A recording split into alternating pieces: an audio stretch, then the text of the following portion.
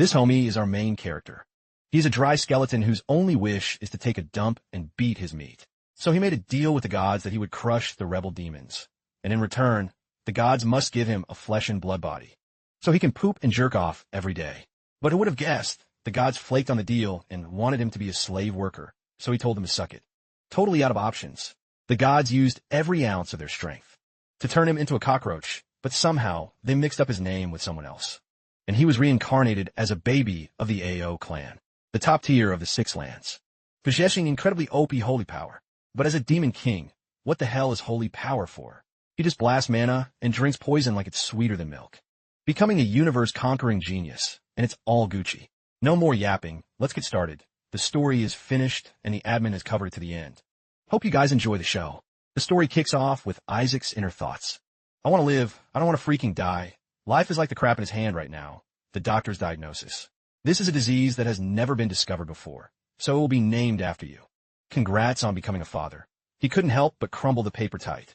I'm sorry, but you only have a maximum of 6 months to live. Isaac collapsed while walking down the street. Suddenly, the young man bumped into a passerby. His face went dark, no way. Other people started whispering, what's wrong with him? Who knows? The traffic light just happened to turn red. I've worked like a dog, and I just finally got my life settled, yet now I'm about to die. Isaac walked dazed across the road, but suddenly a hand pushed him out. Hey, move it. Don't you know how dangerous it is? The unlucky guy fell face first on the ground. He trembled with fear in his heart. Is this a death sentence? Why is life so unfair to me? The lottery ticket fell, making Isaac beyond salty. And it had to be the exact day I hit the jackpot too. I still want to live. I don't want to die yet. I'll be satisfied with everything I have. So please, please, a luckless young man cried like a rainstorm. Please don't let me die. I still want to jerk off, even though I said that. It doesn't mean I want to live in this condition. I definitely have to Isekai. Becoming a bald skeleton? I can't even take a dump in this body. How am I supposed to rub one out now? From behind, a pack of monsters swarmed toward him. Isaac turned his handsome bald head to look at them.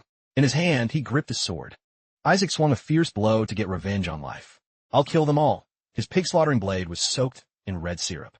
Isaac suddenly turned his head back. A monster as big as a silver carp rushed toward him. Its foot stomped hard onto the ground. Isaac didn't flinch at all and stabbed the sword into its nose. The dry skeleton made a sound, telling himself finally.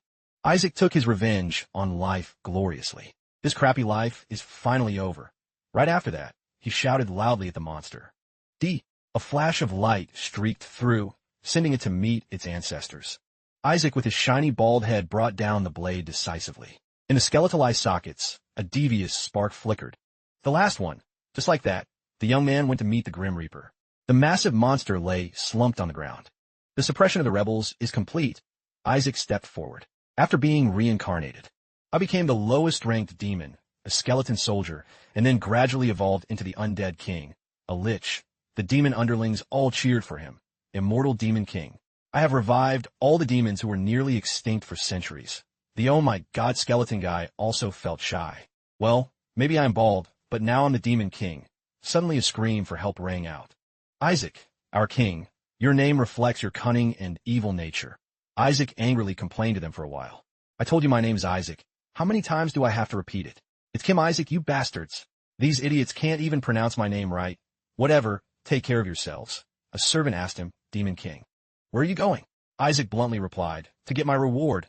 My ultimate goal is to eat and poop. Jerking off morning and night, becoming a human. Scene changes to somewhere else. The monster's head was brought in, but others were stunned to see it. Isaac smiled slightly with his skeletal frame. Now he grandly appeared in the heavenly realm. Isaac declared right away, I've eliminated those who opposed you. Our deal is still valid, right? According to the contract, turn me into a human now. A powerful voice rang out. You wiped them all out already? I thought it would take you at least 500 years. Impressive. He even heard someone say, I heard the netizens rumor that the high-ranking demons formed a group to work him to death for free. Isaac naturally protested fiercely. I can hear you. Why are you guys talking so much? Didn't you say if I handled them all, you'd turn me human? I sold my soul to capitalism and did what you said, you scumbags. He then faked an offer. Can you sell yourself to capitalism for one more task? Isaac was instantly salty. Even if I'm a skeleton, you guys should know the limits. He burned with the fire of hatred and shouted. Do my foot. What reason do you have to make me your slave? Even if you're gods, I don't give a damn about anyone. Isaac unleashed his conqueror's haki. You bastards. You made me do hard labor when you don't even know how to turn me human, right? The four of them whispered to each other, as if no one was there. It seems the young man realized, shouldn't we have avoided squeezing him dry from the start? What's left of a skeleton to squeeze? Why do we have to deal with a prison breaker? Like that? He immediately roared, are you guys just all talk? Besides summoning spells, you can't create or destroy anything, right? Since I'm undead, I couldn't live a proper life, for F's sake. If you can't turn me, someone who can threaten the existence of heaven, into a mere mortal, the whole group tried to make peace with him. Wait, give us another deadline. If you do a few more tasks for us then. Isaac exploded at this point to pay them back for the broken promise.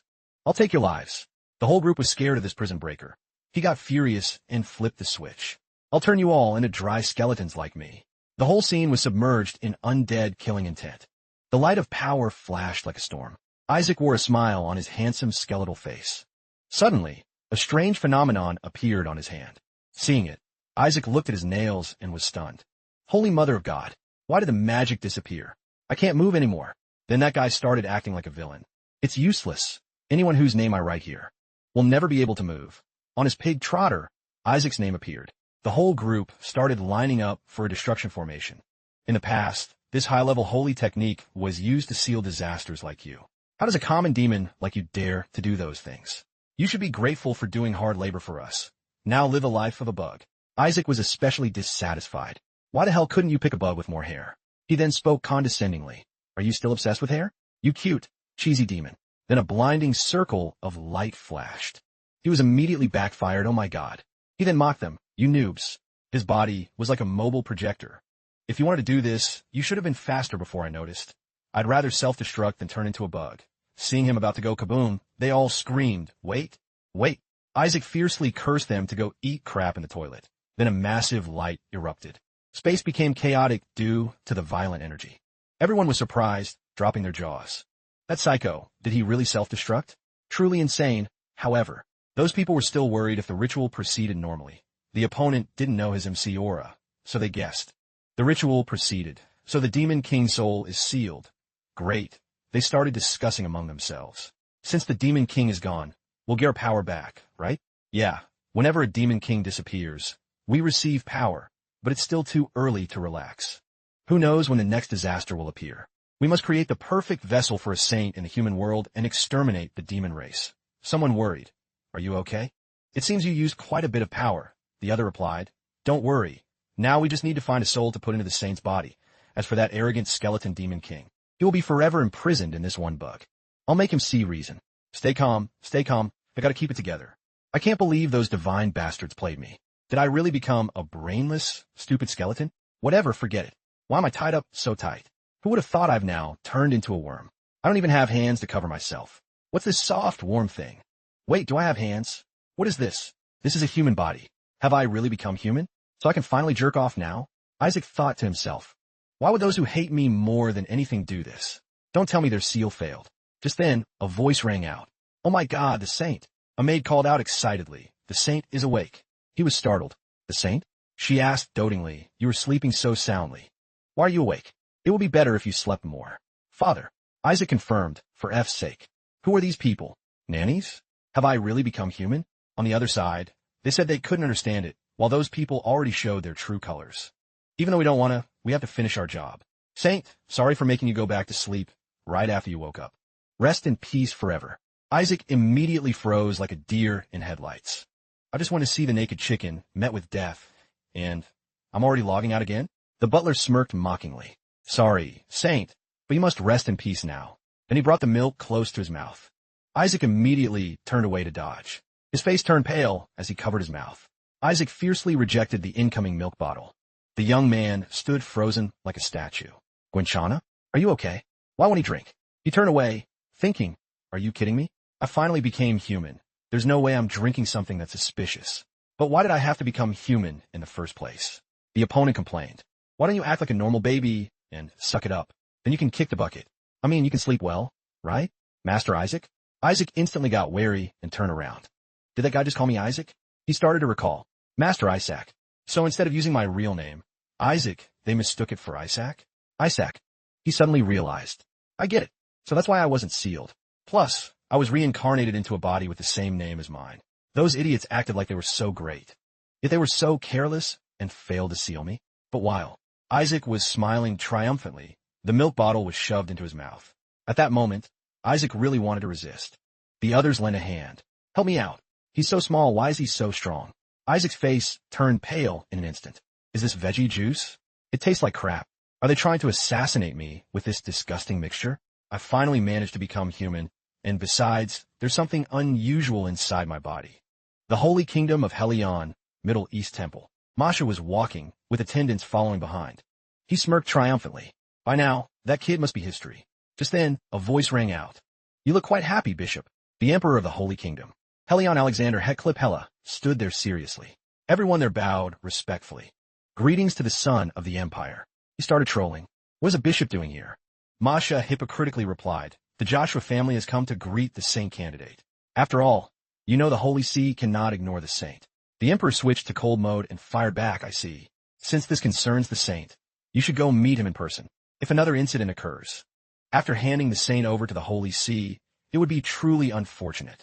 He laughed and asked, what do you mean? Then a scream cut him off. A boom echoed. The confused voice inside made Masha gloat. Young master, young master. Everyone started running as fast as they could. The Emperor quickly pushed the door open. Young master, what happened? The maid, startled, reported young master. He was already frowning like a monkey. So cute. Isaac was now in full Oscar-winning actor mode. Look at that chubby belly. He's so adorable. He eats so well, as expected of an angel. Look, he drank 15 bottles of this nasty veggie juice all by himself. Masha was as grumpy as if he'd eaten crap. Impossible. How's he still alive? And he drank the whole lot? That wasn't normal veggie juice. A few minutes ago, Isaac vaguely sensed something unusual. Inside my body again? Isaac suddenly realized, wait, this is... A green slimy liquid was dripping down drop by drop. That is saint-killing fluid. A deadly poison that destroys the holy power of clerics. It might not take effect immediately, but since it's a poison, if you drink enough, you'll die. But I'll turn this poison into demon mana. So it's a total godsend for a former demon king like me. I didn't expect them to give me a demon. Something I can convert into mana like this. This is freaking awesome.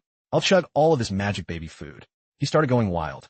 Basically, give me whatever's left. They were confused. Is he asking for more? Why do I suddenly feel like I understand what he's saying? The butler kept feeding it into his mouth. Of course, the more you drink, the happier we are. Anyway, this poison, veggie juice, won't take effect right away. Isaac gave him a thumbs up. Excellent. For the win, I'll absorb all this mana. I don't know who put this in here. Now he opened both eyes, realizing the situation. What I need to do right now is leave the conscious world and enter the subconscious world, then go to the deepest part of it. The world of the origin, where the mana core is created. Because I'm safe here anyway. Isaac started mobilizing his power. Now focus. I'll condense the mana that I've absorbed into the mana core. I'll need a mana core to use magic. So if I want to cast spells in the future, I have to do this. A magique explosion? Wait. This is a mana core. Usually, it has 3 colors, but Isaac was shocked to see it was white. But color isn't the issue. Clearly, I haven't even had time to condense the mana into that small core properly yet. So what's with this energy? Isaac smirked slightly. This far exceeds my expectations. He stomped his foot down. Isaac tried to get closer to the energy core. Just how many blessings were stuffed into this baby's body? If I work hard with this, I could become a monster. Even more powerful than I ever imagined. The name Isaac emitted a blinding light. He directly hit the survival button. An unlucky memory came rushing back. The most desperate wish engraved in my soul, survival. That was the origin of becoming the Skeleton Demon King. And with that, I could create even more original buffs and special skills. Isaac, I've successfully inherited the pile of magic inside this body. He dreamed of a glorious future and couldn't help but laugh triumphantly. Seeing him pass out, everyone was curious. Is he asleep? Check him. Isaac raised his hand. He's still alive. He babbled a few words, enough to make them wet their pants. But Isaac was high as a kite right now. One more bottle. Give me a stronger dose. Currently, the Emperor breathed a sigh of relief. Thank goodness nothing happened. Isaac thought, well, I almost got assassinated, but whatever. Masha suddenly realized something. What? Why is he looking at me like that? Isaac was busy staring at the milk bottle, doubting himself. Did I chug too much? No. I can't do anything to make others suspicious. I have to play dumb. Smile, just smile. When the cradle, Isaac still wore a goofy grin, as if he were mocking him. The bishop's face turned blue with rage. What the F is wrong with it? After drinking all that, He should be sleeping and puking blood everywhere. Yet now he's still. Masha froze for a few seconds. He kept sweating. Is he laughing at me? A few days ago at the castle, netizens rumored that whoever becomes the saint will rule the Holy Kingdom. Hezi Li placed his hand on the holy cup. Ridiculous. In the end, everyone insists their child is the saint, even the lowest families. Hearing that, the subordinate carefully replied, "Don't worry. All other saint candidates have been taken care of." He replied, "That's a given, but I've heard some unpleasant rumors." He coldly interrogated Masha, "That there's a saint candidate from the Joshua family, right? The Joshua family. The emperor's right hand." The old man trembled to his bones. "But we couldn't do anything to them." The wine glass was thrown straight to the ground. The wine in the glass started to spill out. "That kid will die as soon as you arrive. You just need to confirm his death. I've already had you handle that." He, the head of the Boet family, Cardinal Hezi Boet, was especially bitter. The saint must come from the Boet family. Looking at the child in the cradle, he thought. He said it would kick the bucket for sure, but why is it still alive and kicking? How can something so ridiculous happen? Masha looked at Isaac with interest. This is getting interesting. This shimmering golden hair. It's the exact hair color of the Holy Kingdom's founder, isn't it, Bishop? He felt his skin crawl. "Sir, how can you say such a thing?" Isaac thought to himself, "Is this guy the emperor?" He exclaimed in admiration. "I see the boy as being even closer to God than the current pope." As expected of the final saint candidate, this one sentence from the emperor scared him stiff. "What? I'm a saint candidate? So that's why those guys kept calling me saint and all that jazz." Masha got even south here. Damn it, the emperor is already playing favorites. I can't let this slide. He quickly started brown-nosing. "Sir, please let me take care of this child." Hearing that, he became suspicious. And what would be the reason? The two sides started bickering. Something was definitely off. A newborn baby couldn't possibly chug that much veggie juice. The emperor countered that there's nothing weird about a saint candidate consuming the order's products. Isaac tried to brainwash himself. A demon king as a saint candidate? How could this happen? On the other side, they kept grumbling, "But we aren't certain. Please let me take care of the boy. Someone from the Joshua family is coming. So you can proceed later, sir." Isaac then let out a burp. He covered his mouth, startled. Holy crap. That was dark mana. I haven't finished digesting. Did anyone see that? At this moment, Masha brought his greasy hands close to him. "Sir, I think I just sensed dark mana coming from this child. This looks pretty sus." Isaac cursed inwardly. This bastard. Has he found me out already? Masha simultaneously added fuel to the fire. This child might just be a failed candidate. I must report this to the Inquisitor immediately. He felt bitter. This dog. Both sides hated each other's guts. What the hell? How dare you speak that way to a precious saint candidate? Masha tried to persuade him. Calm down, don't worry. The Pope already has his eye on the Boet family candidate. Got to be the next saint. The Emperor saw right through their scheme. You want the kid from his own family to be the saint? Where's the shame? Where's the morality? Isaac also realized, so that's why he wants to take me out. He was suddenly hoisted up. Now bring the Inquisitor here. Isaac roasted him internally, this piece of work. Suddenly, the Emperor reached out his hand to stop him. Wait. The Joshua family is a close ally of the Imperial Court. As Emperor, I believe this child still needs to be examined. Masha, slightly annoyed, replied hesitantly. I understand, sir, but he also said that the Crown Prince's blessing will be granted. That only after the saint is decided. The Emperor was startled and fell into thought. If I don't support the child the Pope chose, will he refuse to bless the Crown Prince? He wanted to double check. Is this the Pope's wish? Isaac, on the contrary, was extremely annoyed. These cheap bastards. This isn't looking good for me. If they find out who I am. Masha replied hypocritically. If not, we can check right now with my exorcism power. Isaac gripped his hand tight. That's right. Masha warned first. If the boy is human, he'll be fine. Before he could finish, he got knocked out. But if this child is a demon, then immediately. Masha started coughing up red syrup. Isaac was satisfied, smashing his corn teeth. The corn kernels flew while Isaac used baby talk to curse him out. You arrogant prick. Whatever. I'll just act like a real baby. Masha was both angry and in pain. What the? Just with a bottle, the damage was. Everyone whispered, that light? Is that holy power? Then this child must definitely be the saint. He suddenly realized, wait, I can feel holy power in me, but this power is... Isaac excitedly unleashed it, shaking his milk bottle. He smashed it straight into the bishop's face to vent his anger. Let's see what you can do to me, you dog. He got his face wrecked. His mouth was twisted from one side to the other as he thought. This is dark mana. The Emperor, on the contrary, was delighted. So cool. He thought to himself, right, I'll use reinforcement magic to make this bottle harder and then play the innocent baby. How you like me now, dog? Outsiders started spreading rumors. The bishop was impressed by his holy power. Suddenly, Isaac noticed a change in the milk bottle. What is this? Even though it's weak, every time I use divine mana, it's accompanied by these two things that are clearly total opposites. How can I use them together? It must be related to that white mana core. Masha, try to stop him. He yelled at the top of his lungs. I swear on everything I own, this child is a heretic.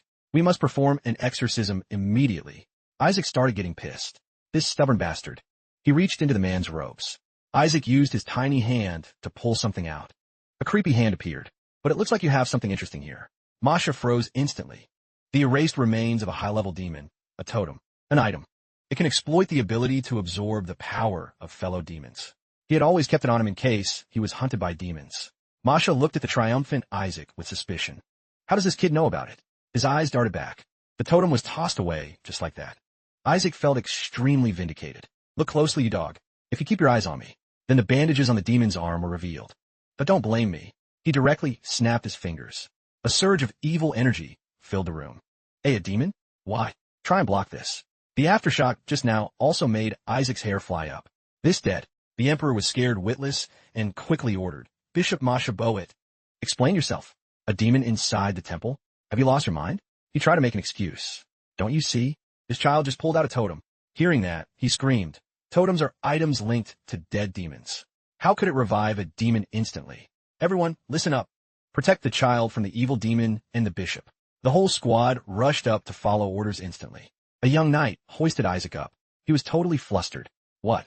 What is the meaning of this? Isaac breathed a sigh of relief. Serves you right, you annoying dog. Let's see how strong this bishop really is. Then the lich spoke up creepily as saint. Saint. It screamed crazily, execute the saint. Isaac looked on in shock. What the? It became more and more violent. Must kill the saint. The young guard stood in the front line. Protect the young master. He couldn't help but freeze. What's wrong with it? I'm the one who revived it. So why is it targeting me? Isaac closed his eyes. Whatever. With the holy knights by my side, what's there to worry about? His dream was quickly shattered when someone passed out. Are they actually holy knights? The lich kept growling and screaming, must kill the saint. Save the one who was just imprisoned. The scene became even more chaotic. I have to stop it first. No one will notice my mana. Not in this kind of chaos, right? The lich extended its long black claws and rushed in. Kill. He wondered, why are there so many people who want to kill me in this life? I saved you, yet now you target me? Isaac's eyes flashed with burning hatred. He used his pressure to crush it. You ungrateful little demon. The lich froze instantly. Isaac looked at his body, emitting holy power in daze. The light became more and more blinding. The emperor watched, stunned. The powerful holy power gradually blasted the lich away. Its demonic energy was dissipated by the holy power. Seeing the lich intend to flee, someone there shouted, the demon is escaping. The crowd started whispering, holy power. It's holy power, right? Master Isaac defeated a high-level demon. Truly impressive, and he's still so small. As expected of young master, Isaac held out his hand, totally clueless. What is this? It really is holy power. How did I run out? This is impossible. Could this strange body have converted my mana? That in a holy power. Wait a minute. Then how am I supposed to collect dark mana? This holy kingdom is already low on dark mana. Masha tried to struggle. Let me go. You idiots, that boy is a heretic. He used the power of demons. How does a demon dare step foot into the holy kingdom? Sir, let me show you. I will perform the exorcism ritual to reveal his true face. Then the emperor spoke up. Enough, bishop. You dare slander an innocent saint candidate as a heretic? You even released a high-level demon right in front of the imperial holy knights. Even if you belong to the holy see. Don't expect me to let this slide. He was immediately pinned to the ground.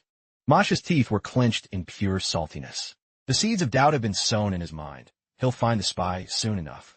If that happens, it'll be bad for the holy see. Even if it costs my life, I must save the family. He glanced over so. A fierce tiger was summoned.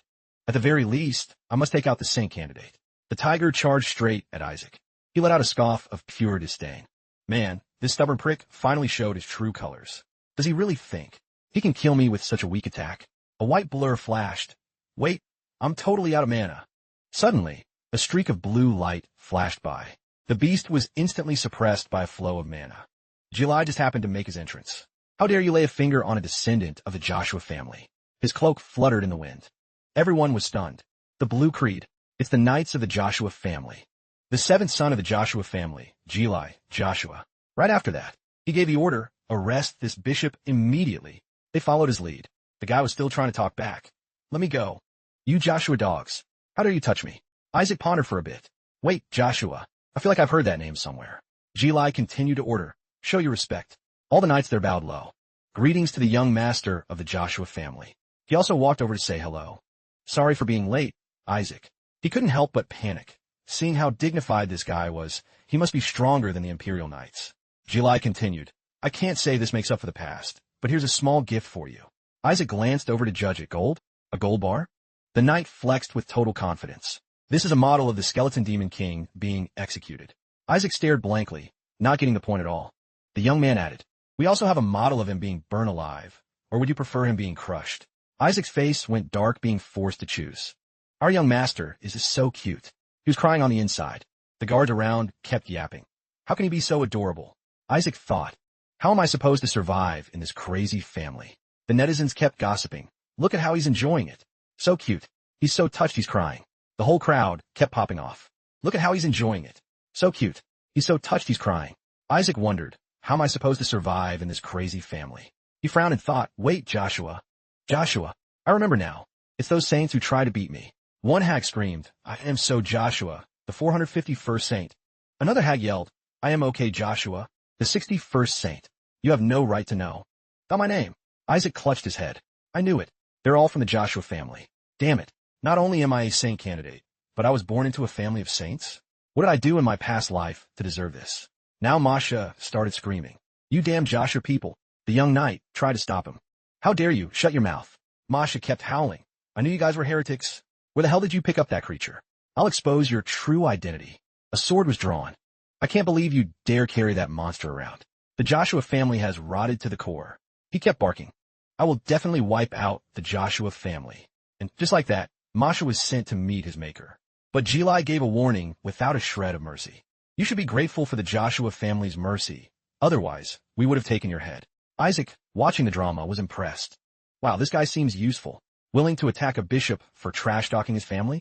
If there's a good reason, he might even attack the Holy See. The netizens started paying attention to him. Young master, you don't need to hear those words. You should only see and hear beautiful things. Isaac felt like he was on cloud nine. These idiots. Never mind. None of them are useful. I think I remember them now. The Blue Creed Joshua. They used to be extremely powerful enemies of my old subordinates. Just thinking about the Blue Creed Joshua makes me shiver. Those guys used to chop off the Skeleton Demon King's head. Chop, chop. He really wanted to scream, stop it, man. No wonder my underlings were terrified. Then a voice rang out from behind. I won't forget this debt of gratitude. The Emperor. He spoke from the heart. By the way, since we're on the subject, could you talk to your family head about the Imperial family raising this child? Jeli switched to cold mode. Your Majesty. Don't joke like that. Isaac was impressed. The Imperial family has their eye on me? Both internal and external forces of the Holy Kingdom. That will be targeting this young master. The Emperor stopped beating around the bush. Both internal and external forces of the Holy Kingdom will be targeting this young master. You must have realized this too, right? Of course, the Joshua family isn't weak, but are you sure your current Blue Creed can protect this child? Jeli was speechless for a moment. Isaac eavesdropped intensely. What the hell are they talking about? Especially since the Pope doesn't accept this child.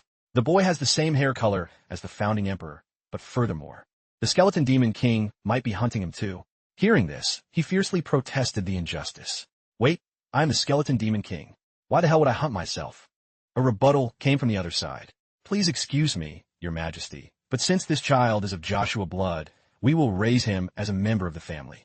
Jeli held Isaac and declared, whether it's the Pope or the Skeleton Demon King, the Joshua family can handle them all. But actually I believe the former saint, Melissa, would be delighted to meet the Skeleton Demon King again.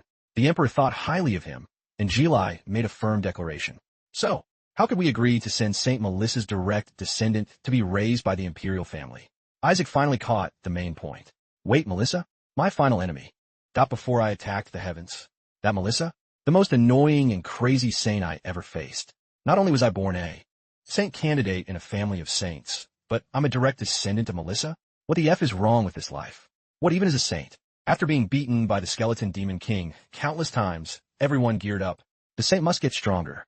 The Skeleton Demon King must be killed. They decided to create an ultimate weapon. The saint, a staff created by God to punish evil. A holy light war god, the light of the Holy Kingdom, and the highest rank of knight. With the overwhelming combat power of the saints, people thought the skeleton demon king would soon be defeated. Attack and defense equal to a god, strong survival instincts, attacks with no regard for self, beautiful and powerful individuals who lived long lives. However, the skeleton demon king was extremely ruthless. Isaac recalled his own achievements. He thought to himself, I never killed a saint. Killing them would only disadvantage me. When a saint dies, all holy power returns to God, and they'll use that same power to train future saints. However, the last saint, Melissa, was truly strong. I almost kicked the bucket at her hands. I can't believe Melissa is my ancestor. Jili smiled. A saint is an existence that desires nothing but the death of the skeleton demon king. The emperor listened in silence. The Joshua family is the only one that produces saints, and our only mission is to defeat everything that opposes God.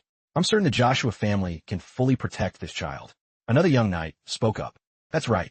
Do you know how many saints died at the hands of the skeleton demon king? Isaac felt the weight of the blame. I didn't do anything. No one even touched them. They all started accusing him.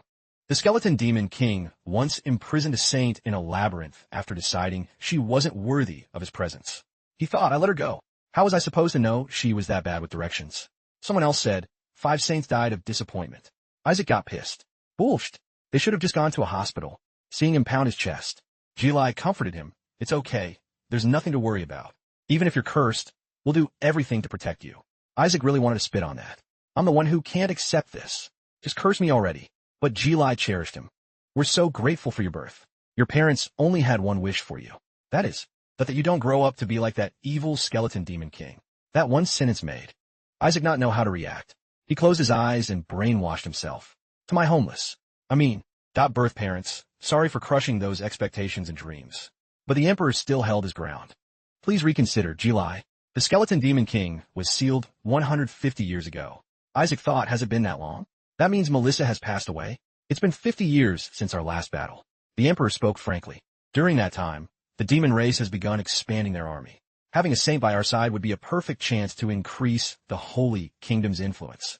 Thus, this little young master is very important to the imperial family. However, currently, there are no saints from the Joshua family.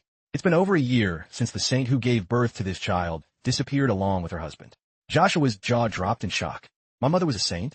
Jili replied to the emperor, even though my brother isn't here, the matriarch is still very strong. The Joshua family is fully capable of protecting this child. He told himself, yeah, I don't think anything can surprise me anymore. What could be more shocking than my mom being a saint? Both sides continue to want to wreck each other's faces. Didn't you say Lady Melissa is currently on her way to exterminate the skeleton demon king's remnants? She'll be back soon. The matriarch will surely be happy to meet her grandson. Isaac suddenly realized, hey, she's lived for over 200 years? Why won't she just die already? He kept trying to persuade them, saying Melissa wouldn't be back for a while, and the child seemed anxious. Is the boy okay? Jili replied, he'll be fine soon. Hearing this, he spat, you think I'll be fine soon? Well, my arch-nemesis is still alive and kicking like that. The moment Melissa finds out, I'll be burned at the stake. Anyone else would be fine, but Melissa is the last person I want to face. He grabbed the emperor's hand in order to survive. Isaac used his cute appearance to send message. Your Majesty, please take me with you. Seeing this, he was delighted. This child, the emperor actively flexed. Look, even. Thought the boy wants to come with the imperial family. Jili made an excuse. He's just being a bit too friendly, Your Majesty. He confidently declared again. The imperial family can provide so many things for him. Even if the Joshua family is legendary for producing saints, they don't have much experience in raising a saint. Both sides continued their tug-of-war. This child is destined to be an exorcist knight, and no family is better than the Joshua family at training exorcist knights, sir. Besides, he's the first male saint born in history, so doesn't the imperial family also lack experience in raising a saint? The two of them used Isaac as a tug-of-war prize. The imperial family is better. No, the Joshua family is better. He really wanted to shout, oh my God, stop it. Others also rushed to stop them. Please calm down. You two are going to rip the young master in half. Isaac's face went dark. I'll go with the imperial family, so just stop. I don't want to die. Looking at the emperor before him, he decided. Besides, light illuminates life. That light keeps radiating from the emperor, which means I'll have a better chance of survival if I follow him. I can't let this chance slip away. The glowing emperor praised him. Wise choice, little one. Isaac's mouth hung open in shock. This is, during a quiet, chilly moonlit night. Masha bowed and reported, impossible. I'm certain he used mana. I'm positive that child is a child of the devil. The mysterious person was skeptical. Holy power is granted by God himself. Are you telling me a demon is holding holy power? He drew a sword, scaring Masha. But I'm sure it was mana. How could I mistake mana for holy power? The opponent replied flatly. The Holy See has made its final judgment on your claim.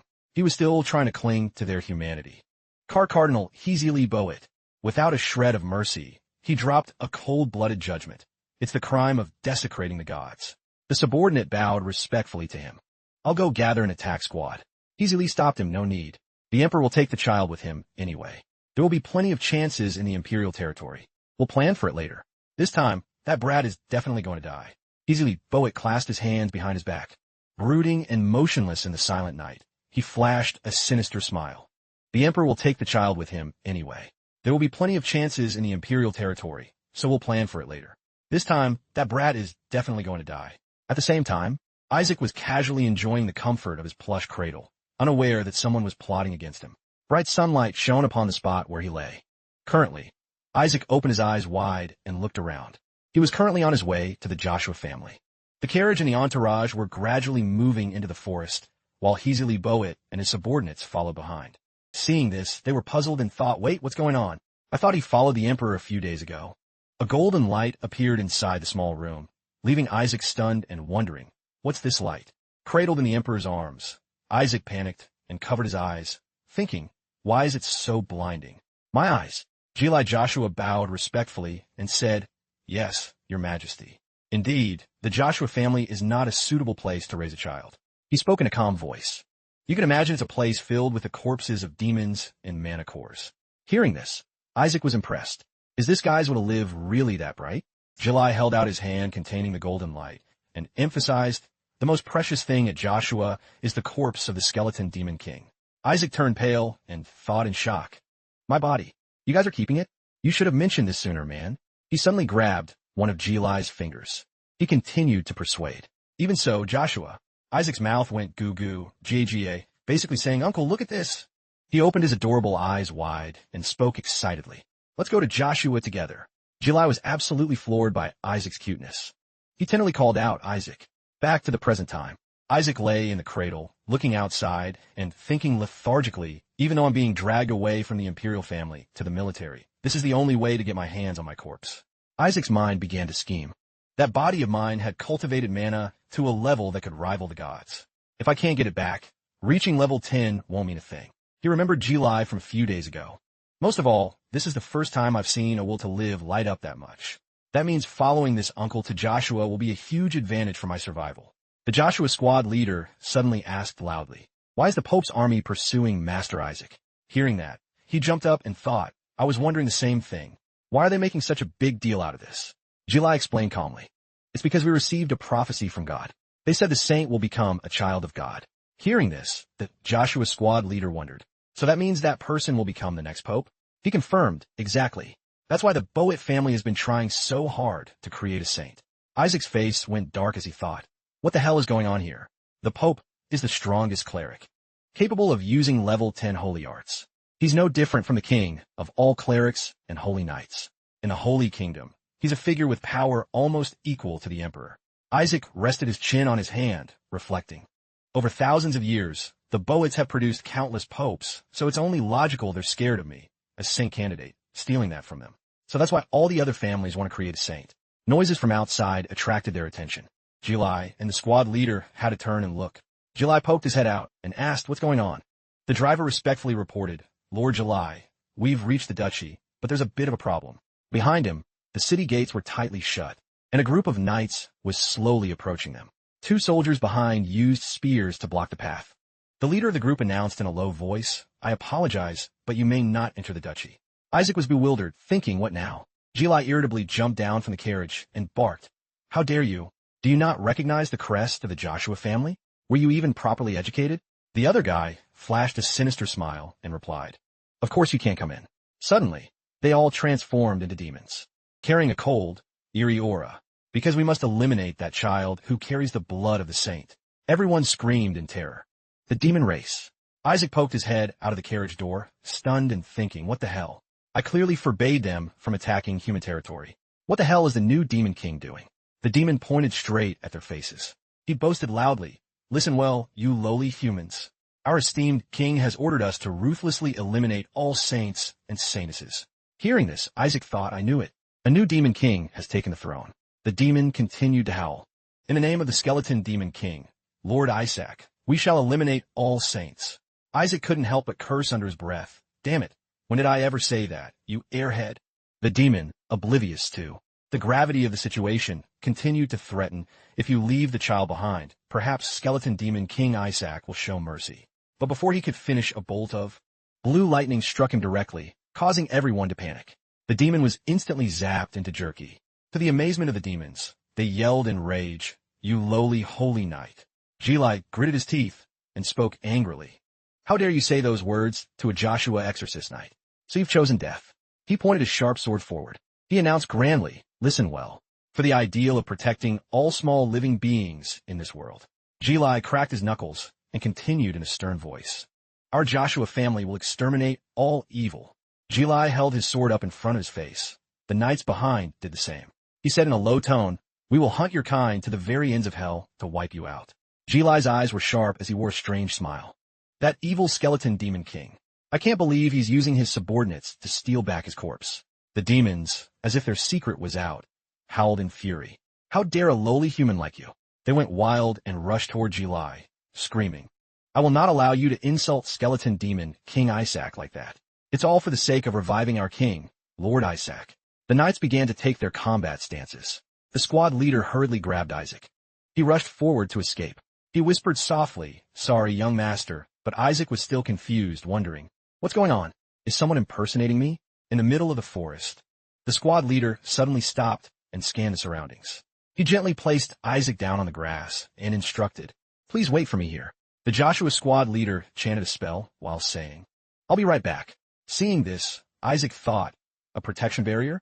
He reached out his tiny hand to touch the barrier.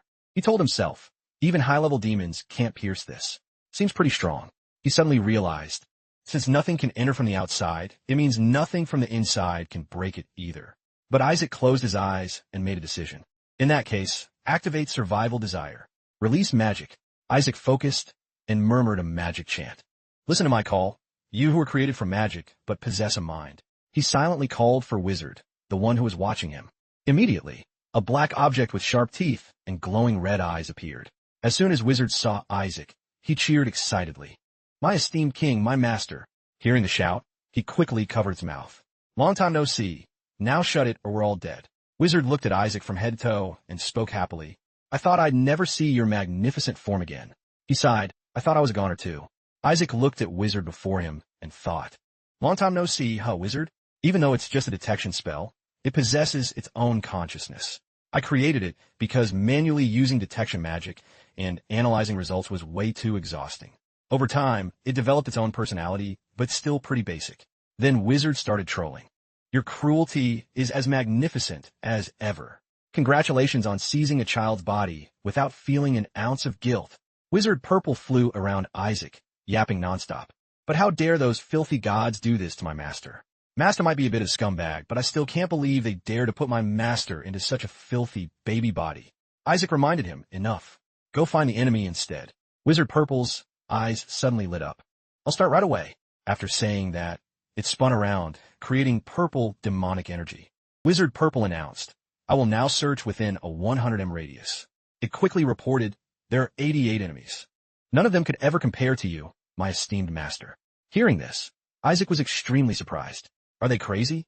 Wait, 88. Are they trying to start a war? He silently assessed the forces on both sides. If security in this territory tightens, calling my subordinates will become harder. At this rate, I'll have to end this myself before I get caught by the Joshua family. Isaac made a firm decision. Even if I have to use up all the mana I've stored, I must do it myself. Wizard suddenly let out a cry. Now, Wizard reported back. Currently, there are only 51 enemies left. It hurriedly continued. The number of enemies is dropping sharply. Now there are only 31. He was startled, thinking, what? Why so suddenly? Wizard cheered, now only 13. On this side, the Blue Cree Joshua squad leader was fighting while reminding Jili, "Sir, something is coming." Jili immediately shouted, "Everyone listen up. Form a defensive perimeter." And Wizard continued to report the situation. Only 4 left. The demons looked up and spoke excitedly. "Finally, he's here, brother." A purple-faced demon stuck out his long tongue. He spoke gleefully. Together now. He spoke in a creepy voice. Today we'll kill that saint. Wizard murmured along. Saint. The demon shouted. It can only be the skeleton demon king. Instantly, a burst of power streaked through and struck him hard. The knights witnessed the scene and turned pale. Wizard Purple simultaneously announced. There are no more enemies. A gargantuan demon with narrow, glowing red eyes, whose whole body radiated fury, suddenly appeared before the knights and spoke in a low voice. I've found a shadow origin. How dare you lay your filthy hands on my king? A demon shouted angrily. Pay for it with your lives. Isaac from another spot saw this, and his jaw dropped in shock. What the hell is it this time? The demon narrowed its fiery eyes. Then growl, my king. My only master. It quickly transformed into a giant monster. It roared in anger. How dare you? How dare you imprison him in that lowly infant body? Because Isaac was the one who freed him. All the twisted affection the Shadow Lich had for Isaac exploded. The Shadow Lich looked at the group and spoke in a rage. Don't you dare look at that child with your disgusting eyes. It threatened. I'll gouge them all out. The Joshua squad leader moved closer to Jilai and asked, Sir, what is he saying? However, the humans couldn't understand him because he was speaking a different language. But Wizard exclaimed, wow. It's total chaos out there. Isaac thought wearily. It seems that bastard has realized I'm a skeleton demon king. A +4 loyalty, but a loud shout rang out. All knights, prepare for battle. Everyone replied in unison. Yes, sir. Seeing this, the Shadow Lich screamed. What are you guys trying to flex for? In the barrier, Isaac was waving his hands around wildly, screaming in vain, Stop ruining my life. That massive mana core. His actions caught the squad leader's attention. He hurried to reassure him. Master Isaac, please wait for us for a moment. I'll take care of this quickly. Immediately, a burst of excited laughter rang out. The Shadow Lich cheered with delight. My master has recognized me. The light that guides me has recognized me. Seeing this, the squad leader's face changed as he shouted, Lord July, that demon is showing a hostile attitude. A shadow streaked away. To everyone's amazement, it reached out its strange hand. It quickly shot forward like an arrow, howling, I'm coming, my master. Jilai saw this and warned loudly. That lowly creature is rushing toward Isaac. The Shadow Lich rushed like a gust of wind toward Isaac and complained irritably at the filthy knights. How dare you lock him up in that filthy thing? Isaac achieved his goal and thought, good, it noticed me. Isaac, with sparkling eyes, told himself, I can't let my mana core be destroyed like this. He excitedly patted the barrier and ordered, quick, break this protection barrier. The Shadow Lich replied hesitantly, It slammed straight into it, breaking the barrier, and said decisively, Understood, master. The Blue Creed Joshua squad leader witnessed the scene. He stammered in fear, the young master. The barrier has, Jilai called out in panic, Isaac. Isaac flashed a triumphant smile. Glows of red, demonic energy appeared all around him. Isaac grabbed the Shadow Lich's hand and praised him. Good job. He then gave a stern command. Now, quit causing trouble and go rest. Isaac began casting a spell on him. The Shadow Lich was bewildered. Master? But in just a few moments, the Shadow Lich was shrunk down to the size of a hand by Isaac. He screamed in protest. Why? Jilai, witnessing this, gasped in shock. Could it be? Isaac sat there obediently, looking as innocent as a lamb. Everyone watched in disbelief. Did the boy just totemize that demon? The squad leader cheered excitedly. He totemized that demon on his very first try. Isn't that incredible? The group of knights happily hoisted him up and cheered. That's a holy art that only a saintess or a cardinal can use. Isaac silently corrected them. It's not holy art, I use mana, duh. Jilai crossed his arms and thought.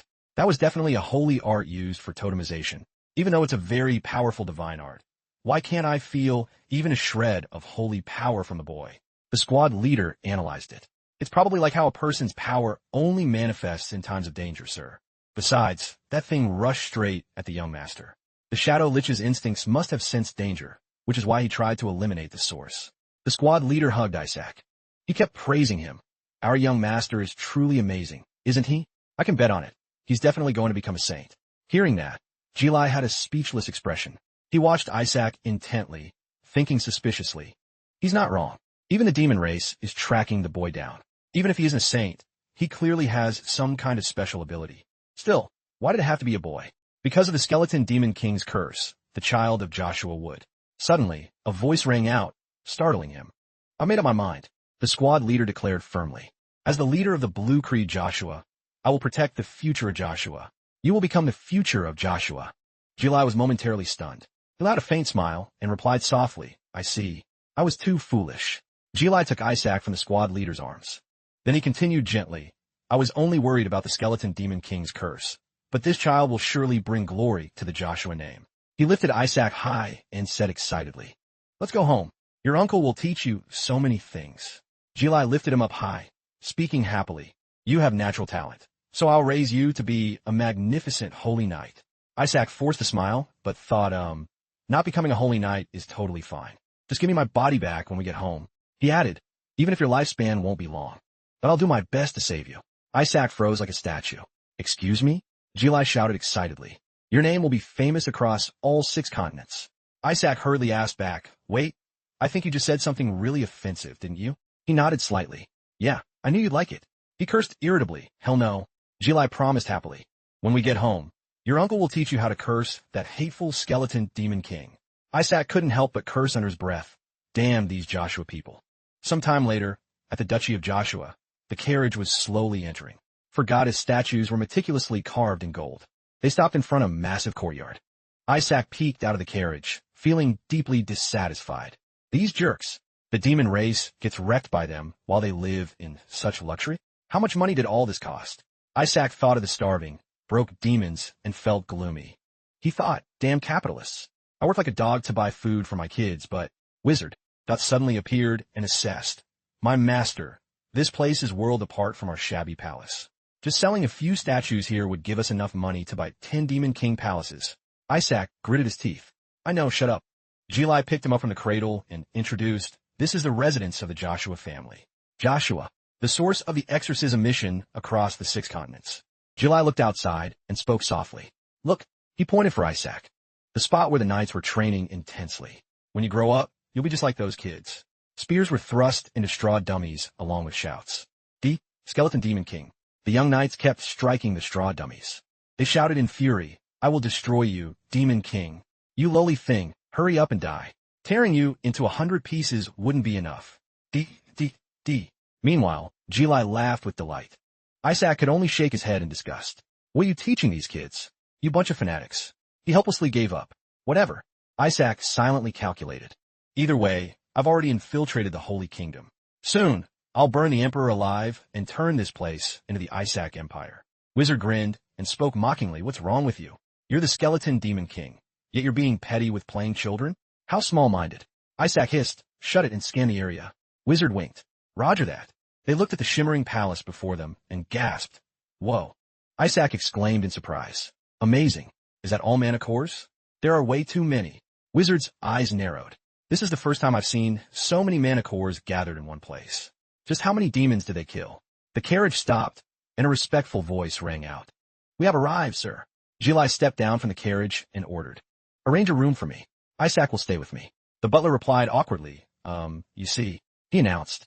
Sorry, Lord Jilai. We've received a request to take Master Isaac to the annex. Jilai frowned and questioned, the annex? Why? The butler replied softly, well, the 5th young master said that Master Isaac must never set foot in the main house. Hearing this, Isaac thought, now what? He asked irritably, does he want to send Isaac to that cursed place just so the kid dies? What's the deal? He frowned. This family is something else. I've known this since I had to crawl out on my own at birth. The Joshua family is about to collapse. Jilai blamed him. My brother is doing something useless again. Isaac crossed his arms and nodded. True. I have the right to live in a mansion. Why should I go to the annex? Wizard Purple whispered, but the mana cores are at the annex, sir. Hearing that, he froze.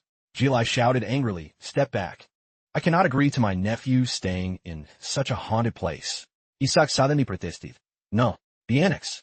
I have to go to the annex. He hugged him to reassure him. Let's just go to my room, Isaac. I'll read you the scriptures about the battles between the Sanuses and the Skeleton Demon King every night. Isaac was stunned and protested internally. Good God, that's like trying to kill me. Jilai continued gently. After I finish those, I'll tell you about the exorcism methods used specifically for the Skeleton Demon King. Isaac screamed in his head. Are you actually trying to kill me? A haughty voice rang out. Why are you making such a fuss over taking in this homeless brat? He flashed a look of utter disdain. I thought I told you to take him to the annex. He crossed out his arms arrogantly. It took him a while to show his face, and now he dared to oppose his own brother? He was the 5th son of the Joshua family. Go well, Joshua. Isaac opened his eyes wide in total shock. He looked Goel over and he silently judged him. This loudmouth thug. Goel frowned and spoke in a mocking tone. Put him down. I'm taking him to the annex. Jilai frowned and questioned loudly. Are you kidding me? This child is a descendant of the Joshua family. There's no way he's going to the annex, a place we used to exile people in the past. Isaac also looked at him with confusion. That rude bastard must be on the side that doesn't welcome my presence. Jilai squeezed his small face. He spoke up. Move aside. I need to tell my nephew the story of how the skeleton demon king was purified. But Isaac was feeling very uncomfortable. Hey, put me down. Taking me to the annex is fine. Goel, hearing this, acted unethically. Approaching the two, he mocked. Hey, where'd you get this baby skeleton from? He spoke in a demeaning tone. Descend to my ass. After hearing that, Isaac wanted to curse out 18 generations of his ancestors. I like that he wants to take me to the annex, but what is wrong with this jerk? Is he a priest or a thug? Good grief. But he sighed and thought, whatever. I'll just go to the annex and absorb my mana cores. Jilai was trying to protect him from Goel. You think I don't know why you want to take my nephew to the annex? He even made a guess. You want others to think the boy is cursed to keep him out of the competition, don't you? This made Isaac realize something abnormal. Keep me out of the competition? What the hell? He now began to think seriously about everything. That's not happening. I still have to milk this family, become a saint, then become the pope. And most importantly, I have to get revenge on those damn gods. Goel smiled deviously and said something wrong. Wanting others to think that? I heard a demon escaped from this child. Maybe he's already cursed. The soldiers heard this and immediately denied it. That's not true. Master Isaac helped destroy that demon. One indignant man quickly explained. The fact that he was targeted by a demon from the start proves how important he is. Another added, that's right. He possesses holy power. A saint. But Goel was still asking for a beating. He provoked the crowd. I'm so touched I'm shedding tears. How much effort did you guys put into covering up for this trash? Don't mess with me. If you're going to call him the next saint, then show me his power. Wizard took the chance to annoy Isaac. He wants to see your power. Why don't you summon a meteor for him? Isaac gritted his teeth and said, meteor my ass. Goel kept rambling. Right? If you call him a saint. He simultaneously looked in one direction and stopped. Then look over there. That direction. There's a withered tree. It's lost all signs of life. The symbol of our family. Why don't you tell him to revive that thing the family had loved so much? His tone was extremely challenging. That holy tree died because of the demon race's dark mana. If he has all the qualities to be a saint, then at the very least, he should be able to revive that tree, right? He smiled mockingly at them. Of course, only if he's truly the saint you claim he is. Jilai looked a bit helpless. He asked back, have you looked at yourself lately? Meanwhile, Isaac was thinking, Melissa, you were great at fighting, but why are your descendants such trash? While thinking, he suddenly saw something. The eldest son is missing, and the fifth son is a brat? Isaac's jaw dropped in absolute shock. Huh, that thing. Wizard also looked curiously. What? What is it? While Wizard was looking, Isaac grabbed him. What are you even thinking about? Wizard was confused, not getting it at all. Before he could understand anything, Isaac threw him in that direction. Go there and take it all from me. Wizard was in total panic. Wait. Meanwhile, Jilai was trying to reason with Goel. A tree that's been dead for 75 years. Yet you want a baby who can't even talk to. While they were still arguing. But something strange happened. Jilai was also beyond shocked. Well, he saw the scene before him. What the hell? The holy tree. The holy tree has returned to its lush green state. Completely different from the withered tree just a moment ago. Looking at the tree from top to bottom, they gasped in amazement. It's been revived? Goel was stunned. He said in surprise. Even with purification and restoration magic, it was still wasting away. He thought in confusion. What the hell is going on? Isaac smiled confidently. It was nothing. He was very proud of himself. With a face full of confidence, he thought, there was a bit of dark mana near the roots, so I sucked it all up. Wizard Purple also returned, looking a bit deflated. I've absorbed all the mana there. I am stuffed. Everyone was very surprised and asked Jilai. Lord Jilai, that tree. What did you do? But Jilai replied coldly, I didn't do anything. Hearing that, the soldiers immediately speculated. Then could it be? The one everyone was admiring was sitting there grumbling. It's all mana. Such a waste. Wizard asked weakly, now what? Do you want me to throw it all up? They cheered with joy. Go. It was Master Isaac's doing. But Goel was still very stubborn. He forced a denial. This is insane. Until now, no one in this family could save that tree. How could this brat do anything? He stood there speculating to himself while no one cared. Someone must have helped him. Right, surely Jilai did. But everyone around was focusing their attention on Isaac. As expected of Master Isaac. First an exorcism, now a purification. Goel's hands clenched tight. He couldn't accept this truth. You did it, didn't you? But Jilai didn't understand what he was saying. What do you mean?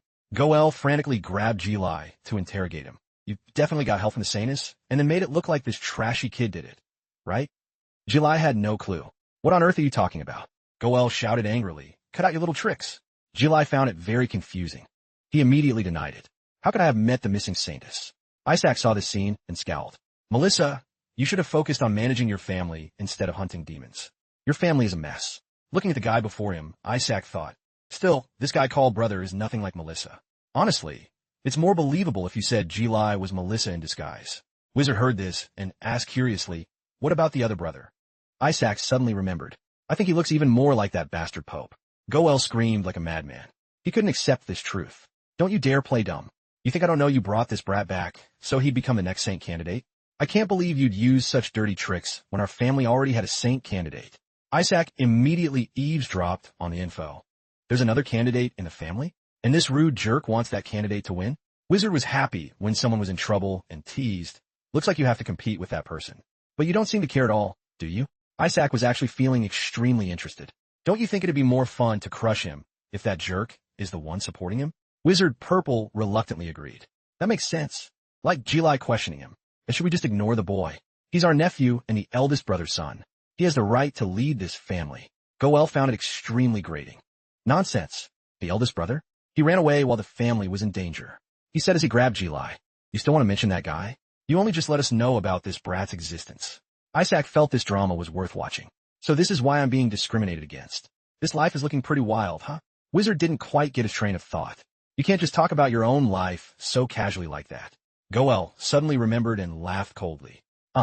But this brat is still the Saintess's son, right? He might just be a half-breed bastard she brought in from the outside. After all, she was a Saintess once. Every word he spat made Jilai's face twitch in anger. But we can't even be sure he's our eldest brother's kid, can we? I guess his face looks okay, since he resembles that woman. He kept running his mouth, slandering Isaac. While he was talking, Jilai lost it and punched him square in the face. If it benefits the family, I think we could just sell him off to maintain the bloodline. Even after catching that fade, he still didn't get why he was hit. Are you crazy? Did you just hit me? It was like Jilai finally found his voice. You think you can just walk away after talking all that trash? Everyone was shocked by Jilai's move, but Isaac found it hilarious. Yeah, that's right. Brothers gotta exchange some martial arts every now and then. Plus, I just picked up some useful tea. The two of them started brawling, ignoring everyone trying to break it up. Sir, you can't do this. Stop them. Isaac stood aside watching the show. The more chaotic this family is, the better. Makes it easier for me to take over. Isaac flashed a devious smile. This damn family is falling apart already. But Wizard Purple spoke up to check him. Think about it.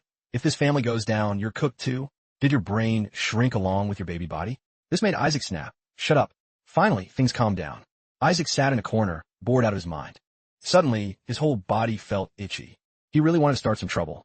This sucks. People around were still gossiping. Another brat? What are we supposed to do with this kid? Isaac was beyond annoyed. Not a single soul in this whack family is sane. Great way to treat an heir, guys. They ignored him and kept talking. Since we took in and raised that country girl to be a saintess, the least she could have done was not pop out this useless son. She doesn't deserve the title. Just hearing it was infuriating. Are you guys insane? That's way out of line. Suddenly, a woman's voice rang out, and everyone went silent. She was the second wife of the family head, Eli Joshua. The acting matriarch, Henna Joshua. Jilai, we already decided to raise this child in the annex to avoid attention. She questioned him coldly. Why did you allow this child here? One look and Isaac got it. She's showing open hostility? She's definitely the one behind those trying to dump me in the annex. Goel, with his already ugly face, that now looking even more wrecked, gritted his teeth. The acting matriarch is asking you a question. Jilai, answer her. Isaac figured she must be this jerk's mother. Jilai looked around and asked, is father not here? Henna explained, though her words were sketchy. He's out in town. I have to admit, this whole saint candidate situation is a mess. Jilai sighed, frowning. What a shame. And the next piece of news that stunned everyone in the hall. You should hear that the family's eldest grandson, Isaac, has revived the holy tree. Goel, being a hater, spoke up to deny it. That was just a coincidence. How could a brat like him do that? It was probably the Joshua family's prayers finally working. The white-haired old lady also tried to convince herself. I think so too. Even our family head couldn't find a solution. So how could a child like him pull it off? Henna agreed, frowning in denial. There was no evidence from the start. It kept going back and forth. The matriarch is right. It's a huge blessing the holy tree is back. Isaac had to look at them differently. Look at these guys. He spread his tiny hands. You want evidence? Fine. Everyone was absolutely floored by the scene. A blue light surrounded Isaac. A stone was floating in the middle. Then look closely. Everyone's eyes went wide. That energy. They realized what it was. It's the holy tree's energy. Isaac was flexing hard. Surprise, you noobs. The whole room went. Got dead silent at Isaac's move. July, standing nearby, concluded, it seems Isaac has removed the mana that was corroding the holy tree. Hearing that, an old elder jumped up, skeptical. How can a newborn remove that? Someone else behind explained, isn't that the most logical explanation? The boy literally manifested that mana into a physical form right in front of us. But others were still. Got stunned. True, but even if this exorcism method works, it's definitely not simple. One small slip-up could have killed the holy tree. That's why the family. Head chose periodic purification instead of direct exorcism. Goel turned pale and panicked. What the hell are they talking about? No way a baby could do that. Gili immediately shut him down. Isaac must have instinctively exorcised the dark mana. In his tiny body, he agreed. Exactly. Gili kept hyping Isaac up. A child still on breast milk did something no one in the Holy See could do in 75 years. Goel was internally screaming. What is he yapping about? He slammed his hand on the table. Elders, do you really believe this nonsense? He was acting like a madman, trying to convince everyone. A baby performing an exorcism? He can't even talk. If word gets out, people will laugh in our faces. Isaac tuned him out. He scratched his ear in total disdain for Goel. Goel gritted his teeth. Look at him.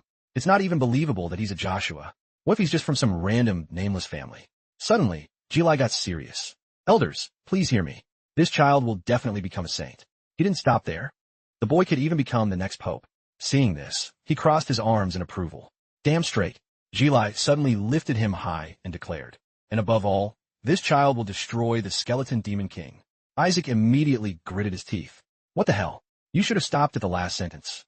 One of the elders gasped. The skeleton demon king. Another one, hearing the name, cursed angrily. That despicable creature. Eli's second wife sat in a corner, smiling to herself. You're digging your own grave, Gili. She immediately proposed. If you're so confident, why don't we test him? Henna sat in the shadows like a witch. I demand we use the relic vault. The scene shifted to the northwest of the Holy Kingdom. Black forest. A sharp slash cut through the monster's neck. In a moment, the Joshua family head stood still, watching the monster's body fall along with the other corpses around it. He then sheathed his sword and spoke. This place is trash. A knight stepped up to salute him. Greetings, Lord Eli. He asked calmly, what is it? The knight reported immediately. Your representative at the family has requested to use the relic vault, sir. He was slightly surprised. I made it clear the Holy See isn't allowed to use it. The knight replied, it's not a request from the Holy See, sir. Eli turned his head to listen. Your grandson successfully revived the holy tree. So the acting matriarch wants to see if the child has the qualities of a saint. Eli turned around, skeptical. What do you mean? His eyes were filled with, but the cold dignity of a family head. Why is there a saint in my family? His face darkened as he ordered coldly. I won't allow it. Only a saintess can survive entering that place. Tell them to avoid unnecessary conflict. He waved his hand for the knight to carry out the order. No exceptions. But suddenly, another voice cut him off. Tell them to go ahead. Melissa walked up slowly and asked. You said it was Isaac, right? Melissa was the matriarch of the Joshua family, and the former saintess. She smirked with a hint of mockery. Revive the holy tree, huh? Isn't that impressive? Melissa continued to explain. The vault is being opened anyway, so why don't we just send all the saint and saintess candidates in? The knight cried out in shock. What? He wondered. But if we do that, what if a child from another family grabs something precious? Eli stayed silent, but Melissa answered with a smile. I hope so. Even the best saintesses of previous generations couldn't take a single thing from that vault. A chest appeared in her mind. Who knows, if someone gets that item, they might find the skeleton demon king and take him down. Melissa's eyes became calculating. Then we should reward that person, shouldn't we? She ordered the knight to tell them. Whoever brings out the best treasure from the vault will be given a reward that even the Pope couldn't buy. Hearing the matriarch's words, he was a bit worried. That person will receive the family heirloom. Melissa raised her hand and declared, and be personally taught the secret arts of the clan. Her face was full of confidence. She clenched her fist and promised, whatever the child who succeeds wants, I'll give it to them. The relic vault. That was not just a place for relics, but a place that held secret techniques from thousands of years ago. For generations, saintesses were tasked with guarding it. Thus, it was said the Joshua family were the masters of this vault. Since only children under 10 could enter, the vault was used as a ritual for Saintess candidates when they turned 1. These children would go inside and pick an item. Everyone would predict what kind of power the Saintess would receive based on the item she brought back. However, the vault was an extremely dangerous place.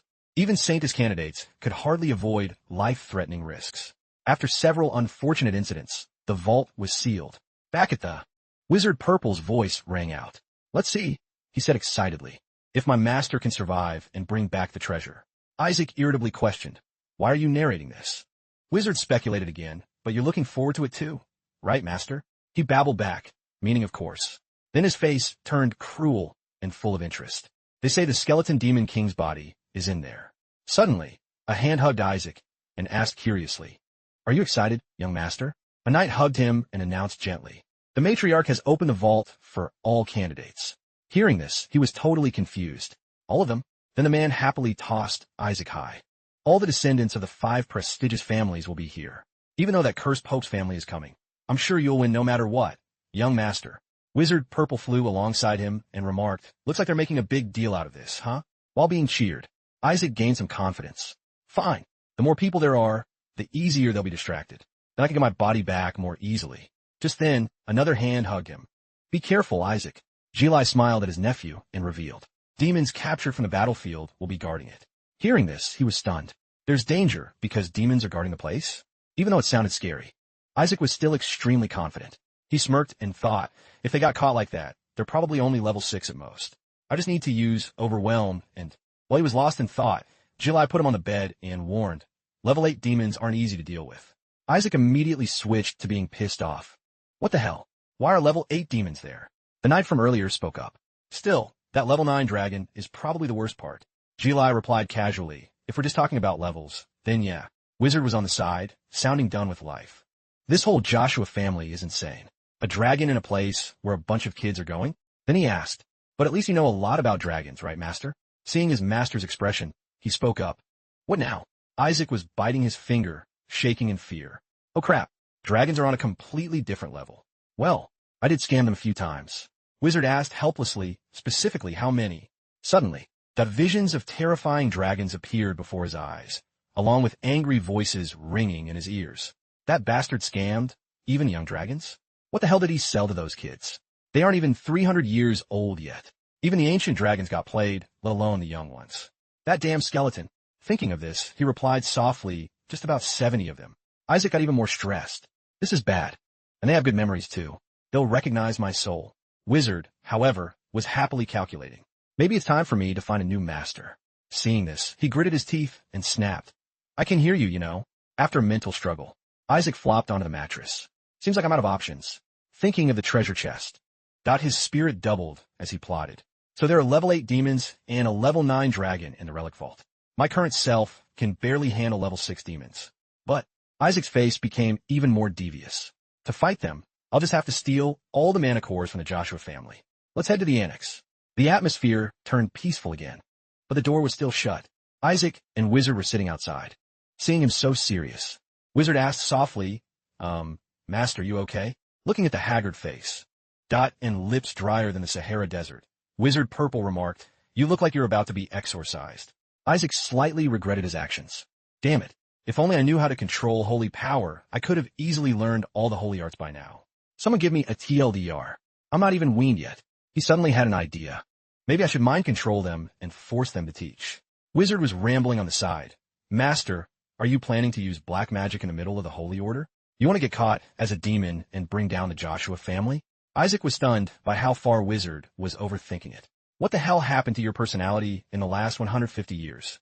He turned back to the book in his hand. "I don't understand anything with just theory like this." Seeing how tired he looked, Jili picked him up. "You tired?" Jili smiled and said, "Must be because so much happened today, huh?" Isaac tilted his head in agreement. "No kidding. Kids my age need 16 hours of sleep a day." Jili carried him away while the servants cleaned up nearby. Jili flicked his fingers across the boy's forehead, and instantly, all of Isaac's energy was restored. He thought happily, "Is this a holy art?" His gaze gradually became predatory. "Awesome. Next, let's use some attack magic, Uncle." Wizard said helplessly, "Please just stay still." He reminded him, "Hey, listen up. You need to get to the annex. You have to find a way to get rid of these people." Isaac suddenly realized, right, the annex. No sooner said than done. Isaac went limp. I need to get rid of all these people ASAP. Wizard gave him a point for the effort. Who would actually fall for such crappy acting? And yet, 2 suckers were actually lured in. He fell asleep so fast, didn't he? One amazing child. He's fast at everything he does. This left Wizard Purple bewildered. WTF, are you guys insane? You actually fell for that? Soon, they prepared to leave just as he wanted. We should probably head out, right? Yeah, I need to go train anyway. Wizard Purple was speechless. One interesting bunch of people. Just as Isaac was enjoying the moment, he suddenly perked up his ears. The totem is dangerous after all. Go put away. This made him eavesdrop again. What? Jilai carefully instructed. It's very precious. It's Isaac's very first totem, so keep it safe. Yes, sir. Isaac was screaming inside. I still have to revive that totem. You can't take it. But his resistance was futile. I'll display it in the most prominent spot, sir. Isaac could only cry silently. My totem. I need to absorb mana from it. Then, Isaac had a big brain moment. Since it's come to this, I'll go drain all the mana cores in the annex right now. He immediately started crawling out. Let's go. Wizard asked him, are you seriously planning to crawl all the way to the annex? I don't think you'll even make it there by the end of the day. But Isaac calmly replied, I have a plan. Just open the door for me. Wizard Purple was very obedient. Yes, of course. He went ahead to lead the way. But I'm not carrying you the whole way, he informed him regretfully. Your uncle locked the door, and he locked it from the outside. There's even a holy art on it. It was like a bolt from the blue. That damn uncle. But when Isaac made the decision, just break it. Wizard tried to stop him. They'll think you're under attack and come rushing here. This left Isaac completely stuck. Damn it. He pounded on the door, helplessly. He was fuming. This is driving me crazy. I can't just cling to Wizard Purple the whole way there. But if I use magic, things will get even more complicated. While Isaac was throwing a fit, Wizard Purple seemed quite chill. He didn't know what to do when suddenly the door slammed. Into his face. How am I supposed to escape? Ibrat was slowly walking in. Wait, what? He stared blankly at Isaac on the floor. This kid was the son of Goel, Joshua. He was the Joshua family's saint candidate. Aji Joshua, 5 years old. The boy thought, in confusion, this baby shouldn't even be able to walk yet. Isaac also stared at him blankly. This brat is my rival? Wizard Purple saw the blood on Isaac's face and asked in a panic, did he dare to hurt my master? Aji looked at him with eyes full of murderous intent.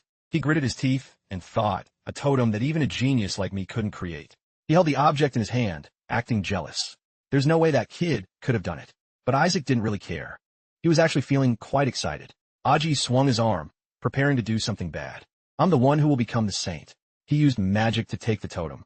Seeing this, Isaac silently gave him a thumbs up. You dare to steal from me? But his joy didn't last long. Isaac controlled the totem and punched Aji in the head. That's the plan for me to escape this cursed Joshua family. At the same time, Isaac suddenly realized. I found my ride. Aji clutched his face, looking at Isaac below in a rage. Do you even know who I am? He thought. You look exactly like that thug uncle. You must be his son. Aji watched his every move. He was ready to counterattack. Besides, I see you're gathering holy mana to attack me. You jerk. He repeatedly struck Aji. Aji couldn't fight back and could only take the beating. So you deserve this. Wizard also approved of his actions. Nice hit, master. Isaac was like a little devil mocking Aji. You rude brat. Just accept that you're going to be my Uber, and we'll be even. Aji lay there, taking the hits, looking like a total mess. Finally, he snapped and screamed. You think you're so special? Isaac looked at him with a judgmental face. He spoke up, are you surprised? No one my age can use level 3 defensive holy arts. Aji was trying to flex. But it's too early to be surprised. Aji swung his hand. A light covered everything. Level 3 holy attack, holy light. He yelled and launched the light orb at Isaac. Isaac remained calm. Impressive.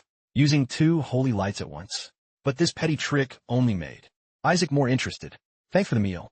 Aji's holy light was easily absorbed by Isaac. Aji stared blankly at the scene before him, his eyes wide in total shock. How can a defensive spell be this huge? Isaac smiled happily while controlling the holy light. He was actually grateful to the kid. Since my uncle didn't teach me, I didn't know how to use it. Aji felt stunned. Seeing this, Isaac smiled. But thanks for showing me. Looking at the powerful holy light before him, Aji could hardly believe it. No way. Before he could process it, Isaac continued to control the holy light. The powerful beam shot toward Aji. He panicked, not knowing what to do. Wait, the sound of Aji's pathetic screaming rang out. But seeing this, Wizard asked, Master, I love watching this. But is it really okay to kill someone from the Joshua family? Isaac sighed. Who said I killed him? Look, Aji was physically unharmed. Isaac explained softly the attack didn't even hit him. Only then did Aji realize. He was both embarrassed and furious. You little brat. You couldn't even hit me. Why did you scare me like that? Aji gritted his teeth and barked. No matter how many holy attacks you use, you can't beat a saint candidate like me. As he was talking, a voice suddenly rang out. How dare you? He looked back in confusion to see whose voice it was. Wizard had transformed. He asked coldly, attacking my master? He continued. Every word made Aji tremble. Got a death wish? Aji was so scared he forgot how to speak. He really wanted to cry for his parents. Isaac was very satisfied with this scene and smiled. Isaac sat on Wizard and spoke up. What are you waiting for? He raised an eyebrow and ordered Aji, carry me, you jerk. The sky outside was pitch black. Everything was quiet. I am Aji Joshua. In the future, I will become a saint. He frowned, looking ahead. His eyes showed his resentment. Footsteps echoed. But Aji was huffing and puffing while carrying Isaac. He was silently cursing, this damn kid. Isaac, being carried, was absolutely thrilled. To the annex we go. Aji gritted his teeth. Why are you doing this? He was about to try and threaten him. Do you know who I am? But Wizard was right there to school him. Watch yourself before I rip you into 100 pieces, you lowly insect. So Aji was pushed back into pussy mode. Fine, just focus on surviving and getting out of here first. Aji was shaking all over, eyes tearing up as he whispered. Someone save me. The moon was very bright tonight, lighting the way for Isaac to go do something bad. Isaac happily directed the person below. To the left. Left. If he wasn't satisfied, he'd lean down. Got a death wish? Focus. Aji was confused and asked between breaths. Where the hell do you want to go in the middle of the night? Suddenly, he stopped. Looking at the scene before him, Aji's face went dark. He spoke hesitantly. They had finally arrived. The Joshua family estate, the second annex. Aji's head was filled with fear. The haunted house. He looked up at Isaac, his mind racing. Why did this crazy kid drag me here? Several people have died here, so the family head forbade anyone from entering. Wizard and Isaac were perfectly content. Seems like there's quite a lot here, sir. Looking at the house, Wizard remarked. It would take 10 lifetimes of training to get this much mana. Isaac grabbed him.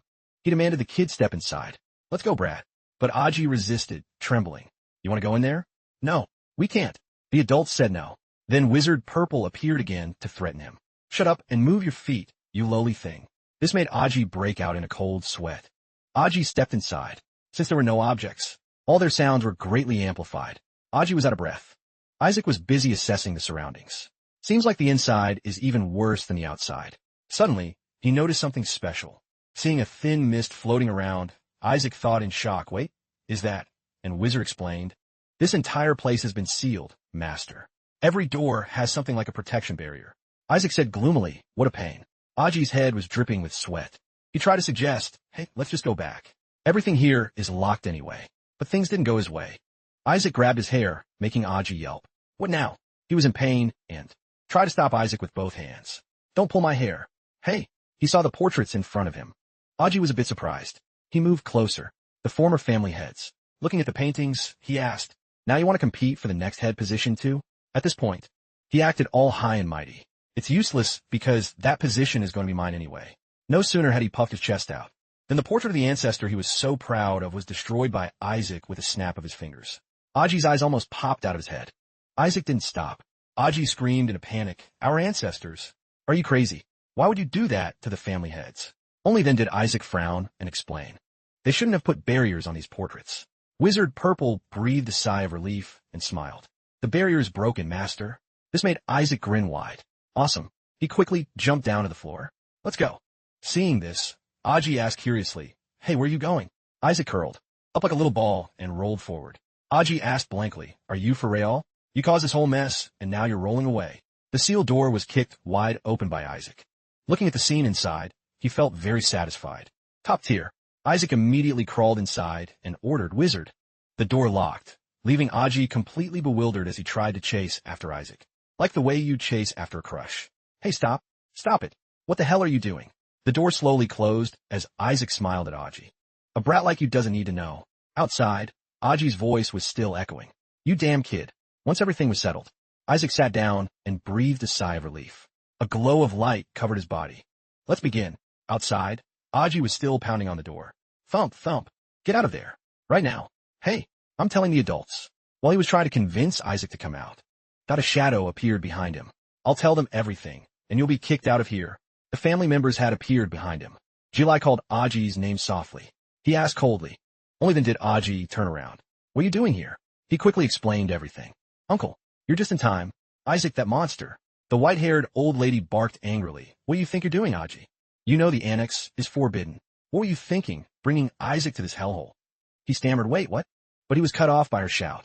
Do you know how many people saw you running around with Isaac on your back? And there are traces of attack magic in Isaac's room. She questioned him coldly. Are you going to take responsibility for all this? Aji was in total shock, but had no idea how to explain. No, I didn't bring that kid here. And yeah, some of the attack magic was mine, but Jilai leaned down and lectured him softly. Aji, but you've gone too far this time. Regardless of the reason, the fact remains that you caused trouble for a baby who isn't even weaned yet. He asked seriously, where did you lock Isaac up? This left Aji feeling so wronged he was speechless. I didn't lock him up anywhere. He said something no one believed. Isaac went in there by himself. Jilai stood up and knocked on the door. Isaac, are you in there? Did Aji lock you in? Everyone was helpless. Oh, my lord. Jilai was feeling very anxious about the situation. When he opened the door, the sight hit him. Isaac was sobbing uncontrollably. Isaac, the white-haired old lady, was also worried about him. Are you okay, Isaac? Oh my God, the poor thing looks terrible. Jilai hurriedly picked him up, stroking his head to comfort him. Thank God you're okay. Although the boy looked scared, nothing seemed to have happened. He then glanced toward Aji. That with a less-than-friendly gaze. He instructed Aji coldly. Go reflect on your actions, Aji. Aji was now utterly helpless. He didn't know how to explain. No, it's not like that. Really, Meanwhile, Isaac was feeling great. He even signaled, thanks. Isaac flashed a provocative, triumphant smile at him. Thanks to you, kid, I had a feast. He directly triggered Aji into a blind rage. That damn brat. Seeing this, the old lady worried about him too. Why does his blood pressure look like it's skyrocketing? Must be the cold.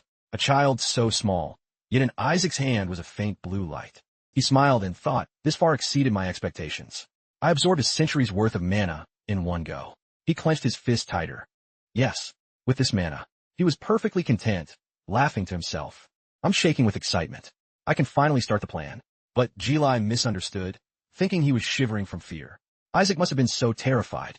At the Joshua family estate, Joshua's voice rang out. Isaac, I want to introduce someone to you. Isaac looked up curiously. He turned to the person next to him. This is Ashley. From now on, she'll be your caretaker. Ashley gave a serious, simple introduction. My name is Ashley Latcher, a holy knight of the Joshua family. He glanced at Ashley, who was kneeling respectfully. I vow to serve you until my final breath. He scowled and thought. They're sending a supervisor because of what happened last time. Huh. He stood tall. He said regally, da-da-da-da. Translation, you're fired. Get out of my sight. While speaking, he tried to make a scary face to threaten them. Ashley and Jilai looked at the baby on the table in surprise. She approached him and whispered, young master, Jilai, but can I pinch his cheeks just once? Her face looked like a total fangirl meeting her idol. Isaac was done with life. Why is everyone in this family crazy? Jilai took something from his pocket. Oh right, Isaac, I have a gift for you. It turned out to be an old ring in a simple box. Isaac froze, judging it harder than a critic. Did Uncle pick this up from the trash? Wizard Purple, beside him, also had you written all over his face. I thought I heard wrong, but it's true. The Joshua family really is facing a crisis. How is this worthy of my master's first birthday gift? Ashley gasped in surprise. Oh my God. Isn't this the Saintess's heirloom? He picked up the ring to examine it. The Saintess's heirloom. Huh? Jilai smiled and patted his head. Your uncle got it from the council. It's just for you. He blinked in surprise. Wait, for real? This is the ring that the Saintesses used in the battle against me. An ancestral ring holding a fragment of divine miracles. The power hidden in this is truly incredible. Isaac's expression became increasingly unethical. He grinned dangerously, plotting. Still, it looks like it can only be used once or twice before it breaks. But I've already found a solution. Then he looked in a certain direction. In the distance was Goel. Goel Joshua was leaning against a tree, face full of resentment, gritting his teeth. Oh, that look on his face proved this thing was the real deal. He looked like he wanted to strangle his own nephew. Then he walked over, faking a smile. Ha ha, Isaac, my little nephew. Goel put on a friendly face, faker than a plastic flower. Oh, look how cute you are. I hope you're feeling comfortable here. Isaac was temporarily shocked and disgusted. Harpass, what the hell is this? Goose, has he finally lost it? Goel was all smiles, but held a dagger in his heart. Damn it, things got complicated. I sabotaged the blessing device in the relic vault, so this brat wouldn't get a blessing, but I didn't expect them to give him the heirloom instead. Recalling earlier, the white-haired lady bargained with Jilai. Since Isaac can't receive the blessing anymore, to be fair, we'll give him this. Goel was so shocked he stuttered, "Teach the heirloom. Pl, please give it to my son." She turned back and asked for Aji. "But hasn't he that already received a blessing from the Holy See? Don't be greedy. Go back." He gritted his teeth, thinking resentfully. "I was going to steal it while pretending to donate it to the Holy See. The brat definitely won't understand its true value." He took something from his robe. He said solemnly, "If you're going to give the boy a gift, at least pick something decent. That thing is completely useless." Jilai asked irritably, "Useless? You're calling the saintess's heirloom useless?" He opened a luxury gold box. He continued, "Isaac is my beloved nephew too. How could I give him something useless?" Inside the box he opened was a ring. Flashy and luxurious. This ring has been directly infused with many blessings from the Holy See. So, keeping will be more useful. Not for the boy when he enters the relic vault. This is a treasure Jilai could never hope to own. Right, kid? Now give me that old dirty ring, and Isaac gave a charitable smile and punched him right in the face. Dada. No. Get lost. He tossed the fancy ring box away too. Dada die. Throw this smelly pope stink junk away. Goel screamed, "Goel. What are you just standing there for? Go find that ring. Now." Jilai witnessed everything and thought, that ring looked 1,000 times more precious than what I gave him. Yet he still chose mine? He reached out to Isaac. "My dear nephew, from now on, I will bring you not all the best things in this world." Ashley added, "Young Master Isaac is the best." The two of them were full of love, tossing him up like a ball. On the other side was a panicked crowd scrambling to find the ring. "It's too deep. Master Goel, find it at all costs. If it's lost, your lives are forfeit." While being cheered, Isaac crossed his arms smugly. "I used gravity magic on it. You're never finding it." Wizard flattered him, as expected of my master. Deciding to touch that smelly thing with even one finger was truly admirable. "You can go pick it up at dawn." "Me? Who else? That thing is worth a fortune. I'm selling it." On the other side, Goel was still clutching his head, screaming in frustration. Back in the room, he slammed the table, growling at the guard. "That damn brat. Does he even know how expensive that was? Huh, forget it. I bet he doesn't even know how to use that ring properly. It's a perfect item, not for someone who can't use holy arts. It needs to absorb the holy power of at least 20 people to function. That's impossible. I wonder if even 10 people will show up for his first birthday." The next day, at the Joshua estate, families and their children were everywhere, talking noisily. Ashley carried Isaac, sounding impressed. Over 148 saint candidates have arrived, including nobles and attendants. About 4,000 people have gathered today. Seems all the ducal. And dozens of marquee families are here. Even the emperor and other nations sent candidates. Incredible, isn't it? He was fast asleep in her arms, mumbling, "Do I," then woke up and thought, why are there so many saint candidates? Are those gods too lazy to pick one, so they just scatter them everywhere? Wizard replied, "They're exactly the type to do that." Jilai rubbed his chin, reflecting, surprising. I thought no one would come, thinking it was a trap. A voice from the door cut in. "How could they think that, my friend? Long time no see, Jilai." The one who arrived was the chairman of one of the 3 merchant guilds in the empire, Jilai's best friend, Count Simon. Jilai was surprised. "Simon? You came too?" He chuckled. "Rumors have spread across the empire, so of course I had to come. Everyone knows that this isn't a trap, so they decided to participate. Besides, won't the weaklings of the Joshua family be joining too? Ha ha ha. Not to mention that the rewards the Joshua family head has put up. How could I miss that? Even the Pope's family is coming." Isaac was curious. What reward did she put up? Jilai asked in disbelief. "Stop joking.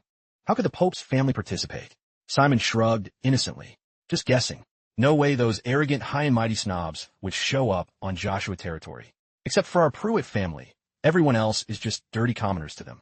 "Simon, lower your voice." "Why? My son Amon is also a saint candidate. This event is hosted by the Joshua family anyway. The Pope's family has no reason to be here. Think before you speak." A shadow entered the room, but ignore that for now. Those guys always look like they just stepped in someone's business. Someone cut him off. The ancient said, "Nothing is more dangerous than a vulgar friend." Oh my. Indeed, ancient wisdom never fails. Simon was terrified. Jilai called the person's name nervously. "Cardinal Pruitt." Heisei Pruitt smiled dangerously and said arrogantly, "I didn't expect the weaklings of the Joshua family not to host an event like this. I hope this green boy brings something back from the vault to save your family's face." I was quite curious. I wanted to see the face of the kid who dares to call himself a saint candidate of the Joshua family, but I don't see the brat anywhere. Oh well. Anyway, this is a huge opportunity for you all. I send my most sincere prayers. To you guys, hoping the saint candidate can actually boost your family's reputation. Jill thought gloomily. Could this be a scheme cooked up by the Holy See? The fact that the number of saint candidates jumped from 25 to 148 in just 1 week is already sketchy. The only explanation is that the Holy See ignored the fact that these candidates popped out of thin air. Everyone will try to get their kids to be candidates, but once they enter the vault, it's inevitable they'll try to eliminate the weaker rivals. They might actually hurt the boy. In the chaos. Thinking of this, his fist instinctively clenched. He turned back to look at Isaac. If that happens, then Isaac will be in deep trouble. Meanwhile, our main man is being held tight by Ashley, casually picking his nose with a face full of questions. The Joshua family's son? Besides his top-tier looks and a family name, he's totally useless.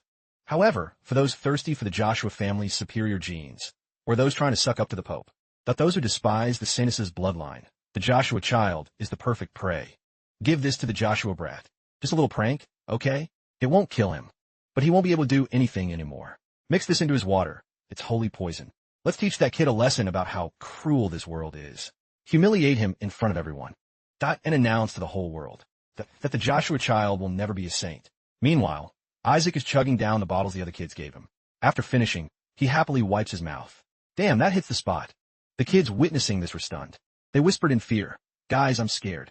How many bottles did he just kill?" Isaac chucked a bottle at the head of a brown-haired kid and ordered, "Bring me more.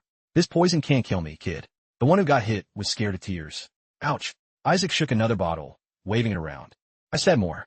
The kids started panicking and backing away. One directly burst into tears. "I want to go home. This is scary." They whispered. "What's wrong with that kid?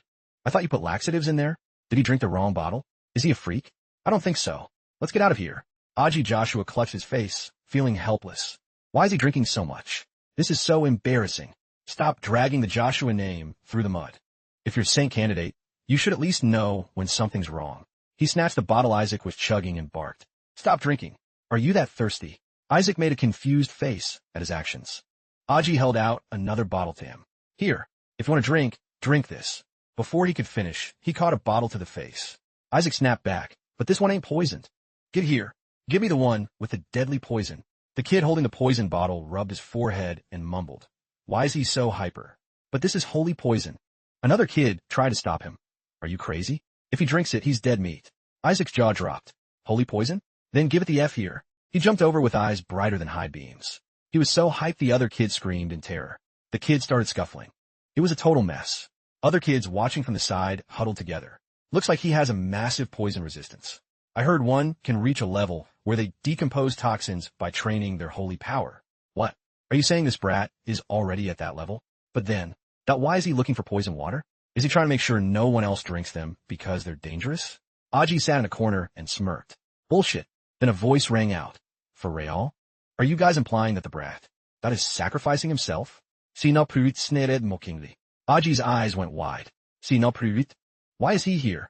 I never heard anything about the Pope's family participating. The white-haired boy standing there was the direct descendant of the Pope's family, Kina Pruitt. Other kids gossiped noisily. Wait. Isn't that Kina Pruitt? Why is the Pope's family in the Saints' relic vault? Oh my god. Looks like we already know who the winner is. Isaac, after winning against that kid, casually sat on him and downed the whole bottle. He noticed a commotion. Oh ho. So that's the kid guaranteed to be a saint? But can the Pruitt family have such a pure hair color? Did he bleach it? Everyone else in. That family has hair the color of crap.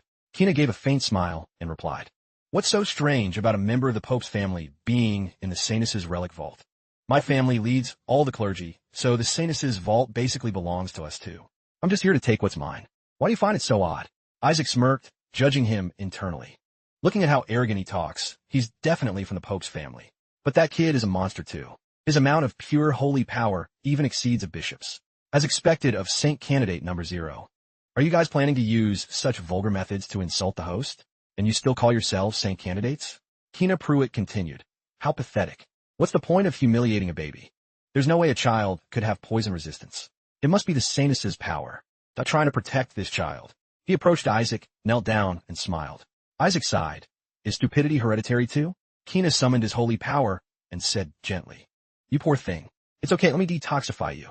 The kids around buzzed. You can already use detoxification at this age? Look at that amount of power. It's got to be at least level 5. Isaac looked at him with pure disdain. Who's this brat trying to flex on? Is he trying to use me to show off his skills? Smart move. If you want it here. He smiled and delivered a loud slap right to Kina's face.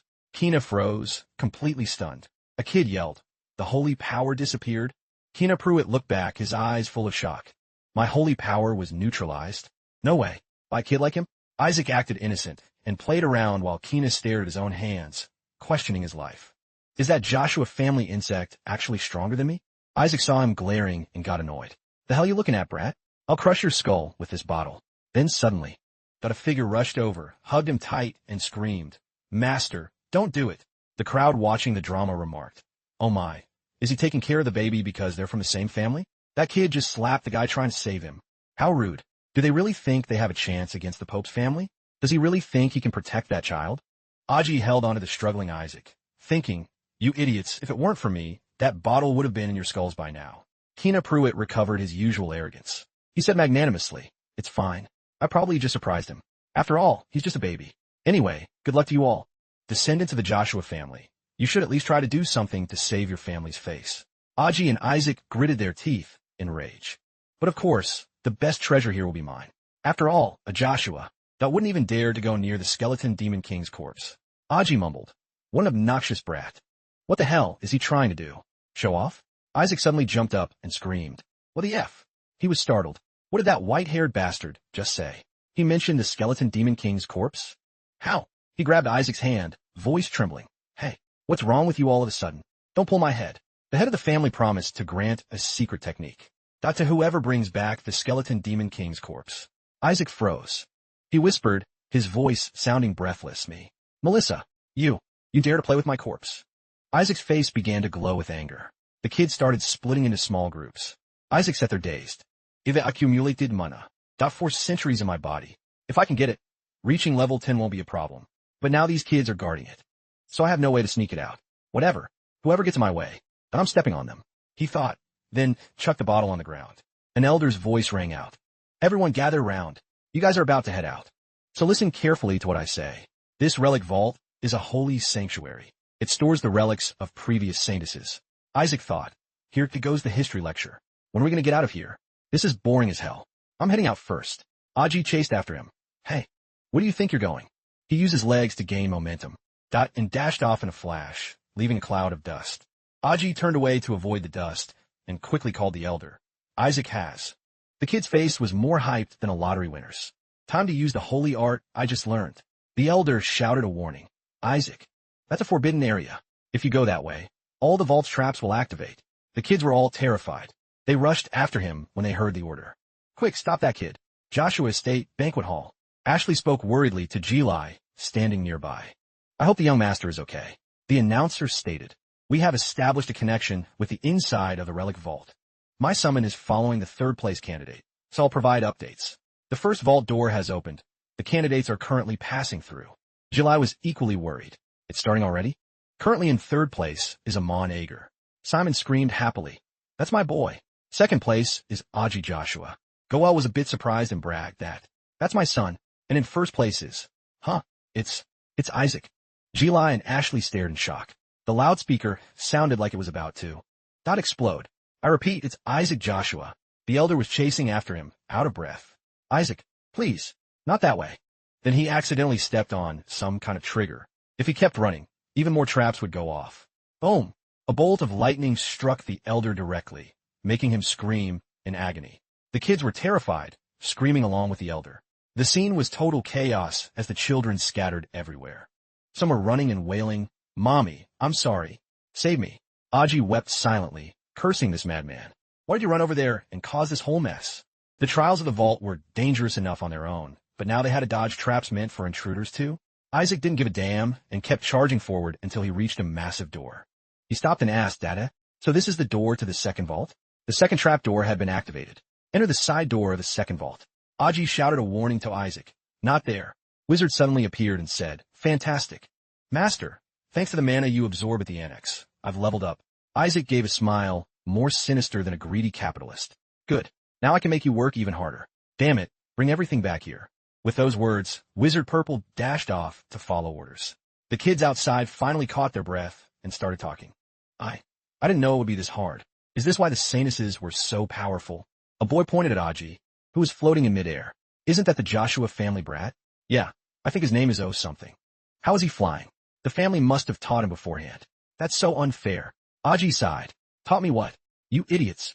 You think I want to be floating like this? Put me down already. Whisper. Dropped him, and he fell face first onto the ground. Master, I have secured the safety of our informant. Aji scrambled up and said, Stop this right now. I don't know how you passed the first trial, the trial of choice, but from a second vault on, one tiny mistake could kill you.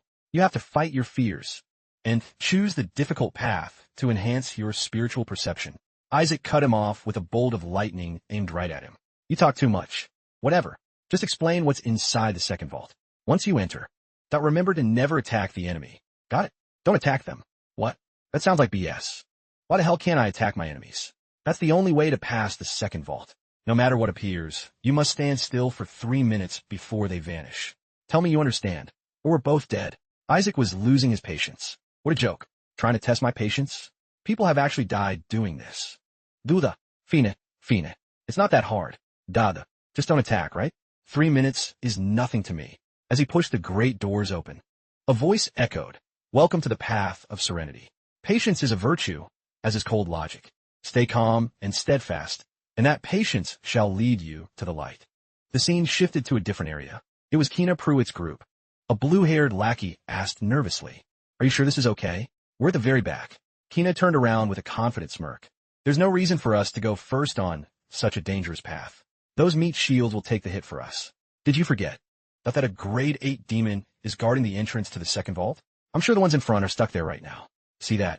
Following where he pointed, the second door was slightly ajar. The trial had begun. Inside the second vault, do not waver. A figure gradually materialized. It was a handsome divine spirit. He continued grandly, and that patience shall lead you to the light. But only 3 seconds had passed. Isaac blasted out holy power, obliterating the guy instantly.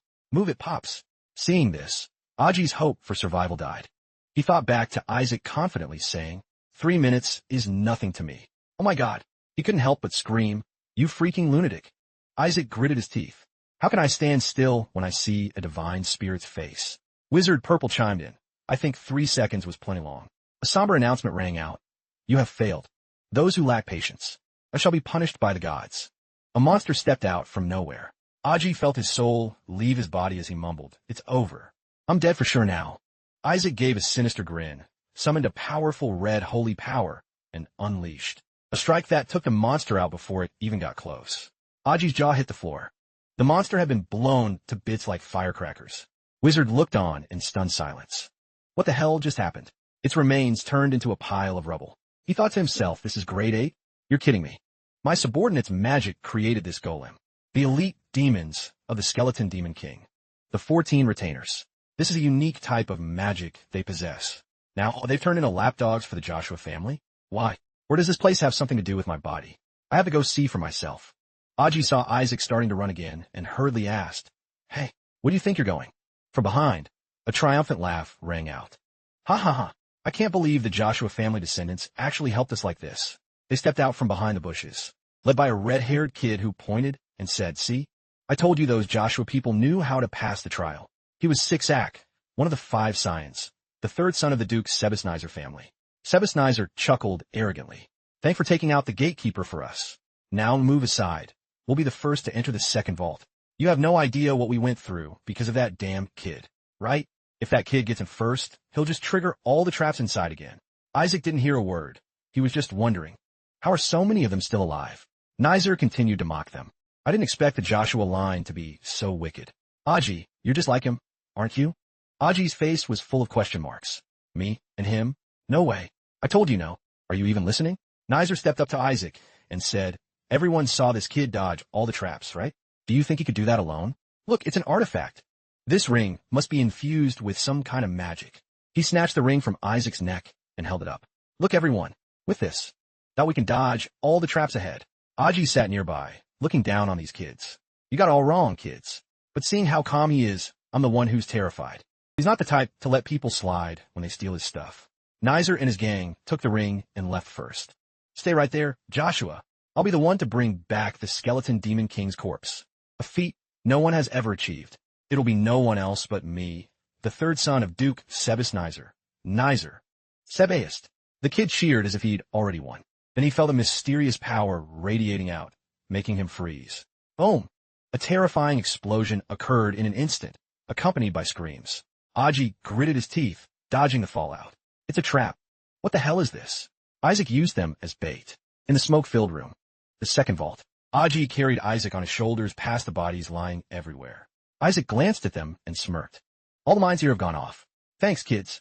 But his eyes turned vacant as he began to ponder. Why were those brats following me? The remaining kids looked on in admiration. That baby must have some kind of divine sense. Probably because he's from the Sainus' family. Nizer acted so weird earlier. That ring just looked like an old antique. Exactly. There's no way someone from the Joshua family would cheat like that. Wizard covered his mouth and giggled. Looks like they've realized your greatness. Master. So cool, right? Isaac gritted his teeth, his face a giant wall of no. I don't need their approval. Aji laughed mockingly. These green kids don't know any better. You guys should run before it's too late. This kid is scarier than any demon. Another figure stepped forward and spoke. If there's truly a saint, I think this child is the best fit. Isaac glanced at him. The blond boy was still smiling. He walked over and introduced himself. Pleasure to meet you. The youngest of the Joshua family. I am Barrister Julius R. 2. Prince of the Kingdom of Julius R. The crowd started whispering again. That's the kingdom east of the Holy Kingdom of Helen. I heard the prince there received God's blessing. Hearing this, Isaac reached a conclusion. Oh ho, this guy seems useful. Aji called out, Isaac. Isaac made a sound in response. An announcement came. We have arrived. This is the door to the third vault. Before them stood a giant gate with intricate ancient patterns. Voices from a void began to echo again. Welcome, candidates. This is the floor of memories. Show us your courage and resolve. The kids following behind were hyped. Great. We made it to the next vault. Good thing we followed this kid instead of Nizer. We're going to get the skeleton demon king's corpse. The trial is simple enough. Defeat us and claim your glory. The other kids were still excitedly discussing it. They said show them courage, so we have to fight them, right? Let's try it. Isaac was still thinking. That gatekeeper. Maybe. Isaac's gaze turned dangerous. I'm probably right. This is going to be entertaining. He thought with great amusement. He signaled for the kids to stop. Aji was breaking a sweat, trying to calculate. Isaac always makes the right calls. So that gatekeeper was lying. The first vault was about choice. Isaac just had to charge straight through it. The second vault was about composure, but Isaac wasn't calm at all. This third one is about memories. That's the hint. We have to recall what happened in the first and second trials. We can't attack them. He waved his hands around. Judo. Everyone get back. Huh? This way? Aji was surprised. Is Isaac helping those people? No matter how mean he is, that he's still a descendant of the Saintus. Could the Saintus' kind nature have awakened? Have I misunderstood Isaac all this time? This kid is going to sacrifice himself. And lead everyone the right way. Isaac cackled as he threw a sphere of holy power straight into the monster's face. Aji went speechless. The monster grew furious, gripping its weapon tightly. You. At that same moment, with lightning speed, he lunged forward and swung a slash toward the children's position. The voice warned menacingly, you chose wrong. The kid screamed frantically, help, save us. Aji was terrified by the horrific scene before him. Mommy. Aji froze in place. His brain couldn't process what was happening. In contrast to Aji's suspicious attitude, Isaac couldn't hide his excitement. Is this guy a total psycho? Isaac grinned, his eyes narrowing maliciously. It's been a long time since I've seen them. It's so stupid to trust others' words so easily. Hey, saint candidates. They're just lying puppets. Created by the magic of the 14 retainers. Nope. The scene was now submerged in a sea of fire and dust, looking chaotic and extremely dangerous. The boys were in a life-or-death situation. Hanging by a thread, panicking as they ran around crying for help. Where did the Joshua family people go? They were just here. Find them, quick. But how could they find them? The two of them were now using level 6 holy magic to turn invisible, hiding from the world. This special ability helped Isaac escape that mess just in time, and he was secretly rejoicing. This is the blessing the old man gave me for emergencies. Truly the perfect time to use it. Barrister then approached the two of them, to express his gratitude for letting him share this lifesaver. Thanks for casting that holy magic on me too. Suddenly, the next second, Isaac threw something small and cute to Barrister, wanting to take it. What is this? After holding it and looking closely, Barrister realized. A ring? Not only am I protected, but Isaac even gave me an item. This moved him deeply. Are you giving me this because I'm not used to fighting demons? He promised to take great care of this precious item. Thanks a lot.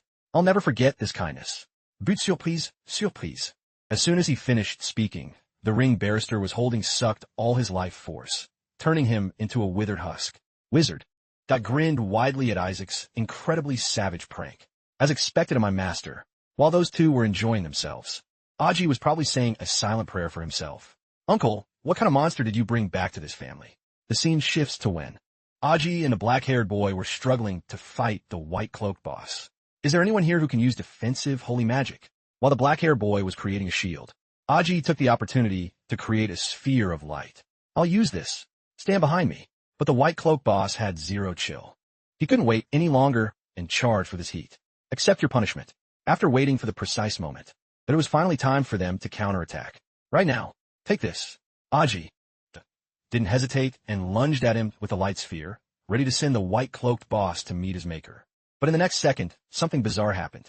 Before he could do anything, Aji collapsed on the ground, knocked out cold.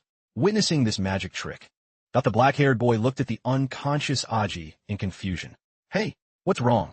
What the hell happened? While he was still dazed and confused, that familiar ring appeared once again. And naturally, the black-haired boy's fate ended exactly like Barrister's, as they both had their life force sucked dry, becoming withered husks. Even the white-cloaked boss was stunned. He hadn't even made a move yet, and the kid was already checking out. But while he was still looking around in confusion, the ring flew back to Isaac. Is there anyone else left for us to scam? After spreading disaster, to those kids, Wizard immediately reported to him. The ring has absorbed all the holy power from the kids on this side. Then go to the other side. As you wish. He couldn't disobey, so he hauled his but to another spot to find his next prey. And then, one by one, the children were visited by Wizard, who sucked their holy power away in vain. What's going on? Don't hate me. The white-cloaked boss was left completely bewildered. He was floored when the kids he was fighting suddenly all collapsed. These lying puppets won't attack neutralized enemies. So, passing out from power drain is better than getting hurt. After sucking the power from quite a few people, he reported to Isaac, Master, it's almost done. But while still in the middle of his task, Wizard Purple froze for a few seconds as a space rift with powerful lightning appeared before him. What the? Before he could finish, that power amplified throughout the surroundings, increasing the lightning intensity and deleting the white-cloaked boss too. That level of power. That was so top tier that Wizard had to back away, not daring to face it head on. After the boss fell flat, completely out of it, the person who caused that shockwave revealed themselves. Found you. It was Joshua, and that person was none other than Kina. He appeared with a satisfied look after finding Isaac. While Aji, was staring at him with his jaw nearly on the floor, Isaac was completely unbothered. I was wondering where this guy went. He finally showed up, huh? Aji was still beyond shocked. By Kina's earth-shattering power. Oh my god, I knew he was a genius, but in an instant. Then, something even more terrifying appeared before Aji. It was a pair of giant wings from a holy beast he summoned. He can summon a holy spirit at this age. Is he hacking the game, or what? Next, Kina placed his hand on the head of the eagle, cool as a cucumber, and flashed a confident smile. Before Aji could snap out of it, Kina spoke again. You surprised me. I didn't expect anyone else here besides me could destroy demons.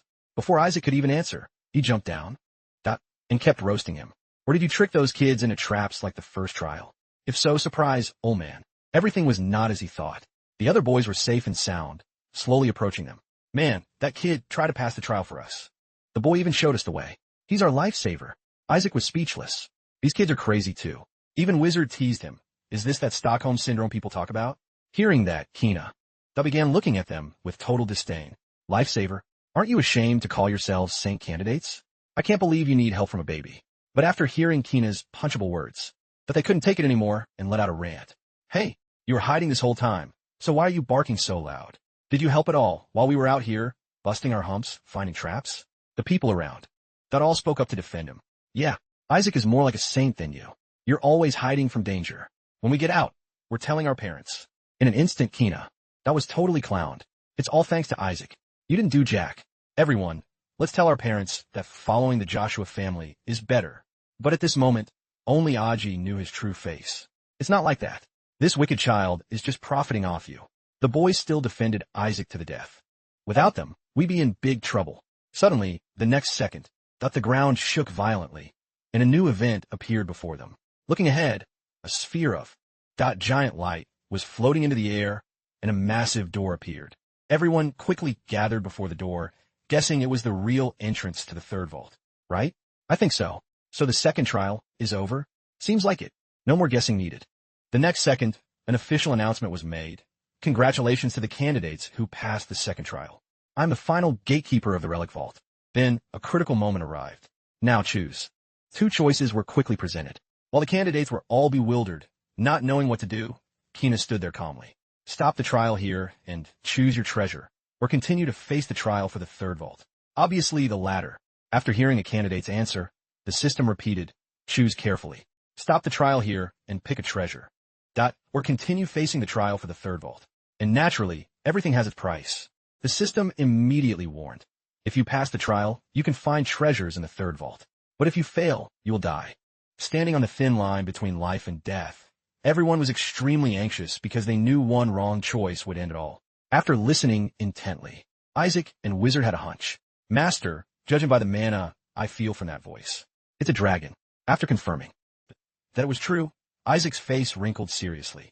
Then what he said about death is the truth. Although death sounded scary, their fierce determination wouldn't let them quit. I'll still choose the trial. We put in so much work to get here. Yeah, if we get treasure from the third vault, we'll definitely become saints. Hearing that, the other candidates also quickly responded enthusiastically. Me too. I want to go to the third vault. The system asked again for confirmation. So you don't mind the danger and choose the trial? After seeing everyone so fired up, it was satisfied. Very well. As you wish. The next second, they were taken to the next trial. While everyone else was panicking, only Isaac gave a sly smile after achieving his goal. Then accept the trial. The entire space began to change, preparing to send the candidates to their next calamity. Those who gathered here to become saints. In the next second, a powerful energy explosion that happened right on the ground, shattering rocks.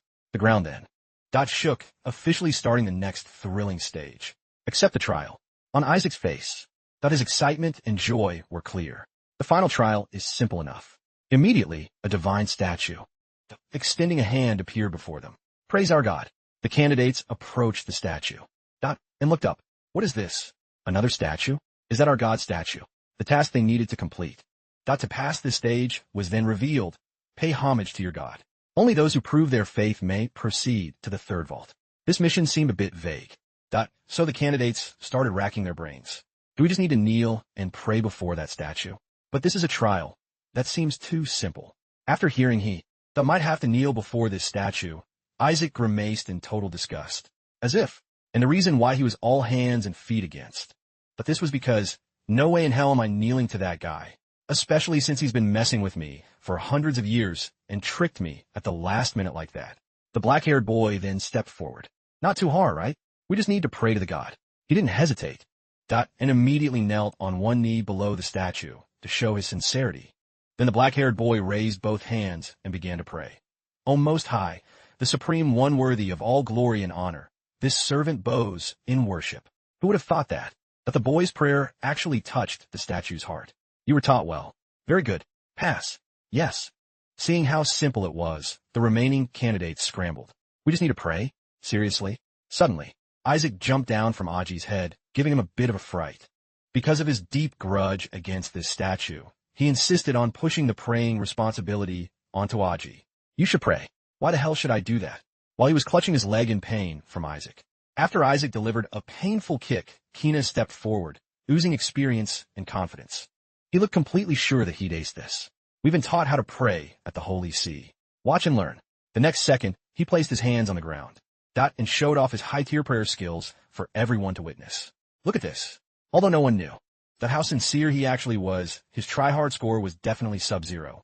This is the proper posture for worshiping our God. Despite Kina being extra and flashy, the others eagerly followed suit. I want to do it too, but while everyone was busy, praying, Aji stood there, completely stuck in place. Almost high. Supreme One, I bow and worship. Soon after, he was called out. What are you just standing there for? Do you want to give up and die? No, I want to do it too. Hearing that, Aji immediately clasped his hands and prayed along with everyone else. However, what caught the statue's attention most was Isaac's boss energy, going against the rest of the world. He remained stubborn, refusing to kneel.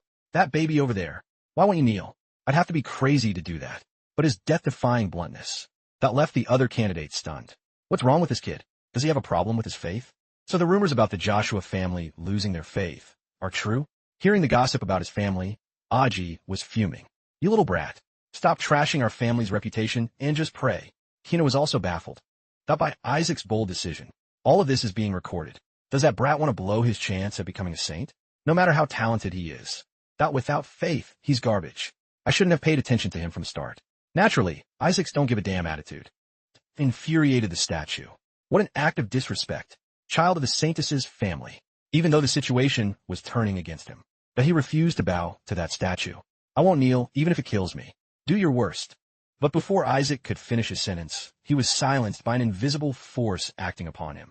This isn't a funny joke. The statue snapped. In an instant, it radiated a dark energy, forcing him to kneel. Finally, no matter how stubborn Isaac was, he had to submit to it. Insolent. Accept your punishment. While being restrained by the statues. That dark energy, his blood boiled with rage. Screw you. I'm going to smash that statue to bits. Seeing his master's boiling anger, Wizard worriedly tried to stop him. Master, that's too dangerous. However, the situation was beyond his tolerance. Isaac's fist caught fire as he prepared to throw a punch. Just when it seemed the statue would wreck him. I pulled a total 180 and praised him. Excellent. The statue's words left Isaac frozen for 5 seconds, confused about what just happened. Life is truly full of scams. Somehow, his rebellious act passed to the final hour. You pass. Baby candidate, proceed to the third vault. What? Kina saw that he had. Knelt until his knees nearly broke for nothing, while Isaac passed so easily. It made no sense. You said we had to show faith to pass. That brat didn't even pray. How is this fair? But surprise, surprise. A few seconds later, the truth came out. That baby is the only one qualified to pass through this door. Only he showed true faith to the god. At this point, the main man spoke up, and Kina. That was silenced. Do you really not get it? Then the statue dropped a lightning. That bolt of a sentence. You knelt before a statue, not God. Could it be? But that your faith is just kneeling to a block of stone? Clearly, this third trial wasn't as easy as they thought. It was a total mind game. After hearing the statue hit, the nail on the head, Aji had no counter-argument. Even if it looks like a god, a statue is just a symbol. The other. Candidates began to spiral in a panic. Were we scammed? That's BS. That statue looks exactly like our god in the holy paintings. Well, the scriptures do say not to worship idols. Without rambling, the statue pointed toward Isaac. Look at that child. Even facing the fear of death, he refused to submit and held onto his faith. Therefore, only that child. Is worthy to enter the third vault. When Wizard saw that Isaac's disrespect was interpreted as faith, he couldn't help but chuckle. Faith, huh? But no matter how many times he heard it, Kina couldn't accept this fever dream logic. I don't buy it. That kid can't even talk yet. How do you know he didn't kneel because of faith? Hearing his fierce objection, Wizard trolled Isaac. He's got a point, Master. You clearly didn't mean it that way. After failing to win the argument, Kina delivered a line that stung Isaac even more. Furthermore, if he has such faith, but then why doesn't he have a stigma? Hearing this, Isaac froze. Kina's move was a total low blow. Now he was the center of attention. The kid doesn't have one? I have mine right here. How can a saint candidate not have a stigma? A satisfied smirk spread across Kina's face after finally landing a hit. He's the only one without a stigma. Out of all the candidates. Give it up, kid.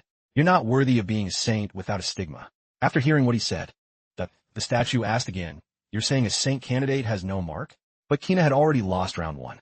As the statue kept defending Isaac no matter what. It's because he's still a baby. That sentence. That left the other candidates speechless and stuck. Kina was being hit with one surprise after another. That sounds so fake. Wait, you can move. The statue picked its nose and repeated. I said, it's because he's too small. The other candidates started. That's shouting for fairness. Then let me in too. If someone without a stigma can enter, why can't I? Who has one? Exactly. I have one too. That proves I'm a candidate. You must realize, having a stigma doesn't make you special. Then a tense. Dialogue broke out. Do you guys really think so? Yeah. So everyone wants to enter the third vault? Damn right. The statue stood there pondering. On what to do next. After racking its brain and weighing the options, the statue made a decision that pleased everyone. Fine then, go in. I'll allow it. Awesome. Now we can enter the third vault. Even Aji was floored. He's letting us in that easily? But of course, there's no such thing as a free lunch. The statue pulled another 180. What I mean is if you want to jump into the fire like moths, be my guest. I'll definitely let you in. After a savage laugh, it faded into thin air. The door before them slowly. Dot creaked open, revealing a pitch-black, ominous space. Right? Dot at that moment, a bone-chilling cold blasted out from that space onto the candidates. Everyone who touched that. Dot demonic energy began to shiver violently, their faces turning pale. Now, their 80-second calamity truly began. Can you feel it? That's the dark mana radiating from the skeleton demon king. Know your place. You fools. I intended to spare those who couldn't handle dark mana. The situation looked hella sketchy as everyone began to collapse. This is too much. During this, that only one person was unaffected and could still smile. It was Isaac. He was the only one grinning ear to ear, looking forward with a rush of excitement. Great. Finally, Isaac had managed to crawl. Got this far to reunite with his beloved body. My body. The skeleton demon king's body. My body is in there. Isaac thought excitedly. I never thought we'd reunite after self-destructing in the heavenly realm. Damn, look at all that leaking dark mana. He thought with a greedy expression. The voice from the fireball rang out. Look, that child has proven his faith. That is the face of a brave warrior. The black-haired boy and the blonde boy thought. Sure, but his eyes look like an addict's. What kind of demon baby is he? The red fireball continued. It's not too late. Those who cannot smile, that while facing death, turn back now. If you give up now, that I will allow you to pick treasures from the second vault. The brown-haired boy cursed, damn it. How am I supposed to get past this terrifying dark mana? The boy in black wanted to quit. I'm out. Entering means death. The black-haired boy also wanted to give up. I'll just try to pick the best item in the second vault. Suddenly, Kina stepped forward and disagreed. I don't need any treasures from the second vault. We are going into the third vault. So, activate every single trap in there. The black-haired boy cursed him internally. This psycho. The fireball asked with interest, are you serious? Si no replid. No saint in history has ever retrieved the skeleton demon king's corpse. Even the famous saintess Melissa couldn't do it. The fireball seemed surprised. It seems you know something about the third vault. He smirked, guessing. There's no way Saintess Melissa would let these kids die. This must be a method to weed out candidates. Kina spoke up. I don't want to hear about us getting treasures without any trouble. So, restore the third vault to its original state at the maximum danger level. That way, I'll be rated higher than the Saintess. Isaac glanced at Kina, thinking, this kid is also losing it. The fireball agreed. If you say so, fine. That makes it easier for me to determine. Not who the real saint is. Saying that, it emitted purple mist toward the children. The brown-haired boy pushed Kina and yelled, go in by yourself if you want. Why are you dragging us along? Now, everyone was floating in the air due to the purple mist from the fireball. The brown-haired boy was also covered. And floating.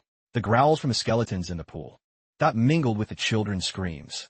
Creating a scene of total chaos. Isaac thought excitedly. This is a real mess. Suddenly, Wizard called out, Master, over there. He pointed at the hand bones wriggling in the middle of the lake. Then he yelled, there's your body.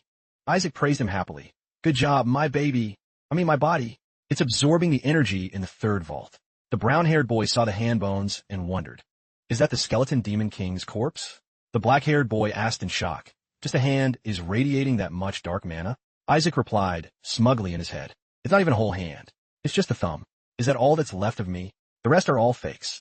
He watched the thumb slowly absorbing energy. Suddenly, a surge of mana surrounded the hand bones. And from there, a demon soared up. Startling all the kids there. The black-haired boy yelled, a demon, while the brown-haired boy was terrified. I thought they wouldn't appear after the second trial. The fireball then questioned. Didn't you guys ask to turn off all safety devices? Suddenly, Isaac noticed something. Wait, that demon stomped its foot and barked. You insects! How dare you lust after the king's body? The blue-haired boy pointed at Kina and blamed him. It's all your fault. Are you going to take responsibility for this? He turned and walked away, replying, trust me. I guarantee you guys can leave here safely with a treasure. Kina smirked, thinking, the 14 retainers. Elite subordinates trained by the skeleton king himself, who were also fools captured by the Pope's family.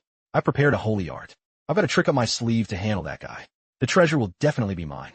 Right then, golden rays of light beamed from Kina's eyes. The light flared up intensely, forming a pair of furious eyes staring at the demon, and he shouted, kneel, making it seem startled. Seeing this, the black-haired boy was in awe, while the brown-haired boy realized that was the light of the Pope's family. Kina thought triumphantly, nice. It's working. Now I'll take it. While he was celebrating, the demon's voice cut through his thoughts. Was it you? It slowly approached him, making Kina panic. The demon said through gritted teeth, you insect, how dare you lust after my king's body? The scene shifts to the outside. At the entrance to the relic vault, Everyone was whispering and gossiping. What's happening in there? The transmission was suddenly cut off. Just then, a young man ran up holding a stack of papers. With a panicked face, he yelled, "There's big trouble. The demon seal in the third vault has been lifted." Jilai and Simon were shocked by this news. Simon asked Jilai, "The sealed demon is one of the 14 retainers, right?" Jilai thought worriedly, "How could this happen? If it really is one of the 14 retainers, then the people inside are in grave danger." The man in brown wondered, "What about the elders sent as supervisors?" The man in black replied, "They went missing while trying to deactivate the traps in the vault." An elder spoke up, "Then that means the children in there are in extreme danger." They began to panic. "How can children handle monsters like that? We have to stop the trial and get them out." Suddenly, a loud noise erupted from the door. It startled everyone. A beam of light shot out from the entrance, blinding everyone present. Simon wondered, "What is that?" Jilai thought, "Is the relic vault opening? What's with that blinding light?" The man in black warned, "Please stay away from the gate. The leaking dark mana could be dangerous." An elder standing nearby stopped him. "Wait a minute. I don't feel any demonic presence at all." The female elder asked, "Has it been defeated already?" Hiji heard this and secretly praised him. "Well done, Kina." Everyone else asked in surprise. The demon guarding the skeleton king's body was defeated? Then one of the saint candidates must have done it. Simon looked at Jilai with worry and suspicion. "Jilai, could it be?" A voice suddenly cut in. "It must be Kina, as expected from the Pope's family." Jilai bit his lip in frustration. The elder stepped forward to congratulate them. "Congratulations, Cardinal." Another person flattered, a result truly worthy of the strongest saint candidate. Hiji spoke up proudly. "It seems Kina has completed the mission perfectly." He glanced to the side, looking at Jilai with arrogance, thinking, "Joshua family, this is the end of your foolish resistance against the Pope's authority. Now that we have the skeleton king's body, you'll have to submit to us. It's time to end your little act." Of nobility. He smiled happily. Suddenly, a voice called out, "Look, the children are coming out." Hiji and Jilai both looked toward the gate. Jilai bit his lip and thought, "Isaac Aji, please be safe." From the dark doorway, the children slowly emerged. They had finally stepped out of the gate. Jilai saw a child hugging their relative and crying. He thought, "Thank God. Some are injured, but luckily no one is hurt too badly." Two people standing nearby whispered, "The kids who entered the third vault haven't returned yet, right?" The other replied, "Could they have met with danger?" Jilai frowned in worry. Suddenly, a shout went up. "The final saint candidates are coming out." Amon, Aji, and the kids covered in scratches were slowly walking out. Amon's father ran up anxiously. "Amon, are you okay?" Aji's father also ran up, calling for him. Aji hugged his father and burst into tears. "Dad," he asked worriedly, "are you hurt anywhere?" Meanwhile, Jilai thought anxiously, "Where's Isaac? Isn't he with them?" Hiji walked up and called, "Kina, what are you holding in your hand? Where's the body of the skeleton king?" Kina hesitated and answered that. Hiji saw him stuttering and grew even angrier. "When did I tell you to bring back this useless thing?" At that moment, a golden sphere appeared in the air and suddenly expanded, grabbing everyone's attention. Someone pointed at the sphere and yelled, "Look at that." They saw a wolf holding onto the back of a boy's shirt. Everyone was amazed.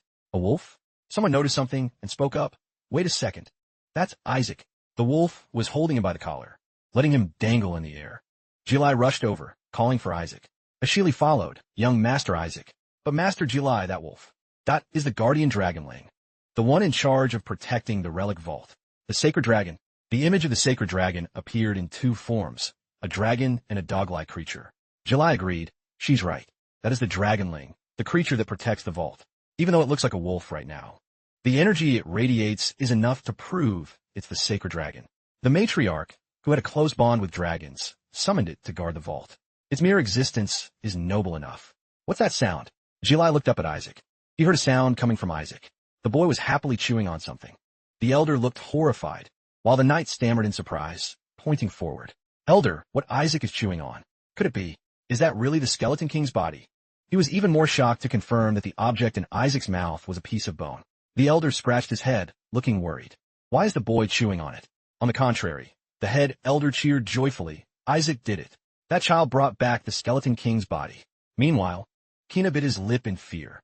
Hiji questioned him sternly. "Kina, did you give it to that kid?" It made him tremble, unable to answer. "I don't think that was a smart move. But that is the mercy of a saint, letting the head of the house save face."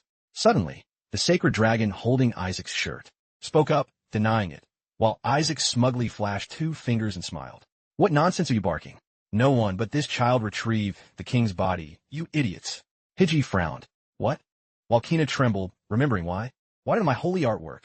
The demon seemed to go even more insane, its eyes glowing red as it roared. You insects. It took step after step toward Kina's group, then raised its hand to attack the children. Everyone around panicked and ran for their lives. Only Kina stood frozen as the demon attacked him. Suddenly, an explosion went off, throwing everything into chaos as a loud scream rang out. Kina covered his face and fanned away the thick dust.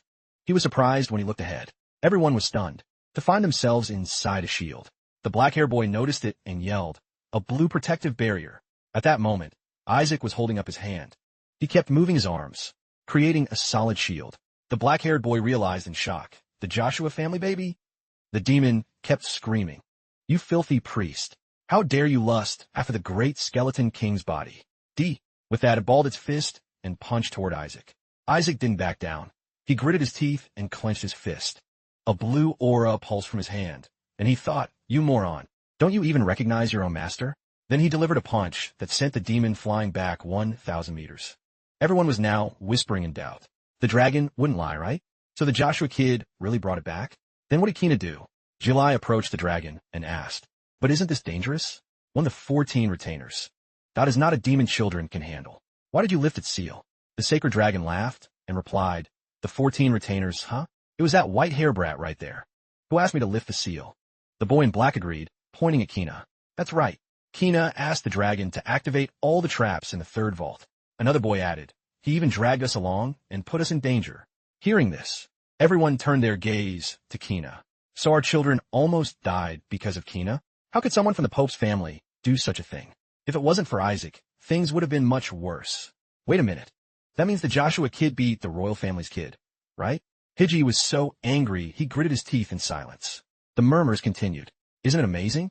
A kid who isn't even a saint, yet is already this strong. So the rumors about the Joshua family's comeback are true. Jilai looked at Isaac and thought, "Isaac, you've done a great job." The elder walked up and gently tried to stop him. "Little one, spit out that bone. It's very dangerous." The female elder tried to coax him. "Can you be a good boy this time?" "Oh my." But he quickly brushed their hand away. Everyone was surprised. Why is this kid so strong? Isaac lay on the dragonling's head and thought comfortably. "Man, I've got so much mana now. I don't know if it's the survival instinct, but I've been able to absorb it almost instantly." The female elder smiled and said, "Isaac did great. The matriarch will be so happy to hear this." Jilai agreed. Suddenly, she gave a cunning smile. "With that, we can finally track down the skeleton king's soul using tracking magic." Her face darkened. Isaac, still with the bone in his mouth, thought worriedly, "Wait a minute. Is this why they wanted my body?" Then, everyone looked at him with greedy eyes. The elder held out his hands and said in a sweet voice, "Give it here, Isaac. Let's go find the skeleton king and tear him apart." Isaac jumped in shock. "What the hell is this?" The elder kept urging him. "Finally, we can settle a 155-year-old grudge. Hurry, give it here." The sacred dragon lowered itself. Their eyes followed Isaac, their faces filled with pure greed. Isaac bared his teeth and pointed at the object inside his mouth. Suddenly, a loud cry rang out. "Isaac!" The sacred dragon soared into the sky, thinking, "Good Lord, you lunatics. I hope I never see you people again." Outside a room, whispers could be heard. The elder in a hat asked impatiently, "Has anyone found it yet?"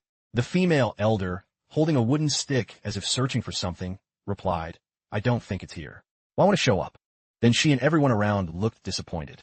Isaac outside gritted his teeth and thought, "Keep searching all day, see if you find a thing.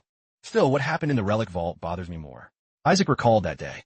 At that time, he had yelled, "Don't you even recognize your own master?" Then he kicked the demon away, making it scream in pain. Suddenly, it recognized the mana signature. It asked this mana, "Is it you, master? When I heard news of your passing, I thought my world had collapsed.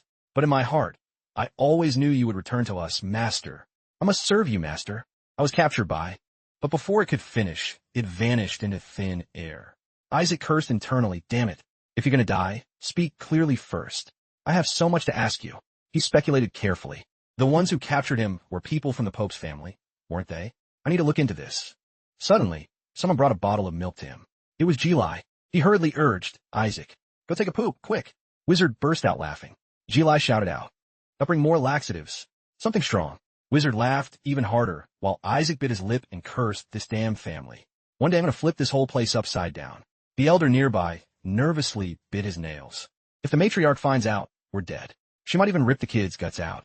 Jilai quickly tried to calm him. Easy, elder. It'll be fine. Even though she once dissected. Point one of her own sons. He's still her grandson, after all. Both of them nervously bit their nails. The elder was shocked. Wait, her son? Wizard wondered. But hasn't Melissa gone on a pilgrimage with the head of the house? Isaac glanced over and agreed internally.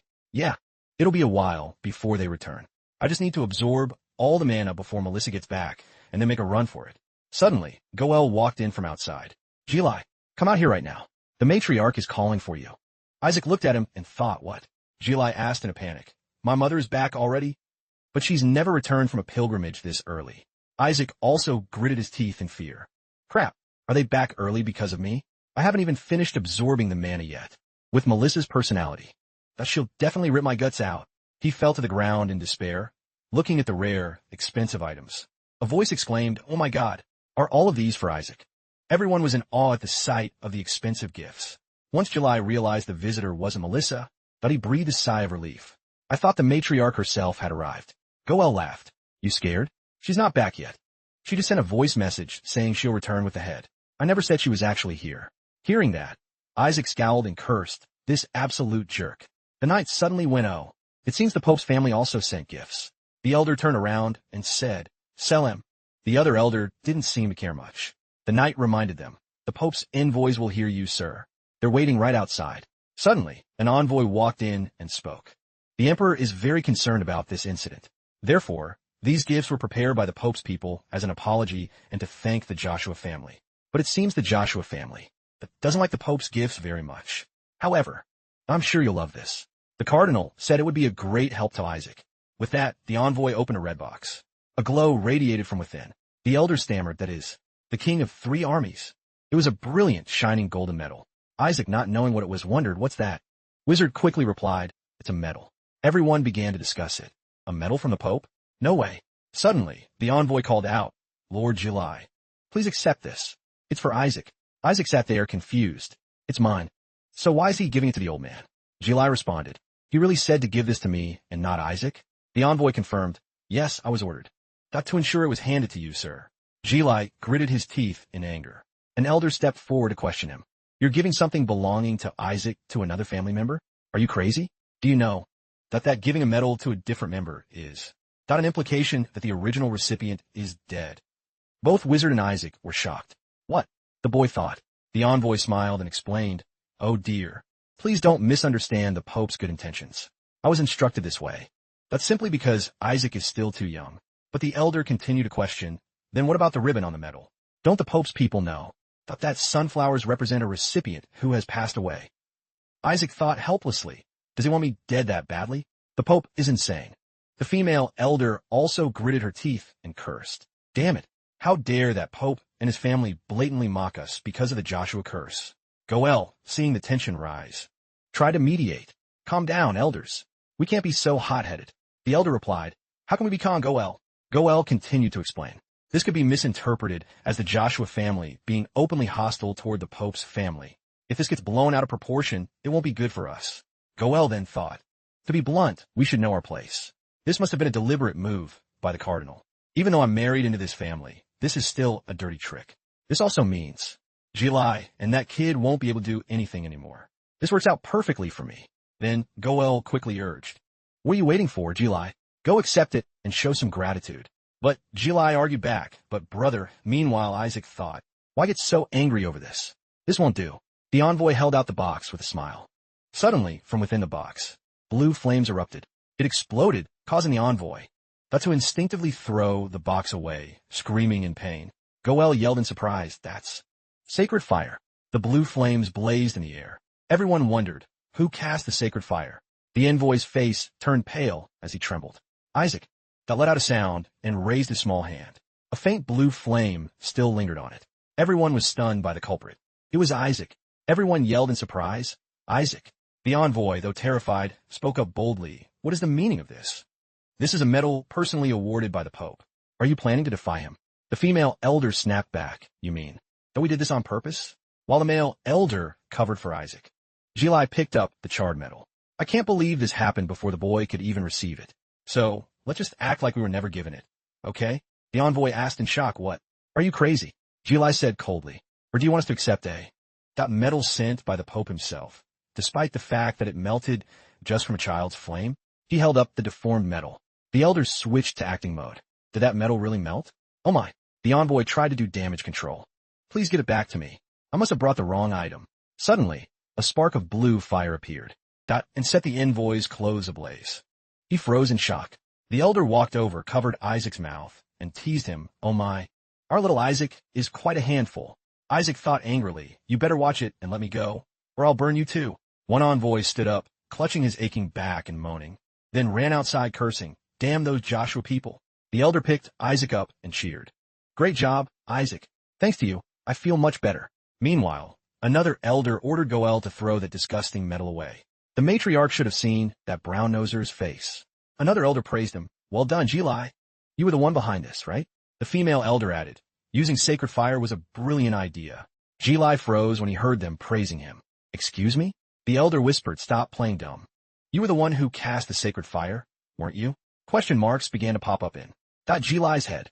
He scratched his face, confused. Wait, it wasn't you guys? The elders also froze and looked at him. The elder asked, didn't you also cast a holy art on the boy when he entered the relic vault? Gilai replied, I only cast invisibility magic. The female elder wondered. Then what about the speed Isaac used? He looked surprised. The boy did that. Both elders were stunned by this news. Then they both looked at Isaac and said in unison, could it be that this child cast all those holy arts himself? An ancient secret text appeared. A legendary treasure that allows the user to instantly learn and cast the magic contained within. Isaac. I recalled looking at that book with greedy eyes. It was definitely the right call to take this book from the vault. Even though it's weaker than what I used as the Skeleton King, it's still pretty useful. The elder continued to speculate. Could his mother have used a holy art? The female elder denied it. Isaac's mother isn't a fire mage. She's actually the complete opposite. The elder was in awe. Then this is beyond mere talent. It's like someone writing a letter without ever learning how to write. The female elder felt that even the genius Saintess Melissa had to study before casting her first holy art. Isaac, sitting far away, wondered, what are they so noisy about? This is getting out of hand. Suddenly, Ashili arrived in a panic and called out, excuse me. Elders, isn't the fact that he erased the Pope's blessing even more surprising? The elders' eyes lit up as they said in unison. That's right. You're sharp. The elder shouted. Hurry, give me that medal. I must inspect it personally. Gilai obeyed. Yes, elder. It's not here. He looked at the red box where the medal had been placed, but it was gone. The elder's face darkened. What? It was just there. Goel scratched his head and explained, I threw it away. The elder just told me to do it. Thinking back, he remembered the elder's command to throw that disgusting metal away immediately. Another elder criticized him. You shouldn't have said it like that. Then that elder ordered, hey, gather everyone and go find it. Goel thought anxiously. I can't believe that brat melted the Pope's medal. Something made of indestructible metal. But I can't let the head of the house find out. He hid the medal in his pocket and thought excitedly, let's see. Without evidence, how are they going to prove a thing? A few days later, in the western part of the Joshua Grand Duchy, someone's cloak was fluttering in the wind. It turned out to be a lie. He issued orders to the knights. Even though the residence isn't far now, do not let your guard down. Understood? The knights replied in unison. Yes, sir. Suddenly, a line noticed something. He wondered, is that at the Joshua mansion? The elder asked in surprise why. That has the Skeleton King's body still not come out? Meanwhile, Isaac, after eating his fill, thought, thanks for the meal. It's like a total power-up for me. The elder sat slumped, groaning. 300 bottles of laxatives that time, plus 500 fruits from the Filua family. Isaac burped and wondered, those were delicious. Heard they boost your energy with divine beasts, right? These are divine beasts. Support characters in battle. There's no reason not to get on their good side. I'll need them to help me crush the Pope's family and the 6 gods in the future. Surely the Joshua family has won, right? Suddenly, Isaac looked ahead in shock. Whales were swimming on the surface of the water. They're the divine beasts of the Joshua family, the Tazan blooms. Suddenly, he heard a voice ring out. Please wait a moment, or perhaps you'd like to have a meal first. Isaac startled and glanced back. A knight tried his best to stop a lie. Sir, all the elders, upon seeing a lie, bowed respectfully. Greetings, head of the house. Isaac looked at Eli and thought, so that's the head of the Joshua family. My grandfather? Oh my God, look at that survival aura radiating off him. I've got a good feeling about this. Gilai suddenly stepped in front of him to block the way. Father, please wait a moment. Slicing Isaac's stomach open won't solve anything. Isaac sat nearby, thinking happily, relax, my dear uncle. There's no way he's going to gut me. Eli looked sternly at Isaac. He pointed his finger at the boy and ordered, throw him into the fire. Both Isaac and Eli were terrified. Eli pleaded, no, father. Isaac questioned his life choices. Was there something wrong with that survival aura? Why the hell are you trying to cremate me? Are you insane? So, is my uncle the only one on my side? Eli continued to explain. The boy is still way too small to go in there. Hearing that, Isaac scowled in fear. So, if I grow a bit more, I get tossed in? Why does it sound like I'm getting roasted no matter what? Eli said earnestly, Father, please reconsider. Goel stepped up and agreed, that's right. An award like that is way too generous for that brat. Isaac cursed internally. How the hell is that an award? Eli analyzed. It's true that if we throw Isaac into the fire, we can retrieve the Skeleton King's body, and the boy might get stronger thanks to the fire's blessing. Isaac was confused. Blessing? Eli continued. But please, give us a little more time. Goel chimed in, fine, gutting him works too. Eli suggested, how about dipping the boy in the water instead? Isaac cursed them. You psychos can all go to hell. Goel frowned and spoke up. That can't happen. The fire and water of the shrine are secret treasures of the Joshua family used to raise a saintess. And yet you suggest using them on a useless, snot-nosed brat? Eli snapped back, useless? How can you say that? Isaac watched the reaction and speculated, seeing how much he's against it. Those must be good for me. Goel argued. Aji is the one who deserves it. Let me repeat. Aji was the one who defeated the demon in the relic vault. Eli questioned, what are you talking about? Isaac was the one who beat that demon. Even the sacred dragon spoke up for the boy. Goel sneered. That dragon must have been mistaken. How could a kid who can't even walk do all that? Eli angrily warned, don't push it, brother. This has gone too far. Isaac even used sacred fire to burn. Got that metal sent by the Pope. We saw it with our own eyes. Are you going to deny that too? Goel replied mockingly. Who knows? Maybe you and the elders conspired beforehand. Besides, there's zero proof. Suddenly Eli spoke up. A medal? He held up the char medal and asked, is it this thing? The only one connected to the gods. That is the Pope, and an object blessed by such a figure. That is called blessed gold. Isaac thought to himself, even when I was a Skeleton King, I couldn't melt that easily. How did this happen? Am I just born stronger in this life? Eli asked in surprise, Father, how did you find that? Eli replied calmly, I picked it up on my way here. Seems it was at the bottom of Lake Elisiva. Eli tried to convince him, look, Father, the boy carries a flame strong enough to melt the Pope's symbol. Isaac thought with satisfaction, exactly, now you can prove the Joshua family is way above the Pope. Isaac flexed even more. The boy can even withstand the Skeleton King's flames. The elder joined in with the praise, that's right, head. This child will definitely become an elite Skeleton King hunter. Hearing that, Isaac gave them both a happy look. Eli added, haven't many civilians been injured by the Skeleton King, who has been hiding until recently? The elder agreed, exactly. If this is ignored, the era of the Skeleton King will rise again. Isaac sat nearby, eavesdropping on their conversation. But Wizard commented, whether now or in the past, it seems fakes are still running wild everywhere, Master. Isaac replied, I'm wondering who they could be too. Whatever, it doesn't matter.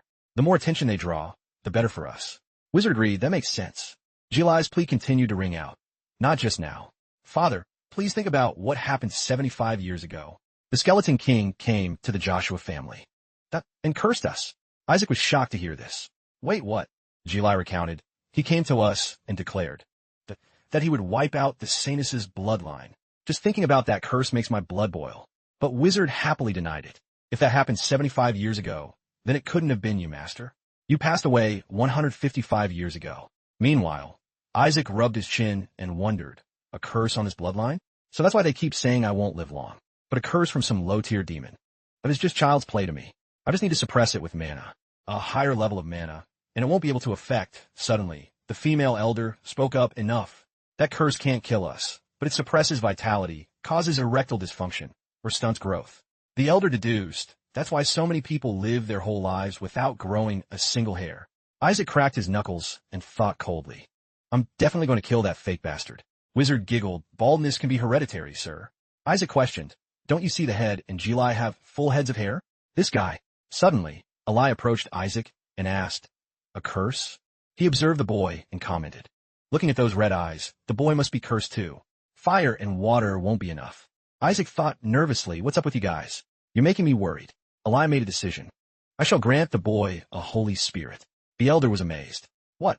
Isaac's eyes widened. A holy spirit? You mean those creatures you only get if they're granted to you? I really need one to reach the transcendent stage, a level where even the gods can't touch me. What an amazing gift. With a holy spirit, I'll become transcendent and punch those arrogant gods right in the face. Goel was shocked by this decision. A holy spirit? That's way too much favoritism, father. Isn't that a reward? But for those who bring great glory to our family name, this child hasn't done anything for us. Even if he really did melt that metal. That's just a blatant provocation against the Pope. Do you think he'll just let this slide easily? Isaac saw Goel trying his hardest to stop him from getting the Holy Spirit and glared at him. This guy again. Suddenly a lie question, so, Goel, when they sent that so-called gift. Now what did you do? Those heretics that dared to insult us right in our own mansion. And yet, not only did you send them back safely, but now you're standing up for them. What have you actually accomplished besides bullying your tiny nephew? And now you're planning to get in his way? Even wild beasts know to protect their own. Do you not remember that our Joshua family was built on the principle of protecting the weak? This little child should have been cared for, and yet he was the one who helped us restore our honor. Isn't that the perfect example of bringing glory to the Joshua name? Hearing that, Isaac gave a smug smile. Eli ordered, "Call everyone to the main mansion. I will bless Isaac." A few days later, Eli wondered, "Father, you're not just simply blessing the boy, are you?" "What do you mean?" Eli replied, "Don't you get it? If we push the boy into the fire or water to purge the skeleton king from him, he'll get hurt. The fire and water of the shrine that have very strong anti-demon properties. In that case, the boy won't be able to learn any exorcism rituals." Eli asked worriedly, "So the boy won't be able to reach a rank higher than a level 5 priest?" He replied, "Yes, he'd be stuck at level 4 forever.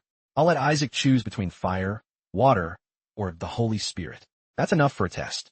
Then Eli raised his hand, holding 3 small orbs of different colors. Goel thought happily, "I knew it. I knew he wouldn't just hand over a Holy Spirit to that brat so easily." Eli dropped the 3 orbs on the ground and said, "Choose, Isaac." Watching Isaac pick the orbs, Eli thought, "The energies of fire, water, and the Holy Spirit. Isaac, please pick the white marble kid. Please pick it, Isaac." But in the end, Isaac chose the orb containing fire energy. He held the orb high in his hand. Goel smirked and pretended to comfort them. "Don't be so disappointed. Even a level 4 Joshua will eventually bring glory." Suddenly, a bright light shone out, startling Eli. It was coming from the orb in Isaac's hand. The orb began to crack, sending out bursts of burning fire raging through the air. The elders were all shocked. "What? Isn't that the fire of the shrine?" Suddenly, from within the flames, a Holy Spirit appeared. Isaac exclaimed in surprise, "It's a Holy Spirit." The Holy Spirit slowly stepped out from the sparks. She raised her hand. The head. Fire was everywhere.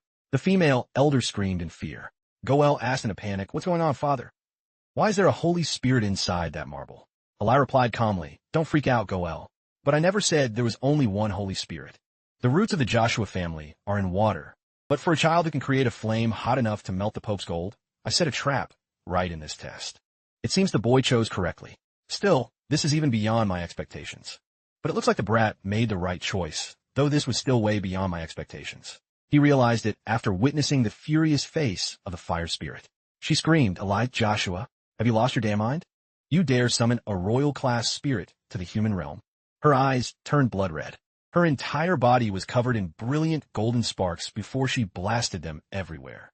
The elders began to scramble for safety. Under the wrath of the fire spirit, an elder shouted the announcement. "Hurry, use defensive holy arts." Goel asked in a panic, "Father, did you really summon a royal class? Are you trying to burn our entire land to a crisp?" Eli calmly pointed forward and replied, "It wasn't me. This child did it. This brat. Dot is actually planning to turn this place into his own grave." Meanwhile, Isaac looked at the flames burning around him with a clueless expression, having no idea what just happened. The fire spirit was livid. She slammed fire into the ground to incinerate everything, making everyone scream in pain. At this moment, Isaac thought fearfully, "I only meant to add a little holy power to summon a mid-class. Why the hell did a royal class show up?" Wizard asked tremblingly, "What on earth are you made of, sir?" Isaac stared ahead. Continuing his train of thought, "I was just wondering what I could summon if I tried a little harder." Around them, the fire spirit emitted even more flames containing a powerful source of energy. Suddenly, Wizard recognized it. Anti-demon flame. That's it. The flame that can convert mana into holy power. It will be a huge help to you. Master, after a moment of gazing at the fire spirit, Isaac replied, exactly. But how can I make her submit to me? The fire spirit continued to attack everyone in the mansion, making them shriek. Wizard asked fearfully, the traditional way, sir? Isaac frowned, searching for a way. Besides, royal-class spirits are all linked to the heavenly realm, and I can't get too close to those damn gods yet. Wizard agreed. True. After all spirits that have close ties with the gods. Suddenly, a moan echoed. Good Lord, Head, hurry and chase her away. This spirit lady is so crazy, but that even the gods would disown her. With that, the elder pointed at the fire spirit while Eli rubbed his chin and replied, well, if I were hated just because of my hair color, I'd probably cut ties with the gods too. Then he thought, I guess the rule is never trust anything with black hair. So that's why this spirit was cast out. She pointed at the elder and fired. A blast of fire at them, screaming, shut up, you weak humans. What the hell are you thinking? You dare summon me with a submission ritual? Eli calmly replied, I wasn't the one who called you. But she didn't believe him and continued to insist. Submission? Bullshit. You definitely used your authority as the head to summon me. But he immediately cut her off and pointed at Isaac. It was that kid over there. She went silent for a moment, looking at Isaac. Then she got even angrier and cursed. You're insane. You sacrificed a baby to summon me. Eli denied it. I would never do such a thing. She questioned him. Even if your family was collapsing, you couldn't have gone this far. What exactly did you do to this infant? And what is wrong with this brat? She suddenly wondered as she saw Isaac reaching out both hands, looking excited at the fire spirit. He thought enthusiastically, not only is she powerful, but she's also hostile toward the gods. I must have her. I'll use you as my mana filter. The fire spirit raised both hands and shouted, fine, then I'll test it myself. If this child summoned me with a submission ritual, then he'll survive this attack. As soon as she finished speaking, she blasted a stream of fire toward Isaac. The fire quickly lunged at him and flared up. Eli, seeing this from the outside, screamed, Isaac, while she gave a satisfied smirk. Better I end his life peacefully than. What? She stammered, as she saw Isaac still alive, crawling out of the flame she had created. Only then did Eli speak up and ask, do you believe it now? This milk-drinking baby is the one who summoned you here. Now, choose, sign a contract with this child, or refuse and face the punishment. The fire spirit gritted her teeth, refusing to submit. She questioned, do you think a spirit of my rank cares about something called punishment? This is even better. Since I'm already here, I'll burn this Joshua family to the ground and enjoy my freedom. Watch your souls burn to ash. You stupid whales. Before she could finish her sentence, Isaac walked up and ate her. Half the spirit's body was gone, with only 2 legs wiggling, making everyone there bug-eyed with shock. Everyone rushed over to stop Isaac. The spirit also cursed angrily. Hey, you crazy brat. Eli ran over to intervene. Isaac, you can't eat that. Don't you dare swallow this time. The fire spirit, inside his mouth, gritted her teeth and wondered, have you all lost your minds this time? How on earth have you been raising this child? Just you wait, you bastards. I'll retreat for now, but I will definitely settle this debt. Isaac heard that and thought, planning to teleport? The fire spirit spoke up happily. See you later, you sons of bitches. After some time had passed, everyone saw Isaac still holding the fire spirit in his mouth, making them all hold their breath. Wizard standing nearby exclaimed, oh boy. The spirit inside his mouth was also confused. Why can't I? Suddenly, her surroundings and her body were covered in massive mana energy. She suddenly screamed, God damn it. Is this dark mana? What the hell have you been feeding this child? Eli spoke up to explain. The boys swallowed the skeleton king's thumb. Isaac thought happily. Spirits are the purest beings in the entire holy realm, so they are practically the embodiment of holy power and extremely weak against dark mana. She showed signs of exhaustion and covered her mouth. Damn it. Am I losing my power? I feel so sick. Ugh. The fire spirit pleaded, stop it. Isaac also laughed happily. Eli pretended to pick his ear. What a shame. The skeleton king's power is too great. So we can't get close. She angrily asked. Usually just mentioning the skeleton king would make you guys go berserk and attack. Yet now you say such nonsense? Eli sat down and coaxed her. If you stay by my grandson's side and purify all the dark mana from the skeleton king, I'll send you back. She immediately cursed. What kind of high-quality drugs are you on? Do you even know who I am? Eli replied, fine, stay there and get eaten then. That shut her up in anger. The fire spirit kept cursing. You lunatics. This is why I hate all of you. If you weren't descendants of the Saintus, I would have cut you off long ago. Damn it. Since it's come to this, I'll use this brat to destroy those bastards. Suddenly, someone yelled angrily. What did you say about those bastards? At this point, Isaac was about to swallow her whole. The fire spirit gave in out of fear. For days.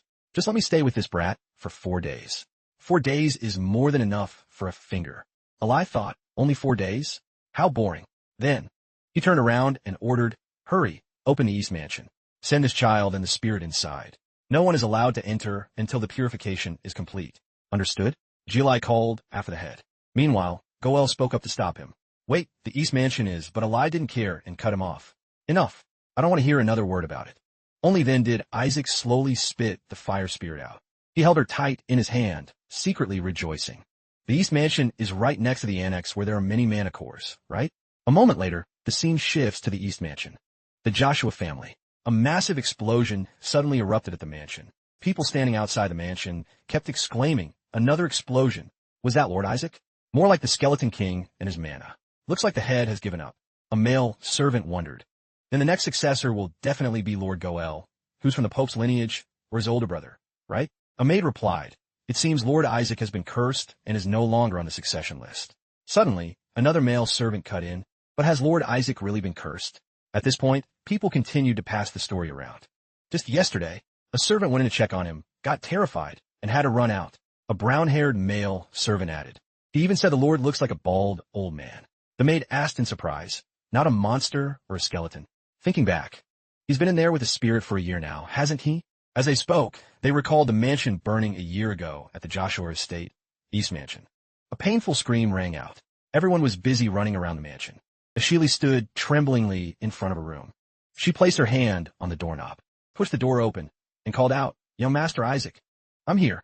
Ashili asked worriedly, Young Master, are you okay? At this moment, Isaac had something in his mouth. It turned out to be a lollipop. He took the lollipop out and glanced at Ashili. The surrounding atmosphere was extremely gloomy. Ashili wondered, just how powerful is the Skeleton King's curse that you still haven't grown, sir? Isaac smiled and thought, what are you talking about? I'm trying not to grow. After all power is absorbed most efficiently while still an infant. There are innate abilities you can only get at birth. The fire spirit was sitting on a chair, stretching tiredly. My whole body is so sore. Ashili saw this and asked caringly, did you sleep well, ma'am? She cursed, God damn it. No matter what, I have to purify all that mana today. I cleared almost everything yesterday. Hey, you brat. Why did your mana amount increase again? You damn monster. Just how many body parts of the Skeleton King did you swallow that the mana doesn't decrease even after a year of purification? It even increases every time I wake up. While cursing, she grabbed Isaac's shirt angrily. Isaac thought happily, that's because for the past year, I've been sneaking into the annex every night to absorb the mana pillars. Wizard, by his side, couldn't stop praising. I never expected so many mana cores in the annex. Oh my god, this is amazing, Master. I thought it would take 4 years, but I can't believe you finished it in just 1. The fire spirit floated in the air, sighing, while Isaac thought happily. Finally, the exhausting mana absorption is over. Since I'm self-taught, my knowledge is a bit limited, but I've already trained up to level 6 holy arts. Isaac's face looked very excited. Suddenly, Ashili came over to comfort him. It's okay, young master. The Holy See is about to take action. Then she picked him up. Isaac thought, the Holy See? Ashili continued, the Skeleton King's subordinates. The 14 retainers. All of them will be executed. Now we can completely purify the mana of the Skeleton King, so don't worry too much. Isaac heard this and panicked. No, are you crazy? I still have so many things to ask them, and yet you're going to execute them? Ashili took out a lollipop to coax him. Now, eat some candy and get some rest, young master. Isaac sat in bed, plotting. That damn imposter. I need to do something. Suddenly, loud laughter rang out. It caught Isaac's attention. You did great, Uzi. Goel and Uzi were walking toward the mansion together. Goel turned to him, beaming with pride. Not only did you skip grades, but you're also the youngest ordained priest. I heard the princess will soon attend this. That ordination ceremony, right? What a massive honor for you. As the valedictorian, you've been appointed as her guardian. Uzi smirked and replied, of course. I am your son, after all. This is nothing. Goel grinned from ear to ear at the praise. Right, and you're humble too. My son is becoming more reliable by the day. You're just like me, so brilliant. Before he could finish, a whoosh sounded. And Uzi vanished into thin air, leaving Goel standing there bewildered. Huh, Uzi? Uzi. By then, Uzi had been dragged into a room. He fell from midair and screamed in terror. He hit the floor with a loud thud. Suddenly, a voice called out, Hey, Uzi. Isaac stood on the bed frame, radiating a murderous aura. Do you want to die? Every time you open your mouth, you're capping. You think your life peaks after graduating the academy. Seeing him, Uzi panicked. Not this psycho again. Isaac continued to press him. Don't forget, it was thanks to my training that you could skip grades and ace those exams. And now you're acting like a big shot. Uzi stammered in response. I worked hard too. You think being valedictorian is easy. Isaac gave him a look of pure disdain. With your level, that would have been impossible. Dumbass. Uzi slumped, accepting it. Isaac rubbed his chin, thinking, maybe I should start preparing for the priesthood ordination ceremony too. After all, most high-level holy arts require ordination before use. He jumped down and suggested, hey, Uzi, I need your help. Uzi couldn't believe his ears and stammered. Me? What now? What could you possibly need help with? He pulled a total 180 after seeing the murderous glint in Isaac's eyes. Isaac threatened coldly. Hand over everything you've got. The prize money from the trivia contest, and that allowance you get from Goel. Uzi wept bitter tears, cursing internally. He's a literal demon, but he obediently sat down to massage Isaac's shoulders. Isaac spoke up. I thought so too. And what's this about the Skeleton King's subordinates being executed? Uzi replied, oh that? 2 years after the Relic Vault incident. They stopped following orders. Since they look like they're just waiting to die, the higher-ups decided to get rid of them. Isaac asked suspiciously, really? Fine, I have to get it this year then. Uzi wondered, get what? Isaac answered, the priesthood ordination. This made Uzi burst out laughing. He mocked him. Haven't even stepped foot in the academy, and you want to be ordained. A punch was thrown. Isaac turned around and challenged him. Try laughing one more time. After taking the punch, Uzi became much more compliant. He sat up straight and replied, I wouldn't dare, sir. But actually, there's a recommendation system. And coincidentally, the academy professors are here right now. If you get a recommendation letter and pass the test, you could be ordained. But Isaac was impressed. A perfect system for some backdoor deals. Uzi continued timidly. You have to perform a great deed to prove your virtue, but your personality is trash. Isaac was furious. Meanwhile, Wizard stood nearby, silently praising, this Uzi kid really knows how to read people. Uzi explained, you have to save a life to be recommended. The higher the status of the person, the better your chances. But it's not like an important person is just going to be in danger for you to save them. Isaac crossed his arms, thinking, so there's only 1 month left? But the princess is attending the ceremony. Right, Uzi stammered, yes, but Isaac wore a dangerous expression. Isn't a princess a pretty damn important person? The scene shifts to the Joshua Estate training grounds. Eli stood outside the gates, urging them. Just go. Isaac won't be going to the capital. The brown-haired man spoke up. Duke, this year is different from the others. The woman beside him added. This time, he must attend the National Foundation Festival. This is the year the saint candidates will be ordained as priests. Eli frowned, thinking. The woman continued to explain. Over the past year, while other candidates achieved great feats, young Master Isaac hasn't even shown his face. The man agreed. Exactly. He showed extraordinary skills at the Relic Vault a year ago. I heard he's living in the East Mansion. Just like the Saintesses, right? I'm truly looking forward to seeing how much he's grown. Eli only sighed. The woman continued to persuade him. As an academy instructor, teaching young Master Isaac is my life stream. Besides, this ceremony coincides with the princess's birthday, so the Pope will personally preside over it. These words seemed to sway Eli. He thought the Pope. The woman added, he will grant the title of hero to those ordained. Eli considered this. Receiving the title of hero significantly boosts one's power field. That is a massive benefit. But ultimately, he made a decision. Isaac is still too young to be ordained. The woman spoke up in protest. If he's that talented, what does age matter? After speaking, they both looked at him with watery, pleading eyes. He could only cover his face and sigh before giving in. Fine, all right. The two of them cheered in joy. But Eli set one condition for Isaac to be allowed to participate in the ceremony. But you two must take full responsibility. On the other side, Uzi was still massaging Isaac's shoulders. The boy was happily licking a lollipop while planning his next moves. A loud explosion occurred at the mansion. Outside, a priest stood watching. Observing the situation inside the mansion, he thought, so it's in there. Even the Pope. That could only summon a spirit king once.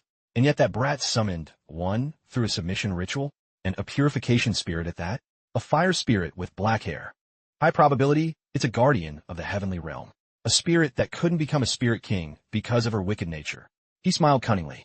The Pope and his family love collecting spirits. They'll lose their minds when they see this. If I successfully steal this spirit and offer it to them, I'll surely be handsomely rewarded. I've already prepared something that can neutralize. Holy mana.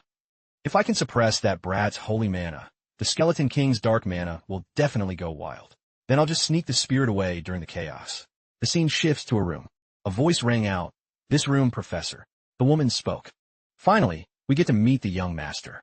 The man agreed, indeed. As soon as she saw Isaac, she called out affectionately, "Oh, young Master Isaac." The man also exclaimed, just as they said, "He looks exactly the same as he did a year ago." Isaac turned to look at them. He opened his big, sparkling eyes and babbled, "Come in, my recommendation letters." Seeing his cute face, the two of them couldn't help but gush. "My heart, we have to get him to the academy immediately." The priest, seeing him like that, cursed internally. "This little fox, trying to charm people? I'll use my full power to make the Skeleton King's mana go berserk." With that, he reached out to embrace Isaac. The boy looked at him with a clueless expression. He quickly pulled the boy into his arms, thinking, "Now go crazy." The room was dead silent. Instead of going crazy, Isaac seemed to enjoy it, nuzzling against him. He touched the chest area, that where the priest had released holy mana to suppress the Skeleton King's dark mana. The priest grew suspicious. "Why is nothing happening? I released enough holy mana to make the dark mana spin out of control." Suddenly, the fire spirit appeared and urged, "Hey, you damn brat, what are you waiting for? Just kill this shitty priest already. What are you planning to do with all that holy mana you're releasing?" He saw her and rejoiced. "There it is, a royal class spirit. This is my chance." He then took out a handkerchief soaked in dark mana. The fake priest pretended to wipe Isaac's face and said, "The weather is quite hot today, isn't it?" Catching the scent from the handkerchief, Isaac glanced up and thought, "Wait, this smell." He cursed, "Look at this prick." The dark mana quickly took effect on the spirit. She screamed in pain. The man saw this and yelled in panic, "Spirit, what's wrong?" Suddenly, the fire spirit's power was unleashed. Dot throughout the room. She seemed to have gone mad, screaming. The priest pretended to be shocked and said, "Is the Skeleton King's dark mana going wild?" The woman behind him added, "It's too dangerous, Professor." He suddenly pulled out a gem and calculated. "Good. Now I just need to smuggle this crazed spirit out." At that moment, he crushed the gem in his hand and unleashed a blast of red power. He shouted, "Soul-severing axe." The blast quickly flew toward the fire spirit, knocking her back. Suddenly, the spirit waved her hand, redirecting a flame. It immediately flew back at the priest, engulfing his entire body, making him scream.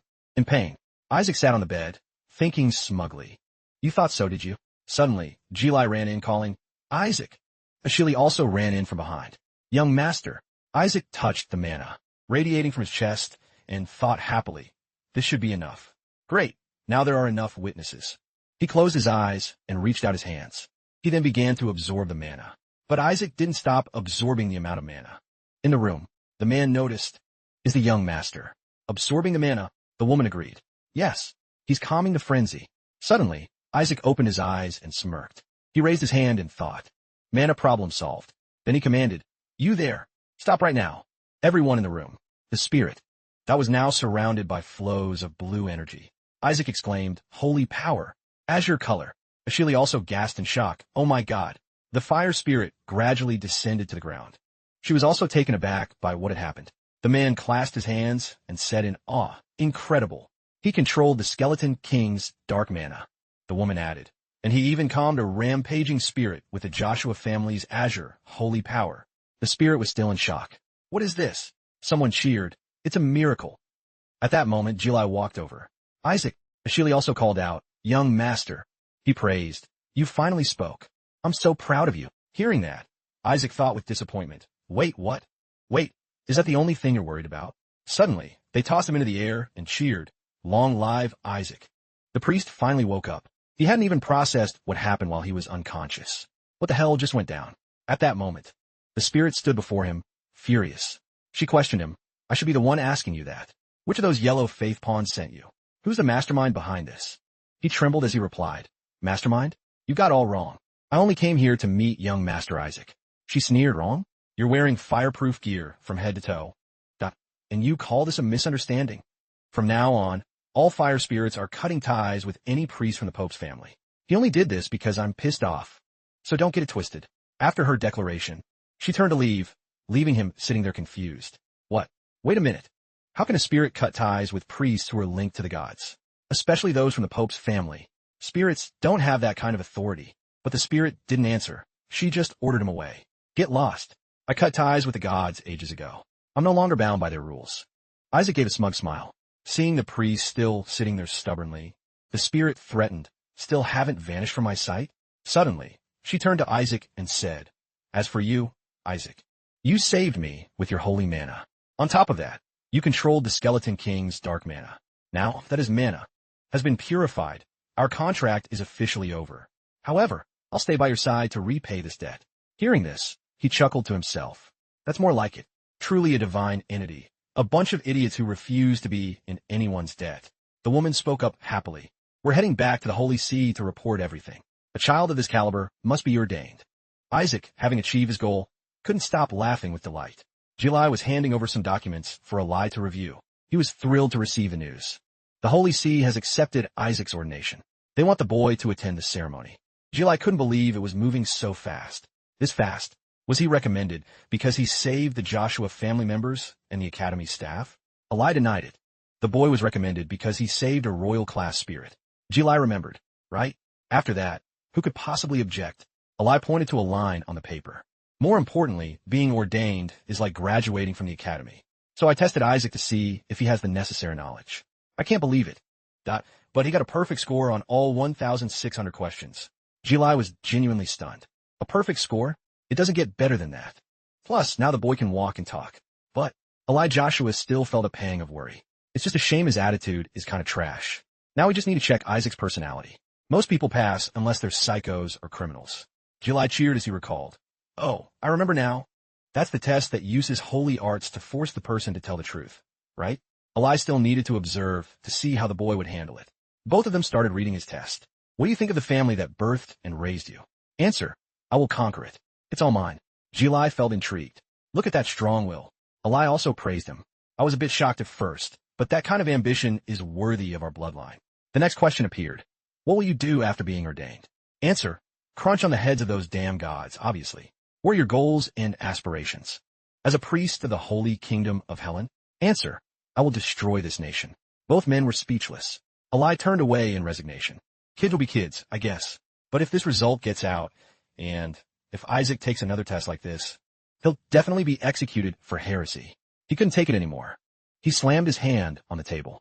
"You will go to the ceremony in his place. Do not let Isaac out of the house until then. Understood? This brat needs to be taught a proper lesson." First, back in the room where Isaac was staying, Whisper entered through the window. "Master, have you decided?" "Obviously." He gripped his bundle of gear tightly. Then he quickly made a run for it. Morning at the Roman Capital Academy. In the Holy Arts Department, an argument was brewing. "I heard a 10-year-old kid is getting ordained this time." "Seriously? What did he do to get ordained so early?" "Looks like this year's graduation ceremony is going to be interesting." Nizer's mouth was curled into a smirk. He looked full of contempt. A kid who can't even walk yet getting ordained? What a joke. This made the classmate there very curious. "Nizer, what do you mean he can't walk?" He didn't even bother explaining further. "It's just how it is. That brat hasn't grown an inch in a year. He's cursed by the Skeleton King. No way he's ever growing up." Nizer turned his focus to someone else. "Right, Aji? A kid like that getting ordained? It's probably just an honorary title." Aji had been watching them from afar, making it impossible for him to focus. What a pain. He was quiet for a second, and now he's starting again. Nizer was intentionally being sarcastic. But being from the Sainus' family must be nice, huh? Even a useless brat gets ordained. It's totally classless. Aji couldn't stand him anymore. This prick. How dare he? Kina stepped out from inside. "You think the Holy See is a joke, Nizer? Furthermore, the one who accepted Isaac's recommendation letter was Duke Lion, your own father. I don't think you're stupid enough to insult your own father, are you?" Nizer was furious at being humiliated like that. "You aren't even a student anymore. What are you doing here?" Kina snapped back. "I didn't want to come either, but I was invited. After all, I was asked to guide you all. As a mentor and holy arts instructor." Then he mentioned Aji. "Aji, I'm really worried about you two. That cursed Isaac. That will never be a priest. If the Joshua family even survives until you become a head, it'll be a miracle. But if it collapses, come find me. I'll give you a job doing chores for the Pope's family." Aji told himself he couldn't lose it. "I have to stay calm. Now isn't the time." He turned away coldly. "I don't need your help." He walked away as if nothing happened. "Worry about yourself." The scene shifted to the dormitory. A book was thrown straight to the floor by Aji. He clutched his head in anger. "Those bastards. Why is this nonsense happening to me?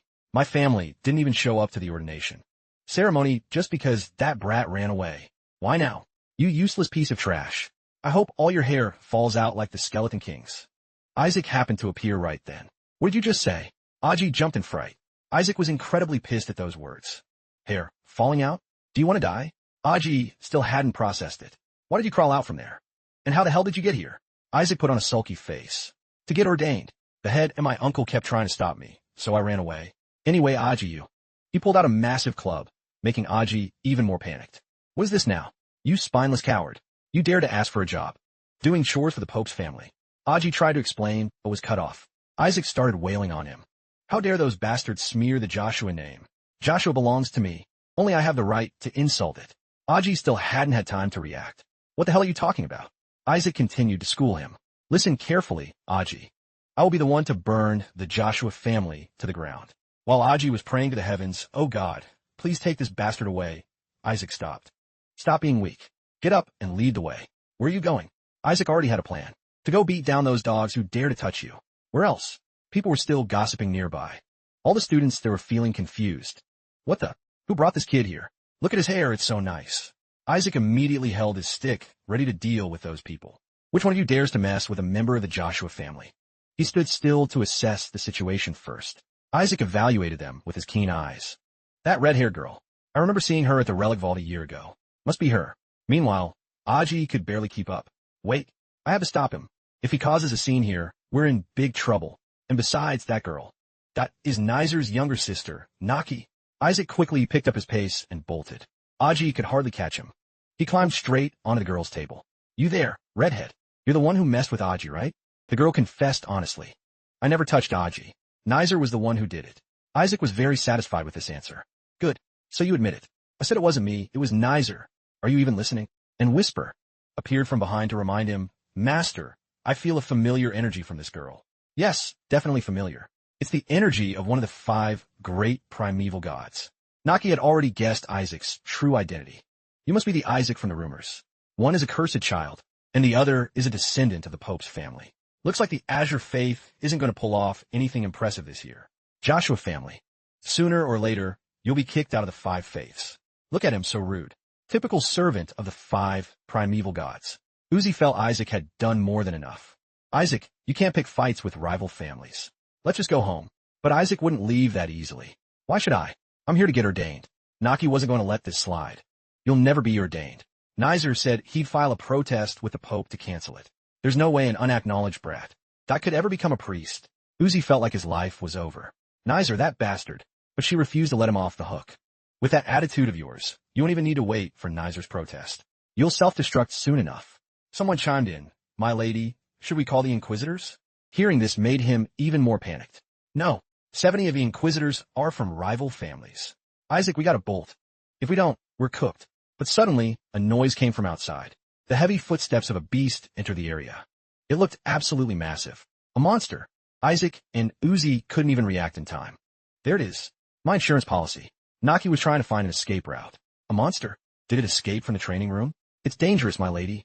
Stand back. An unnecessary chaos erupted.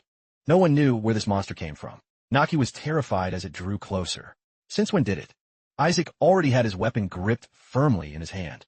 He bravely faced the beast alone. It wasn't that easy, was it? I've been calling you for ages, and you finally drag your ass over here? The beast's claws were incredibly sharp. It was out to slaughter everyone present. Naki prepared her magic. You damn monster. The fury in his heart was boiling over. But the giant monster didn't seem afraid at all. It clearly felt the fire burning within its body. Then, it suddenly turned and fled. Wizard had to acknowledge the plan. Truly, my master. You dragged out a sleeping monster, beat it to a pulp, and then kicked it away just to flex in front of everyone. Isaac was delighted. I just did what had to be done. A soldier from the building arrived. Where's the monster? Get away from it. I think it ran that way. Contact the monster disposal squad immediately. But some were still worried about Naki. My lady, are you alright? They were the Inquisitors. Uzi hoped they could leave safely. We'll be taking our leave then. But unfortunately, he was blocked. Hold it right there. No one leaves until the investigation is over. He felt his life was over. We seriously don't know anything. Naki suddenly did a total 180 in her attitude. Stop wasting your time. Naki pointed at him. That child saved me. Isaac was even surprised by this change. Naki stepped closer. Isaac, right? I'm sorry for what I said earlier. But don't think I'm particularly grateful to you or anything. Got it? Everyone else was scratching their heads. What's wrong with her? So the boy really. No one could have predicted this. Someone like you got a recommendation for saving a life. Father Charlotte was also bewildered. Is that the child my brother mentioned? The scene shifts to the Joshua mansion, Eli's office. An upset voice rang out. Why do you keep refusing? Cardinal of the Azure Faith, isn't it a good thing your grandson is being ordained? Let the boy attend. But Eli wouldn't budge. But the Pope will be furious. He didn't care who he offended. That's not my problem. My grandson will be educated at the Joshua mansion until he's an adult. The other person continued to protest. If you keep a child locked up like that, it'll ruin his personality. Eli grew even angrier. His personality is already trash. The person kept trying to persuade him. I don't know if you've heard, but apparently. But there's a golden-haired child walking around the academy. Eli suspected the person mentioned was Isaac. He immediately summoned Jilai. Prepare to go to the capital immediately. We must get there by tomorrow. Jilai felt this was impossible. Even via the fastest route. It'll take at least a week, sir. He had to act now. There were only 23 hours and 48 minutes left. Hey, Eli needs to find out fast. We gotta run. The next day, at the place where Isaac was staying, Uzi was outside, knocking on his door. Hey, Isaac, what are you doing? You. Are you really going to shove that tiny body into a priest's robe? Get out here. Everyone is here. They're gonna laugh in your face anyway. So move it. I'm done. Just give up and go home. Please, you don't know what you're doing. I'm begging you. But his attitude suddenly turned into panic. It seemed Isaac had entered. Let's go, Uzi. On the final night of the National Foundation Festival, the hall, for the ordination banquet. Everyone was seated. Suddenly, someone shouted, all rise. A footstep approached. All the powerful figures appeared one by one. Eli was present at the banquet. Everyone clapped to welcome him. Goel had been plotting for a long time. Those are the heads of the 5 great families. The future headship of the Joshua family and the title of Azure Cardinal. They will all be mine. Jilai suddenly appeared behind him. I'm not late, am I? Have you seen Isaac? Goel didn't care. Why look for him here? He's probably at home. Besides, don't tell me you ran all the way here. He nodded. Indeed I did. So do you know where Uzi is? I think Isaac is with the boy. He answered honestly. I haven't met the Pope yet. Pay your respects. Julio arrived, but his face was as gentle as ever. The blessing of the gods will always be with Helen. Julio's hand gently rested on the chair. He took his seat. Then he ordered everyone to stop the formalities. Sit down, my distinguished guests. Eli looked around, but didn't see Isaac anywhere. The ordination ceremony will begin now. When your name is called, please step forward. He held a wine glass, swirling it. Whatever, it's fine. Eli stopped when he heard his grandson's name. Isaac. The speaker called the name repeatedly, but got no response. Is Isaac here? He thought to himself. If he's not coming, stop calling. His name should have been removed earlier. He's not here, so move on. But before he could finish, there was a response. Isaac answered. Goel suddenly got heated. How shameless. How does that brat even dare to show his face here? Isaac walked out with a swagger. The fact that he appeared there shocked everyone. What? The speaker quickly invited him up. Isaac, please step forward. Jilai couldn't even stand straight anymore. He was so moved he started to cry. Isaac, is that Isaac? Since when did you get this big? And you're wearing the formal robes I prepared for you. Gossips filled the air as he walked up. I heard he was still a baby. Did he break the Skeleton King's curse? Does the Joshua family really have such a strong child? He's so handsome, but Nizer couldn't believe his eyes. What the hell is going on? How'd he get so tall all of a sudden? Isaac ignored the rumors. Uzi knew the truth behind this appearance. That damn Skeleton King bastard. You monster from hell, what did you do to Isaac? My nephew wasn't supposed to smile like that. Did he possess the boy? Or has the Joshua family curse ended? Kina continued to listen to the chatter. If this isn't a saint, then what is? He looks more blessed than cursed. He stood before Julio. Isaac looked at that face with suspicion. This guy is the Pope? He's clearly over 70. But his aura is like a monster's. Plus, his face reminds me of those popes I fought before. Should I take him out right now? Uzi and Jilai remembered what he wrote on the paper. As a new priest, do you have anything to say to the Pope? Answer. Kneel down so it's easier for me to chop off your head. He had to do everything to stop the boy. Why are my hands so sweaty? Jilai also coordinated perfectly. There's a cockroach. Goel couldn't understand what these people were doing. Are you people insane? I swear there was a cockroach right here, as big as your head. The speaker stepped in to stop the commotion. Everyone, please maintain order. Next up, Uzi, please step forward. He felt extremely awkward. These jerks were clearly trying to block him, but Uzi had no choice but to follow the instructions. Julio remained silent the whole time. And next, the ordained will now present their offerings to the gods. Everyone was eagerly awaiting the results. Finally, the time for the gods to choose has come. I wonder which deity will bless my child. Eli stood at a distance, observing the situation. He'd already guessed the outcome. High probability, it's the guardian saint of the Azure faith. Jilai, standing beside him, was equally nervous. I hope so. I mean, surely an evil god wouldn't pick the boy, right? Eli had already calculated everything. If that happens, I'll deal with it. July turned pale upon hearing this. With Isaac, sir? He was surprised by the question. I meant the Holy Grail. Did you think I was talking about Isaac? Uzi took blood from his own hand. He dripped it into the basin that had been prepared. A single drop of red blood dissolved into the water. It transformed into a brilliant blue light. Goel was genuinely delighted by this achievement. Truly, my son, the guardian saint of the Azure faith has descended. Isaac turned away in annoyance. He didn't want to look anymore. So the deity the Joshua family worships is the God of light, a deity who is poor but upright. He also had his blood taken according to procedure. As for me, no matter which god it is, it's just annoying. Julio felt something was strange when he saw Isaac's blood. He seemed to have discovered something. The drop of blood. It turned into a deep, dark crimson. Isaac was also shocked to see this mysterious phenomenon. Both Eli and July were equally stunned. He feared that his suspicions were coming true. Could be, but it was exactly what he thought. Isaac couldn't believe he contained this within him. The Skeleton King. The Skeleton King had actually manifested. Eli couldn't let it ruin everything. He immediately used binding ropes to restrain Isaac first. He swung a fist imbued with immense power. Eli immediately landed a heavy punch on that demon. The Skeleton King was forced out of Isaac's body. I've been waiting for this saint to appear for a long time. Isaac still didn't understand what was happening. Now I will destroy the Holy Kingdom bit by bit. Starting with this brat. Isaac wondered to himself, what is going on? He had to admit, that guy looked exactly like his past self. This is so gross. Wizard was worried about his master. What's up with this imposter? My master is supposed to look way more derpy and like a total loser. Hey, you bastard. Julio was still focusing his gathered power. Everything was lunging toward the Skeleton King. Eli quickly dodged to a safe distance, avoiding the blast. July immediately told everyone to stop. Eli was still concentrating his power. He could control everything, including the intense energy of that soul. A vortex of reincarnation was occurring right here. The Skeleton King groaned in pain while taking the hit. Head of the Azure family. Because of my curse. You probably can't use your full strength, can you? Wouldn't it be better to just stand still like a good boy? Eli stood there calmly and replied, I didn't intend to act, fearing I'd accidentally level this place. His eyes were glowing. Eli was annoyed by the sight. But you're jumping around way too much. The Skeleton King plotted something else. He shifted his control onto the boy. Do you want to see this little saint die? Eli immediately replied to that question. I was thinking the same thing. My nephew is held hostage, and yet you summoned something so dangerous? Why is its mouth hanging open? He continued to speak. Regardless of whether you hear me or not, a saint won't die just from taking this hit. Isaac felt like he was about to lose his life. Suddenly, another explosion occurred on the spot. It sent everything shattering, but the blinding light made it impossible to see clearly. The Skeleton King could no longer interfere. The palace had become a ruin. Everyone was searching for cover. Goel didn't forget to ask, did we get him? Everyone there was terrified. The Skeleton King is back. Didn't he disappear after cursing the Joshua family 7 years ago? Could it be he's gathered enough power to return?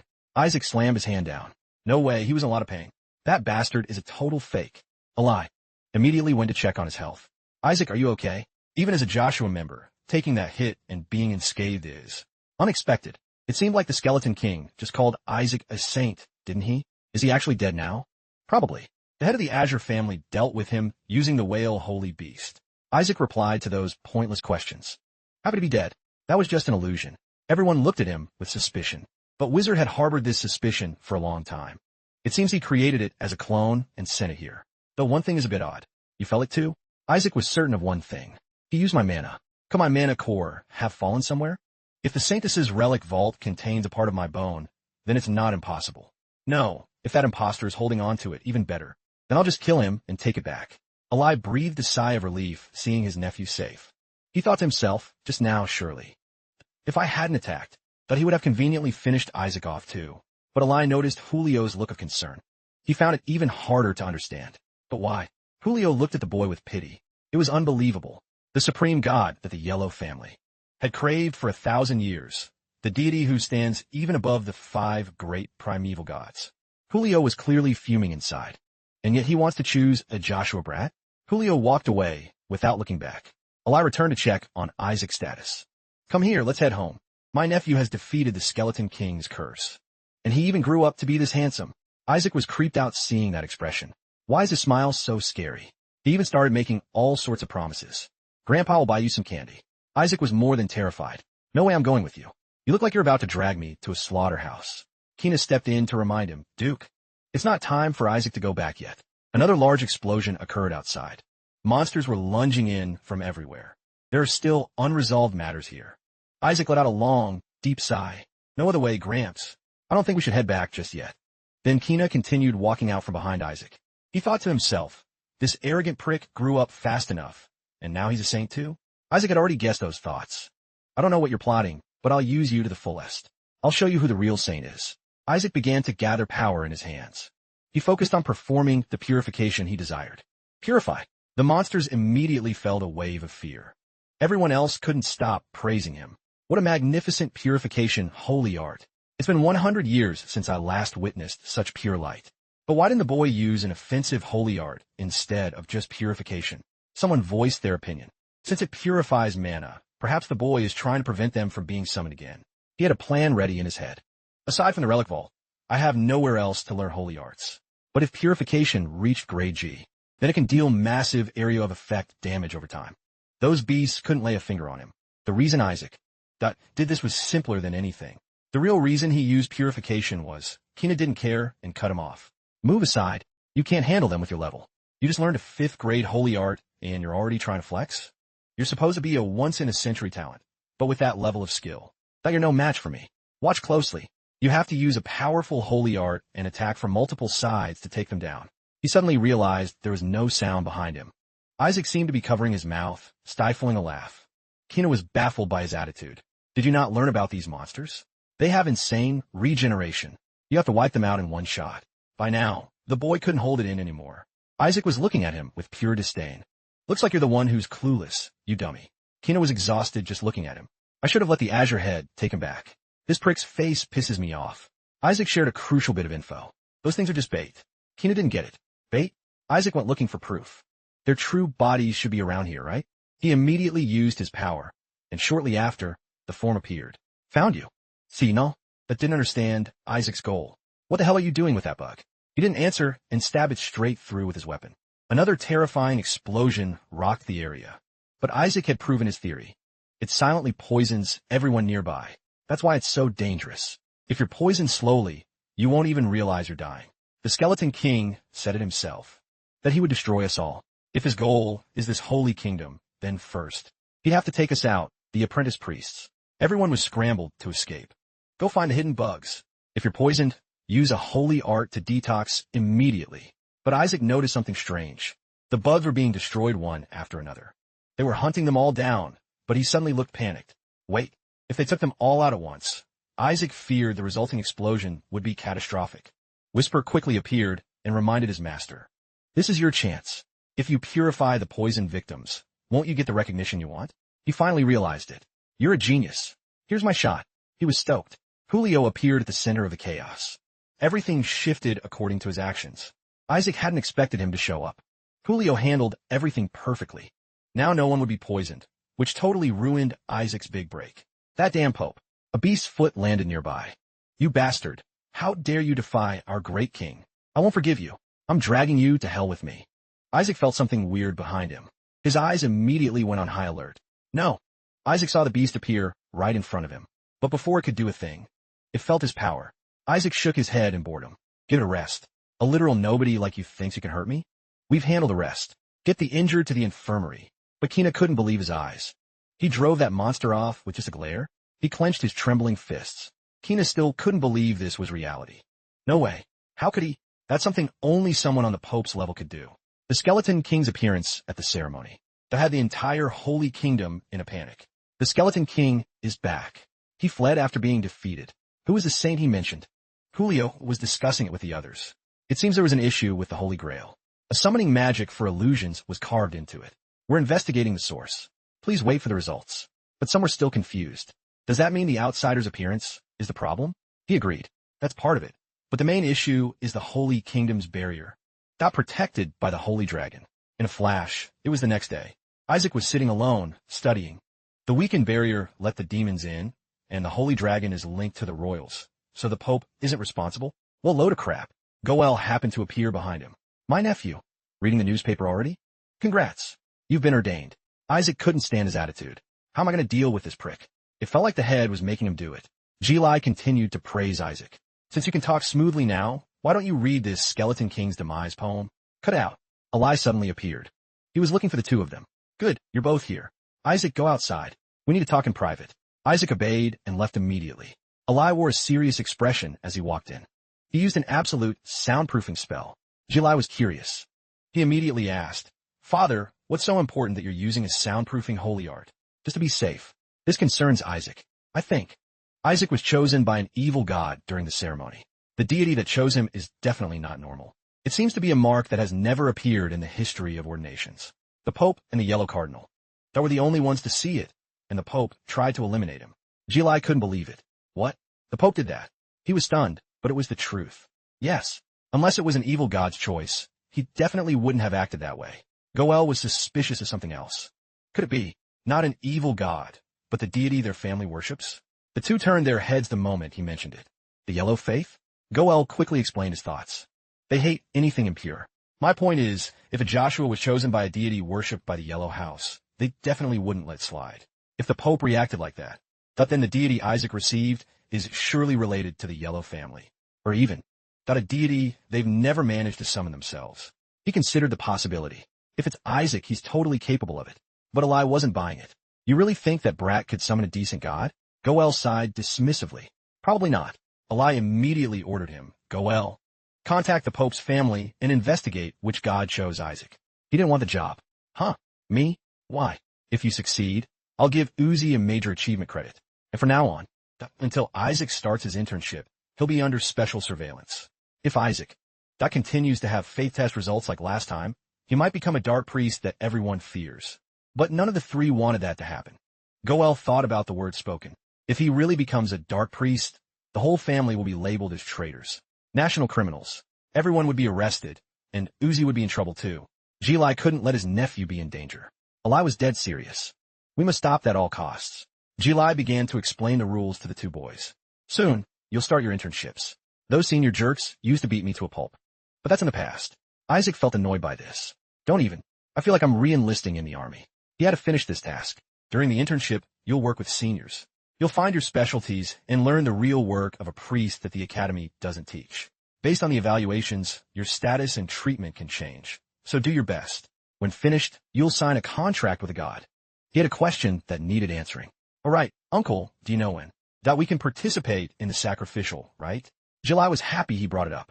You're interested in the right? Isaac needed to know more than ever. Very interested. Especially the execution of the Skeleton King's subordinates. He nodded, understanding. I'm glad to see your faith growing. Let me explain the sacrificial rite to you. Isaac leaned in to listen. Eli explained the origin in detail.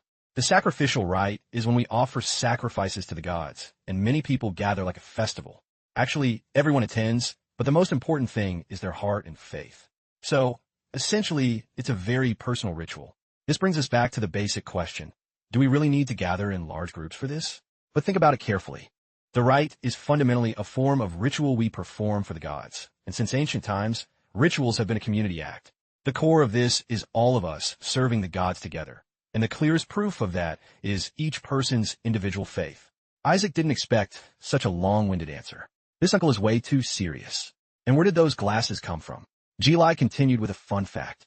Is kneeling alone a type of prayer, while kneeling in a group is a ritual? You can't really say that. What matters is the purpose and attitude. Anyway, I might have gone off track, but you get the point, right? This rite is a lot like a festival. And what's the first thing you think of with festivals? Right, having fun and enjoying things together. And isn't joy part of faith? So the gods will bless this rite with great joy, and that is their right during the rite, correct? This explanation made him realize. So low-tier gods or angels will attend the rite, right? If I catch you guys, I'll tear you apart. He was comfortable with his explanation. Our Isaac must want to personally execute the Skeleton King's subordinates. Huh? That sense of justice is truly essential. Yes. Goel immediately laid out the rules for the two. The group with the highest score will have the honor of executing the Skeleton King's subordinates. So make sure you do a good job, Uzi. Yes, father. He didn't like this one bit. Group work again? Seriously? He looked at him affectionately. I hope you guys get good results so you can achieve your goals. Yes. He had to accept it. Yes, uncle. No choice but to take out a few groups. And pretend to save the rest. I'll do my best. Jilai believed his own thoughts. Right, this adorable child could never become a dark priest. What a relief. Goel asked him about something he was curious about. By the way, Isaac, which god chose you at the last ordination ceremony? He knew he'd ask. Isaac had to answer. I don't remember clearly, but it was a pretty weird and annoying mark. Look, this is the mark of ruin. Both of them were terrified. That's definitely an evil god. Jilai stood up, trembling all over. It's okay. Sometimes there are gods with creepy-looking marks. Goel immediately tried to deflect. Right? In the end, faith is what matters. Don't worry too much. Oh right, the yellow cardinal is coming to see you. He didn't want to meet him at all. That jerk? You mean that guy? Why? Suddenly, a voice called out Isaac's name. This caught both of them completely off guard. Kina suddenly burst into the room. I have business with you. Neither Jilai nor Goel could wrap their heads around this. Why did he come to see Isaac? Who knows? I can't read his mind. Maybe he's here to harm Isaac? Could the Pope have sent him because of the evil god? That's highly likely. Kina gently took his hand. He started saying some really bizarre things. I used to think you were a worthless nobody. Are you for real? Isaac was totally creeped out. This prick is insane. Is he looking for a fight? Kina shifted to a more serious topic. But now I realize the reason you haven't appeared before the world for 15 years was for your training. You didn't want your skills defiled by the idiots at the academy. He's known since you were ordained. You're brilliant, incomparable to those fools. It's a waste of time for someone like you to be stuck doing internships. Isaac thought he was genuinely terrifying. Whisper agreed. I think this guy's lost his marbles. Kina was here to extend an invitation. Train with me under his tutelage, and then we'll enter the professional world. Take my hand, Isaac.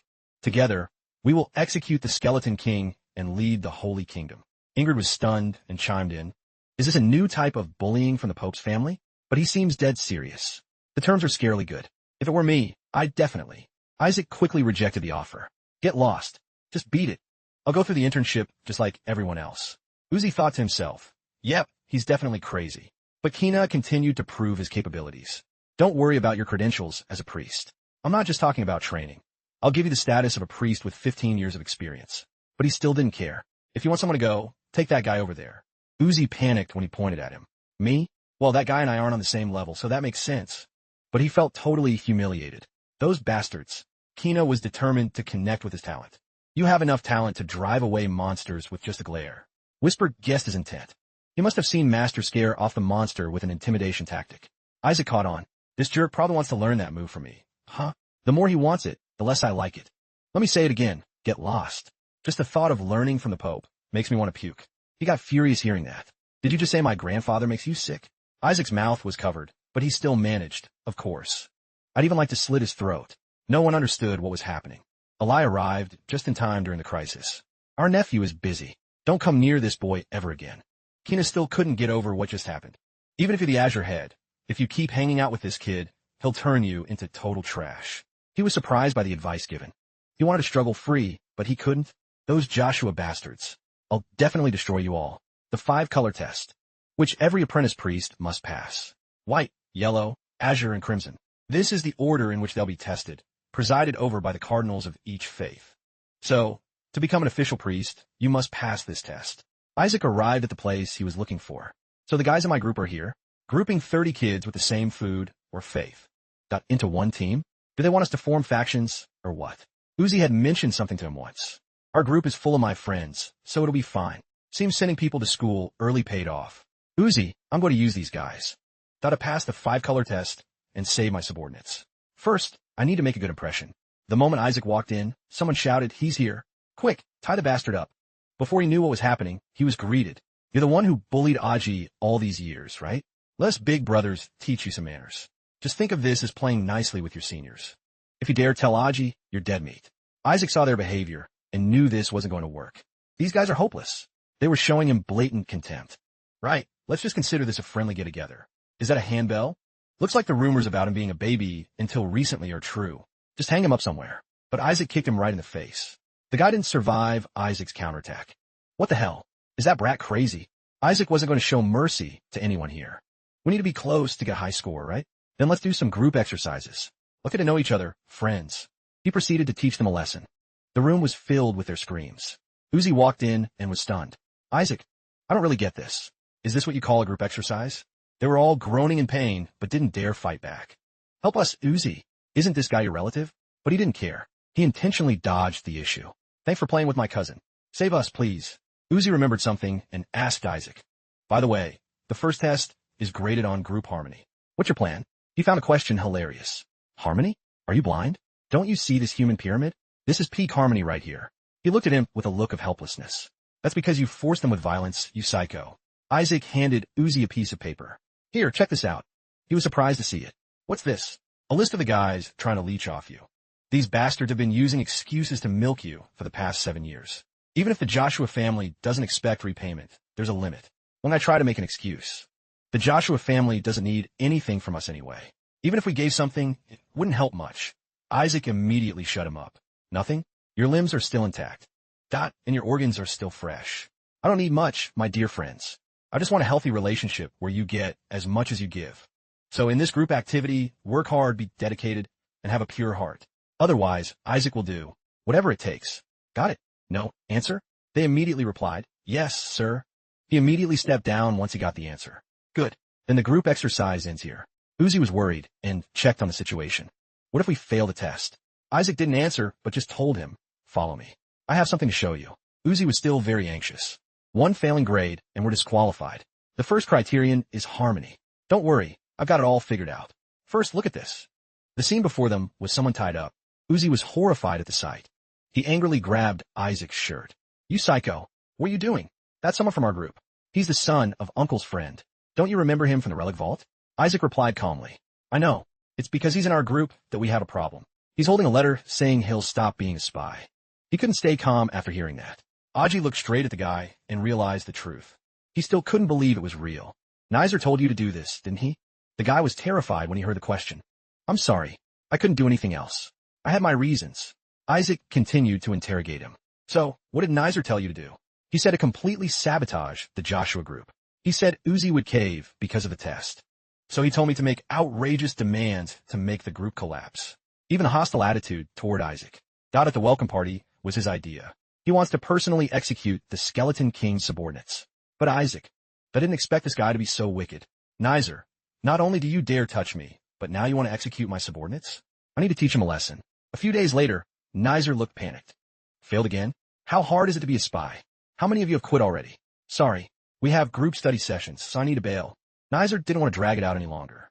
Fine, get out of my sight. Whatever. In Joshua's group. But there's still 3 people loyal to me. As long as they're there, they're definitely going to fail. He was harboring a deep grudge. That bastard is such an eyesore. I need to deal with him soon. Even my father is paying attention to him. Does he really want to invite him to the family? No, forget it. Just need to get through today. Anyway, those Joshua losers will be disqualified today, regardless. Today's lesson is about to begin. Welcome to the 5-color harmony. The white faith has cast its spell through words, but the most important thing between teammates is harmony and faith. Therefore, the first theme of the 5-color harmony will be assessed through voting. Nizer stood outside watching. If even one person objects to keeping the team formation, the whole team is disqualified. The objector will be moved to another group. Meaning, even if you betray the Azure group, that you can still continue the test. I've already planted my spies. So, you're definitely failing. Nizer had set a trap for Isaac long ago. If he wasn't careful, failing was a given. The presiding officer, it's time to announce the results. The Azure group is. The entire group has unanimously voted to keep its members. Therefore, the whole team has passed the 5-color harmony. Isaac turned his head toward him and smirked. Right after the announcement ceremony ended that day, Uzi chased after Isaac. Wait up. How did you do that? How on earth did you get them to be unanimous? He had no choice but to spill the beans. Remember how the yellow cardinal kept looking for me a few days ago? Uzi remembered clearly. Of course I do. You even dare to ignore the cardinal summons. Do you have a death wish? My bad. Isaac continued his story. I told him if he wanted to meet, he had to cough up the imperial medicine. He was stunned. Isn't that the secret drug only the yellow faith bloodline possesses? No way he'd just give it to you. But he said something even more shocking. Well, he gave it to me. So, I used those pills to strike a deal with those guys. Uzi's prediction turned into panic. What? He actually gave it to him? So you're giving the imperial medicine to them after the vote? Isaac denied it. I made them take it all before the voting started. He was even more surprised. What? What if they betrayed you? Isaac had calculated every factor. It's fine. I trust my teammates. But Uzi felt Isaac's behavior was very strange. Could he have actually turned over a new leaf? If so, that's a relief. As soon as they went inside, they saw them trembling. Please, we did exactly what you said. Please give us the antidote. Uzi didn't understand what was happening. What antidote? My stomach hurts so bad. But Isaac had come up with this invention. I trust they won't dare to betray me. What the hell did you do, you psycho? He quickly figured it out. Don't tell me you gave them poison instead of the imperial medicine. He intentionally dodged the issue. I gave him the real deal. 93 flour. 5 skeleton king mana essence. 1 laxatives, 0.5 hair extract, and just a tiny pinch of the imperial medicine. Honestly, washing a real pill with water would yield more than that. Isaac didn't feel a bit of pity for the scene before him. It's time they paid their debts after leeching off people for years. They were begging pathetically. Help me. I can't take it anymore. We passed the 5-color harmony, didn't we? Please give us the antidote. He opened the cabinet, seemingly forgiving them. All right then. Anyway, I'm a man of my word. Let's see. Where did I put that antidote? He actually pulled out a diaper. Found it. Uzi looked on in horror. You're insane. That's the diaper you used to wear. Who keeps an antidote in a diaper? He was intentionally messing with them. Now, who should I give this to first? Nizer couldn't take it anymore and burst in. Give me back my people, you bastard. I don't know what kind of bribes you used to snatch. Got my subordinates away, but I'm not letting this slide. He was issuing a warning. Don't mess with Isaac. He couldn't understand what they were thinking. Why are you guys suddenly jumping out to protect him? What did you do to them? Nizer was interrogated word by Isaac. I heard you told them this. In times of crisis, what humans seek is an overwhelming power. But you're wrong. The most important thing to them right now is saving their own skins. No one can resist death. Nizer was terrified by those words. But he couldn't believe this was the truth. No way. Are those the eyes of a human? Meanwhile, at the Holy See office, Hizay was busy with his work. Mean, it took 7 days just to see one apprentice priest? How disrespectful. My apologies, sir, but regarding his demands. Isaac says he's not coming. Hizay didn't expect him to be so stubborn. He received the imperial medicine and still won't come? That's what he said, sir. Also, he asked me to deliver a message. He was losing his patience. What message? Next time, that if you wanted to come, send a whole gold bar. Hizay went into a frenzy, smashing everything. Bring that brat before me by any means necessary. Nizer left angrily after the argument. That bastard. Still, it wasn't a total loss. My people said he has something that he can't let the Inquisitors see. If I investigate, I'll find a lead. I'll expose his identity with my own hands. Suddenly, he saw many people gathered. What's wrong with you people? Why is the dorm so noisy? They immediately explained the reason. We have business with the young master here. Nizer thought to himself, why did I have to run into someone from the Crimson family? The mortal enemies of the Yellow House. Please just disappear, you Crimson freak. If rumors spread that the Yellow Cardinal summoned someone from the Azure family, it'll be a mess. Nizer looked at the person with a hostile eye. Isaac stepped out from inside. Hearing the noise, he said, why are you guys so late? I'm sure I told you to come early. Because I need something for the tea party. They were rejoicing inwardly. This kid is definitely trying to help us. With what he got, this is the least he could do. Typical Joshua, always so predictable. That's right. My friends came because we have something for the young master. It's being prepared. Exactly. A social gathering requires hospitality. So bring it before the day ends. He got even angrier. A social gathering? That's the meeting where you seduced my subordinates, isn't it? We'll be taking our leave then. Nizer immediately cast a 5th grade holy art. Great repentance on them. I just helped your subordinates take a little rest. Now, I have private business with you. Why don't we do a fun little faith test together? But Uzi thought of the worst case scenario. No way. He'll definitely be burned at the stake if he takes that test.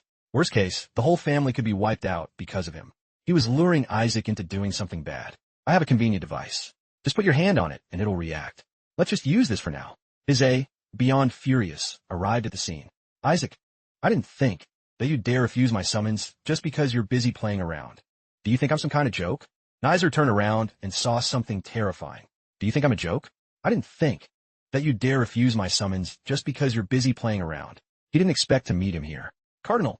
Hizay looked down at where Nizer was standing. You're getting pretty cozy with the Crimson family, aren't you? A brat from that house dares to lay a hand on my subordinate? He was shocked by those words.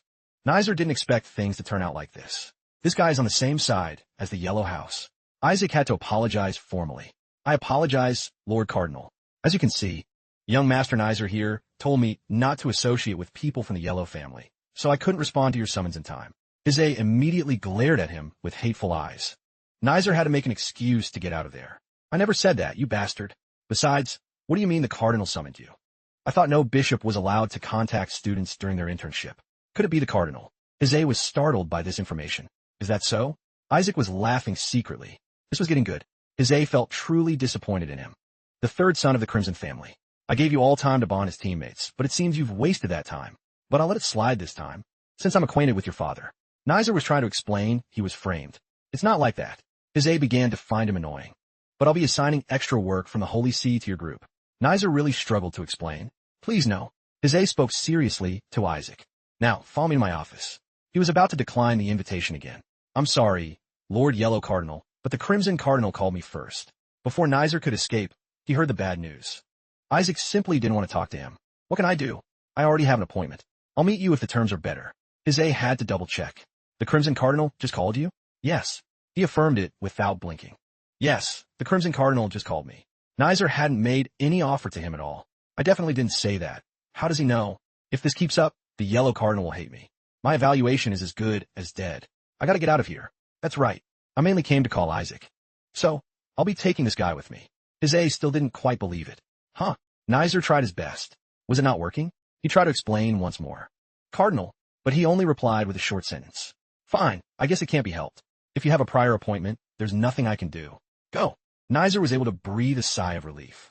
Even the Yellow Cardinal wouldn't want to pick a fight with my family. But he didn't forget the previous issue. However, the fact that you caused trouble for the Yellow family is still true. But he still couldn't escape the misery. So, starting tomorrow, I'll assign you extra work.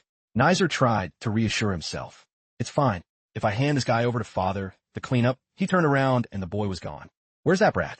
Uzi answered for him. Isaac went to sleep. He said if he wants to grow taller, he has to go to bed early. Nizer ground his teeth, nearly losing it. It's only 2 p.m. You bastard, wake up right now. Please just wake up. Get that ninja out of here. But he was still fast asleep. 3 days later, it was time for him to clean up. Nizer still hadn't stopped hating Isaac. About what happened before. I'll kill you. Who can stand cleaning 18 hours a day? A talentless loser. But who can't even bring one boy to me? And yet you dare ask for my help? My teammates are whining all day about low scores, and even my father won't help me.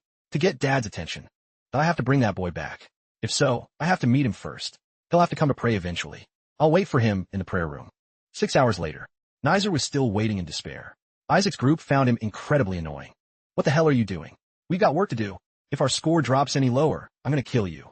He stubbornly refused to leave. No, I have to see Isaac. Finally, Nizer saw Isaac appear. Isaac waved with an extremely friendly look on his face. Nizer was totally spooked by this. Let me go. Even as he was being dragged away, he tried to stay. Uzi stood behind him, looking bored. You're a real devil. Did you come here just to spite him? But wouldn't meeting the Crimson Cardinal, that'd be good for us? Isaac didn't quite get it. Why is that? Uzi explained his theory. Because the Yellow Cardinal will never help us become king. Isaac pressed further. What do you mean, king? Uzi was annoyed by his cluelessness. I'm begging you. At least learn the grading criteria. Isaac felt he should have mentioned that sooner. Uzi was already imagining the worst-case scenario. If the Cardinal flips out and ranks us as skeletons, we'll be demoted back to the academy. Plus, the Yellow Cardinal might even try to kill you. But Isaac didn't buy it. Be real. Who would hold such a grudge that they'd kill a 10-year-old? He even gave me imperial medicine. Uzi was shocked Isaac still didn't get it. You don't know? Your mother was once engaged to the Yellow Cardinal, but your father snatched her away from him. The engagement was ruined because your father turned it into a conflict between the two houses. Isaac turned pale as it clicked. He definitely wants me dead. 100. He turned around and saw Whisper. You scared the life out of me. Uzi felt he had to guide Isaac. If you can pull the Crimson Cardinal to your side, you can use him to keep the Yellow Cardinal in check. Not to mention the Yellow families. Descendants also have to pass the Crimson family's test. So just promising they won't get a skeleton rank in the Yellow test is enough. Isaac thought this made perfect sense. Fair enough. I'll go meet him once and see. Suddenly, a hand covered Isaac's mouth. Uzi hadn't even finished the conversation. What did you just say? But Isaac was nowhere to be found. His was still reading documents in his room. Isaac's disappearance was his doing.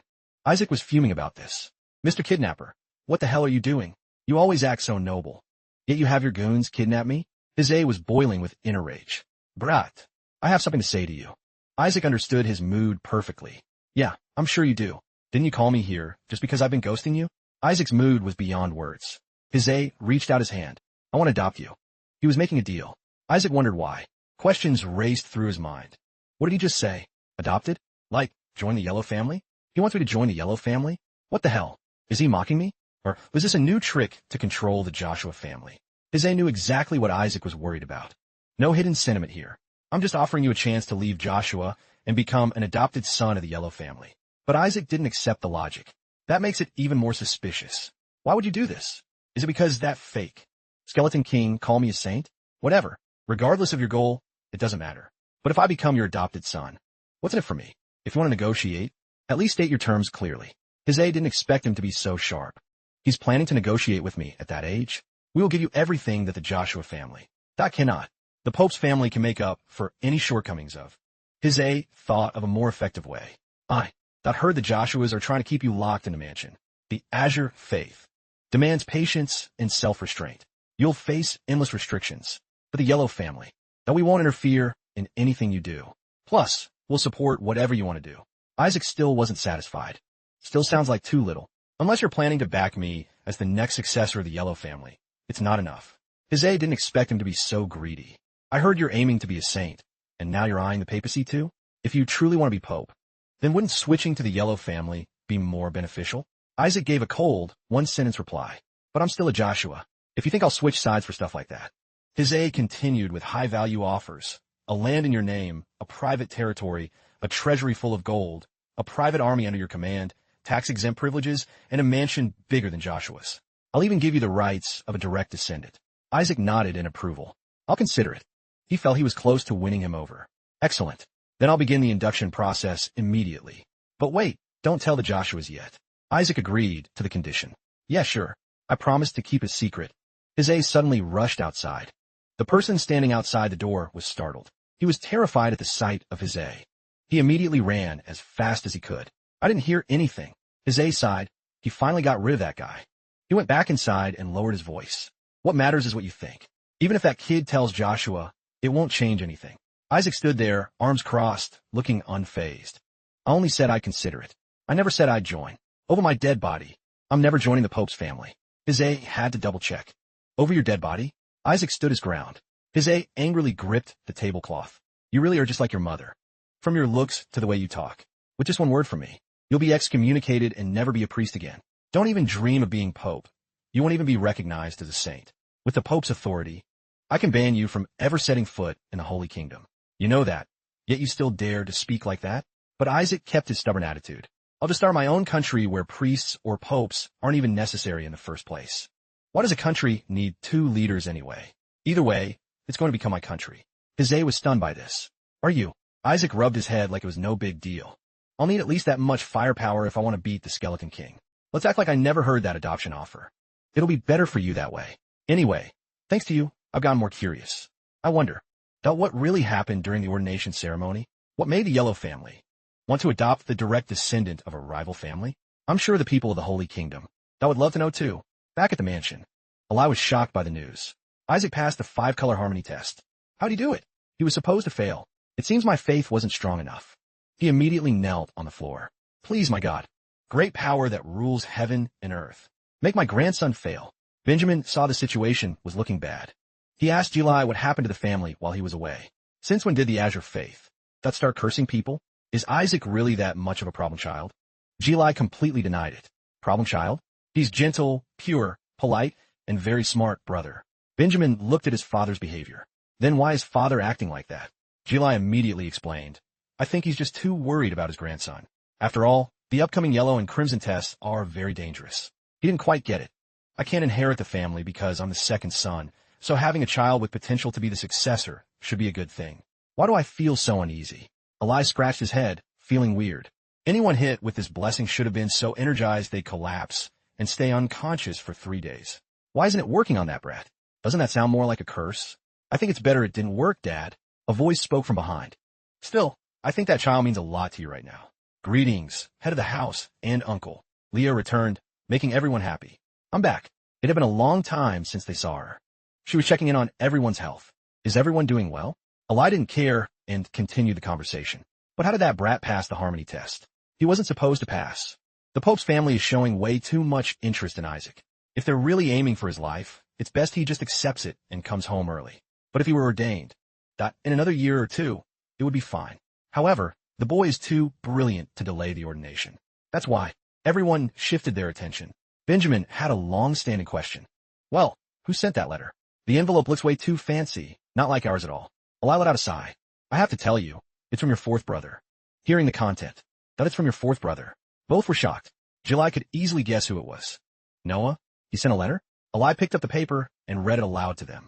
When are you going to stop being the head? You're about to kick the bucket, so why not hurry up and hand over the title?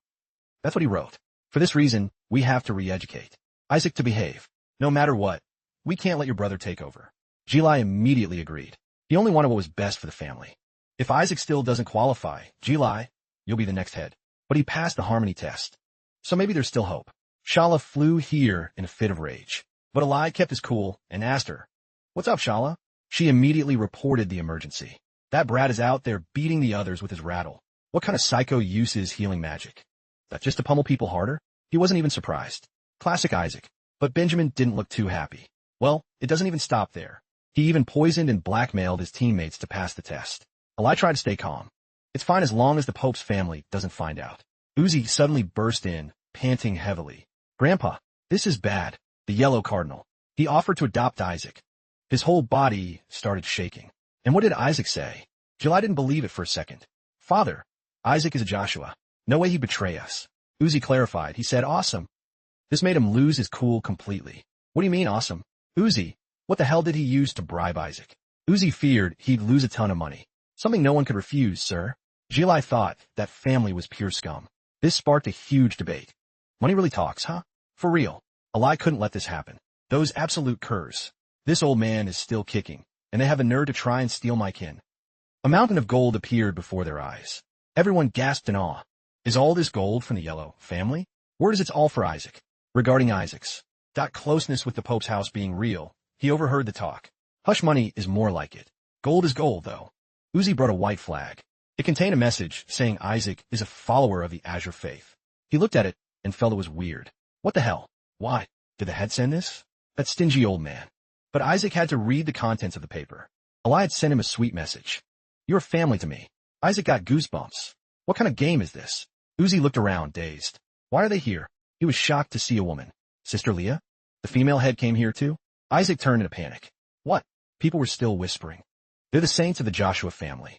Look, it's Melissa. Isaac couldn't believe it. Melissa? Why is she here? Does she know how hard I've tried to dodge her? He was desperately trying to hide. I gotta find a spot to hide. That was way too real. That's a video from a communication orb, right?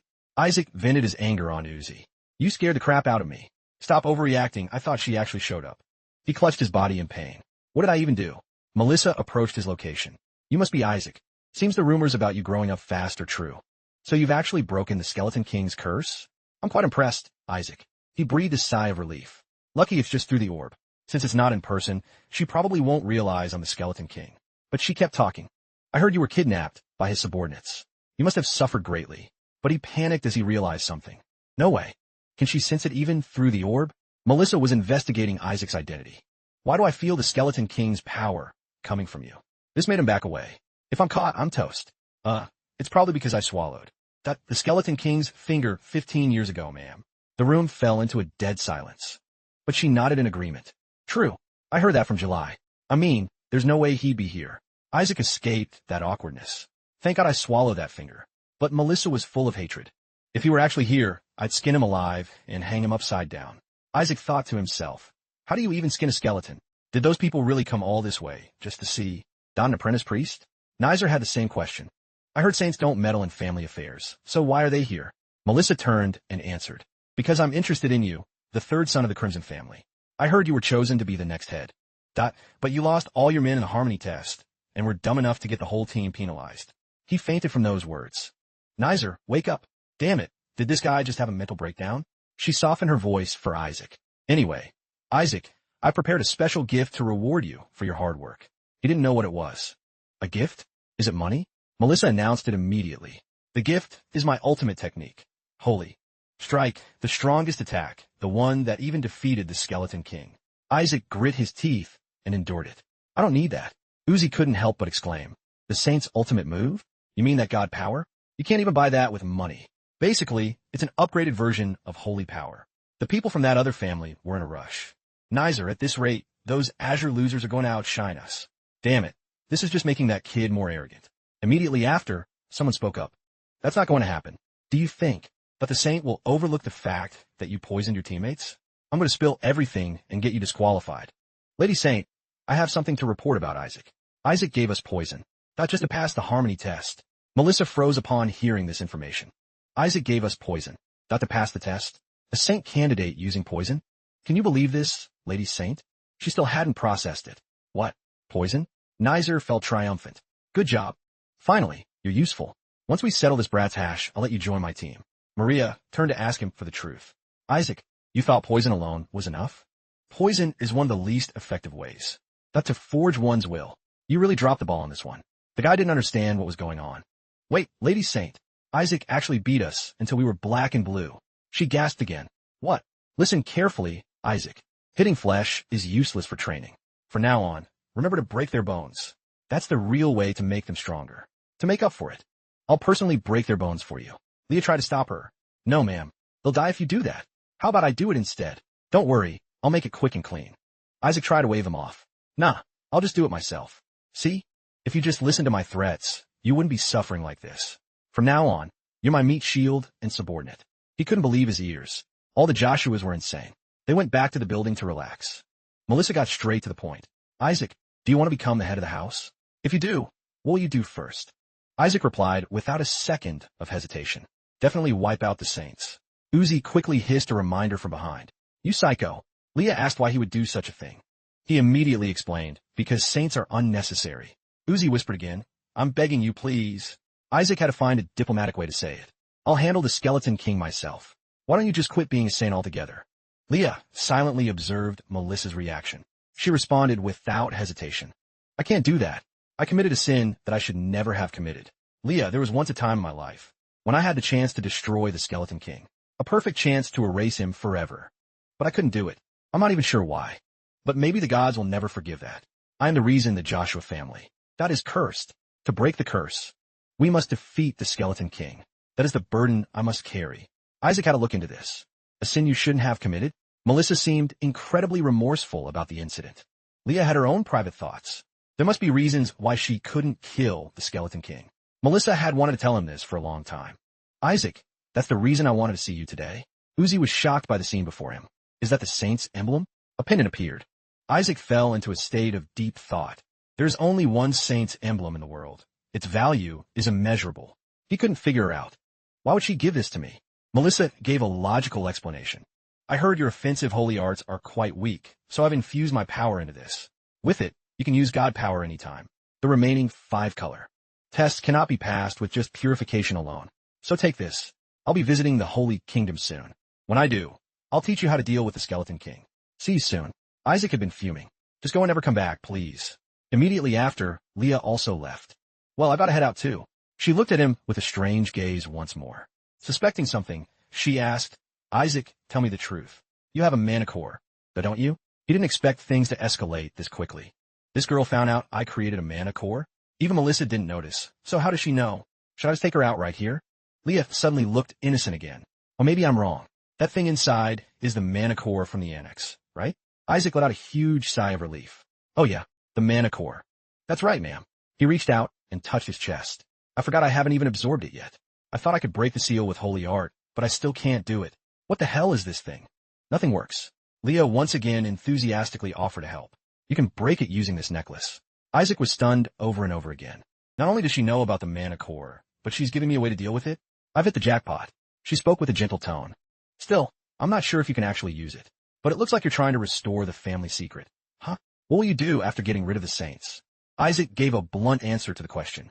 Become a wealthy freeloader. Well, I can't stay here any longer. I'm off. Make sure we meet again after your internship, okay? He thought her attitude was absolutely crazy. This girl isn't normal either. Someone was already waiting for her outside. Let's head back, milady. We've stayed quite a while. That necklace. That could reveal the family's secret art, you know. Leah quietly got into the carriage. I know it's a family heirloom. It's passed down directly by the head of the house, so the other direct descendants are eyeing it. If it gets taken, it just proves that's all he's worth. But if he can protect the necklace, he'll become the successor. It's still better than him wiping out the Holy See. She recalled the words he had said. I'll wipe out all the saints. I'll handle the skeleton king myself. Make sure you actually do it, Isaac. You just need to keep that promise. By now, night had fallen with a pouring rain. A close associate met with Goel. Lord Goel, it's been a long time. He walked in and greeted him. Are you doing well? I am, sir. How are things with the Joshua family? Goel was dissatisfied with that side. What do you think? There's still a bunch of trash as usual. Truly, the Joshuas are all hypocrites. To be honest, I'm afraid I'll go soft on them. Something had definitely happened during the ordination ceremony, the priest in charge of Isaac's ceremony. That was found dead in the forest. Monsters? Was it serious enough to require silencing him? On top of that, the Yellow family wants to adopt Isaac now. No way they do that unless they've all gone mad. Too many weird things here. Even if my mother belongs to this family, if I dig too deep, I might lose my life. I want to rest for a bit. Don't come in until I call you. Yes, sir. Soft-hearted? Me, the one who handed Joshua over to Cardinal Jose? Sometimes I've thought maybe I was too close to the Joshua family, but I don't feel that way at all. In this damn family. Goel went inside Jose's office. At the secret information archives, he was searching for Isaac's ordination. There it is. This is the mark of the god who chose Isaac. He was shocked by what he saw. Everything belongs to me. Is it the greatest god? I see. That's why the Pope's family. I've been doing all of this. No, this isn't for the Holy See. It's for the survival of the Jose family. No, this is a matter of survival for the entire empire. In a different scene, clothes were scattered everywhere. Whisper was happily searching with his master. This much should be enough to buy weapons to break the binding orb, right? Isaac was glad to have found it. I think it's enough for now, but the problem is the anti-demon stone. Whisper chimed in. It doesn't just negate mana. It's immune to magic and holy power too. Real headache. He was in a state of anger. They dared to turn my subordinate's binding orb into an anti-demon stone? Those bastards. He could guess why. Probably because it's the only way to take down a level 9 demon king. Isaac just had to brush it off. Whatever. I'll try to unseal the mana core first. Whisper brightened up. Are you finally going to absorb it, master? He followed Lee's instructions. This thing should help me unseal it. But I've never seen anything like this before. Look, it's opening up. He focused intently on the miraculous sight. Isaac immediately ordered Whisper, eat it fast. It followed the command and carried out the instructions. He grew even more intrigued. There's more mana than I thought. This is more than enough for me to rank up my magic. Now I can cast high-level spells to my heart's content. He channeled his power even more intensely. But Whisper was still focused on swallowing everything. Isaac wanted to finish it quickly, but then he felt something strange. His hand suddenly turned into nothing but bone. Isaac was so panicked he was speechless. What the hell is this? The room still only had the two of them. Isaac was trying to salvage the situation, but his hand wouldn't return to normal. Not these damn bones again. Damn it, it's definitely the curse. The curse that helps the Skeleton King not become the strongest demon king. The reversal of life and death. Whisper was worried for his master. That curse will take over your body. He immediately denied it. My body is blessed with many graces. I won't be swallowed that easily. The curse just spiked because the mana that I absorbed increased too fast. It understood the logic. So the balance has been tipped. Isaac had to explain to Whisper to make things clear. I could boost my holy power to suppress the curse, but then I'd have to live like a devout lamb. Too much hassle. Who knows how long that'd take? He spoke his mind. Your body can automatically convert mana into divine mana. So maybe wait a bit? Or try sucking some mana from the Saint's emblem. You'd eventually get caught and burned alive, though. But he felt that'd be a waste. No choice. I'll use the 5-color test. If I play my cards right with the heresy test. Out of the Crimson family, I can boost my holy power significantly. For now, I'll just seal my right hand. Suddenly, he heard someone calling his name. Uzi unexpectedly appeared from behind. What are you doing here? Isaac immediately turned to hide it. You're here too? He was suspicious of the behavior. Why are you laughing to yourself? You're creeping me out. Why are you hiding your hand? Are you hurt? He immediately shook his head. Hurt? Me? No way. I am totally fine. Uzi was worried and grabbed his hand. Fine. Let me see. What the hell happened to you? Is that bone? Just then, Whisper chimed in to remind Isaac. Master, use memory wiping magic, quick. But he didn't want to. No way. If I use it on someone else, I'll get caught. Uzi was trembling all over. I didn't think you were just morally corrupt, but your body too? Is your morality rotten because your body is decaying? You should have said something when this started. Everyone thinks you're just a jerk for no reason. So that's the Joshua family curse. Either born useless or talented, but with a major disability. One of the ancestors had this too. But how are you both disabled and morally bankrupt? Isaac was fuming, but did nothing. Try to stop him right now? He was genuinely worried about his condition. First, let's tell Grandpa and get you treated. Even if you won't live long, there must be a way to extend your life. No way Isaac would agree. Then my identity as the Skeleton King will be exposed. Don't tell Grandpa or my uncles. I don't want the family to worry. But more importantly, the 5-color test is way more crucial right now. I want to personally destroy the Skeleton King's subordinates. before I die. Don't worry, I won't kick the bucket that easily. I have a way. Uzi didn't expect him to be so smart. A way? Tell me, I'll help you. He felt lucky to have this chance. Then for now, I need you to deliver something to the Crimson Cardinal. 20 days later. The whole building was buzzing with complaints. Isaac, that bastard. Who the hell plants a bomb in the toilet? He pumped poison gas into my pillow too. That's not even it. Yesterday he spiked the food with something weird. Isaac was munching on bread, looking satisfied. You guys don't like my personal training plan? They weren't happy at all. Training my ass. That's straight up assassination. And what the hell is this now? He quickly explained the paper. What else? It's your goal. If you're done eating, put these on. They were bewildered, not knowing what he was planning this time. What's this? Sandbags? Are you making us do physical training? We're clerics, not knights. Isaac didn't give a damn about their complaints. The next 5-color test is coming up. We need to work on our stamina. What are you talking about? The next one is the yellow test. Don't they want us? Got to use our intellect? He forgot to tell them about the change. I switched the order of the exams. It's the Crimson Physical Test. They were completely in the dark about this. You switched the order? What the hell did you do? He was pleased with his own decision. And I changed the exam content too. Enough small talk. Put on the sandbags and run 50 laps around the training ground. They felt more bullied than ever. That's ridiculous. You can't just change the order whenever you feel like it. And 50 laps? Are you insane? Isaac waved them off and changed his mind again. My bad. I meant 100 laps. He was straight up power tripping.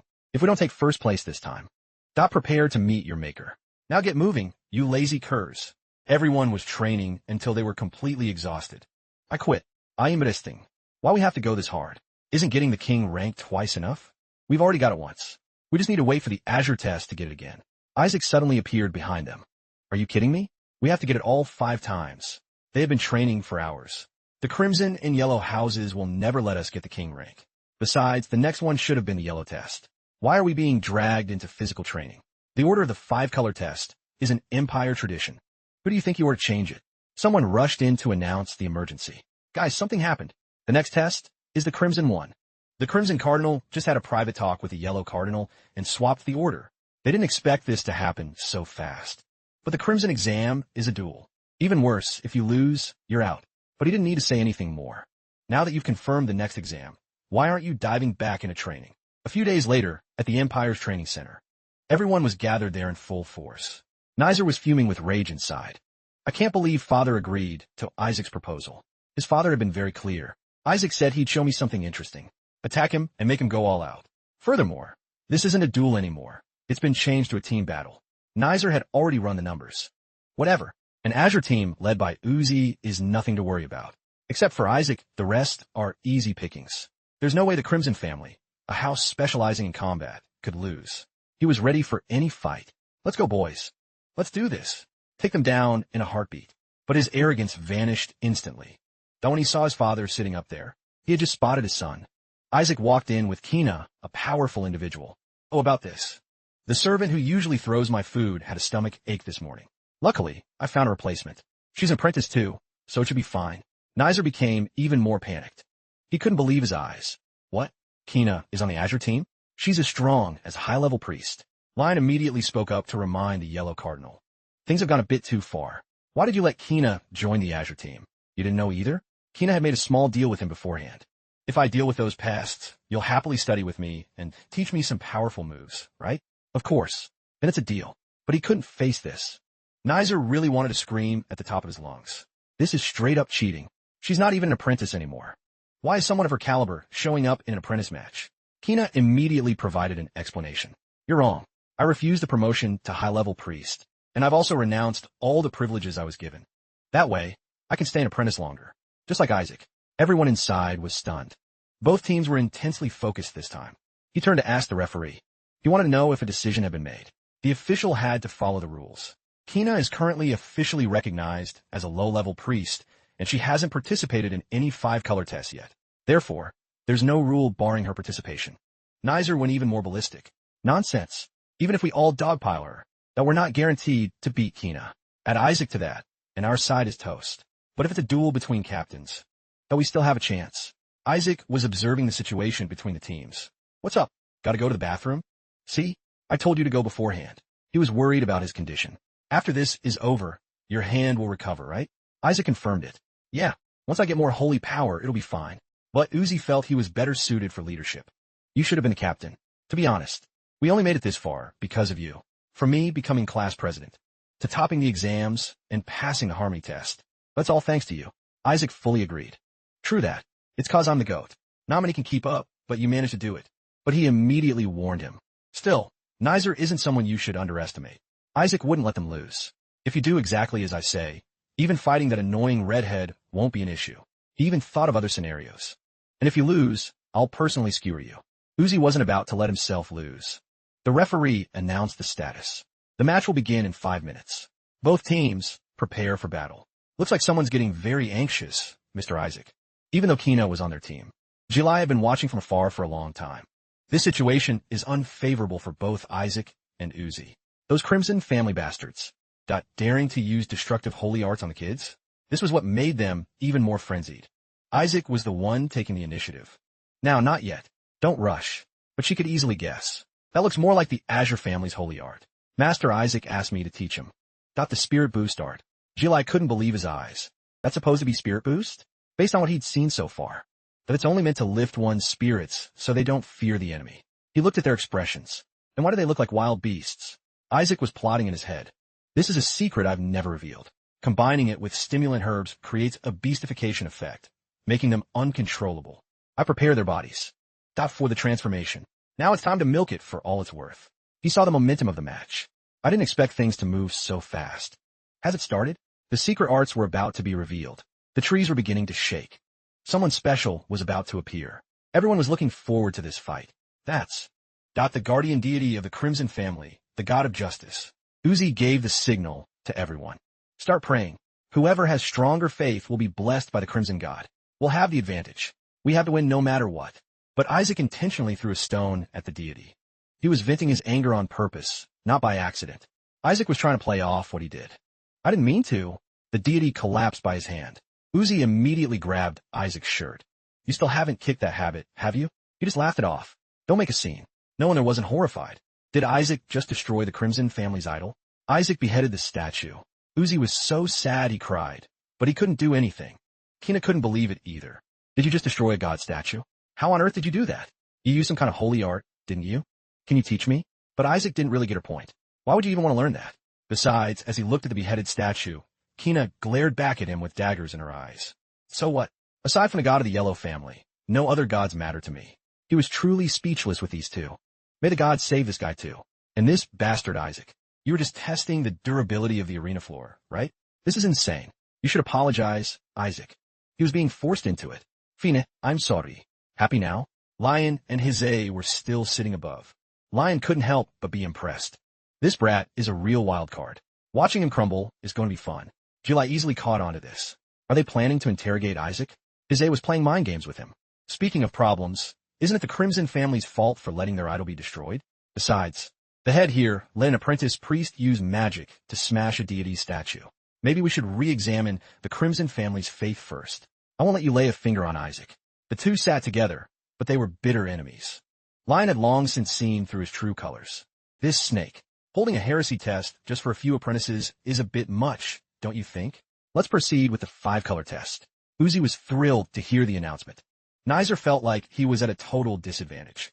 This is an order. He looked toward his beloved father. Lion's gaze was a direct command. Turn Isaac into a cripple. It was time to explain the rules of the match. The rules for the Crimson test are simple. Find a real necklace among the fakes. The team that finds a real necklace first wins. The person holding the real necklace. That will be chosen by each team's captain. Once chosen, the carrier cannot be swapped. He understood the gist. So choosing who holds the necklace is key. There are 3 ways to find the real one. First, capture the opposing captain and force a confession. Second, use logic to guess who has it. And finally, defeat the entire opposing team and collect all their necklaces.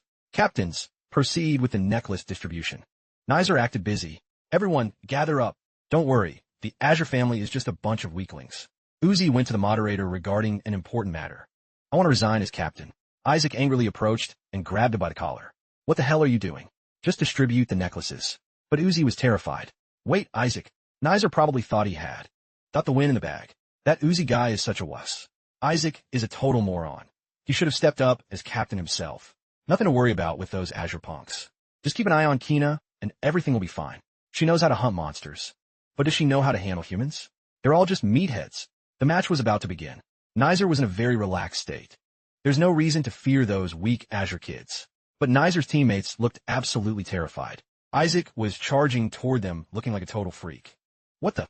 He had calculated his moves in advance. A legal test where I can beat the living daylights out of these annoying priests? I've got to milk this for all it's worth. Uzi was panicked, let alone everyone else. Is that even a human face? Are those Azure losers trying to psych us out with that look? Don't be scared, they won't dare pull anything. Because of our code of honor, they can only defend. He was ready for the upcoming fight. Now, you little apprentice priests. Isaac was sporting his gold rattle. Modified version, Isekai. Hand over your captain right now. Isaac charged straight in, without a moment's hesitation. The opposing team couldn't believe it. Is that really the Azure team? What the hell? I thought they were supposed to be all about honor. He was moving in like an assassin. If you want to keep your lives, hand over your captain.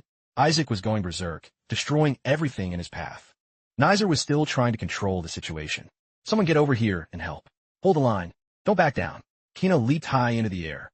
The group became even more panicked. Stop them. Kina is aiming straight for Nizer. A feint attack? Nizer, look out. He didn't expect her to be this fast. Just as I thought, you're quite skilled, Kina. But that won't be enough. I've seen through all your moves. Is this a clone holy art? Nizer had to subdue her quickly. Grab her. Everyone that was being pinned down.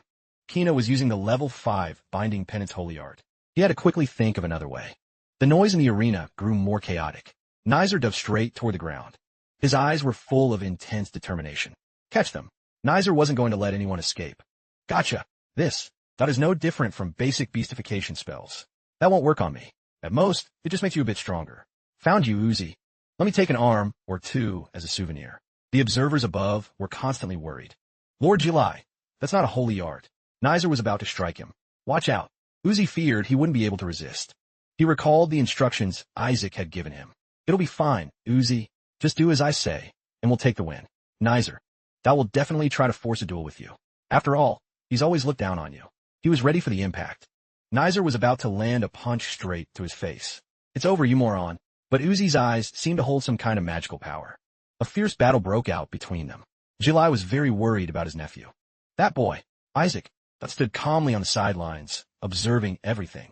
He was the one directing him. That's it. Show them you're not a weakling. Uzi rose up with all his might. You're the moron here. Nizer was shocked that his opponent was this strong. Nizer was actually being pushed back by someone like Uzi. He managed to suppress the powerful opponent. Nizer was left completely helpless. He was suffering the full consequences of his own actions. Uzi wanted to teach this guy a lesson he'd never forget. Do you know why we're forbidden from using family techniques on humans? Is it because they only work on demons? Both were panting after the fight. Uzi didn't expect himself to be this strong. No, it's because humans can't handle them. Uzi still hadn't realized he had won, but the other guy never countered that last blow. July was thrilled to see his nephew's growth. Never. He had proven his strength to everyone. Don't underestimate us, Azures. Uzi utilized his full power. Everyone gasped in admiration. Kina noticed something unusual about the whole thing. Uzi shouldn't have that kind of power. Someone must have been secretly using holy arts to buff him. A strange aura radiated from his body. Kina could guess that Isaac was the one behind it. He was smirking internally. Finish it. Uzi followed every command he was given. All right, then let me take that necklace. Nizer was so pissed he barked out a reminder. Do it right. Finish him off. He nodded in agreement. I know. Nizer still couldn't get back up. Uzi wouldn't want to kill anyone. Just tell me where the real necklace is. But Nizer didn't understand the situation. What? You think I, the future successor, that would talk under this kind of interrogation? Uzi felt helpless and didn't know what to do. Just spill it, you bastard. I'm begging you. That's the only way you'll get out of here in one piece. But Nizer was baffled. Is this guy crazy? Shut up, you psycho. I've studied every form of torture to inherit the family headship. How could you be so stupid? Uzi seemed like a different person, but Nizer couldn't even see him as human anymore. Wait. His eyes weren't normal at all. Everyone witnessing the scene was slack-jawed. What's that horrible sound? How could someone from the Azure family do something so gruesome? It was absolutely terrifying, and Isaac was the one behind it all. The entire hall was in a total panic. Nizer was pinned down, unable to escape. I told you to spill it quickly. His teammates were rushing over. Uzi, you bastard. Kina ordered everyone to stay back. Stay right there. She used her foot to unleash her power. Using a wide-range paralysis holy art, repelling the enemies That power surged everywhere. Neither was being bound by a damn electric current. They let themselves get caught on purpose. They even knew where the necklace was hidden. But why did they? He remembered what Uzi said. All right, let me take that necklace. Had he planned everything from the start? Isaac knew this success would come soon enough. They were all trembling. The plan was to force Nizer to talk, but no matter what, Nizer wouldn't tell. Isaac turned to them. What are you talking about? Don't all of you that already know where the necklace is hidden? Now, he was wearing the ancestral ring, a unique effect that absorbs holy power. Those people began to feel true fear. Wait, I'll talk. I'll tell you where it's hidden. But Isaac was still going to teach them a lesson. Let's get started. After all this time, he finally found it. The moderator announced, the Azure team is the winner. Everyone was overjoyed. Hurrah for the Azure faith. So the rumors about the Azure comeback were true. They even brought the Pope's grandson to their side. July felt somewhat relieved. Great job, Isaac. Father? Prince Blitzer. The had appeared behind him out of nowhere. Truly worthy of the Empire's youngest priest. Let's give the winners, that who blessed this arena with a magnificent performance, a worthy reward. He is the crown prince of this holy kingdom. July bowed politely. I greet the second son of the holy kingdom. Blitzer gave him a compliment. You have truly outstanding nephews. What do you think? How about I gift them priest uniforms? July was more than willing. Of course, your highness. That would make the kids shine even brighter in the next test. Garments gifted by the royal family. They're like family heirlooms. The prince made a small request. Then can I drop by when the tailor arrives? July felt quite awkward about this. Well, aren't you busy, your highness? You don't have to. Blitzer explained. I want to meet them in person. July found this a bit hard to understand. They're just two apprentices. Why meet them? Then the prince remembered something. Oh right, as a small gift, you'd better advise your youngest. Nephew to skip the yellow test. The Pope wants Isaac dead. But July was shocked by the news. He was deeply worried about his nephew's safety. July almost forgot to say thanks to Prince Blitzer. Thank you, your highness. Based on what happened, Isaac. That looked like he was doing just fine. Everyone had gone to the lounge to rest. Did you hear? The crown prince is gifting us uniforms. For real? And we got king rank this time too. Seems like we've made a huge splash. But Isaac, that was still staring at the person in front of him. He wanted to talk to Kina. Are you going home? The test is over. I don't need you anymore. Even his close associate agreed. He's right. You should go back. The head is looking for you. But Kina seemed to want to stay. No. You told me to join the Azure family, didn't you? The three of them were stunned by that reason. Isaac didn't remember mentioning that at all. What did I say that? Kina hinted at last night. You didn't want to suggest this? Don't make things up. That was just for the Crimson test. Who said you could officially be an Azure priest? Kina just sat there, refusing to leave. He didn't care anymore. Whatever. I've agreed to be an Azure priest, so I'm staying. Tell my father I'm not coming back yet. Master, please just go. Kina was getting suspicious of Isaac. He definitely used holy art on Uzi yesterday. But what kind of power was that? And the crown prince is giving them uniforms? Gifting uniforms is like a declaration of ownership. All 5 faiths are under the Pope's thumb. Is the crown prince going against the Pope? Anyway, I want my reward. For helping you in the Crimson test. But you seem busy, so I'll just stay here with you. This made the associate feel uneasy. But if the cardinal finds out, the whole family will be in an uproar. Kina continued her demand. If you want, I can help you in all the remaining tests. I'll even handle the yellow priest for you, and help the Azure priests execute the Skeleton King's subordinates. What do you say? Isaac didn't want to agree at all. No need. Just leave, that's enough. He still wouldn't accept. What? You said you'd teach me. I'm not going anywhere until you do. If you're so tough, try dragging me out. This made him absolutely furious. Are you stupid? I was just using you. Beat it. Kina ignored the words. Say what you want. I fulfill my end.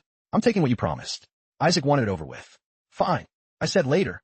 I'm busy now. Get lost before I change my mind. She didn't expect him to flip so fast. Are you breaking your word? Fine, I'll wait. Once the internship was over, Isaac didn't want to linger. I'm out of patience. The deal's off. Besides, I already have a disciple who's way more obedient than you. Kina was surprised by this. A more obedient disciple? Who? Who else? Isaac could only be talking about Uzi. Kina felt pure hatred for this person. That guy? You mean he's better than me? If I prove I'm better than him right now, will you teach me? Uzi, who was just standing there, got caught in the crossfire. Why am I being dragged into this? Isaac accepted the challenge. Depends on your performance. Uzi and Kina faced off. Everyone gathered in the Holy Seas banquet hall. What exactly is that? The Azure team's seating is so fancy, and their food looks way better than ours. I heard their rooms got an upgrade too. So if you take first place, you get special treatment like that. July was sipping wine. He had some unanswered questions in his mind. I didn't expect them to rank Isaac's team first. What criteria did the Holy See use for scoring? Then Lion's voice appeared from behind. You must be thrilled the Azure team won. Jilai turned to see the cardinal. He had come to say hello. Long time no see, Jilai. I heard you're about to reach rank 9, right? At your age, that's quite impressive. But I bet the head of the family, Joshua, must have a real headache. Because you, Jilai, are the only capable successor, and time is running out. Oh, forgive me. Even if lifespan weren't an issue, the role of head might be too much for you. After all, you can't have children. But regardless, your nephew is truly outstanding. The head must be proud. Jilai really wanted to punch him. Oh. Lion smiled cheerfully, as if nothing were wrong. Please forgive my little tease. Even though he's the third son, the family heir was miserably defeated in front of the royals and nobles. He had anticipated this motive. As expected, a family that sees through hearts. They probably know about the Joshua curse. Well, he's not wrong. I have no intention of becoming the head anyway. Fine, as long as he doesn't hurt Isaac. Lion continued toward where Isaac was sitting. Uzi gave him a nudge. Hey, Isaac. He's calling you. Isaac looked visibly annoyed. Why do people always bug me when I'm eating? He still had to turn and respond. Yes, sir. He just looked at him with a sinister smile. Lion wanted to witness it with his own eyes. What's this interesting thing you promised to show me, Isaac? I still haven't seen a single thing. He faked a look of panic. You haven't seen it yet, sir? It was the scene where I crushed your son. Well, did you find it entertaining? Uzi felt helpless hearing him speak like that. Why would you say that to the Crimson family? They're always hunting. Thought the Skeleton King spies, so stop provoking them. Isaac still wouldn't listen. So what? Lion maintained his calm composure. Regardless, I have high expectations for the Azure family. By the way, it seems you've picked up an interesting skill. I'm not sure why, but I sense dark mana inside you. He naturally had a retort ready. It's a detection holy art, isn't it? Did you forget? I've been eating pieces of the Skeleton King's body since I was a kid. If the sight of me crushing that your son wasn't entertaining enough, do you want me to keep the show going during the yellow test? Everyone at the table was horrified.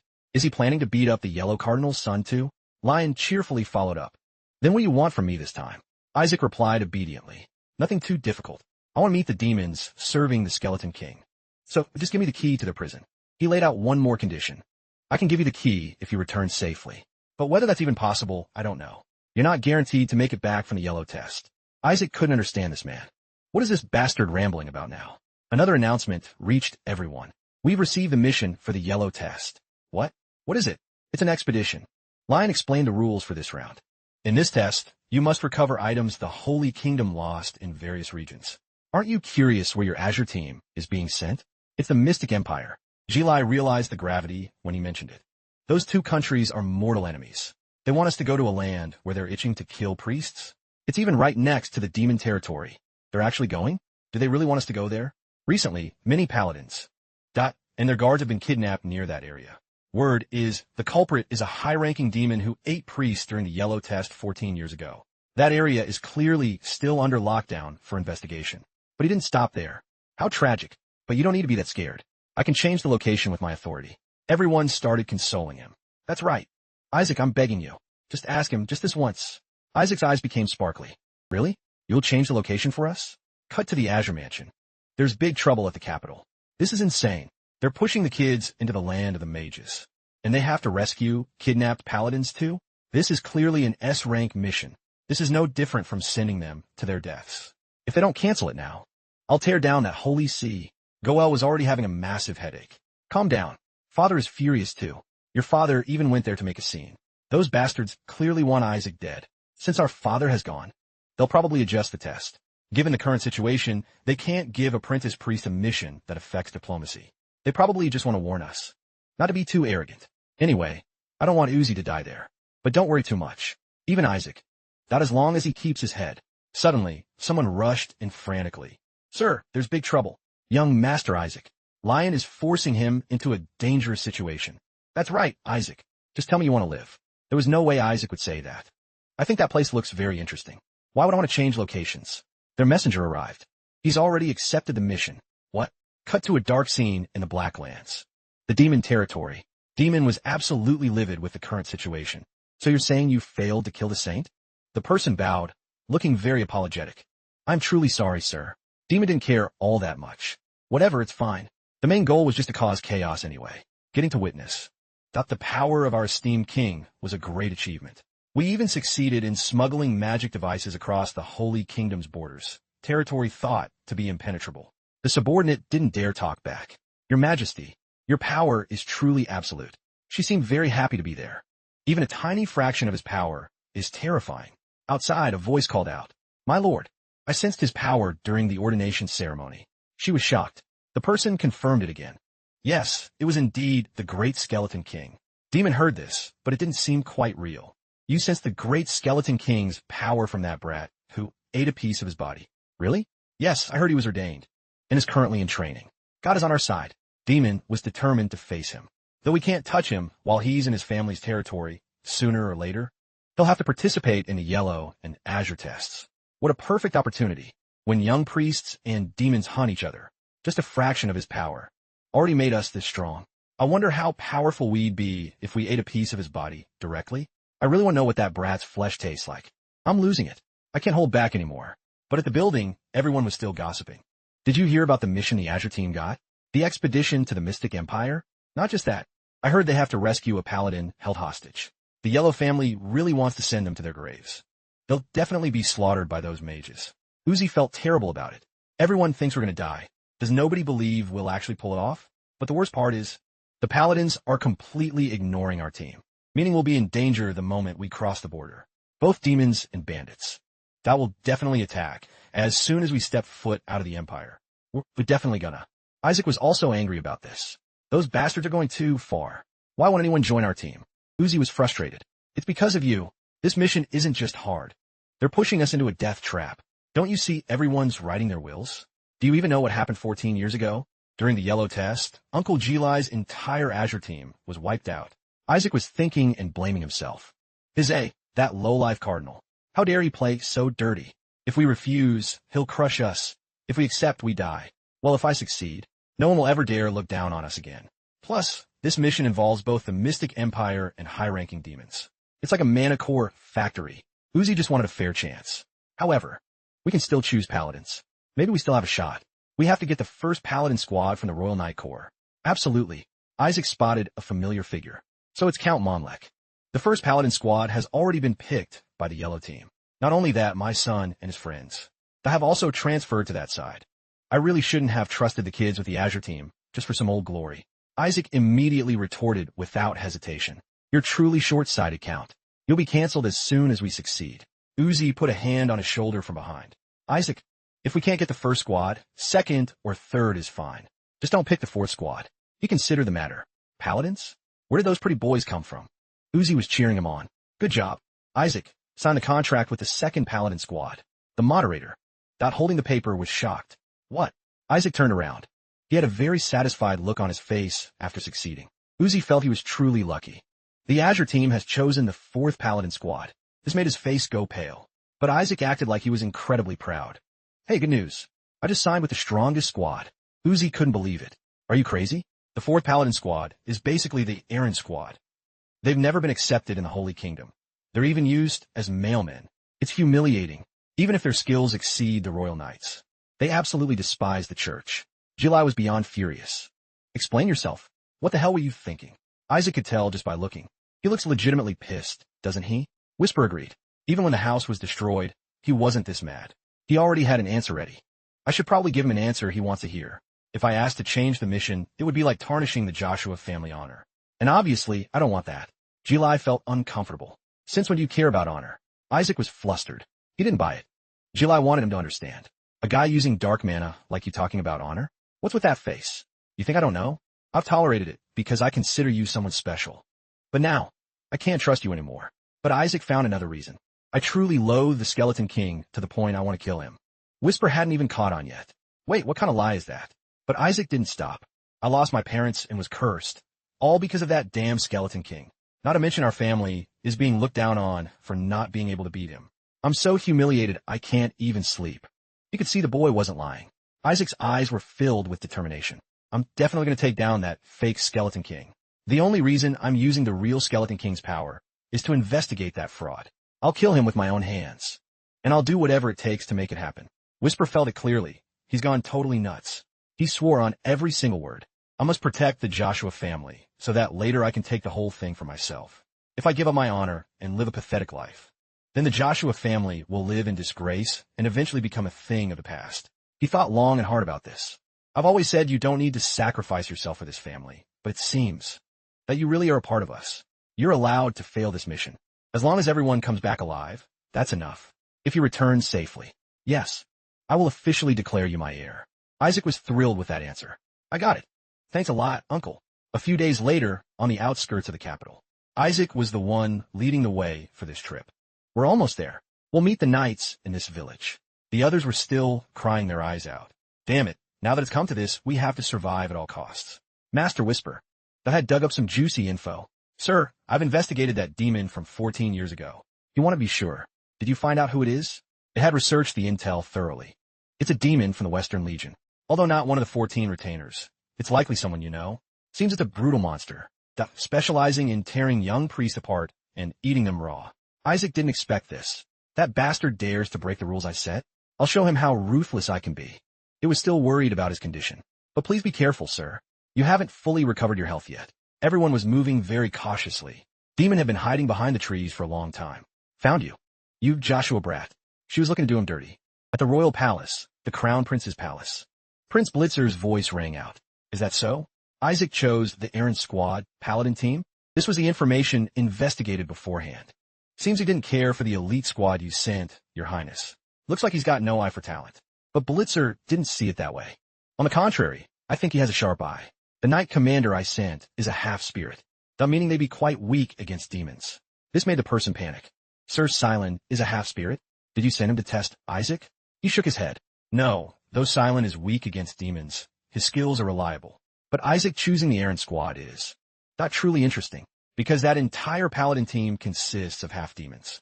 Prince Blitzer had already heard about the team members. There was one more concerning thing. The problem is they're hard to control. Didn't they once throw a priest straight to the demons?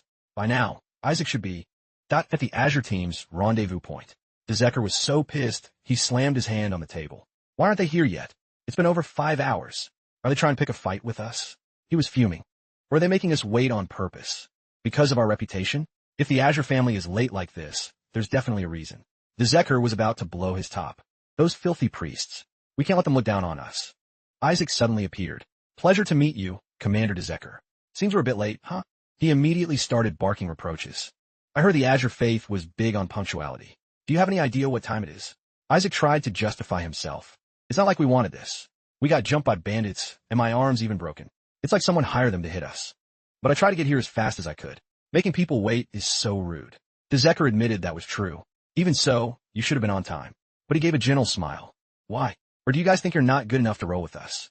Uzi thought to himself. Are you crazy? Do you plan on not needing our protection anymore? Dezeker was very confident in his abilities. We have nothing to lose, so going back is fine with us. Isaac immediately hit him where it hurt. Someone with nothing to lose wouldn't have waited for 5 hours. If that's true, why are you still standing here? Besides, this is just a simple escort mission. Why the heavy gear? You're planning to use us as bait. Not to rescue your missing comrades, aren't you? If you don't need us, let's just split right here. Dezeker was so angry, he told Isaac to shut his trap. Did that knight tell you? That bastard. You came here to ruin my mission, didn't you? Uzi recognized the name immediately. That's my fourth uncle's alias. Is he involved in this too? But he could confirm this. It's true we can't get in without you. So I'll drag you along, even if I have to chop off your legs. Isaac was giving Dezeker a look. His gaze changed in an instant. Sheathe your sword. Now, he was starting to feel the fear. Dezeker could see the skeleton king inside him, which stopped his aggression cold. His whole body was shaking. Why can't I disobey his order? But he's just a kid. Whisper rejoiced for his master. With demon blood in his veins, he can't resist you. Isaac understood this better than anyone. Submitting to the strong is a demon's instinct. That's partly why I chose them. Dezeker couldn't do a thing. Isaac finished his task and turned around. All right, let's go. Uzi was still worried. After all this, how can we trust each other? But he felt it was simple. Whatever, both sides need each other. Let's move. He got even angrier. What? Isaac didn't hide it and spoke frankly. Hunting the demon from 14 years ago and rescuing the kidnapped victims. That's the goal for both sides. Not that it matters. Not if your comrades are among them. Dezeker noticed something strange. Wait, you chose us because you knew our comrades were taken? He feigned ignorance. What are you talking about? No, I had no clue. They finally listened. Then we'll follow you. Of course I knew. So what's the plan? I assume you have one. Isaac hadn't even thought that far ahead. How can we trust demons? They'll betray us. Do you know why? That they're only given delivery missions? The Zekker's hand turned completely hairy. He had transformed into his beast form. Naturally, it terrified the team. I knew something would go wrong. We can't trust them. Subdue them now. Isaac frantically called out. Wake up. You're losing control already? The Zekker found this very strange. Sorry, I don't usually transform this fast. It felt like something was pressing on my head. Maybe because we're near the territory. So we're being affected. My body feels weird too, but I've never turned back into a human this fast. Just one hit, and I'm back to normal. You're truly amazing. Isaac was pleased with the compliment. Of course, because I'm the one who caused it. If everyone's ready, let's go. Isaac was surprised to see what was inside the cloth. What's this? Is it playing dead again? But Whisper had to praise it. This thing's a pretty good actor. Huh? He had a dark thought. Should we grant its wish? It suddenly let out a chirp. The Blood Lord is so cruel. Why'd he send me to find this damn priest? Isaac froze when he heard that. Blood Lord? You mean one of the high demons sent you? That here? Whisper, and he walked into a desolate forest. The barrier is set, master. Isaac took a broad look around at everything. The Blood Lord was one of his subordinates, currently imprisoned under the Holy See. Seems he heard about me and sent this thing to contact me. But apparently, he also hid my identity as the Skeleton King from this sparrow. Do you have info for me? The sparrow replied, I have no info for a priest. I'm talking about the demon you're about to face. I'm the one who interfered with your ordination ceremony. He understood. You mean the one who sent the Skeleton King's clone? It confirmed it fully. Yes, she's the one who smuggled in the magic device and ordered her subordinates to kill the priests. That's right, it's demon. After absorbing the Skeleton King's power, she became strong enough to bypass the Holy Kingdom's barrier. The Blood Lord said he'd accept execution, but would never face the demon tribe. Isaac thought to himself, that damn Blood Lord. He wondered, why did he give such valuable info to this damn priest? The Blood Lord believed the current Skeleton King was a fake. He was caught after telling everyone that the current Skeleton King is an imposter. Just how stupid is he?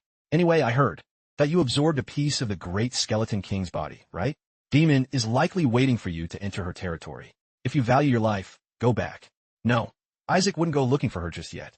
Tell him I got the message. The sparrow warned him to be careful. Don't die, or my master will be sad. Uzi had been looking for him. Hey, where were you? We've been looking everywhere. By the way, I'm really proud of you. You ordered food from the local inn for us, right? Isaac was surprised. What food? A girl walked out from inside. We prepared it to serve everyone. Isaac felt this person was very familiar. Please eat. He understood the hidden meaning. I thought she'd wait, but who knew she'd come looking for me here? Everyone is gathering in one place to rest. Hey, Uzi, what is up with Isaac? He's totally overdoing it. Uzi didn't even want to care anymore. Just leave him be. Isaac was gathering everyone. He acted extremely annoyed. Hey, there's dust in my water. Give me another glass. I don't like square plates. Change it. The food is cold and too salty. I hate the sound of your breathing. Stop it. The Zekker was temporarily tagging along for the ride. Our master Isaac told you to get another one. How dare you make him repeat himself? But she truly couldn't understand these people. Are these errant boys crazy? Why are they taking his side? I'm truly sorry. Fine then. I'll deal with these nuisances first. Please eat. You paladins must be exhausted. The Zekker still didn't stop barking orders. We were hired by him. We won't eat the same food as him. Demon really wanted to punch each and every one of them. The town is only safe when you're healthy. I made this just for you. Please eat. Just eat it already. Isaac was sitting back, enjoying his privacy. Hey, why don't you eat first? How do we know you didn't poison it? Demon was determined to destroy him. How can this brat? Isaac's team couldn't take it anymore and spoke up. Hey, that's enough. I'm perfectly fine. Why are you bullying her? You have no right to bully her. We'll prove her innocence. Right after saying that, the whole group collapsed and fell flat. Isaac was about to start the battle right now. That makes it easier for me. I was planning to knock them out first anyway, but Whisper was going to lend him a hand. Should I call a Holy Spirit to purify them? Sir? He felt it was unnecessary. Leave them. They need a lesson. It had to follow his every command. Master, this poison. Now it's a toxin that converts holy mana into dark mana. But he looked even more delighted. Are you sure? It turns this disgusting holy mana into dark mana? Whisper fully confirmed it. Absolutely. It's a parasitic type of poison. Isaac imagined the possibilities.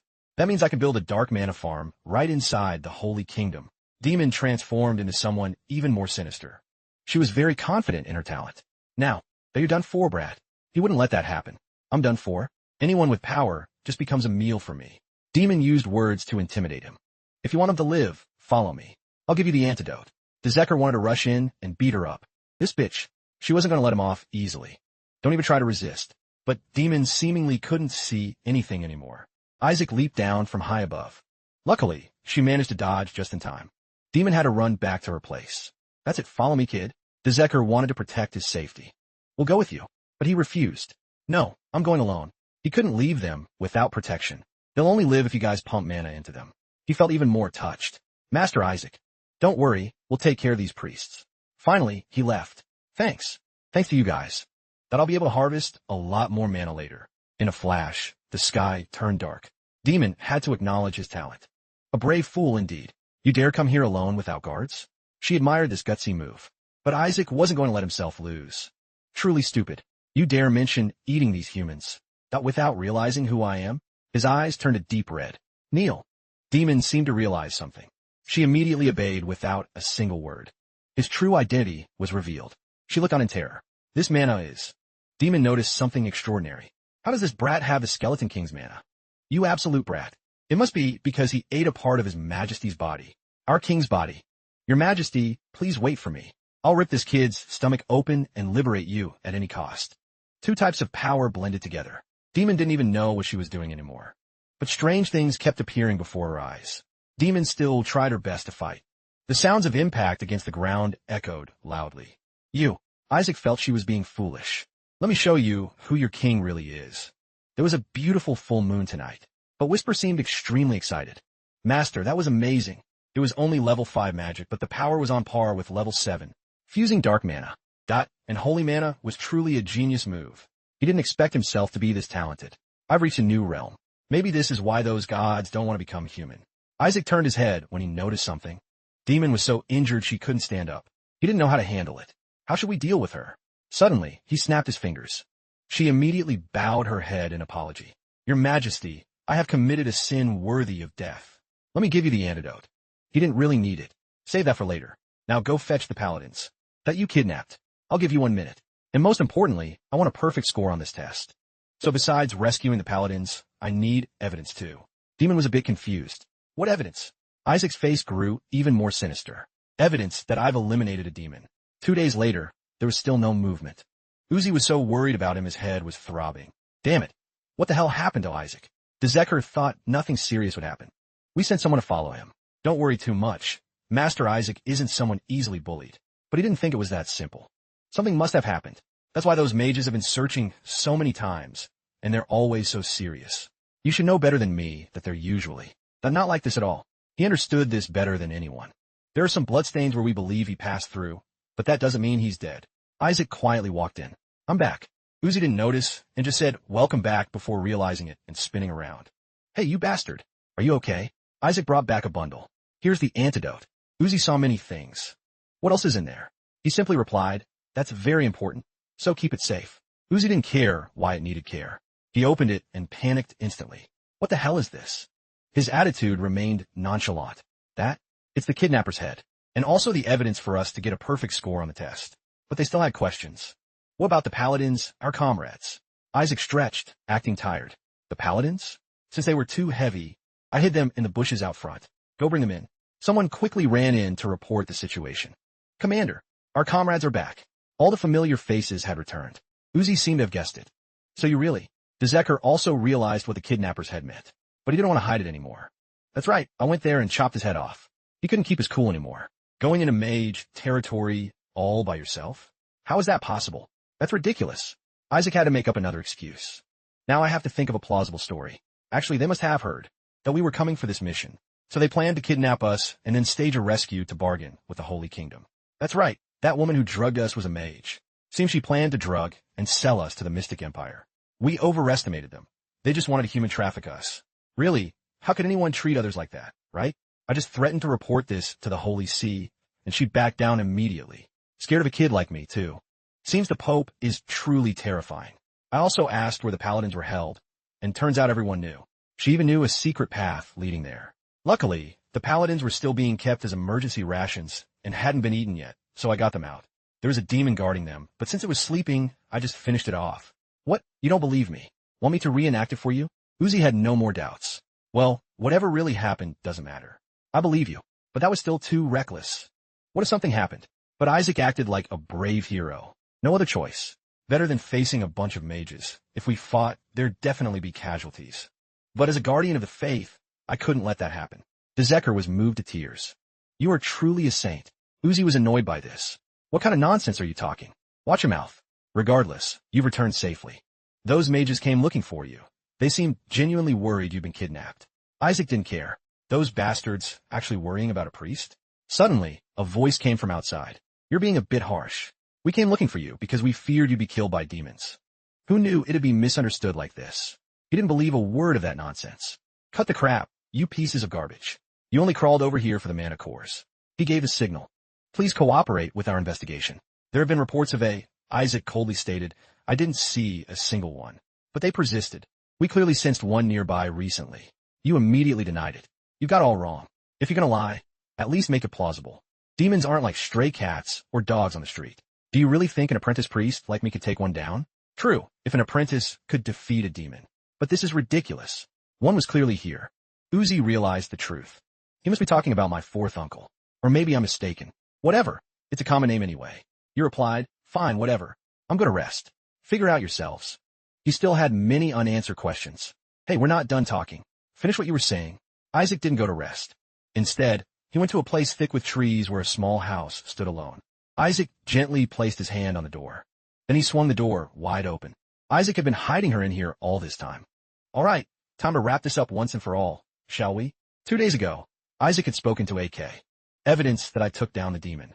She knelt trembling on the floor and spoke up. Evidence that you killed the demon. Could it be? You continued. The one who devoured the Azure Apprentice priest 14 years ago? It was you, wasn't it? How could a weakling like you pull that off? Even 14 years ago, you couldn't have been the one to defeat Jilai. Even if I take your head, they'll suspect you're not the real culprit. So go and bring me some valuable evidence. I need the head of the demon. To present to the papal court. Back to the present. Isaac sat calmly on a wooden beam and said, I didn't imagine you'd bring back the actual culprit's head. Turns out you're not a total idiot. Meanwhile, AK's face was pale as a ghost as she asked painfully, you knew who the culprit was from the very beginning, didn't you? You answered instantly, a female and a beast she kept. Did you think I wouldn't know that much? Pressed with the question, she cowardly denied it. No, Master Isaac. You continued the interrogation. But why did my spy specifically name you as the demon from 14 years ago? She honestly told the truth. The culprit from 14 years ago was my older sister. She used her beast to hunt priests and ate them like snacks. Thoughts flashed through your mind. Since they share the same blood, it's understandable they confuse the aura and traits. Regardless, you brought back the one who swallowed Jilai's comrades. After thinking, Isaac asked again, I need intel. What's the current hierarchy of the demons? She gasped out. A Bone King pretender is commanding level 9 archdemons. The true demons, whose power waned after the war with the gods. He ordered them to kill the saint and harvest the Bone King's power. Hearing this, your face grew colder. Isaac questioned, and what are the gods doing? She replied, this servant is unsure, but the divine realm likely suffered heavy losses, which is why they've been silent. Isaac sank deeper into thought. Incredible. The fallout from the self-destruct explosion was likely bigger than I thought. There's no reason for them to stay quiet for 155 years. They should have been scouring the world to find my soul. They couldn't possibly not know my seal is now held by the dragon inside. Could the high-level holy magic have failed? Impossible. Even if they lost their souls. Not noticing the dragon inside the seal is even weirder.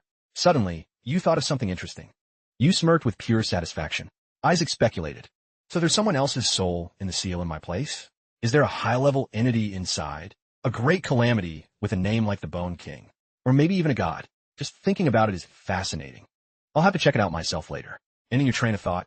You spoke up. You're AK, right? She kowtowed hard. Yes, master. Isaac's face looked dangerous as he gave the mission. Find the demons and be my eyes and ears. Cut to outside. The grateful voice of a knight commander echoed repeatedly. Thank you, Lord Isaac. I owe you my life. I could never repay you. I can't believe you took down that monster yourself and personally rescued every single one of us. Isaac's voice sounded full of righteousness. Don't mention it. That was part of our mission. Hearing that, the men were even more moved. Truly worthy of the Azure name. We don't know how to repay this favor. You even saved our comrades. Suddenly, the Scar Man shouted, Knight Corps? The answer is crystal clear, Lord Isaac. The entire group of soldiers knelt before you in unison. Then they said reverently, as a level 7 knight, I, Dezeker, along with the entire Knight Corps, shall serve you. Isaac will ride to wherever you point. Looking at the scene, even Isaac. I was incredibly surprised. I didn't expect this. I even got a free elite army, right? They're all over the continent, great at gathering intel and moving fast. Saving 11 people for this much profit? More than enough. Is that kid also in this crowd? Seeing your interest? Dezeker's face lit up as he said, just as I thought. You don't know who that kid is, do you? You're gonna be shocked. The boy bowed politely. Hello, I'm Hyperuser, the youngest prince of the Magic Empire. Thank you so much for saving me. Hearing the introduction, Isaac's eyes went wide. What the hell? So the prince was captured, which is why the mages set up camp there. I hit the jackpot. Hyperuser joyfully remarked. I thought everyone from the Holy Empire was useless, but then there's someone like you, big bro. You saved my life. Isaac's face looked increasingly bewildered. The boy continued. Paladins were captured, and they sent apprentice priests to the rescue? You're totally different from the trash at the Holy See, big bro. As he listened, he thought, this kid's got spirit. Hyperuser's face glowed with joy. You truly possess a faith purer than those fools. Please let me repay this kindness, big bro. Hearing this, Isaac's sinister smirk returned. For real? Then, kid, could you do me a favor? Cut to the Imperial Palace. Aizali was reporting. Sir, the Azure team has entered Jejisandia. The witches are blocking the Empire's entrance, so we couldn't follow them closely. However, they've definitely reached the mission area. The Yellow Cardinal replied worriedly. I still thought they couldn't get there because of the knights. To think they still broke through. The guard continued. But rumors say Isaac of Joshua entered the mission area alone. The Yellow Cardinal asked in surprise, alone? So he couldn't tame those knights either. Even we had to give up, so his failure is understandable. He'll surely struggle to finish the mission, and it's unlikely he'll make it back alive. The guard admitted, correct. We've set it up, so he has no way back from the start, hella? The Yellow Cardinal began plotting. The fourth Joshua's son said he'd give his lovely nephews a warm welcome if they poked their noses into his mission area. He'll surely use those witches to finish them. But can't the royal family support Isaac? They seem very interested in him. The Yellow Cardinal replied, no, the royals can't afford that right now. Jejisandia is a disputed zone between the Holy Empire and the Magic Empire. If something happens and the mages exploit it, it'll be a political disaster. Regardless of how he succeeds, we must ensure he never returns. The guard took the order. Yes, sir. The Yellow Cardinal's smile grew more satisfied. I can already see the Azure family being mocked by the world. Cut to Isaac's dark-looking face. He said excitedly, that must be what they're thinking. Well, we're gonna crush them. Let me introduce our secret weapon that used to humiliate the papal court. Everyone's jaw dropped at the youngest prince of the Magic Empire. He couldn't help but be surprised. What? Why is everyone looking at me like that? Uzi screamed. You psycho. What kind of crazy move is this? Who introduces an enemy prince like they're the kid next door? Hearing that, the boy said shyly. So that's why I had to hide my identity. I'm surprised you esteemed priests. My apologies. Seeing the child's polite attitude, Uzi wondered. Did you kidnap this kid? Hyperuser denied it instantly. Kidnap? What are you talking about? In Isaac's mind, I'm the one who saved you from being kidnapped, you idiot. He continued. With this, the papal court is finished. We didn't just rescue paladins. We did much more. We're not the ones in trouble, right? The basic principle of politics is pushing the responsibility onto your opponent. Just by saving the prince, we've put the Magic Empire in our debt. Hyperuser praised him. Just as expected, big bro. You're a genius strategist. Uzi could only think helplessly. How does he dare say that in front of Prince? He's lost it. Is this kid crazy too? Finally, he just covered his face and said, so you plan to announce you've rescued the Magic Empire's prince and return in glory? Isaac finally turned serious. Wait a second. Don't tell anyone. That's why I summoned you all here. It's clear the Golden Faith set a trap to sabotage our mission, right? What happens if we lead the Magic Empire's prince straight into their hideout? Hyperuser was thrilled. Just as planned, big bro. If you want, I'll charge into danger myself. Seeing the plan approved, Isaac declared grandly, let's give those Golden Faith bastards a slap they'll never forget. Uzi asked worriedly. It'd be one thing if only we fell into this trap, but even the youngest prince of the Magic Empire gets captured? Isaac reassured him. Of course, there will be a thorough investigation by both the Holy Empire and the Magic Empire to clarify who's behind this. Then, those who set the trap, that Yellow Faith group, how panicked will they be? Uzi, still worried, continued. I get the gist of your plan, but Cardinal Barith isn't someone who acts so sloppily that he'd be exposed as the culprit. Isaac analyzed. It's fine, because he has an accomplice. Uzi asked in confusion. An accomplice? Don't tell me you're planning to use the mages. Isaac replied. They're such a nuisance, so I plan to mess with their intentions a bit. But if we fight directly, it could turn into a diplomatic issue. Hearing that, Uzi grew more suspicious. So what are you going to do? He gave a sinister smile and cheered. I'm just kidding. Hyperuser quickly chimed in. He's kidding, big bro. You're right. The people nearby thought, what is he rambling about? Is he insane? Suddenly, a loud noise echoed, making everyone jump. They asked urgently, what was that? What's going on? Isaac silently assessed. That came from a mage's side, didn't it? At the same time, a threatening voice rang out. The first strike is a success. Those damn mages. Hyperuser rushed outside with all his might and said, how dare they try to take my mana core? Seeing the kid's reaction, Isaac couldn't help but panic. That little psycho is out of his mind. Outside, the mages were in a total state of alarm. We're under attack. All the mana cores we stored have been destroyed. Even the tools for the magic circles are shattered. They grew suspicious. Could it be the Azure Apprentices? Did they figure out our plan and launch a preemptive strike? The mages were losing their cool. One of them screamed, attack those priests. Suddenly, a voice shouted for them to stop. Wait, from now on.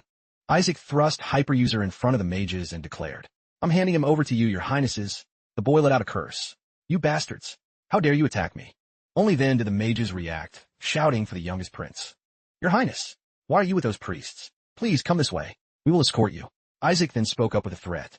Listen up, losers. If you value this kid's life, hand over everything you've got. Hyperuser played along. Just give up.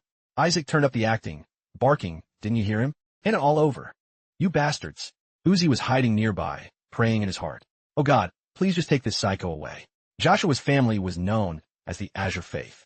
Among the 5 great faiths, they and the White Faith were the most righteous, loathing injustice and following the Knight's Code. Even with a blade at their throat, a successor of that faith would never raise a weapon.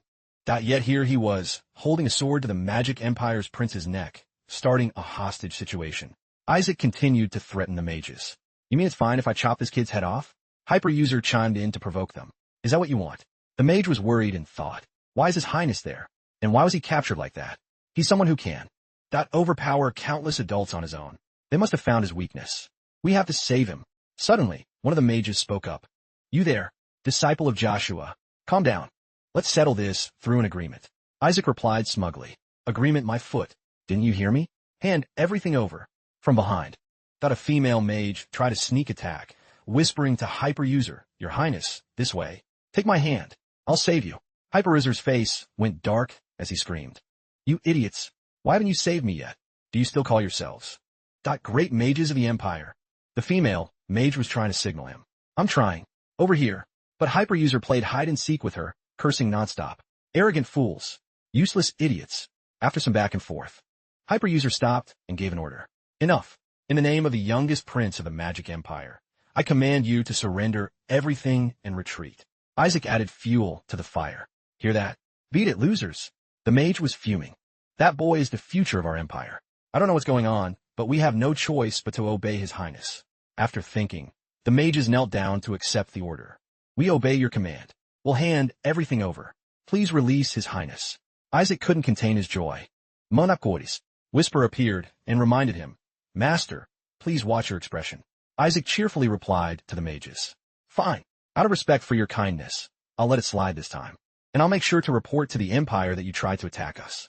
The mage immediately tried to cover it up. You must be mistaken. We were just hunting demons. Isaac replied, if you're hunting demons, why do you have weapons specialized for catching priests? If you don't like it, prepare to take the prince's corpse back. The mage was seething. Damn it. Isaac continued to provoke him. What are you doing? Not retreating? Hyperuser immediately chimed in. Get lost right now. Back at the Azure Faith. The sounds of pure happiness were ringing out. Isaac was lying in a pile of jewels, laughing his head off. Monacoris. Hyperuser stood by, full of admiration. As expected, Big Bro knows best. The Magic Empire's mana cores are on a whole different level compared to the trash in the Holy Kingdom. See, Big Bro, even stone veins are top tier. Uzi finally spoke up. I thought the Holy Kingdom was just full of parasites who couldn't hold a mana core, but I didn't expect someone like this to exist in the Azure Faith. What a sincere and matchless faith. Personality-wise, Isaac lay on the bed thinking, we found another lunatic. Hyperuser was still bragging. Big Bro, just say the word. When we get to the capital, I'll make sure the Azure Faith gets a massive reward. Isaac happily replied, sounds good, kid. Hyperuser suddenly asked, Big Bro, have you ever thought about joining the Magic Empire? We'd treat you right. Uzi could only curse internally. Enough, you psychos. He then interrupted. Isaac, I need to talk to you. Wipe that drool first. Are you really going to tell the patriarch that the fourth uncle used magic? Isaac replied, Of course. I need to eliminate the competition to take the patriarch position. Uzi reminded him, If you mess up, you'll be in big trouble. You've never met the fourth uncle, but his personality is no joke. If you accuse an innocent man without evidence, you'll literally die. Isaac scoffed. Innocent? Recalling what the mages said earlier. They called us the direct descendants of Joshua. That mage bastard clearly knew who we were and targeted us from the start. Uzi replied, The Joshua line is famous for their looks. That must be why. Immediately, Isaac splashed a metaphorical bucket of cold water on his face. What are you talking about?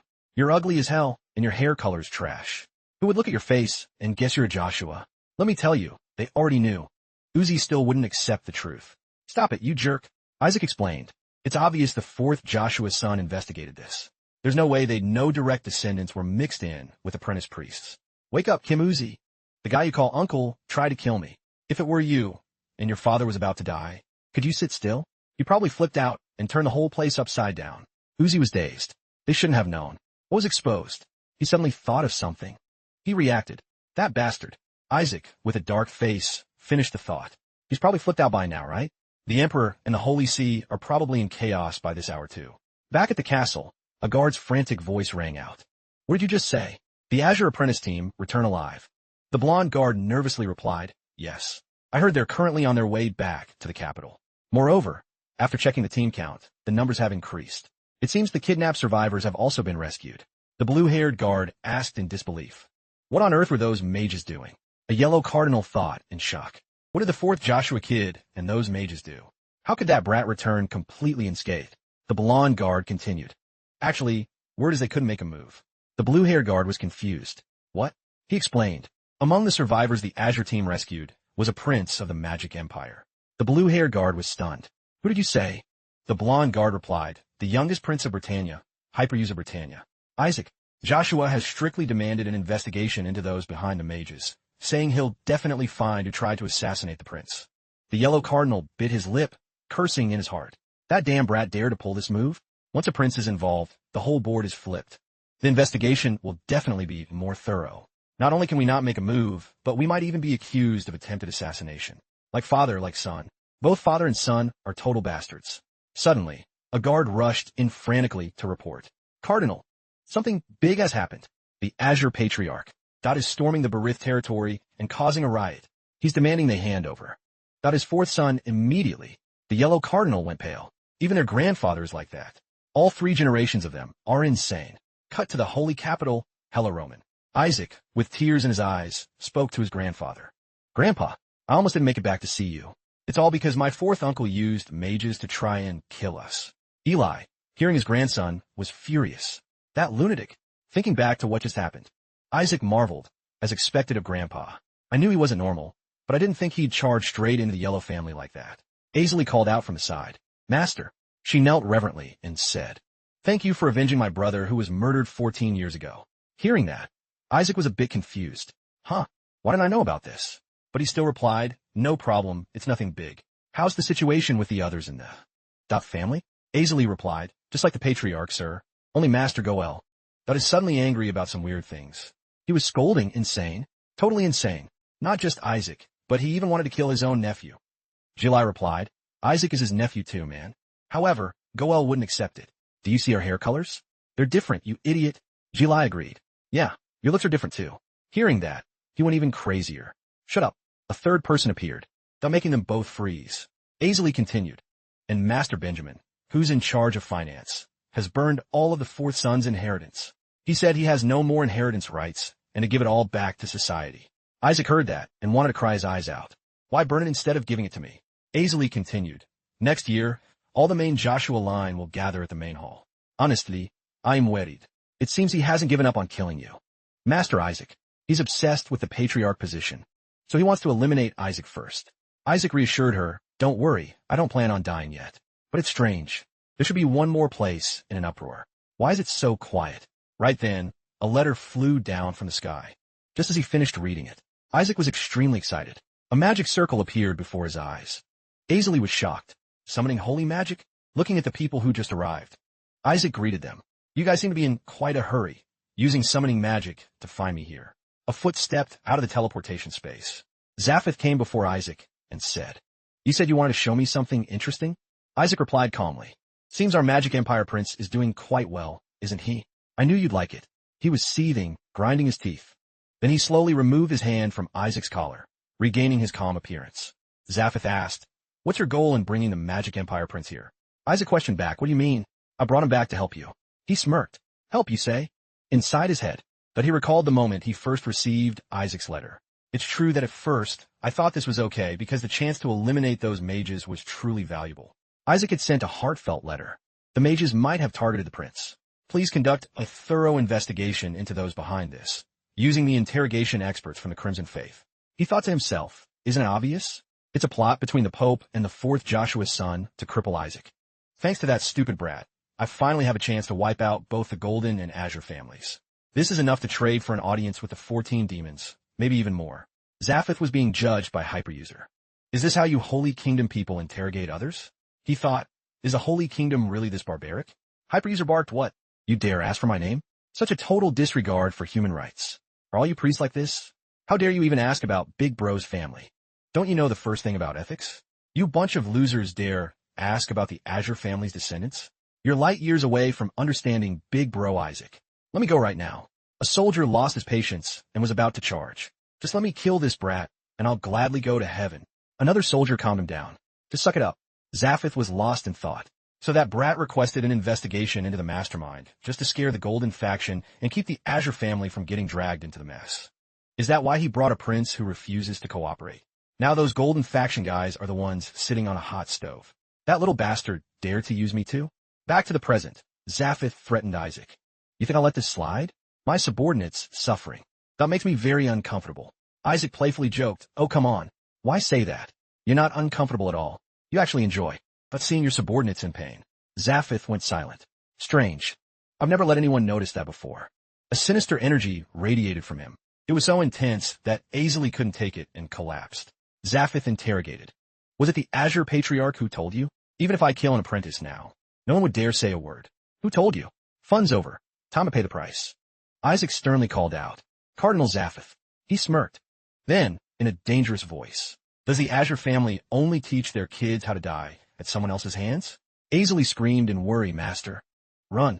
However, Isaac just calmly gave him a light whistle. Then he spoke softly. "Thank you, Cardinal. This is more than enough of a fee." Azali looked at the scene, still in total shock. Isaac held up a command token engraved with a flower in front of him. Zaphith said, "By the way, Isaac, I've been wondering about one thing. That monster. But did you really defeat it yourself? How could an apprentice pull that off?" Isaac replied, "That's a family secret, Lord Cardinal." "Huh. Unlike our Azure faith, your family specializes in hunting demons now, so it's no wonder you wouldn't know. That's exactly why your son was defeated too." Zaphith's expression softened completely. He turned away with a thought. "What an arrogant brat." Isaac happily waved. "Safe travels, Lord Cardinal." Azali rushed over. "Are you okay, Master? Truly unbelievable. Why are all the Crimson Faith people so obnoxious?" Isaac explained, "The Crimson Patriarchs have always been a bunch of lunatics." Azali wondered, "What is that?" He replied, "An entry pass to the papal prison." In Isaac's head, he thought, "With this, I can go see my subordinate." At the Golden Pentagon Evaluation Council, someone spoke up. "Which team do you think will win the Sutra in this Golden Pentagon?" Another replied, "The Golden team, obviously. There's never been a time they didn't get the Sutra. Remember, even the Crimson Faith. Let the Azure team snatch it away." "Oh, the apprentices are back. Which team is it?" An announcement rang out. "The Azure Faith, Joshua's team." Among the crowd, Uzi thought, "Finally made it back alive. That damn Isaac Joshua. We almost met our makers several times because of him." Seeing everyone so somber, Isaac reminded them, "I see you all, you bastards. Can't you smile? Damn it." Suddenly, the crowd started buzzing again. "Look over there. It's the Golden team." The Golden faction looked at Isaac with contempt. "Those stupid Azure guys. Thanks to Kina, we brought back the ancestral relic of Hela that the enemy nation stole. Only something like this brings real benefit to the Holy Kingdom. What good is a mission in mage territory? What does saving a few lives change? Truly a bunch of stupid Azure people. You gotta use your brain." At this moment, the MC spoke up. "Apprentices and distinguished guests, please stand for the Golden Pentagon evaluation. The results of this Golden Pentagon. That will be announced by His Majesty, the Emperor himself." Everyone was shocked. The Emperor is coming to the Pentagon award ceremony? That's rare. It proves this Pentagon is very important. Plus, the Emperor is announcing the results himself. The Golden Faction thought happily, that's right, this is it. Because we brought back the Holy Kingdom's lost treasure, His Majesty came in person. But the MC's voice rang out again. The Golden Pentagon evaluation begins now. The White team brought back scattered ancient scriptures. The Crimson team brought back the Holy Sword, forged 300 years ago by the genius artisan Atega. The observers were impressed. Not bad. Highly valuable for research. Atega's items still sell for sky-high prices today. This year's apprentices are legit. Last year we didn't get anything decent. And the Golden team that brought back something extraordinary. They recovered the imperial treasure that was stolen hundreds of years ago. The entire hall exploded. That's the heirloom passed down through generations of the imperial family.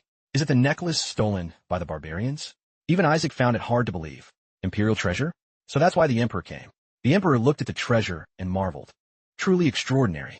This is a wedding treasure of the imperial family stolen during my grandfather's time. I thought I'd never see it again. And yet you brought it back. The Golden team's strength is truly remarkable. The Golden faction was already looking down on the others. See the skill gap between us now? You useless Azure team. If anyone did anything better than this, come on out. Seeing their smugness, he sighed, these guys are so annoying. The MC continued. And finally, the Azure team. The Azure team that bravely rescued all the paladins kidnapped by demons in Jejisandia. The observers were stunned. Rescued people from mage territory? They're just apprentices. Just returning alive is already amazing. However, the Golden team was dismissive. So what if they just brought back survivors?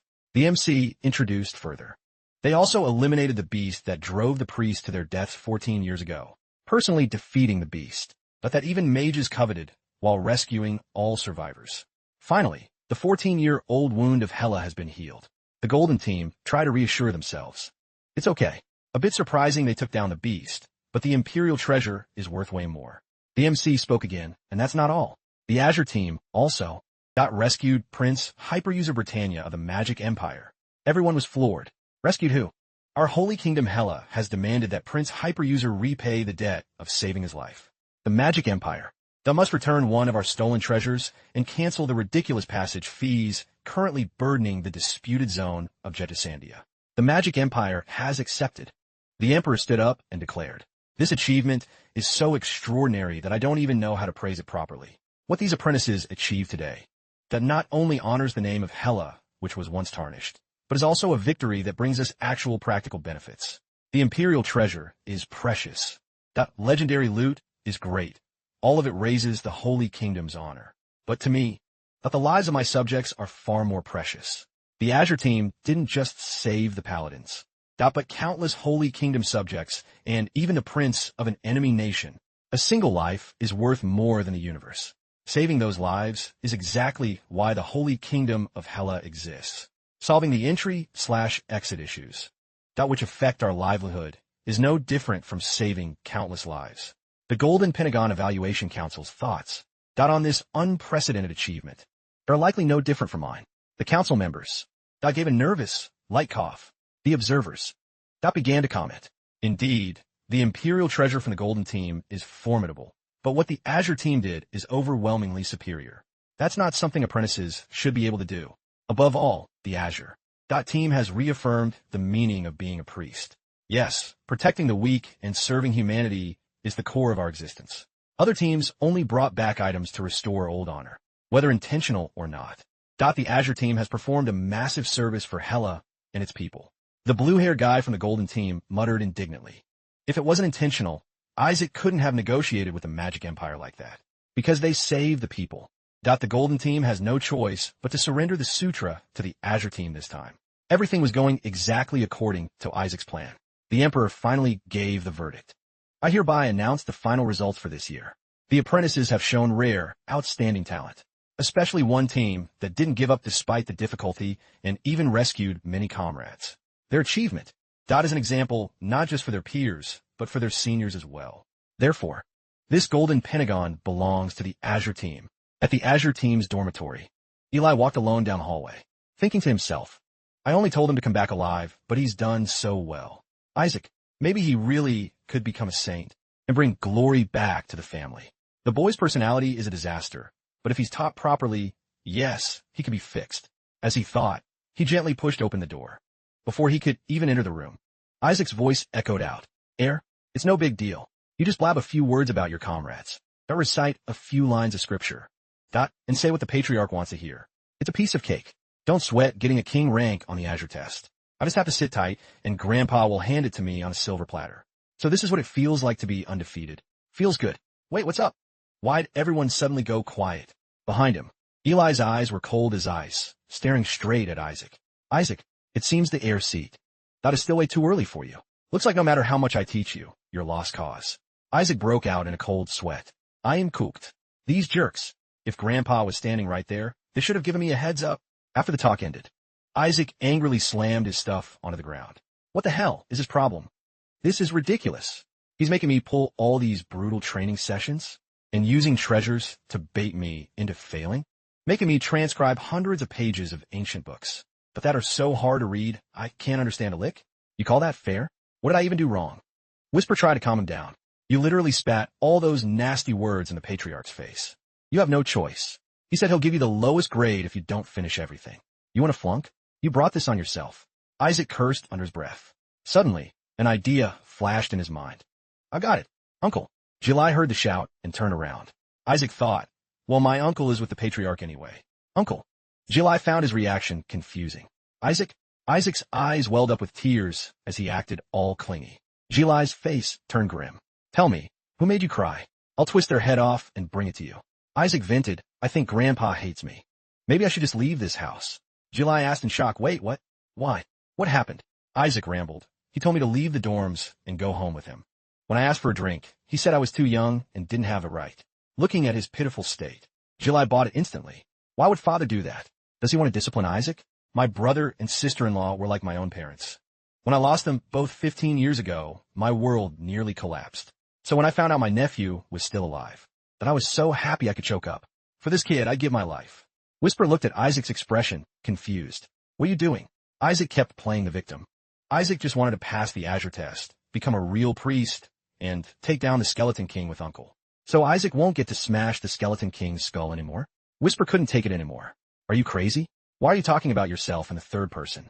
Hearing his plea, Eli snapped to his senses and affirmed. Don't worry, Isaac. Your uncle will take care of everything. Isaac asked, for real? Eli said firmly, of course. I'll help my favorite nephew pass that stupid test. It'll be easy as pie. Don't worry, Isaac. Whisper mumbled. But the test is tomorrow. Can Eli really pull it off? Isaac remarked, if it's my uncle, it's no problem. Besides, I have something more urgent. I need to meet my subordinates. Not before they're executed. The next day, at the papal prison, the guards outside verified. Confirmed. This is indeed a pass issued by the Crimson Cardinal. You may see them after 14 days. Isaac was thrilled. Having power really is the best. Then he spoke up. The execution is in less than a month. You expect me to just stare at heads already rolling? Lower it to 1 week. The guards refused immediately. Impossible. Security protocols require at least 10 days. You're lucky to get in at all. Isaac interrupted. 5 days. I said no. What if? Isaac kept pushing. 3 days? Or should I just walk in right now? The guard quickly stopped him. Tomorrow. No sooner than that. He accepted instantly. Fine, that works. The guard thought. Why would the patriarch give his pass to this lunatic? Whisper muttered. Weren't you going to see them right now? Isaac replied. Nah, I need to get something after I get the king rank in the test today. Tomorrow is better. The Azure test? July. That had promised to help his favorite nephew pass easily. Whisper repeated the keyword. Favorite nephew. He immediately shut him down. Shut it. I wonder how easy the exam will be. Whisper was also happy. If it's July, he'll probably make it so easy a toddler could pass. At the hall the next day, the MC welcomed everyone. Welcome, apprentice priests participating in the Azure test, and all guests here to witness the final mission. The final mission is to eliminate some monsters. Everyone cheered. This is going to be a walk in the park. What? Why is the test so easy? Classic Isaac. You talked to the family for us, didn't you? If we can't pass this, we might as well just quit. Not to mention the monster we have to take down. Looking at the skeletons in front of them, that they couldn't hide their excitement. They're just low-level skeletons. The skeletons, blushing and flustered, exclaimed, It's our king. Our king is here. Come see us. Come to us. Where'd he been all this time? He's come to save us. Watching the skeletons dance, Whisper remarked, Looks like you'll have to commit some brotherly violence. His face went pale. Thinking of July's face, he cursed. That bastard July. Just hearing the name skeleton makes me want to cry. Weak as snails, dumb as rocks. Easy to ignore, but even easier to exploit. They're basically the untouchables of the demon world. In priest tests, nobility lessons, even in festivals for kids, they're usually summoned just to be slaughtered. And if they die by turn undead, they go straight to hell. When they die, they restart from 0. Before that, they respawn at level 1. Oh, you died again? That's the 43,721,376 time. Thinking of this, Isaac couldn't help but shudder with rage. You damn priests. You dare summon these poor souls in front of me, the great skeleton king? The skeletons were still clueless. Were we? No idea, but our majesty is here. Uzi was super pumped behind him. Isaac used turn undead. That'll send them to hell. They're nothing against holy magic. It's easy as pie. Whisper understood Isaac's feelings and comforted him. Turn undead is the most basic spell. Just use it, he thought. I've died millions of times because of that damn spell, and now you want me to use it on these kids? Are you insane? July, you total bastard. The skeletons couldn't contain their joy and rushed toward Isaac. It's His Majesty. He's here for us. I'm so happy, seeing them jump at him. Uzi's group was stunned. Isaac. The skeletons asked warmly, why were you gone so long? You finally came to see us. Isaac, being crushed, groaned, I get that you're happy, but you guys are heavy. Uzi asked blankly, are they attacking Isaac? But why does it look like they're thrilled to see him? Isaac was losing his mind. Damn it. If this goes south, my identity will be exposed. I'll pull their mana cores so they can't fight. The test starts now. If I return their cores later, but they'll be fine. The MC stated the rules. Absolutely no touching their mana cores. Priests must use turn undead to turn them to ash. Isaac got angrier. You damn priests. The Joshua family had come to cheer for young Master Isaac. We made everything so easy. Make sure you get first place. Isaac's internal cursing intensified. The Joshua family are pieces of garbage. I'll wipe you all out. The observers below commented. So just turn undead and you pass. This is the easiest test in history. Another replied, yeah, usually turn undead is too powerful for undead creatures. They should have made it harder by forcing them to pull the cores. Like this, even a baby could pass. Isaac was still struggling mentally. These lowlives. This is even worse. I'm definitely not using that damn turn undead spell. I'll handle them with regular offensive holy magic. Sorry kids, even though it's just a basic spell, it'll still deal critical damage to undead. But it's better than sending you to hell. The skeletons were still clueless, gushing, oh, His Majesty is looking at us. Oh, Majesty, what should we do now? Tell us. Just seeing you makes us happy. Finally, Isaac slumped down. His face was blank. I can't do it. Everyone gasped in shock. What? Even a kid could do this. Why can't you? Isaac was adamant. No, I can't. The skeletons, seeing Isaac's helplessness, ran over in worry. Majesty, what's wrong? Are you out of mana? Should we take you to the dragon fire to refill your mana? Isaac then reminded them. I'm not a skeleton anymore. I'm human. Being thrown in fire hurts like hell. Everyone was flabbergasted. What did he just say? Not a skeleton, but a human? Does he see them as human? They began to speculate. Well, skeletons used to be human. Does the boy not want to attack creatures that were once people? Maybe he wants to save humans who turned into monsters. As expected, the Azure faith protects all things from demons. Truly the saintess's son. Such a noble heart. Uzi was beyond frustrated. You guys are crazy. There's no way that guy is thinking of something so noble. He rushed over. Move it, Isaac. If you won't do it, I will. Turn, before Uzi could strike. Isaac blasted him. Stop. He thought to himself. If anyone else uses turn undead, they'll definitely go to hell. I can't let that happen. A surge of power was released. Isaac launched a turn undead strike. But internally, he was freaking out. I have to aim so I don't hit a single one of them. The whole hall was amazed. Is that turn undead? I've never seen one that massive. The skeletons were dazzled. What's that sparkly thing? No idea, but it looks so pretty. Dark calendar. Hide them all in the shadows. Understood. Shadows enveloped all the skeletons' bodies. The whole hall froze. They were confused. Huh? What happened? Those skeletons. Only then did Isaac breathe a sigh of relief. The hall exploded with excitement. They've all vanished. Isaac wiped them all out in a single strike. That's insane. At this level. But he's at least on par with a bishop. He really has the potential of a saint. However, Isaac was still holding a grudge against those rotten priests. I'll definitely wipe out every last one of you. Cut to another location. A voice reported that Crimson Cardinal Zaphith wanted to take Isaac away. He was certain Isaac would summon a villain during the ritual. Eli heard this and replied, I'd be perfectly happy if the boy just summoned a mid-tier god. Goel spoke up. If father finds out which god chose Isaac, I'm afraid just fainting won't be enough. Eli asked back, even worse than an evil god? Goel shouted. They're not even on the same scale. He felt as if his world was collapsing.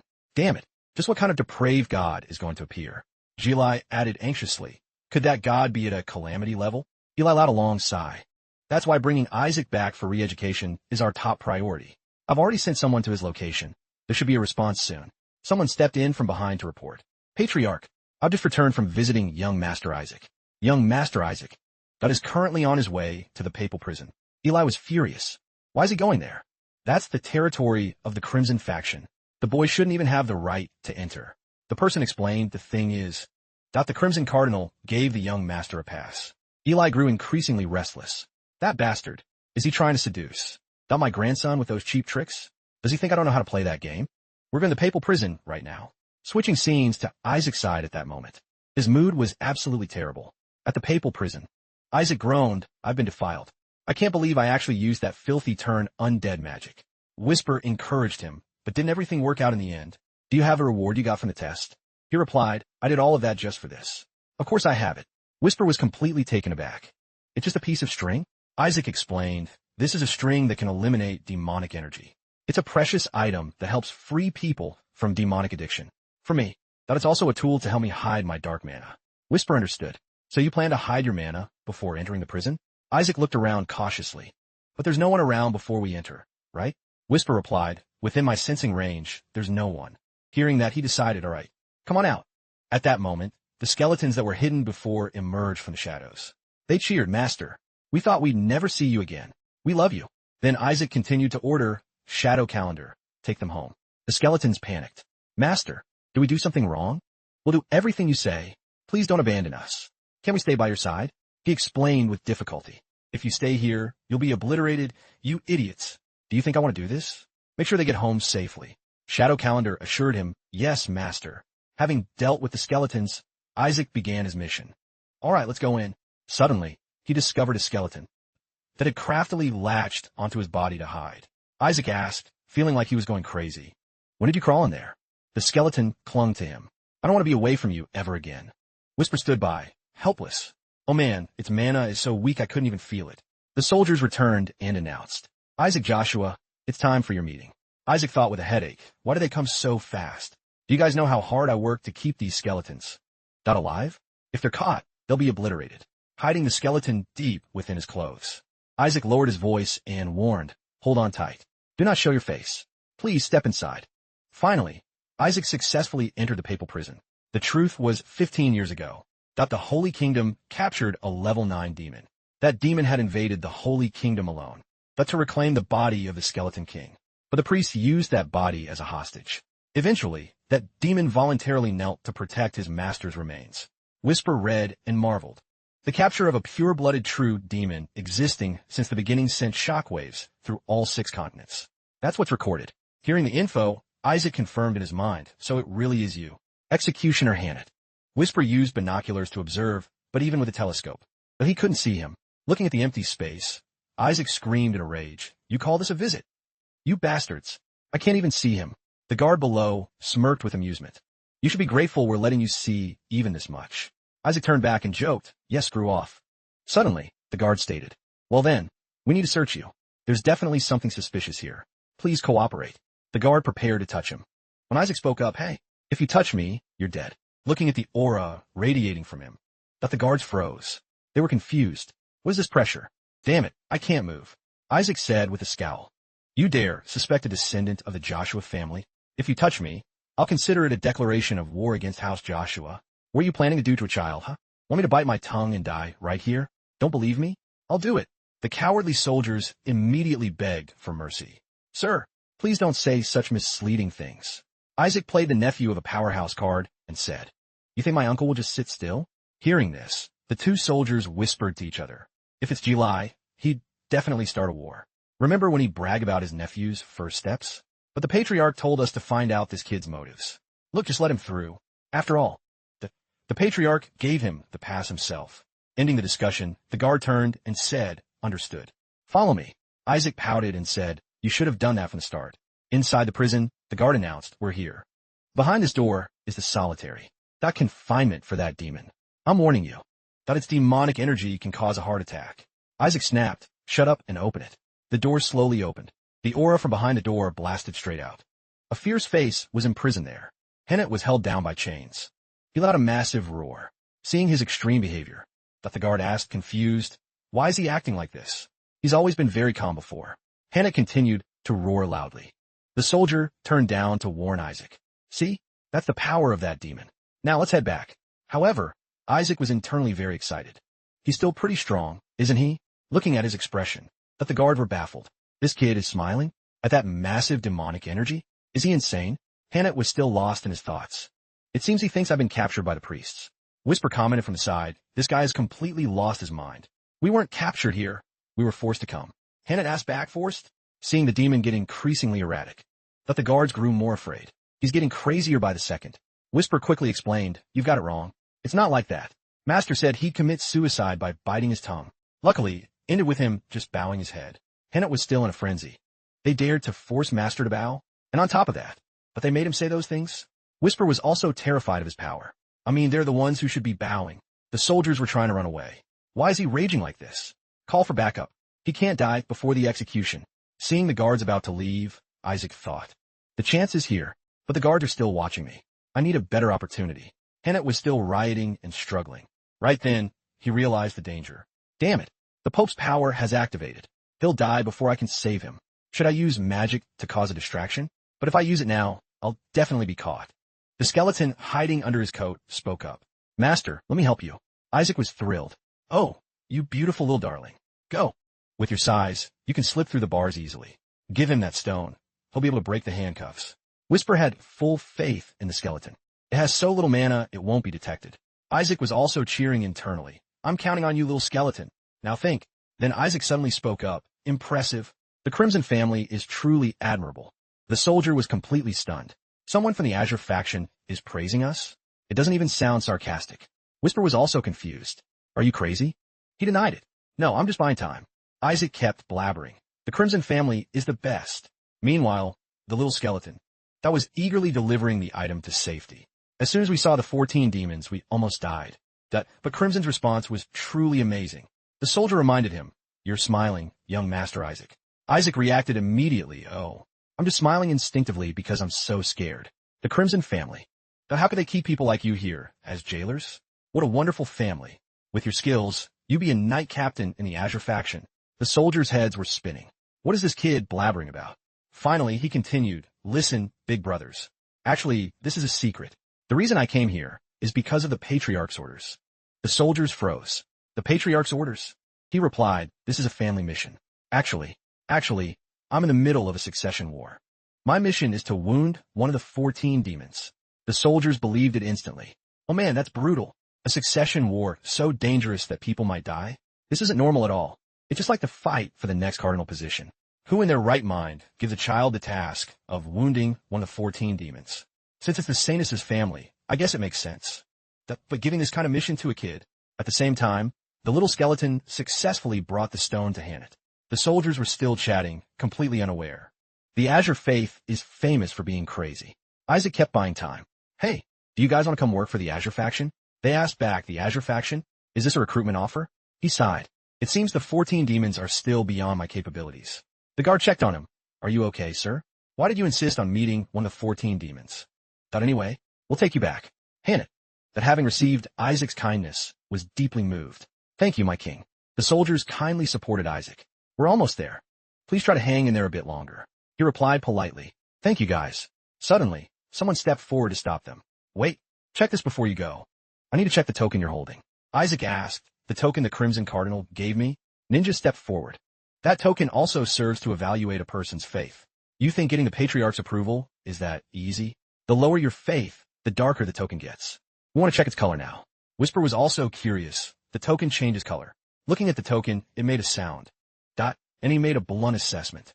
"It's pitch black." The ninja threatened, "Hand over the token." Isaac tried to act tough. "No way." He sensed the weakness and guessed. "What's wrong?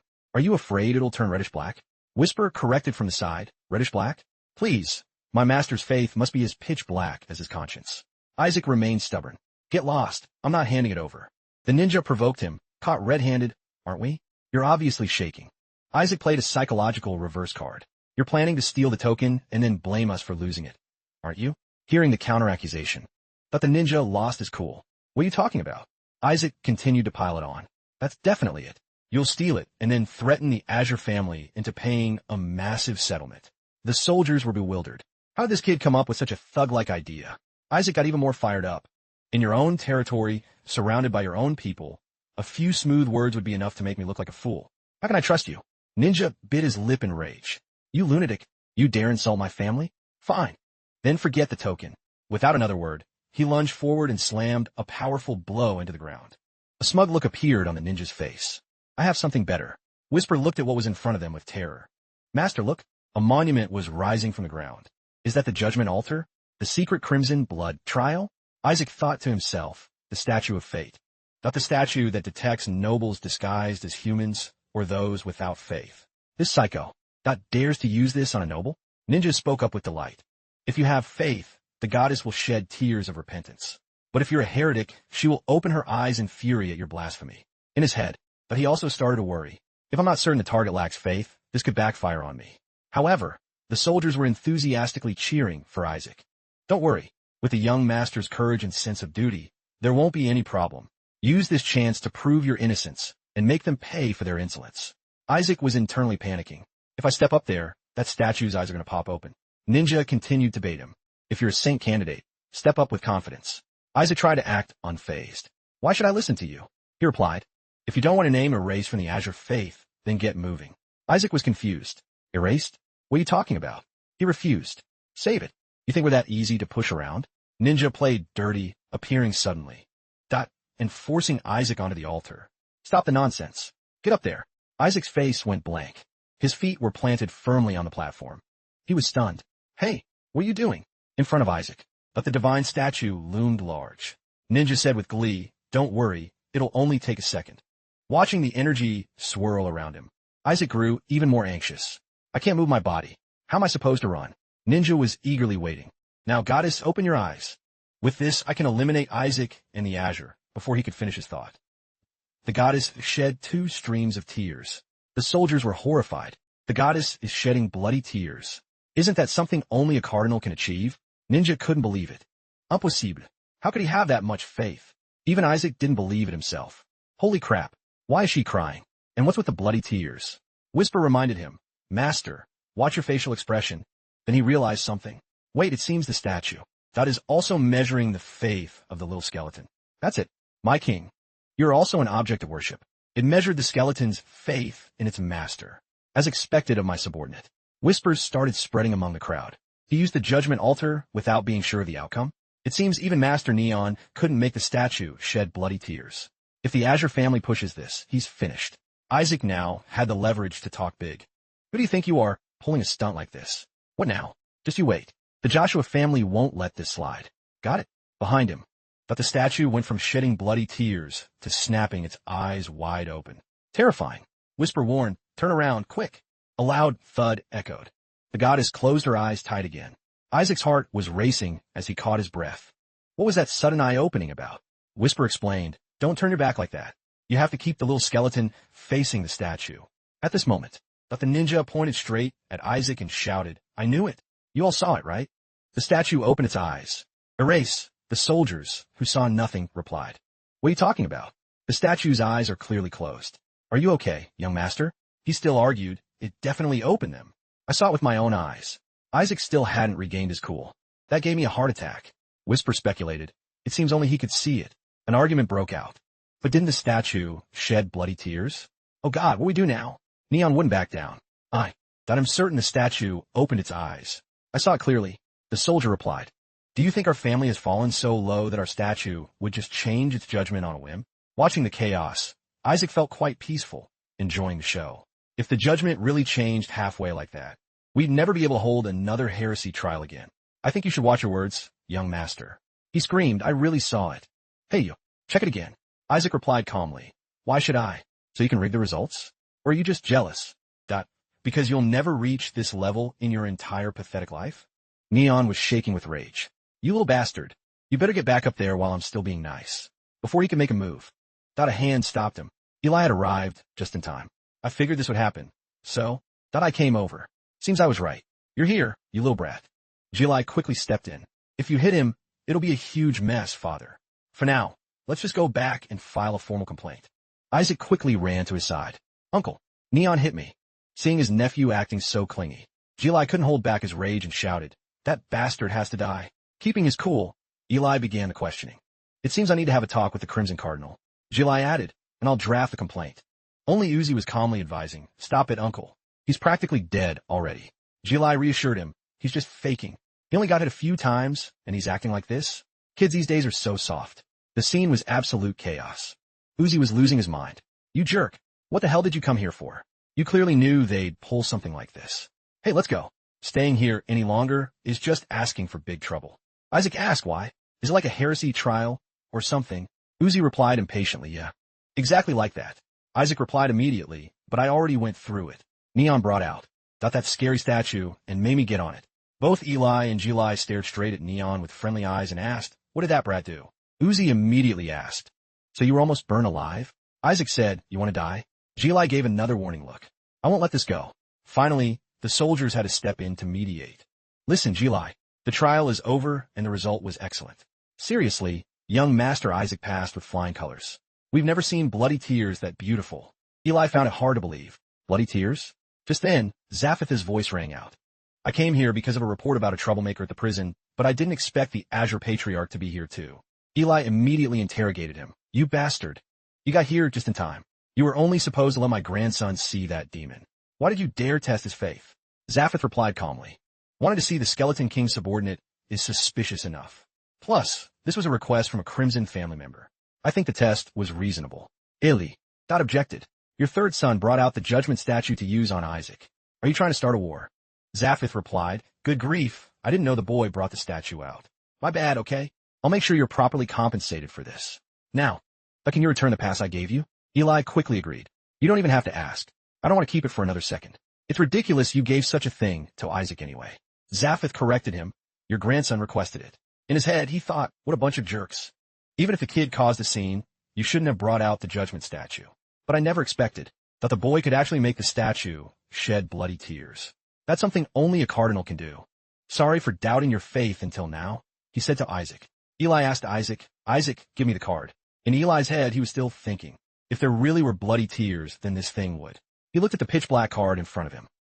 And was completely floored. "It's blacker than sewage." Eli directed a death stare toward Isaac. Zaphith was still pushing from behind. "Found it yet? Then please return." Before he could finish, Eli threw it at him with massive force. Zaphith froze for a beat, then screamed in a rage. "What the hell did you just do?"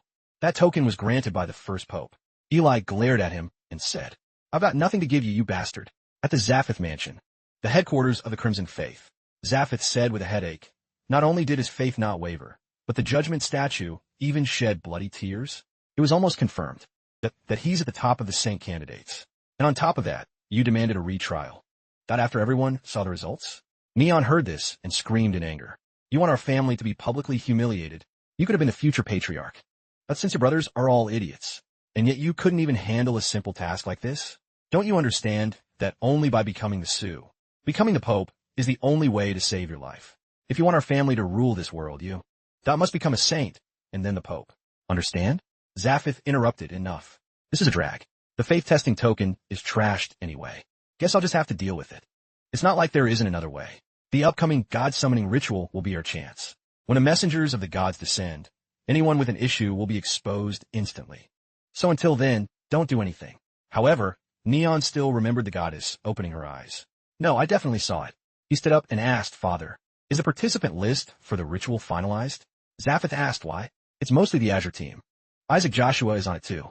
Since you ranked first in the previous black test, you can participate." Neon firmly requested, "Please sign me up as Isaac's servant. I'll go with him as his attendant." According to the rules, participants are allowed to bring servants. Zaphith barked angrily, "Are you insane? Why would the heir of the Crimson family do something so humiliating? Don't you know that's a job for commoners?" Neon remained resolute. "Even so, I have to do it. If there's no evidence, that we have to find it ourselves." Zaphith objected. "No way." Neon tried to reassure him. "Father, I can handle the humiliation." Zaphith finished his sentence. "Someone already took that spot. Kina will be Isaac's servant." Neon groaned. "Damn it. Kinniber serving Isaac? Wait, what? Kinniber. X is going to be X's servant? Back at the Azure family. Eli looked gloomy. It turned pitch black. Goel questioned him. Is that why you broke it, father? But I heard the statue cry blood. Eli replied, I made the Crimson faction perform another faith test just in case there was an error. Crimson met Melissa not long ago. That's probably why the statue cried like that. That faith testing. That device was stolen by us from those Crimson bastards, so it's definitely accurate. Eli finally spoke up. Then it must be true. Benjamin, sitting nearby, speculated, is the Joshua Patriarch a thief? Goel said with a headache. At least we don't have to worry about an evil god choosing him, because he's already an evil god himself. Benjamin remarked, isn't that even worse? High scorers in the 5-color test will summon a god during the ritual.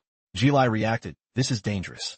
I bet the Crimson Cardinal is waiting for that exact moment. Eli added, not just him, that Black Cardinal. That bastard is also plotting to wipe us out. Goel said, make Uzi serve as Isaac's attendant. We can't let Isaac summon a god. The ritual began at the arena. A heated argument broke out.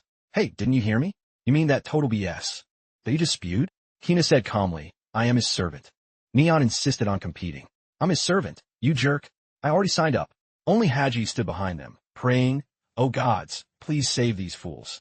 Isaac stood there calmly and spoke. I should just crack their heads open and be done with it. Since those god simps are coming here. Thought things are already annoying enough. Whisper wondered, god simps? They're coming? He thought to himself, the sacrifices will be transported, not by the gods' underlings. But since this sacrifice is a high demon, it looks like one of those simps is in charge. Opposite him, Kina and Neon were already going at it. I'm the servant. No, I am. Isaac watched in horror. Damn it. Do you guys really want me to use force? Uzi tried to calm him. Hey, it's a good day. Chill out. Isaac replied, a good day? Maybe. He thought, because today is the day my subordinate will be freed. The elders made it clear to me. The family will be ruined the moment others see Isaac's true face. Maybe they're right. He really is a villain. Isaac glanced over and asked Uzi, what's up with you and those two? Why is everyone so hyped to be my servant? Uzi froze like a statue and explained, because priests are expected to serve the people from the lowest positions. Neon was still arguing. It's my duty to be Isaac's. Well, basically, I have to be his servant. Kina objected, but Isaac said if I stay with him, he'll train me. Isaac stepped in to mediate. Hey, quit it. I don't need both of you. Tell you what. You be the horse, you be the servant, and you be the clothes rack. Uzi was helpless. Damn it, why me? Back at the arena, everyone was waiting with high expectations. We're really looking forward to this year's ceremony. Rumor has it a saint is among these kids. Seeing them in person is more exciting than the high demon execution. Oh, the kids are coming in. We're finally going to see Lord Kina. This is my first time seeing him in real life. He's definitely going to be a saint. The Crimson Cardinal's attendants heard this and wondered, become saint? People started arguing. Haven't you heard the prophecy? The new saint will come from the Crimson family. What kind of BS prophecy is that? Sounds fake. Do you know how rare the stigmata on Lord Kina? That is? Please, everyone has a holy mark these days. The MC finally announced. The priests have arrived. The group entered. First was Kina, looking absolutely miserable. Then Neon, looking pale as a ghost. They were both supporting the grand entrance of Isaac. Uzi thought to himself, this bastard is definitely going to summon the most wicked evil god. He's been an evil god from the start. Everyone witnessing the scene was stunned. No one could hide their shock. What's going on? Isn't the guy acting like a horse from the Crimson family? Why is Lord Kina doing that? Oh my god. What on earth happened? Sergio couldn't hide her laughter. Eli's voice dropped. Stop laughing. She replied while giggling. How can I? Was this prearranged? I didn't think Neon and Kina would act like that. She turned and asked, what do you think? You don't seem bothered at all, Golden Cardinal. I heard you were pretty strict with the boy. He recalled what Kina had said. Being a servant is a key step to becoming Pope, and I have no intention of letting that position go to Isaac. The Golden Cardinal scowled and thought. As long as his words were true, it's fine.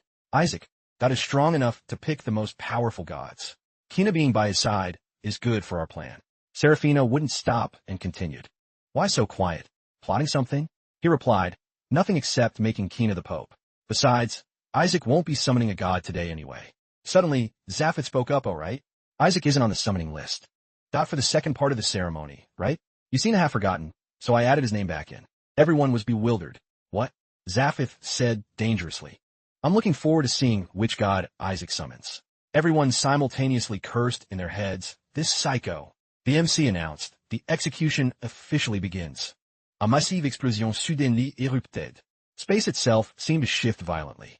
Before the guards, Hannet was successfully brought onto the execution stage. The crowd erupted. Look, a high demon. He glared at the people around him. Then he let out a massive roar. Everyone was stunned by his power. Is that a high demon? Even while bound, he's this strong. Just how powerful is that skeleton king? But to have someone like him as a subordinate, this power is insane. And he's sealed and bound even tighter than when he was in prison. Hannet's body was held fast by heavy chains.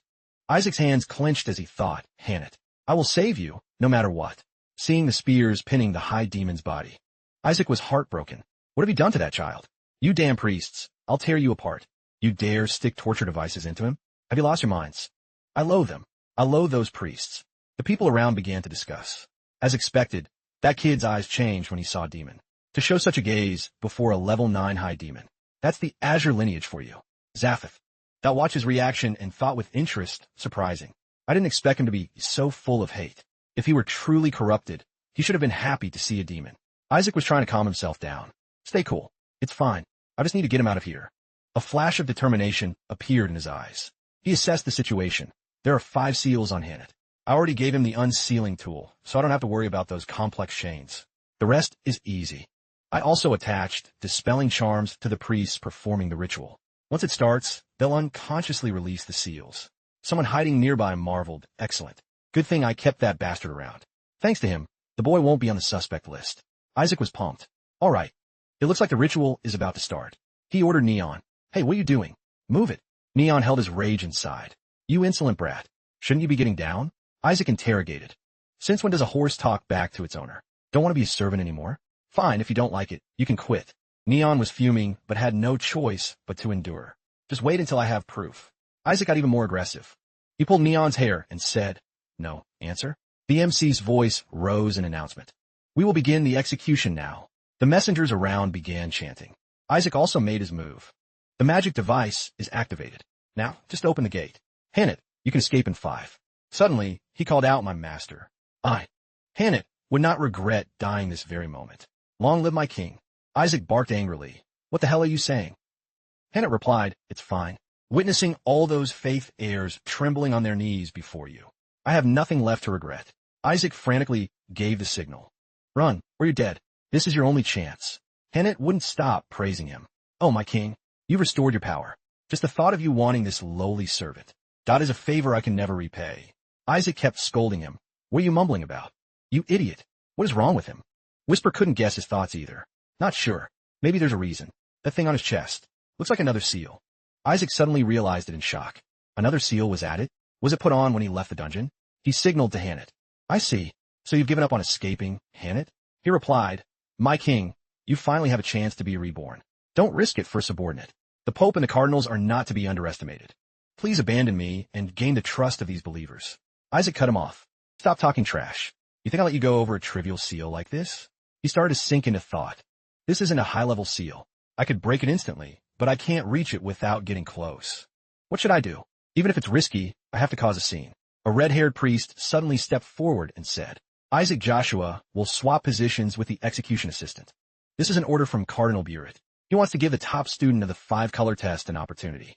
Everyone was stunned by the news. Sending a rookie near a level 9 demon? Something's fishy. They couldn't kill him during the golden test. So now they. Uzi thought tensely. Isaac swallowed the skeleton king's core. There's no way the king's subordinate would just stand there and watch. However, contrary to the worry, Isaac was actually hyped. Nice. Cardinal of the Gold Clan. You old fox. You literally pushed me right to him with your own hands. Seeing Isaac's dazed reaction, the red-haired guard couldn't help but feel pity. Poor kid. Fear has driven him mad. Isaac kept thinking. Now I can touch the seal directly. Game over. Breaking a low-level seal like this is a piece of cake. A cheap thing like this seal on Hannet. It started glowing. That's a holy seal from the heavens. Isaac felt like he was losing his mind. What moron shoved this in here? This takes a whole month to dismantle. Whisper spoke up. Looks like you need the blood of a high-rank heavenly spirit or the Pope's blood to open it. Isaac started panicking. Where am I supposed to get that now? God damn it. If I don't free him in time, he'll be executed on the spot. The Pope. That bastard isn't here today? The MC shouted, Everyone stand up. The messenger of God is descending. A blinding light appeared in the sky. A smell of decay spread through the air. A filthy servant of the skeleton king. Everyone clamored, calling him the messenger of the god of punishment. Isaac looked at the newcomer with worry. The deity said softly, I must handle this matter seriously in person. Whisper finally understood the situation. So this is why Hannet gave up on escaping. If the executioner is an angel, survival is nearly impossible. Yet, Isaac was thrilled. The key to the seal literally walked right up to me. Uzi realized this looked very familiar. A surge of power was slowly being gathered by Isaac. Uzi was still trying to recall. I've definitely seen this somewhere before. Old memories flooded back, making him unable to suppress his fear. Uzi let out a loud shout. Hey Isaac, you lunatic! A massive explosion occurred simultaneously. Everyone in the execution hall was bewildered. What? What happened? An attack? Uzi was losing it. Is this jerk possessed? Does he only know how to aim for people's heads? It's the same every time. You crazy bastard, are you happy now? Are you? At this moment, the messenger's voice rang out. Well done, young priest. He smirked. You actually noticed the hidden demon. A demon had been knocked down on the spot by Isaac's strike. Uzi finally realized and asked, wait, were you aiming for the demon from the start? However, Isaac was incredibly tense. This guy, he left traces of holy power. It seems the rumors were spread well from the beginning. Today is a great chance to absorb mana from high-level demon corpses. Plus, they think they can prey on young priests. Even a level 6 demon corpse. That would make them charge like crazy, let alone a level 9 high demon execution. Dozens of demons will rush in blindly. If attention is distracted by him, even better for me. Those who fell for those words and came here weren't my subordinates anyway. But that guy avoided it. He dared to dodge my attack. I pretended to aim for the demon to take him out, but he dodged. Let's see if he can dodge again. Uzi saw him preparing for another round and screamed in worry. Hey kid, the power was aimed straight at the deity. He raised his hand and blocked the power effortlessly. Another demon died under Isaac's hand. Isaac wouldn't give up. He released even more energy, firing multiple strikes at the deity. But time after time, he dodged easily. And each time, another demon was taken out. He assessed. He's still an apprentice, so his aim is too raw. Or you try to use me to target the demons. Keep throwing them. I'll adjust the trajectory for you. You have to practice to improve. Uzi thought helplessly. If he thinks that, then luckily Isaac. Isaac fought harder, just as I planned. Uzi looked on in despair. Are you trying to attack him openly? Everyone is watching. Another group of demons got caught in the crossfire. Isaac thought to himself. Damn it, they have the same attribute, that's why. It's not dodging, it's changing the trajectory. If I don't power up, will this go on forever? If so, the only way is to borrow power from a higher god. That higher than an angel to destroy him. No, wait. I need a contract with a god to borrow power. The thing I can use right now. That is Melissa's holy relic. Klepava to die. You damn angel. I'll wipe you out. Just as he was about to attack, a swarm of demons suddenly lunged toward him, diving straight at Isaac. Everything turned into chaos. Isaac, everyone draw your swords. Protect the guests. The demons are here to disrupt the execution. Just as the demons were about to devour Isaac. But he was gone. It turned out Isaac was being held in the angel's arms. He said, that was close, young servant of God. Are you hurt anywhere? You, the talented servant of God. Isaac, far from being grateful, slammed a palm strike directly at him. The force sent Isaac bouncing backward. He quickly landed on his feet. The deity said, you gave me quite a start. Child, I know your aim is still shaky. The demons aren't this way. They're over there. Isaac couldn't take it anymore and barked in rage. Damn it. Why is he so hard to hit? Seriously. The deity wouldn't shut up. I told you that's not it. He was also internally wondering, why is God's servant attacking me? No matter how I look at it, he's a devout follower. Isaac was still frantically spamming skills. You bastard, do I have to pluck your wings off first? The deity thought. Lord, he must be acting like this because he hasn't been properly educated. To a child's eyes, this is no different from a monster suddenly appearing. Isaac continued to jeer. You bastard, you're just a demon in disguise. I saw the demons only attacking that jerk. He's a lackey of that filthy skeleton king. He came here to steal the high demon. Hearing the insults, the messenger almost lost it. What kind of priests is this country training?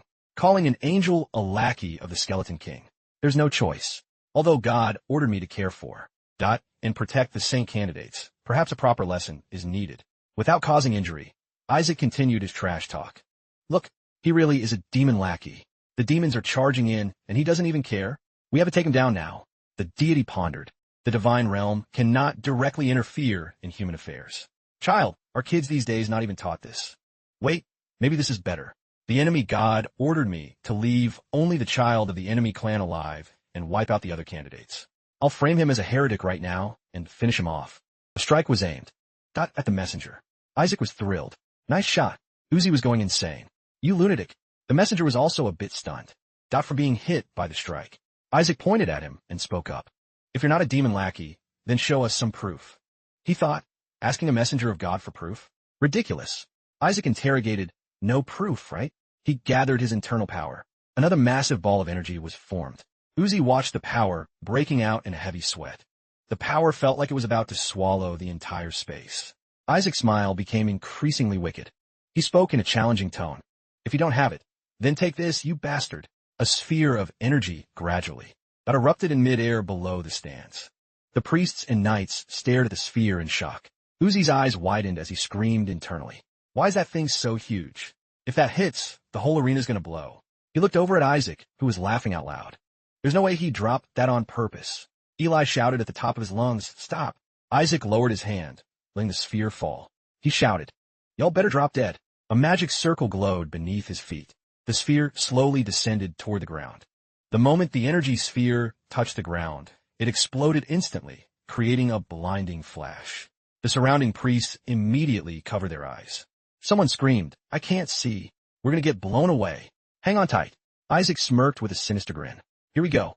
The angel hovered high above. He silently recognized the saint's power. Definitely Joshua's kid. He gritted his teeth and thought. To let child hold such power. These bastards don't even know how to raise a kid, let alone stop the Skeleton King. The angel was fuming and cursed the Skeleton King. Skeleton King. Who the hell is he to cause this much trouble just for the execution of subordinate? He slowly descended. Walking toward Isaac, he told himself, I'll deal with the brat first. He looked at the figure hidden behind the smoke and thought. Finish the mission and then head home to rest. A voice rang out. It made the angel freeze in his tracks. Stay right there. His eyes widened in shock. The physical form of Isaac from his first reincarnation. That appeared before the angel, threatening him directly. The angel went numb upon hearing the command. Or you die. The angel's entire body went stiff. He was internally stunned. I can't move. It's like I'm facing a supreme being. He looked at Isaac, who was baring his teeth in a wide grin. This kid. Isaac lunged forward and swung a punch straight into his face. The angel clutched his face in pain, coughing. Isaac smiled. A terrifying voice echoed instantly. You're just an angel, after all. The angel's eyes rounded in shock. Before he could recover, he took another punch from Isaac. Isaac swung his arm with a powerful strike, sending the angel slamming straight into the stone floor. The angel realized with fear, if this keeps up, I'm gonna lose. He grew furious, and his body was instantly enveloped in bright red lightning. The angel roared, You're just a human. Isaac smirked. Gotcha. Lightning from above struck directly down on him. The smoke on the platform gradually cleared. Uzi ran over, calling out in a panic, Isaac. He kept shouting, Isaac. The angel spoke. Don't worry, I only stripped the saint of his power. Uzi rushed to Isaac's side and screamed.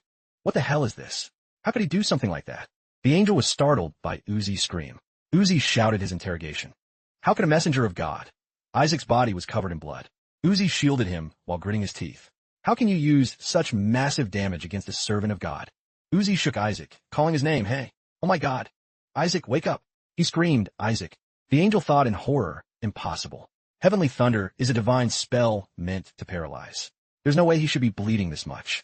At that moment, Isaac slowly opened his eyes. Blood continued to flow from his head and body. He spoke with difficulty, Uzi. Uzi immediately said, Get up, Isaac. Isaac gave a faint smile and blamed himself. I'm such an idiot. I was punished for mistaking a messenger of God for a demon. He continued in pain, It's all my fault. Don't be mad. Uzi called out in alarm as Isaac coughed. Kina slowly walked over and began healing Isaac. Kina said, It's okay, he'll pull through. Only a guy like this is worthy of teaching me. He suddenly looked up, but something was off. Kina gritted his teeth and stared at the angel. There's no way a messenger of God would do this to us priests. Eli shouted, following up, and to do that to someone weaker. Isn't that just too much? The angel internally protested in horror. Weaker? The kid almost took me out. He nearly killed me. Kina stood up and said, Lethal magic is only for demons.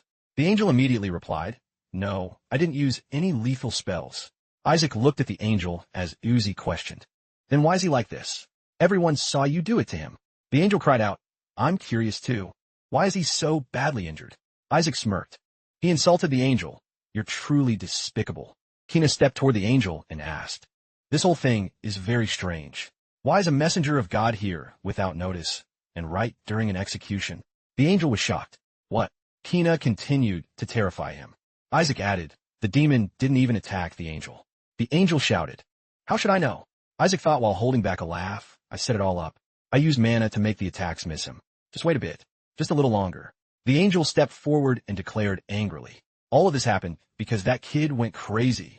We'll find out once we investigate the brat. He ordered, hand that child over to me.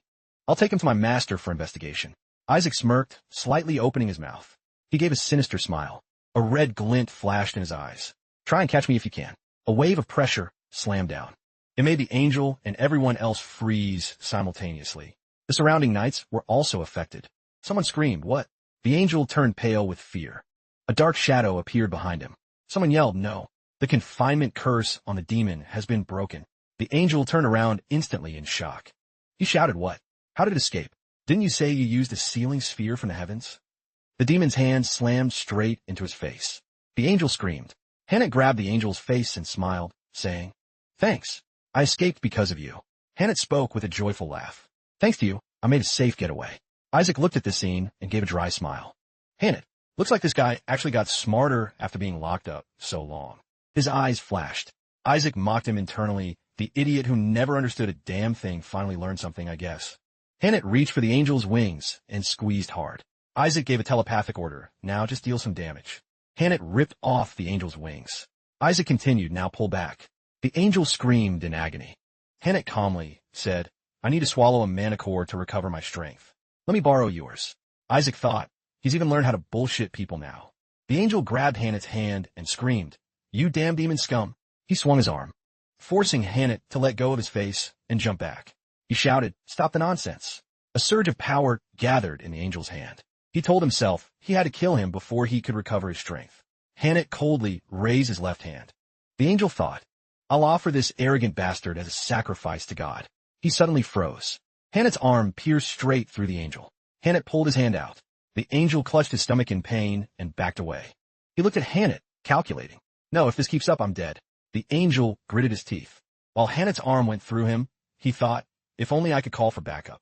The angel screamed in pain. He clutched his throat, wondering. Wait, my voice, Hannah scoffed. Thanks for your mana core. I'm out of here. The angel immediately thought, I don't even have a mana core. Hannah flew high into the air, but not before saying, I'll leave the rest to you, partner. A priest wondered, partner? The angel screamed. What the hell is he talking about? The priests in the stands buzzed with conversation. A demon just called the messenger of God a partner. Questions kept hitting the angel's ears. Not to mention, he even used death magic on a priest earlier. He gritted his teeth, looking at Isaac. Damn it. It's all because of that disgusting brat. He looked at Isaac's face, who was sticking his tongue out to taunt him, and told himself, no way someone like that is a saint. The angel thought angrily, I will never forgive him. A flurry of light arrows. That suddenly struck the angel. The light arrows pierced right through him. Someone slowly approached while the angel struggled. Attempting to stand, the angel was internally furious. What now? He looked at the person behind him and questioned, how dare you? A sword of light appeared in the air. Jilai controlled a series of light swords. Approaching slowly, he questioned the angel. You laid a hand on my nephew? A blue flame erupted across the ritual. That platform. The angel immediately tilted his body to dodge. In his heart, he wondered why. He thought in shock. Why would he attack an angel? Eli stood high above and questioned, what are you doing, Jilai? Jilai shouted an order, don't take his head yet. Kill him slowly and painfully. The angel immediately cursed, you bunch of lunatics. Knights in red cloaks immediately rushed in to stop them. Do you people dare to attack a messenger of God? Is the Azure clan insane? Jilai turned around, glaring at them as he interrogated. Then who was the one using death magic, huh? He asked coldly. My nephew is lying there dying, covered in blood. If that isn't death magic, then what is? Isaac, held by Uzi, trembled upon hearing that. Actually, the guy injured himself. The knight immediately shouted. He's clearly faking it. Don't you remember what he did at the Crimson Test? He's a demon in human skin. Jilai angrily questioned, a demon? You dare call my angel-like nephew a demon? The knight immediately drew his sword. Get back. He must be dragged to the interrogation room. Jilai also gripped his sword hilt and countered, not on my watch. In an instant, someone slammed the table and ordered stop. The Golden Cardinal gritted his teeth and spoke loudly. Now is not the time for allies to fight each other. He ordered, all forces immediately pursue that demon that just escaped. The knights immediately ran off. Sir, Sergio Fi also ordered the priest to follow. The Golden Cardinal stood on the balcony, deep in thought. Even though one of the 14 subordinates escaped, it's not necessarily bad. He smirked dryly. With injuries that severe, that kid can no longer summon a god. The Golden Cardinal turned and shouted his orders. The demon has escaped. All high-ranking clergy, pursue it immediately. The subordinates replied, Sir. Eli quickly jumped down from the balcony. Eli ran toward Isaac. He asked in a panic, Isaac, are you okay? Damn it, I should have stayed by your side. Eli suddenly gave an order that made Isaac freeze. Eli, take care of Isaac. He gripped his sword, his face darkening. Walking toward where the demon fled. I will pursue that demon myself. Eli angrily declared. I'll catch it with my own hands and prove my nephew's innocence. Isaac was internally panicking. Hey, you way too strong to get involved in this. He imagined Hannett being recaptured. If you join in, he'll definitely be caught. Do you have any idea how hard I worked to sneakily free him? He gritted his teeth. Damn it, no other choice. Then, Isaac hesitantly called out, Grandpa, Uncle. Isaac looked at the two of them with puppy dog eyes. Then he spoke in a voice that made Uzi want to puke. Please don't go. It hurts so much. Eli and Eli's voices immediately trailed off as they looked at him in horror. Afterward, both immediately walked happily toward Isaac.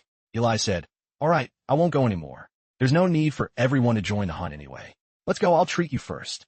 Isaac smirked sinisterly. Perfect. Everything is going according to plan. A moment later, Isaac was bandaged all over, lying in a hospital bed. He cursed internally, these idiots. He looked around the room at Eli. Eli sat by the bed while knights stood around. What are they doing in a hospital room? Eli gritted his teeth and ordered, Get out now. What are you doing in someone else's room, huh? A knight immediately countered. Since when did the Holy See's infirmary become your room? Why did you bring a demon in here anyway? Elimutrid, a demon. The knight questioned, Cardinal, what is the meaning of this? Why are you obstructing the investigation? He spoke coldly. Eli, I order all members of the Azure clan to cut off all cooperation with the Crimson faction and begin a general strike, including stopping all Holy See missions. The knights immediately protested. Wait, Cardinal, please, why would you do that?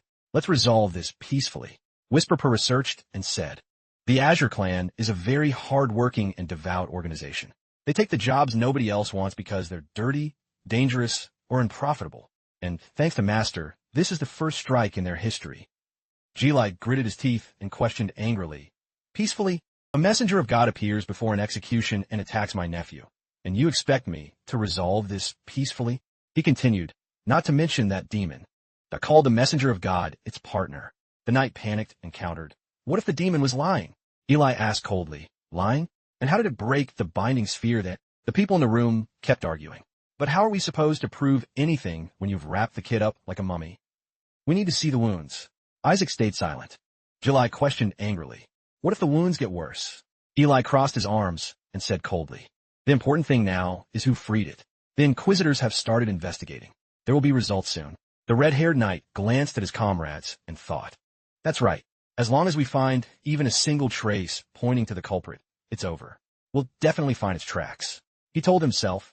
Before then, we'll catch it. And someone burst through the door, shouting, Cardinal, something big has happened. Isaac and Eli looked toward the door in surprise. A man pushed through the door and screamed, Cardinal, something big has happened. He stammered, the evidence. Then he announced, much to the joy of Isaac, the evidence is gone. The man covered his face and explained in a panic. I was just about to start the investigation when the chains suddenly exploded. Isaac smiled and praised internally. Hannett is always so thoughtful. The man continued, and right before the explosion, I felt that person's power. The red-haired knight immediately shut him up. Quiet. Eli signaled angrily. You heard him. The investigation is over. Now get lost. Isaac thought, and just like that, Grandpa closed the case. A moment later, someone knocked. May I come in? Isaac Joshua, Neon, walked in slowly, looking confused. Isaac was internally surprised. Neon, he hesitantly called out. Isaac. He stepped inside and asked, How are you feeling? Isaac said dejectedly to himself, I feel worse the moment I see your face. Neon took out a glass bottle containing a red liquid. I brought my family's secret elixir to help you recover faster. He thought to himself, if Isaac is this badly injured, won't he be unable to join the god selection ceremony? He pondered. The Golden Clan followers must be thrilled. Neon thought of Zaphatha's sinister smile and told himself, But I won't let that happen. He clenched his fist, remembering his words. Take this over and make him drink the family's elixir so he recovers quickly. Isaac quickly poured the whole bottle into his mouth. Then he praised, Damn, this tastes great. Neon thought in horror. I can't believe I had to give the family elixir to this bastard. Do you have any idea how expensive it is? He clutched his head as he watched. Isaac continued to pour the medicine into his mouth. One drop is enough, yet you chugged the whole bottle. You lunatic! As Isaac's body emitted a faint light.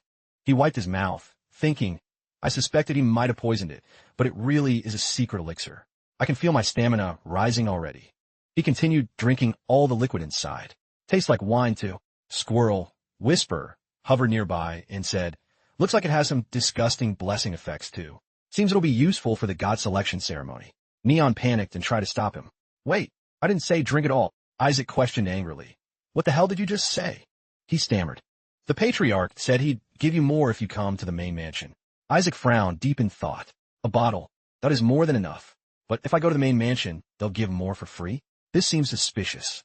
Then he laid back on the bed, clutching his leg, and said, I really want to go. But my leg still hurts. Neon quickly suggested. Then I'll let you use my gear. These boots will help you move. Put them on and come to the mansion with me. Isaac realized. Looks like he prepared this beforehand. Whisper mocked from the side. His ambition is as dark as yours. Isaac sat up and said, I need to change. Wait outside. Neon quickly replied, Got it. He turned toward the door and thought, what a greedy brat. I can't believe he fell for the trap so easily. Isaac on the other side pushed the window open. You're toast the moment you step into the mansion. He stepped onto the windowsill and smiled, telling himself, I'm going to make this front page news. Isaac happily mumbled, Thanks, you idiot. At another location, the golden cardinal slammed the table and shouted, Those crimson bastards. How dare they bring secret elixirs into the infirmary? He gritted his teeth and screamed. I gave him a VIP room so he wouldn't slip away, yet they dare to heal and bless him. He smashed things and shouted, I must make the ritual fail. Both the black and crimson clans have gone mad. The golden cardinal gripped a piece of paper in his hand. Isaac must be stopped at all costs. He angrily declared, We cannot let him summon a god. In another place, Isaac looked at Goel and spoke. Oh, my dear uncle. He rubbed his hands and smiled, saying, I have something I want to ask you. Goel thought in a panic. He's gone crazy. He made up an excuse to avoid him. I'm very busy. Ask me later, okay? Blue flames immediately erupted, startling him. Isaac walked over threateningly. I think you know the answer. Goel screamed in fear. Know what? Isaac smiled sinisterly and asked, Which god do you think I'll summon? Goel gritted his teeth and realized, this little brat is asking because he knows I can get info from the Pope? He thought of Masa and pondered. If I speak and the news gets out, then what? The Azure clan can't oppose the Pope. Goel smiled and told himself, but everything will change if he can summon the supreme deity. He happily imagined. Then no one will dare look down on the Joshua family again. Isaac suddenly said, I'm going to give up on summoning a god. Goel shouted in shock. What did you just say? Isaac immediately replied, I think I'll summon an evil god, which is why you won't tell me. He pretended to be sad. Besides, what if an evil god really appears? Goel screamed, Are you crazy? What the hell do you mean evil god? It's the supreme deity. Isaac immediately smirked. He slowly walked toward Goel. The supreme deity, huh? He immediately countered, You misheard. Isaac hugged Goel's leg and asked with a smile. My dear uncle, say it again. Which god am I going to summon? He screamed in terror. Let go of me.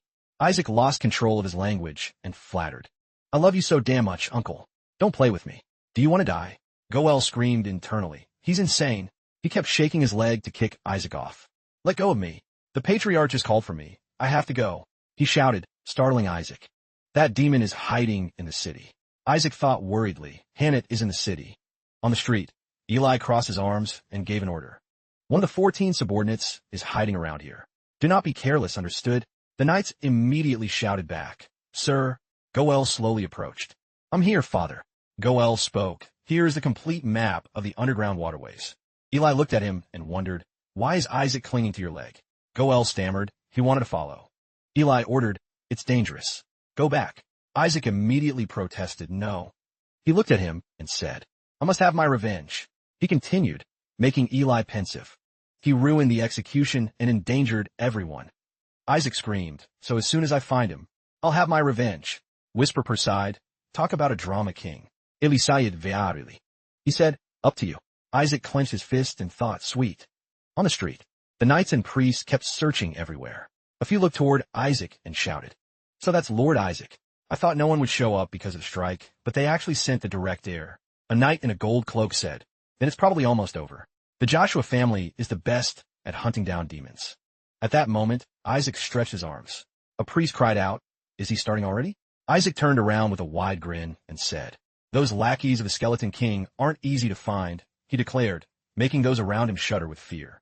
This hunt is going to take a hot minute to wrap up. A while later, someone yelled, "Isaac, are you even being serious right now?" The knight in the red cloak glared at Isaac in a rage. He calmly replied, "Chill out. He's a high demon, after all. It's only natural he's a pro at hiding. I feel like he's still around here somewhere." The knight screamed, "Are you messing with us?" The red-cloaked knights kept complaining to Eli. Eli was resting nearby. "This is way too much, Cardinal. This kid hasn't done squat all day." They continued, until Eli angrily crushed the cup in his hand. "This only makes us more suspicious of your nephew." Eli slowly stood up and interrogated, "Are you saying I'm wrong?" The knight stammered, "No, not at all." Eli called for Isaac, who immediately replied, "Yes, Grandpa." Eli's face darkened as he ordered, "Make them pay the price." Isaac pointed toward a far-off direction and shouted, "I sense the demon over that way." The knights shouted as they gave chase. "Damn it." Someone suddenly walked up and asked, "I thought you guys were on strike. What's the deal here?" Zaphith asked Eli with a dry laugh. "Planning to cover up your nephew's crimes?" Eli immediately frowned. "What?" Zaphith stepped closer and said, "Doing this will only make Isaac's crimes heavier." Eli coldly questioned, "Do you have proof my nephew freed that high demon?" He replied, "Everything will come to light soon enough." Zaphith thought, "Once I find the Pope's power inside that sealing sphere, he's toast." He plotted, "I can't directly accuse the Pope. So the ideal scenario is finding a lead connecting Isaac." Zaphith licked his lips and thought, "If I pull this off, I'll get to witness the downfall of these arrogant Azure bastards." Then he turned to leave and suggested, "I don't want to ruin the god-summoning ritual either, so let's cooperate for now." Zaphith mocked with a dry laugh. "At least I'll help hide the handcuffs when your nephew gets busted." Goel stepped up and whispered, "Father, don't listen to him. He's just doing this because he's scared too." Eli replied, "I don't hold a grudge." Then he gritted his teeth and declared, "I'll have Isaac make them work 10 times harder." Goel shouted, "That's literally the definition of holding a grudge." Goel sighed and called out, "Hey, Isaac, you heard that, right?" He continued, but as he looked closely, the kid was gone. "You need to investigate more." "Isaac?" Goel screamed. "Where the hell did he go?" Isaac touched a script in a wooden cabin. Whisper by his side said, "This trace belongs to Hannett. Haven't seen this code in a while." Isaac pondered, "I see." As he followed Isaac, Whisper marveled, "Who knew those pure demons would take your spot?" Isaac explained, "It's not that weird. Being orthodox demons, they've always loathed serving a skeleton." Isaac put his hand to his chin, lost in thought. Maybe breaking my magic was too hard, so they set up a fake skeleton king to control the demon race. Meaning they exploited a loophole rather than defying a direct order. Whisper wondered, "Still, it's weird. The sealing sphere, the Pope, the Crown Prince." Isaac thought, both the Pope's and the Crown Prince's mana remain inside Hannett's sealing sphere. He wondered, the Pope makes sense?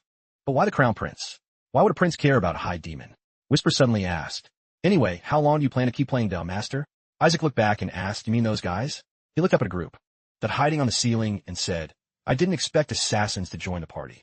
They thought in horror, "Do we get spotted?" But priests usually have zero situational awareness. An assassin froze. Isaac remained looking up at them. A surge of azure mana radiated from his body. The assassins jumped down. One thought in shock, What? I didn't even see this kid chant a holy spell." Isaac asked contemptuously, "Are you guys mages too?" The assassins lunged at him. One roared, "Take him out. Priests can't handle our magic." Whisper screamed in shock. "Just how weak do they think you are? I can't believe they're only using tier 3 magic on you."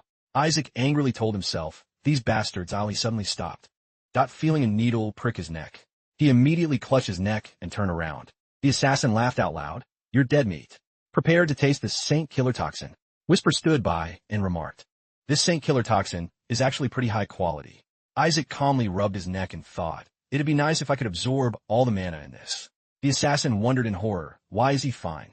He stammered at Isaac, "You should have collapsed by now. Did you take an antidote beforehand?" He put his hand to his head and started acting. "My head hurts so much, but this isn't enough to take me down. I am a member of the noble Azure family." One assassin thought, "What the hell am I watching?" Another shouted an order. "He's still a Joshua. Give him another shot." Another needle pricked his neck. Isaac feigned weakness again. "2 isn't enough, you jerks. You think a Joshua goes down that easy from poison?" The leader roared to his men. He's still talking. Listen up. Fire everything you've got at him. 3 needles hit Isaac's left chest. 2 needles hit his thigh, while the assassins were panting. Isaac kept up the act. A Joshua won't fall for just that. He smiled with excitement and declared, "You'll need at least 50 more to stand a chance." The assassins thought in horror. "Holy crap, he's terrifying." One said tremblingly, "We're out of poison needles." Isaac frowned, bored by the situation. He looked at the assassins and told himself, "I'll just finish absorbing the mana and then dip." An innocent assassin asked as Isaac fell to the floor, "Did we finally get him?" Isaac peeked and heard one say, "Served you right, Isaac Joshua." He immediately looked toward a person in a black cloak, who had just appeared. The newcomer took off his cloak. Isaac was internally shocked. "Count Monlik." He smiled sinisterly and thought, "Isaac Joshua, my family was ruined because of you." He stepped toward Isaac, rejoicing. "Today, I finally get my revenge." Monlik looked down at Isaac on the floor. And the assassins kept talking. "Is he not dead? Didn't we shoot him with tons of poison needles? How is this kid so tanky? Just finish him off already." Monlik clicked his tongue and instructed, "Make sure to erase all traces. Make it look like a demon killed him." Isaac thought worriedly. "What now? If I stand up, I'm busted." Whisper immediately reassured him, "It's fine. You've done enough shady stuff. What's a little more?" Isaac squeezed its tail and questioned, "Do I look like a priest to you?" "You vanadi?" An assassin cried out. "He's still moving." They kept screaming, "Hold him down. Make it bloody to frame the demon.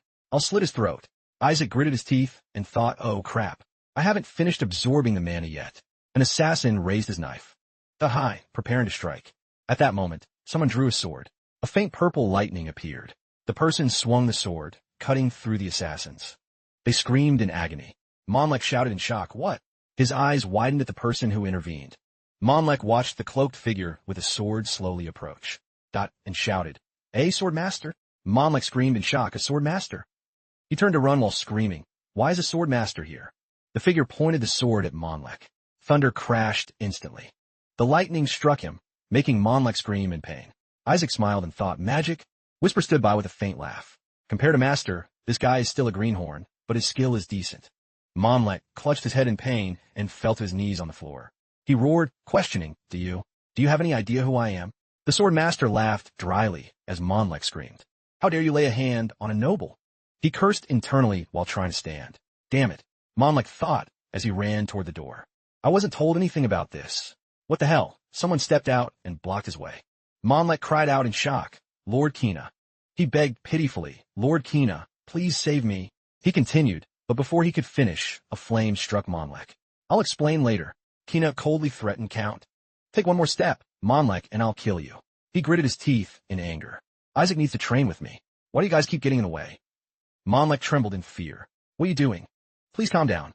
I came to support you." He continued, "If that kid summons a god, the Pope will." Kina cut him off.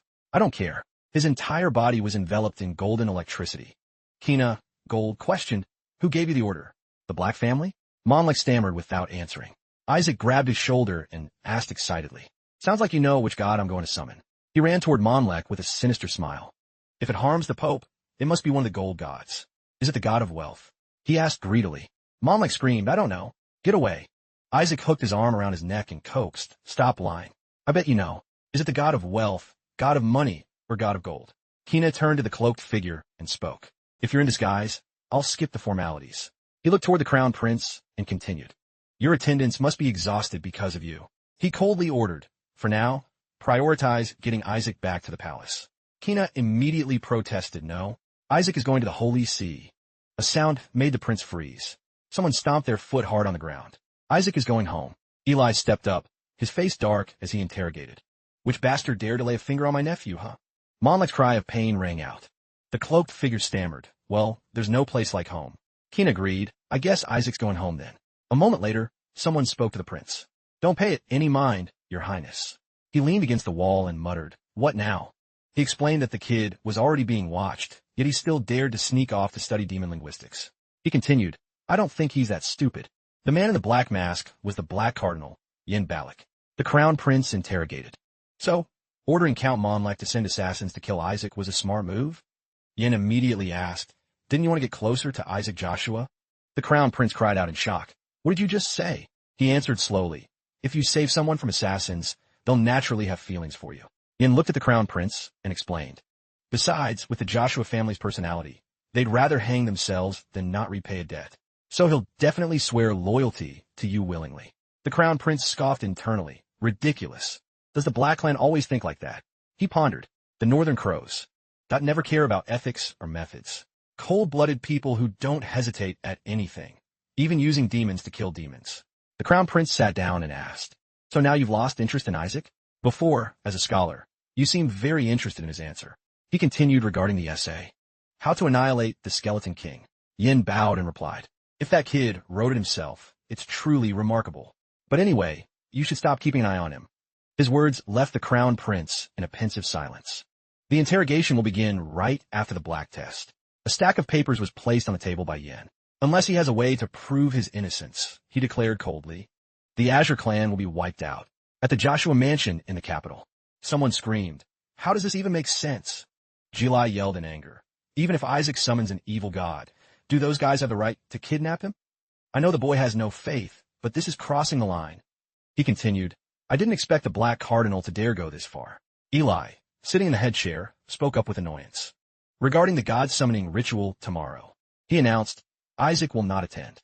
Gili and Goel were simultaneously shocked. "Why? He has to attend." Eli explained that everything that had happened was because of that. Gili hesitated. "That's true." Goel gritted his teeth and ruffled his hair. "Damn it." He slammed the table and shouted, "No, he must attend." Eli looked at him and questioned, "Are you crazy? Didn't you say Isaac needs protection? You want the whole world to see him summon an evil god?" Goel shouted back, "It's not an evil god." He frowned and said, "It's the supreme deity. Isaac will summon the supreme deity." Eli and Gili were left in total shock. Goel continued, "I don't care about his faith, as long as he attends." Goel clutched his head and thought, "Damn it, I shouldn't have said it, but saying it feels better than holding it in." Gili and Eli kept questioning him. Then Goel replied crossly, "The supreme deity. That's right. Who else? It's Isaac." He thought of Isaac's scene at the ritual and shouted. During the investiture ceremony, he was chosen by the supreme deity, so he must participate in the summoning ritual. Eli calmly held his teacup and said, "If you're drunk, go to sleep." Goel screamed, "I'm telling the truth." He continued, making Eli freeze. "I saw it with my own eyes at Buret's mansion." Goel roared, "Why else do you think they wanted to adopt Isaac? When they got rejected, they tried to kill him. Now that every other way failed, they're trying to block him from the ceremony. Do you still not get why the Buret family is acting like this?" Gili said worriedly, "Brother, even a novelist wouldn't dare write something that wild. If you're not feeling well, go rest." Goel went ballistic, clutching his head and cursing, "FK my life." He turned to leave. "Fine, don't believe me. We finally have a chance to clap back at them, and now you want to throw it away," he declared. "I'm taking Isaac out of this house." Gili wondered in shock. "Tell me he's not serious." "Eli Suden the Kvistsen. Is everything you said really true?" Goel answered loudly, "Yes." Eli lowered his teacup and muttered, "It seems the supreme deity." His hand trembled. The tea splashed out of the cup. "Is a pervert." Goel pulled his hair and screamed. "How did you even reach that conclusion?" Eli tried to stay calm and pondered for 4 hours. "Isaac is in danger in a completely different way now. The supreme deity is something humans shouldn't mess with, but at least we can avoid the interrogation." He thought of Isaac's lack of faith. It didn't matter now. Isaac has been chosen by an existence beyond even the main gods. No one can oppose the will of the supreme deity.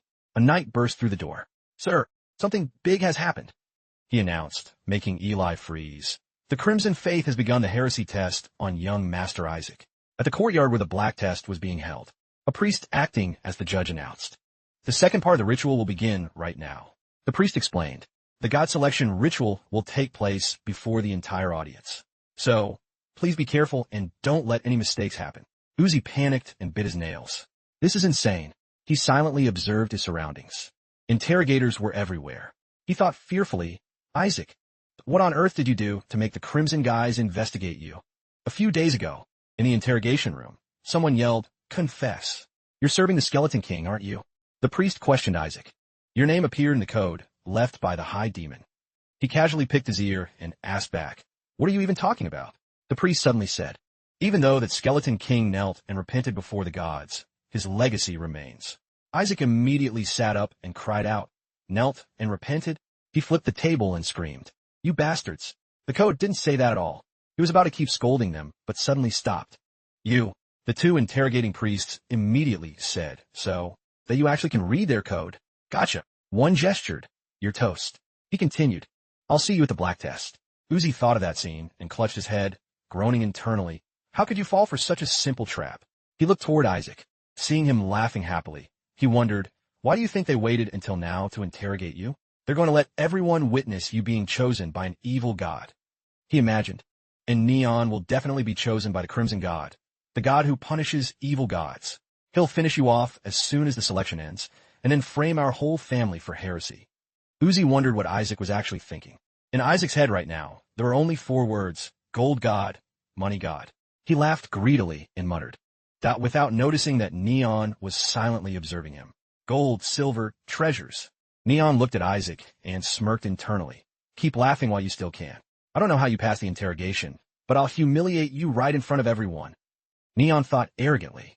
After being chosen by the Crimson God, I will summon him. If you're chosen by an evil god, you will surely receive divine punishment. The crowd started whispering. Is it true the Azure clan has fallen? They said they'd show proof right here. Neon heard this and rejoiced internally. This is it. This method is more effective than any heresy investigation. A priest announced, "We will begin the god selection ritual. Please channel your holy power into the spheres provided." Uzi held the gray sphere and prayed silently. "Please, God of Azure." He gritted his teeth and thought, if he's chosen by an evil god, we're all finished. Isaac stood nearby, constantly mumbling, God of prosperity, God of money, God of wealth. Uzi immediately changed his prayer. Please bless Isaac so he doesn't summon an evil god. A golden light suddenly radiated from the sphere. Isaac thought happily, gold. It's the gold god. He cheered internally. Gold is money. Come to me, gold god. The light grew more blinding. There it is. He's here.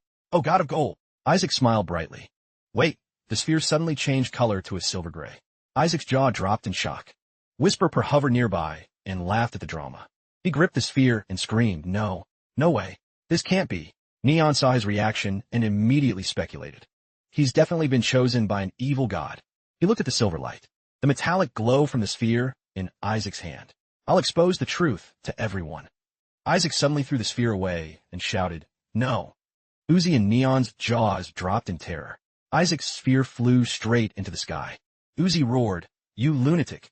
Neon immediately gave chase. You idiot. You think throwing it away means we won't find out? He looked at the priests who were also chasing it. He thought, this is even better. He can't deny it now. I'll expose your true colors in front of everyone. Neon shouted, bring it back here. Someone suddenly called out, Isaac Joshua. The priest who interrogated him spoke, stop. We will retrieve the sphere first. We need to verify which god chose you. His words made Isaac grit his teeth in anger. If it's an evil god, he announced, you will be arrested. Before he could finish, Isaac flopped onto the floor, rolling around and throwing a tantrum. No, let me redo it. That doesn't count. He kept screaming, I want to do over. The priests announced they found the sphere. Neon ordered, hand it over. He laughed out loud. Your life is over, Isaac. He shouted, look at the god that chose you. The priest suddenly froze. It was the golden gray sphere sitting in Neon's hand. The priest cried out in shock. The mark of the supreme deity. Neon's mouth hung open while someone else recognized it. That's the mark of the supreme deity. The audience immediately began buzzing. This has never happened before. Didn't they say the Azure clan was corrupted? If this is true, there's no way they're corrupted. The Golden Cardinal thought in shock, so it's true. Uzi walked toward Isaac and asked, you threw the sphere away, even though you knew you were chosen by the supreme deity? He replied petulantly, what use is he to me? Uzi was speechless. Oh gods, please save this jerk. Someone cried out, catching Isaac's attention. God of wealth. The girl smiled happily, unaware that disaster was coming. The girl screamed in horror, what's going on? Isaac stood behind her, threateningly. Hand it over, you brat. He screamed in anger, swap with me. Swap with me before I kill you. Isaac grabbed the girl's hair and ordered, hand it over right now. Neon was shaking with rage. He gritted his teeth. Damn it. A long time later, in the cardinal meeting room, Zaphith Phi smiled and said, but he was cut off by Eli's dry laughter. So, everything was going to be settled by her. Watching Eli try to hold back a laugh, he said in confusion, Cardinal, you seem to be in a great mood. The Emperor also spoke up, Duke. Joshua must be thrilled by the news about his nephew. After all, the boy was chosen by the supreme deity. Eli replied proudly, indeed. The Emperor smiled and continued. Perhaps this is a sign of a new era of prosperity for our empire. Eli said bashfully, that only matters if the brat actually manages to summon him. The golden cardinal mocked, anyone can be chosen, but it only counts if they can summon and sign a contract. Eli immediately countered with a dry laugh. You say anyone can be chosen, yet no one in your family has ever pulled it off. The two kept locking eyes. Seeing the situation turning sour, the emperor intervened. Regardless, being chosen is significant in itself. I am personally delighted by this good news. He said, I hope everyone can get along. The golden cardinal gritted his teeth in rage. He had planned to expand his influence through the god Kina chose, but things weren't going his way. He thought with annoyance, I did my best to back him because he was favored by the god of wealth, but before the supreme deity, all my schemes are moot. The golden cardinal pondered, it's fine. That kid was chosen because he has talent, but he lacks the caliber to actually summon him. He told himself at all costs, I must prevent him from signing that contract. While the golden cardinal was plotting, Isaac was struggling through the ritual. Even if I have to personally bury the supreme deity myself. Isaac screamed dejectedly, let me redo it. Uzi walked over and asked, I thought you hated studying. So why do you want to learn now? He immediately shouted, I have to learn. Isaac screamed while frantically flipping through books. Why isn't there a single line in here about how to cancel a god selection? Uzi thought dejectedly, he's lost it. He put a glass of water on the table and asked, I don't get it. Why do you hate this so much? Isaac immediately asked with an angry glare. You really want to know? Uzi replied in fear, no, don't say a word. He scratched his head in confusion. You've already received a gift from the supreme deity. That means you've been officially chosen. Isaac announced, I threw it away. Uzi screamed, why would you throw it away? With that gift, summoning him would have been a breeze. I don't need it. He sighed and said, I respect your choice, but even if you hate it, having a high god is still better. Isaac asked stubbornly why. Uzi immediately explained, because the Crimson Clan is planning to summon their god and arrest you. He continued, as soon as their god performs a faith check on you, you're toast. If the supreme deity doesn't block it, you're dead. Isaac suddenly said, then just give me that azure god you're going to summon. Wouldn't that be enough to block it? And the light god, that guy must be great at finding shiny stuff like gold, right? Uzi yelled angrily, the light god isn't like that. Isaac pondered, is there really no high god who'll listen to me? Whisper muttered, you think one exists? You'd better prepare a plan B. A week later, at the summoning ritual, some junior priests were chatting. Are we really going to see the supreme deity? Stop joking. Being chosen and summoning are two different things. How could that kid possibly summon him? Some words reached Neon's ears. Haven't you heard the rumors about Isaac Joshua's faith? If the Crimson God is summoned, won't Isaac be executed? He scoffed and said, I don't know what tricks you used before, but this is the end. The Crimson God will wipe you out. Neon pointed at Isaac's face and declared, Isaac, today is the day you definitely die. He thought dejectedly, here we go again. Someone walked up and said, Neon is right. The golden cardinal continued, your body can't handle the strain of the summoning. Isaac cursed internally. Why are so many people looking for trouble today? He suddenly made a proposal, making Neon's jaw drop in shock. I will help you summon the supreme deity. The golden cardinal continued. But after the summoning, hand him over to the golden family. Jilai immediately stepped in front of Isaac. That offer is useless. The golden cardinal suddenly cried out, fine. He said, I'll swap him for the god of wealth. Jilai quickly covered Isaac's mouth before he could say another word. Good call, Jilai thought while keeping him from struggling. That's not a bad deal at all. The god of wealth is also a high god, so he can block the Crimson God's attack. He gritted his teeth and pondered. More importantly, without their help, Isaac might actually die trying to summon the supreme deity. While Isaac was biting his hand hard to escape, Jilai thought, I can't let my precious nephew die. Jilai called out softly, Isaac. His words made Isaac freeze. Just do whatever you want. Then he stood up straight and told the golden cardinal, it's a deal. He immediately praised, a wise choice indeed. A priest rushed into the room. Sir, he announced loudly, something's wrong. The order of the summoning ritual has been changed. As he shouted, Neon was placed right before Isaac. To Isaac's joy, the golden cardinal questioned angrily, what? Eli stepped up with a dark face. Looks like that crimson bastard bribed the black cardinal. Eli cried out, Father. He said angrily, I'll go handle things at the ritual platform. A priest wondered, Neon is summoning before Isaac?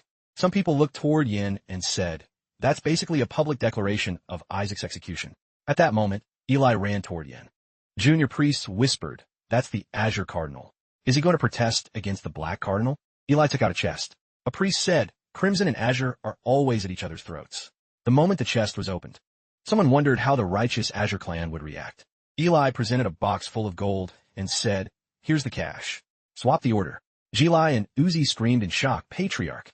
The priests, seeing the scene, started gossiping. Is the Azure Cardinal really bribing him? They won't accept something so blatant. Yin looked at Eli and said, it's worth considering. This is a lot of money. Isaac suddenly screamed. No way. He ran over and shouted, Grandpa, our Joshua family can't do this. He advised his grandfather. No, Patriarch. Please stop. The people in the stands immediately marveled, as expected of a saint candidate. The boy is truly fit to be the future pope. Isaac's next words. That made everyone's jaws drop. If you have that much money, give it to me first. A priest walked up and mocked. I never thought the Azure clan would do something this dirty. The priest scoffed and asked, is the Azure Patriarch really breaking his own family's dogmas? Ili vitlead goldly. The Azure faith exists to protect the small and the weak. He picked up a large gold bar and interrogated, and we are protecting the smallest, weakest member of our family. Isn't that following our dogma perfectly? Isaac was internally stunned. You can actually interpret it that way, and suddenly spoke. That side of you is truly admirable. But, he continued with a smile, my side has already accepted goods from the Crimson Clan. Eli gritted his teeth in rage. You bastard. Do you have any idea what'll happen if that Crimson brat summons a god? The priest immediately asked. So even you find Isaac Joshua suspicious? The Azure Cardinal. He laughed dryly and said, please stop. Once it's decided, it can't be changed. Yin added, exactly. It's final. He suddenly proposed. So, let them both summon at the same time. The priest immediately yelled, sir, how can you allow that after taking all that money? Yin turned and said, then just worry about summoning faster. He asked coldly, are you scared? The priest gritted his teeth and thought, damn it, arguing now won't help. Ultimately, the cardinal is the one who decides the order. He clenched his fist and replied, fine, but we'll remember this. The priest turned to leave and declared, Azure and Black will regret this. Isaac saw Yin take the gold box and called out, Grandpa. Eli patted his shoulder and said, don't worry. It's okay even if you can't summon anyone. He continued with a smile. Even if those bastards summon their god. Isaac's eyes sparkled as he looked at him. When Eli said, that will still protect you. Isaac called out, Grandpa. Isaac pointed in one direction and protested. It's not that. Eli wondered it's not. He pointed to some wooden boxes not far away. Not the backup bribe boxes. Isaac laughed and said, give those to me. Eli's doting look and smile. That gradually turned into fury. Isaac continued, if there are any left, you can give me all of them too. Two large bumps appeared on Isaac's head. Uzi didn't care and shouted, what are you trying to do, Isaac? He cried out, Neon is going to summon the god of punishment, their main god. Isaac, who had successfully hugged a box of money, replied, even better. He continued, I was planning to cut a deal with the Golden Clan and wreck the summoning ritual anyway. Uzi asked in shock, what? Isaac explained, the stuff they gave me. That definitely has magic curses on it. I plan to wait for it to activate, pretend to collapse, and then pin all the blame on them. Uzi groaned internally. You knew, and still took it? Isaac frowned and thought, if a high god is summoned, he'll definitely recognize my soul. He pondered, so the original plan was to fake an illness. Thought to be carried out before anyone could summon a high god.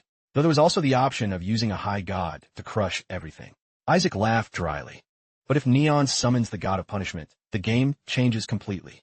He licked his lips sinisterly and grinned. If it's that god, then it's fine. I'll take this chance to make sure the Crimson Clan never bothers me again.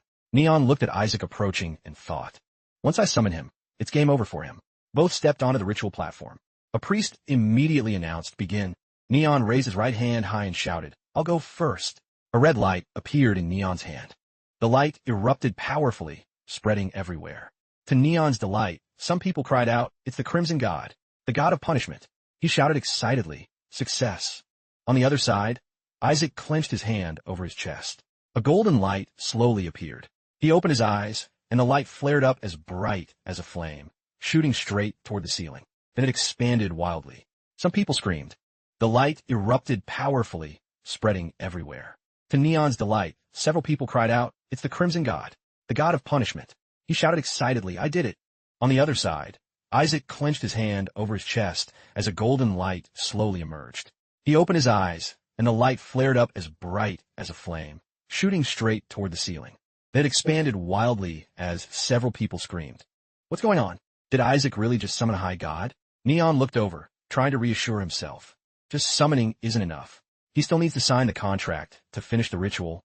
He muttered to himself, which means I still have time. Neon clasped his hands and cried out, oh God.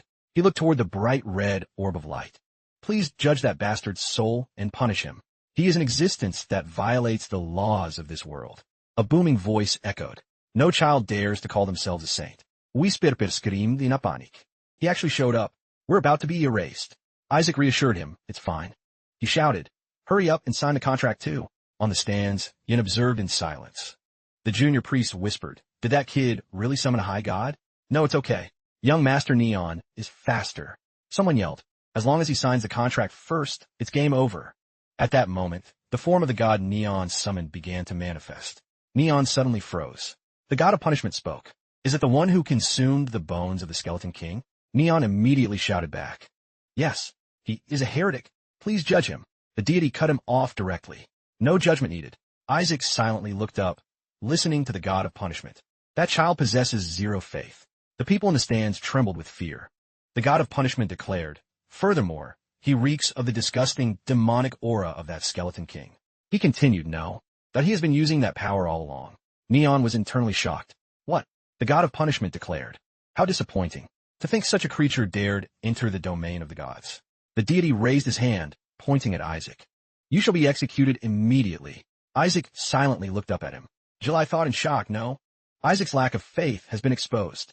He looked at Neon on the platform and plotted. I have to take Neon down right now. Just knock the kid out and break the link with the god. Someone blocked his path. July, have you forgotten the Pope's decree? The priest declared. No one but the summoner is allowed near the magic circle. He smirked with a sneer. Everything happens for a reason. If that kid is executed, there must be a damn good reason for it. Jilai gritted his teeth in rage. The god of punishment unleashed his power. Whisper wailed, damn it. I followed the wrong master. This time I'm really gonna die. Isaac calmly said, I told you it's fine. He smiled. Looking at the power about to strike him, Whisper screamed, what do you mean it's fine? Isaac raised his hand, creating a small spark of light. Trust me, you idiot. The power unleashed by the god of punishment. That struck Isaac directly. Jilai roared in a panic. Isaac, the god of punishment stared silently. As the smoke gradually cleared, he suddenly froze. The god of punishment saw Isaac standing there perfectly normal. He was shocked. He blocked it. Isaac smirked, his eyes flashing red. Isaac raised his hand. This ends here. His body erupted with black mana. The observers immediately covered their mouths. Someone recognized it. Dark mana. The priest screamed. It's dark mana. The red-cloaked knight yelled. That kid is using dark mana. He watched Isaac, enveloped in black and red mana, and shouted, so it's true. He really did eat part of the Skeleton King. Is the Azure family using the Skeleton King's power? That kid is a heretic. July tried to run toward him. Isaac, Goel stopped him. Get back, or you'll be labeled a heretic too. That doesn't matter. He looked at Isaac and roared, are we just supposed to stand here and watch Isaac die? The power of the god of punishment continued to rain down on him. The priests were secretly delighted. That's it. No more denying it now. The Skeleton King's dark mana is out in the open. That kid is definitely getting punished. They told themselves, we'll attack at the same time as the god. A long-haired priest shouted as the deity struck. The priest next to him added, right? Just as he attacks. The long-haired one yelled. Attack now. The short-haired priest screamed, yeah. Attack. The priests lunged forward, shouting. Attack. Attack. Attack. Jill, I noticed something strange. Why hasn't the god attacked yet? Is there a problem with Neon's summoning? The god of laws remained silent. He gritted his teeth and muttered. Impossible. This can't be happening. Isaac laughed out loud. That's right. That look in your eyes. His eyes flashed as Isaac said happily. I'll take real good care of you. Long time no see, old friend. The god of punishment stared at Isaac in silence. He also looked up, staring straight into the deity's eyes. His face turned pale as he thought, this is impossible. The god of punishment frowned and told himself, there's no way. Before him was a protective barrier shielding Isaac. A barrier? Several knights shouted. A barrier? If he has that, the brat won't get punished. The barrier was being constantly reinforced by black mana. Standing inside, Isaac smirked and remarked, you bastard, you haven't changed a bit, have you? The god of punishment raised his hand. A magic circle appeared. He stood before Isaac. He calmly asked, so you still have to do everything yourself? The god of punishment's eyes flashed.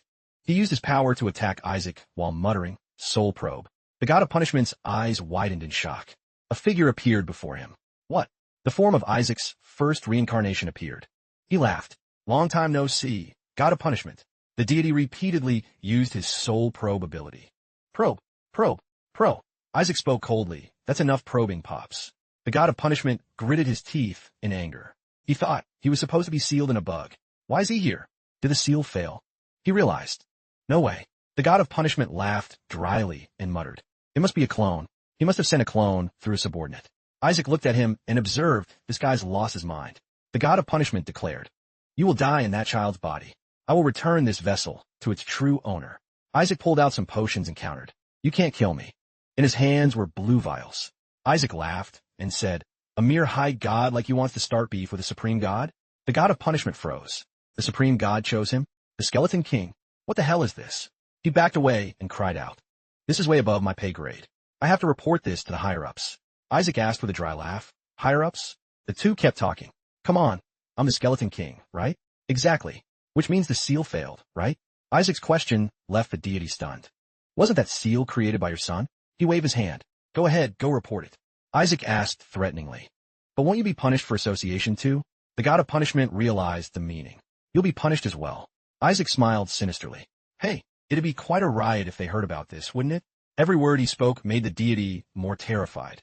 "Our little crimson god is desperate for promotion. But, no, if this reaches their ears, you'll never get promoted. Those above you might just kill you directly." He questioned, "Let's put that aside for a moment.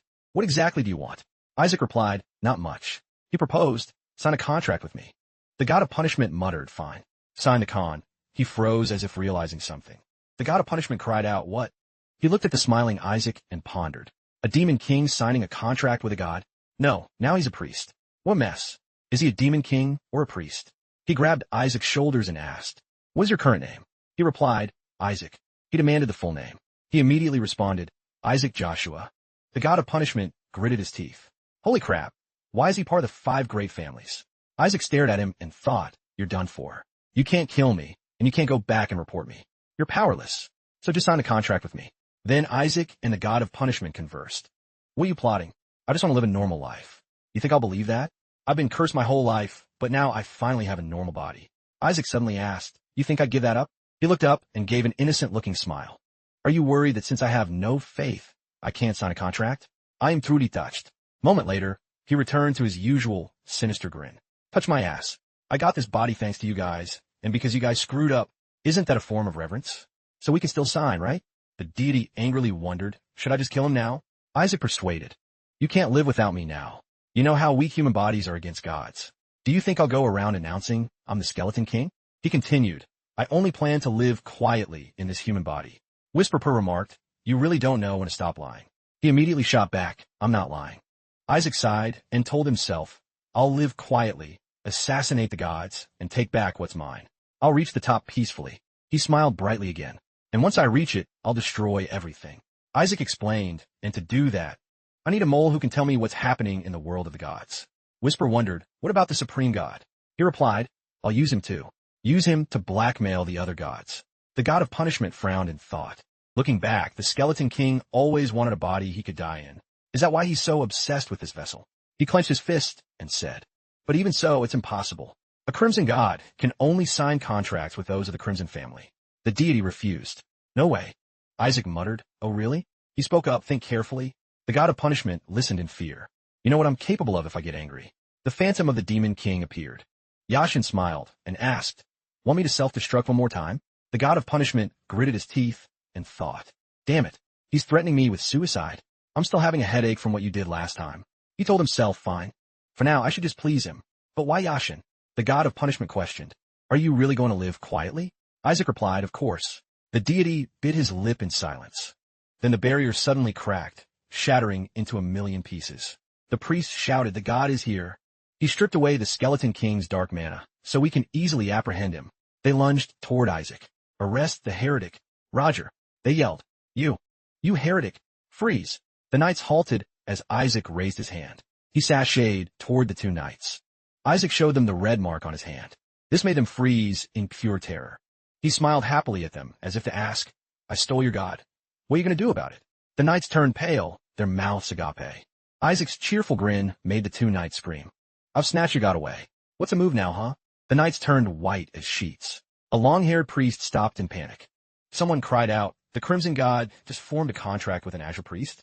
Wasn't Isaac supposed to summon a supreme god?" The long-haired priest wondered with his jaw dropped. "Why'd he contract with our god instead of a supreme god? Is this brat planning to hog both the crimson god and a supreme god?" The knights yelled, He's going to suck the Crimson God dry and then contract with a supreme god. He's definitely taking the Crimson God hostage to threaten us. He's a total psycho. Hearing that, Isaac laughed out loud with joy. The sound from the observing crowd kept echoing. The Crimson God chose an Azure Kid over a Crimson one? If the god who punishes heretics chose Isaac, then his faith must be rock solid. Neon gritted his teeth in rage upon hearing someone say, but that means the Crimson God values an Azure Kid more than the current Crimson heir. Isaac stood proudly in the center of the ritual grounds. Didn't they say Isaac was a heretic? If he really had a problem, their god would have killed him already. Look how far the Crimson clan has fallen. He thought happily, this is straight up fire. Zaphith walked up with a dry laugh. With a dark face, he asked, are you planning to steal our god? He frowned and said, the Crimson God and the Azure Faith. There must be some kind of mistake. Zaphith continued, you'll be canceling this contract, won't you? Before he could finish, Eli cut in. Why should he? He asked with a smirk. Isn't the requirement for becoming the Pope to harmonize all 5 faiths? Now, my dear nephew has been chosen by your god. Zaphith gritted his teeth, thinking that bastard. The 2 priests immediately cried out. This is ridiculous. You can't just steal another clan's god. Exactly. How can a Joshua take a Zaphith god? Goel, standing nearby, said, let's go, Patriarch. We have no reason to listen to them. One priest still tried to follow. This makes no sense. Give him back. Goel spoke up. Everything happens for a reason. He tilted his head and asked with a smile. Isn't that exactly what you told me? Back at the Joshua mansion, Goji yelled. What the hell did you do? He kept scolding Isaac. Did you see the way they were glaring at you? We're already short on manpower. Don't go making more enemies. Goji roared. Isaac pondered, remembering that bastard. He recalled his conversation with the god of punishment. The deity clutched his head and sighed. Be careful. If the higher-ups find out about this, it'll be a huge mess. Isaac replied dejectedly, yeah. The god of punishment warned. Also, don't get too cocky. That body was crafted with extreme precision, but the trade-off is a very short lifespan. He continued, making Isaac freeze. That's why we created various saint candidates. The god of punishment suggested, if you want, I can move you to a new body. How about a kid from the Crimson family? He said, if you want to contract with me, that'll be better. Isaac cried out, so that's how it is. He marveled. Turns out this body is even better than I thought. Isaac smiled and said, if it weren't top tier, you wouldn't have any reason to ask me to switch bodies. The god of punishment cursed internally. He's such a crafty bastard. He sighed. Still, I'm not lying to you. Right, Isaac replied. No matter how strong this body is, it'll wear out fast. Other saint candidates are as strong as me, right? The god of punishment said, since I once tried to trick you, I'll give you a piece of advice in return. He spoke before the barrier shattered. Don't put too much trust in the Joshua family. Back to the present. Isaac wondered to himself, why would he say that? Uzi asked loudly, hey, are you even listening? You couldn't summon a supreme god because you lacked mana, right? Is that why you contracted with the Crimson God? Isaac looked up and replied, that's not it. A voice rang out. There you are. The Golden Cardinal walked in. I offer my deepest congratulations to the priest who tied for first place with my Kina in the black test. He said with a fake smile. Though I don't like that you tied. Since you're Azure, it's fine. Isaac gritted his teeth, thinking, holy crap. Just hearing him gives me the creeps. Uzi, standing nearby, wondered, how can he still smile? The Golden Cardinal asked, you haven't forgotten our deal, have you? He reached out and said, I'll pay more than we originally discussed. Hand the Supreme God over to us. Uzi was internally shocked. No way Isaac would agree to this. Isaac smirked and asked for real. Isaac agreed, sure, why not? Goji yelled, are you out of your mind? He walked toward the Golden Cardinal and said, I'll hand him over, but I need the money up front. He asked with a smile. You said you'd give me the god of wealth, didn't you? Isaac cursed that damn god of wealth internally. The Golden Cardinal searched his pockets and said, everyone has a limit on the number of contracts they can form with gods. He took out a box and placed it on the table. The Pope can form many, but for you, it's very difficult. He opened the box. So I'll give you this summoning stone. That way, a contract won't be necessary. Isaac shouted happily. This is straight up fire. Uzi roared in panic. That's the pillar stone of the Golden family. He looked at the cheerful Isaac and turned pale, wondering. That stone alone holds more holy mana than most shrines.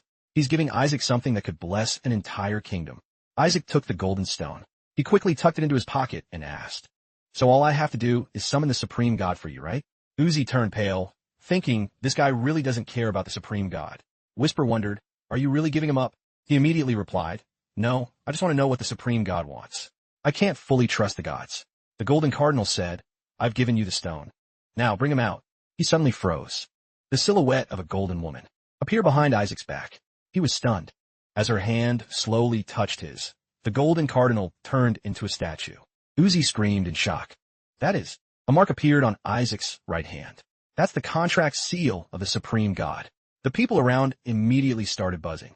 That's definitely it. Wait, doesn't this mean he has 2 contracts now? Isaac yelled. What the hell is going on? He turned pale, thinking, what the actual FK? Why did she suddenly contract with me? Uzi cried out with joy again. So you had it all planned. You intended to secretly contract with the supreme god all along, didn't you? Typical of a sneaky backstabber like you. Isaac internally protested. That's not it. You jerk. The priests following the golden cardinal were fuming. He took the gift and then contracted with the supreme god.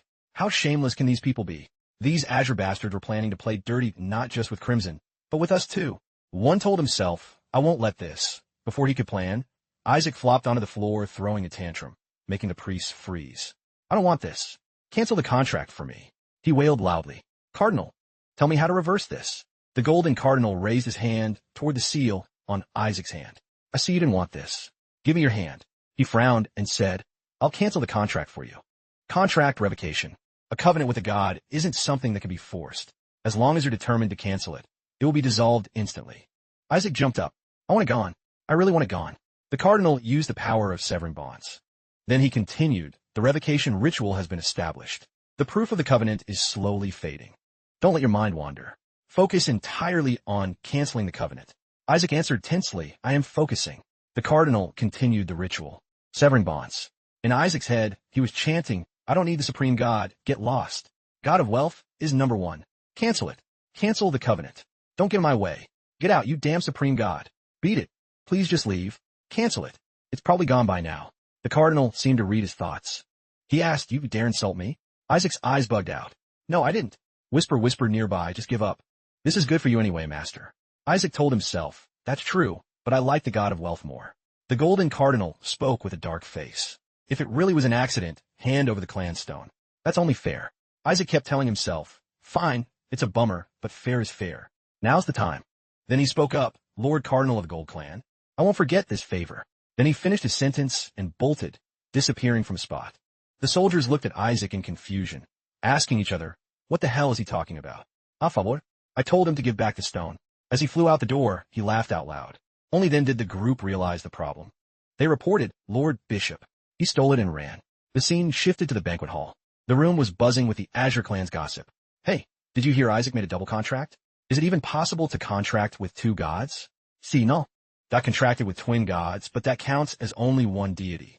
But Isaac contracted with 2 completely different faiths, even a supreme god. Suddenly, a group of mysterious people walked in and shouted, Quiet, everyone. An announcement is coming. After deliberation, the number 1 spot at the pentagram platform for the Black Clan is Isaac Joshua. At that moment, every member of the Azure clan was stunned. Then he shouted with joy as the announcement continued. Isaac Joshua, after we finish, please report to the Cardinal's office to receive your reward. With these results, this might be the first time the Azure clan has won at the pentagram. Is this a dream or for real? Uzi asked excitedly, where is Isaac? The familiar answer came, I have no idea. Uzi continued, where does that guy wander off to every single day? If he knew the Azure clan won, he'd be so hyped. The mysterious man suddenly cleared his throat. He spoke, and so, the pentagram evaluation for this year has concluded. You will now use the fundamentals you've learned. To officially enter the world. The intern's graduation ceremony will be held during the year-end festival. See you all in 3 months. Leading up to graduation, make sure to socialize with your seniors and build those connections. 3 seniors immediately stepped out to introduce themselves. Uzi looked at them and exclaimed, look at that I'm better than you vibe. I heard their debut ceremony was no joke either. That senior. Isn't he the general manager of the second-rank priests? Why is he here? It's probably proof that he's interested in Isaac. Uzi let out a heavy sigh. He thought, maybe it's better Isaac isn't here. Getting on the general manager's bad side would be exhausting. I need to remind Isaac not to do anything extra. Just as he finished the thought, Isaac came flying through the door. The Cardinal's men were chasing right behind him. Catch him. Hand over the clan's stone. The seniors watched and asked, is that the famous Isaac Joshua? The blonde senior continued, just like the rumors say, not a lick of dignity. He's like a wild horse that's snapped its reins. Suddenly, out of nowhere, Isaac lunged straight at him. He delivered a kick right to the senior's face. The other seniors rushed over, calling for the general manager. The blonde senior barked in anger. You psycho. Isaac replied calmly. I'm busy as hell. Why are you blocking my way? The subordinates hurriedly asked, General Manager, are you okay? Has he lost his mind? The general manager said, trying to stay composed, don't panic. He is someone we need to keep under control. We'll deal with Isaac ourselves. Isaac was still enthusiastically taking down the Cardinals' men. Damn it, how long are you guys going to chase me? The Cardinals' men, still in hot pursuit, yelled, Wait, what is he throwing? From the other side. Spit out the clan stone. Uzi watched and muttered, We're cooked. The general manager's lackeys were also fuming. What's with that skinny brat? And in turn dares to use someone's face as a stepping stone. He actually stomped on his face? Good lord, how can he do that and just walk away like nothing happened? Everyone calls him a saint candidate, so he's completely lost his grip on reality. The blue-haired lackey tried to calm them down. Don't overreact. He's only a 10-year-old kid. How can a child know any better? We just need to educate him. We just have to manage him strictly. The Azure clan members watched and prayed internally. Damn it, it's over. At that moment, the general manager stood up and spoke. Anyway, for the remaining time, the interns will head to the 7th Palace. There, they will receive a commission from the Queen. The interns will take on missions related to the Bone region, and the final graduation points will be combined with that. This means the rankings aren't final yet. Do you really think that a wild horse like him can get good results without our help? He needs to get the lowest score to finally wake up. He's been spoiled by all the praise. As his seniors, isn't it our duty to lead him back to the righteous path? Uzi thought with a headache, game over. He's being targeted hard. I guess failure is a learning experience. While he was speaking, he got another kick to the face. Isaac said irritably, What are you guys mumbling about? The Cardinals' men were still surrounding him. Over there, why is this guy always helping Isaac? Are you in on it with him? Before they could finish, a loud crash echoed. Everyone in the hall froze as Isaac flashed a sinister grin. He gave a sassy greeting. See you all at the graduation ceremony. That's the end for now, my loves. If you want to keep following this series, smash that like and subscribe button. Don't make the admin mad. If you don't hit it hard, just wait until I bring a jug of cooking oil to your house. Peace out, and see you next time.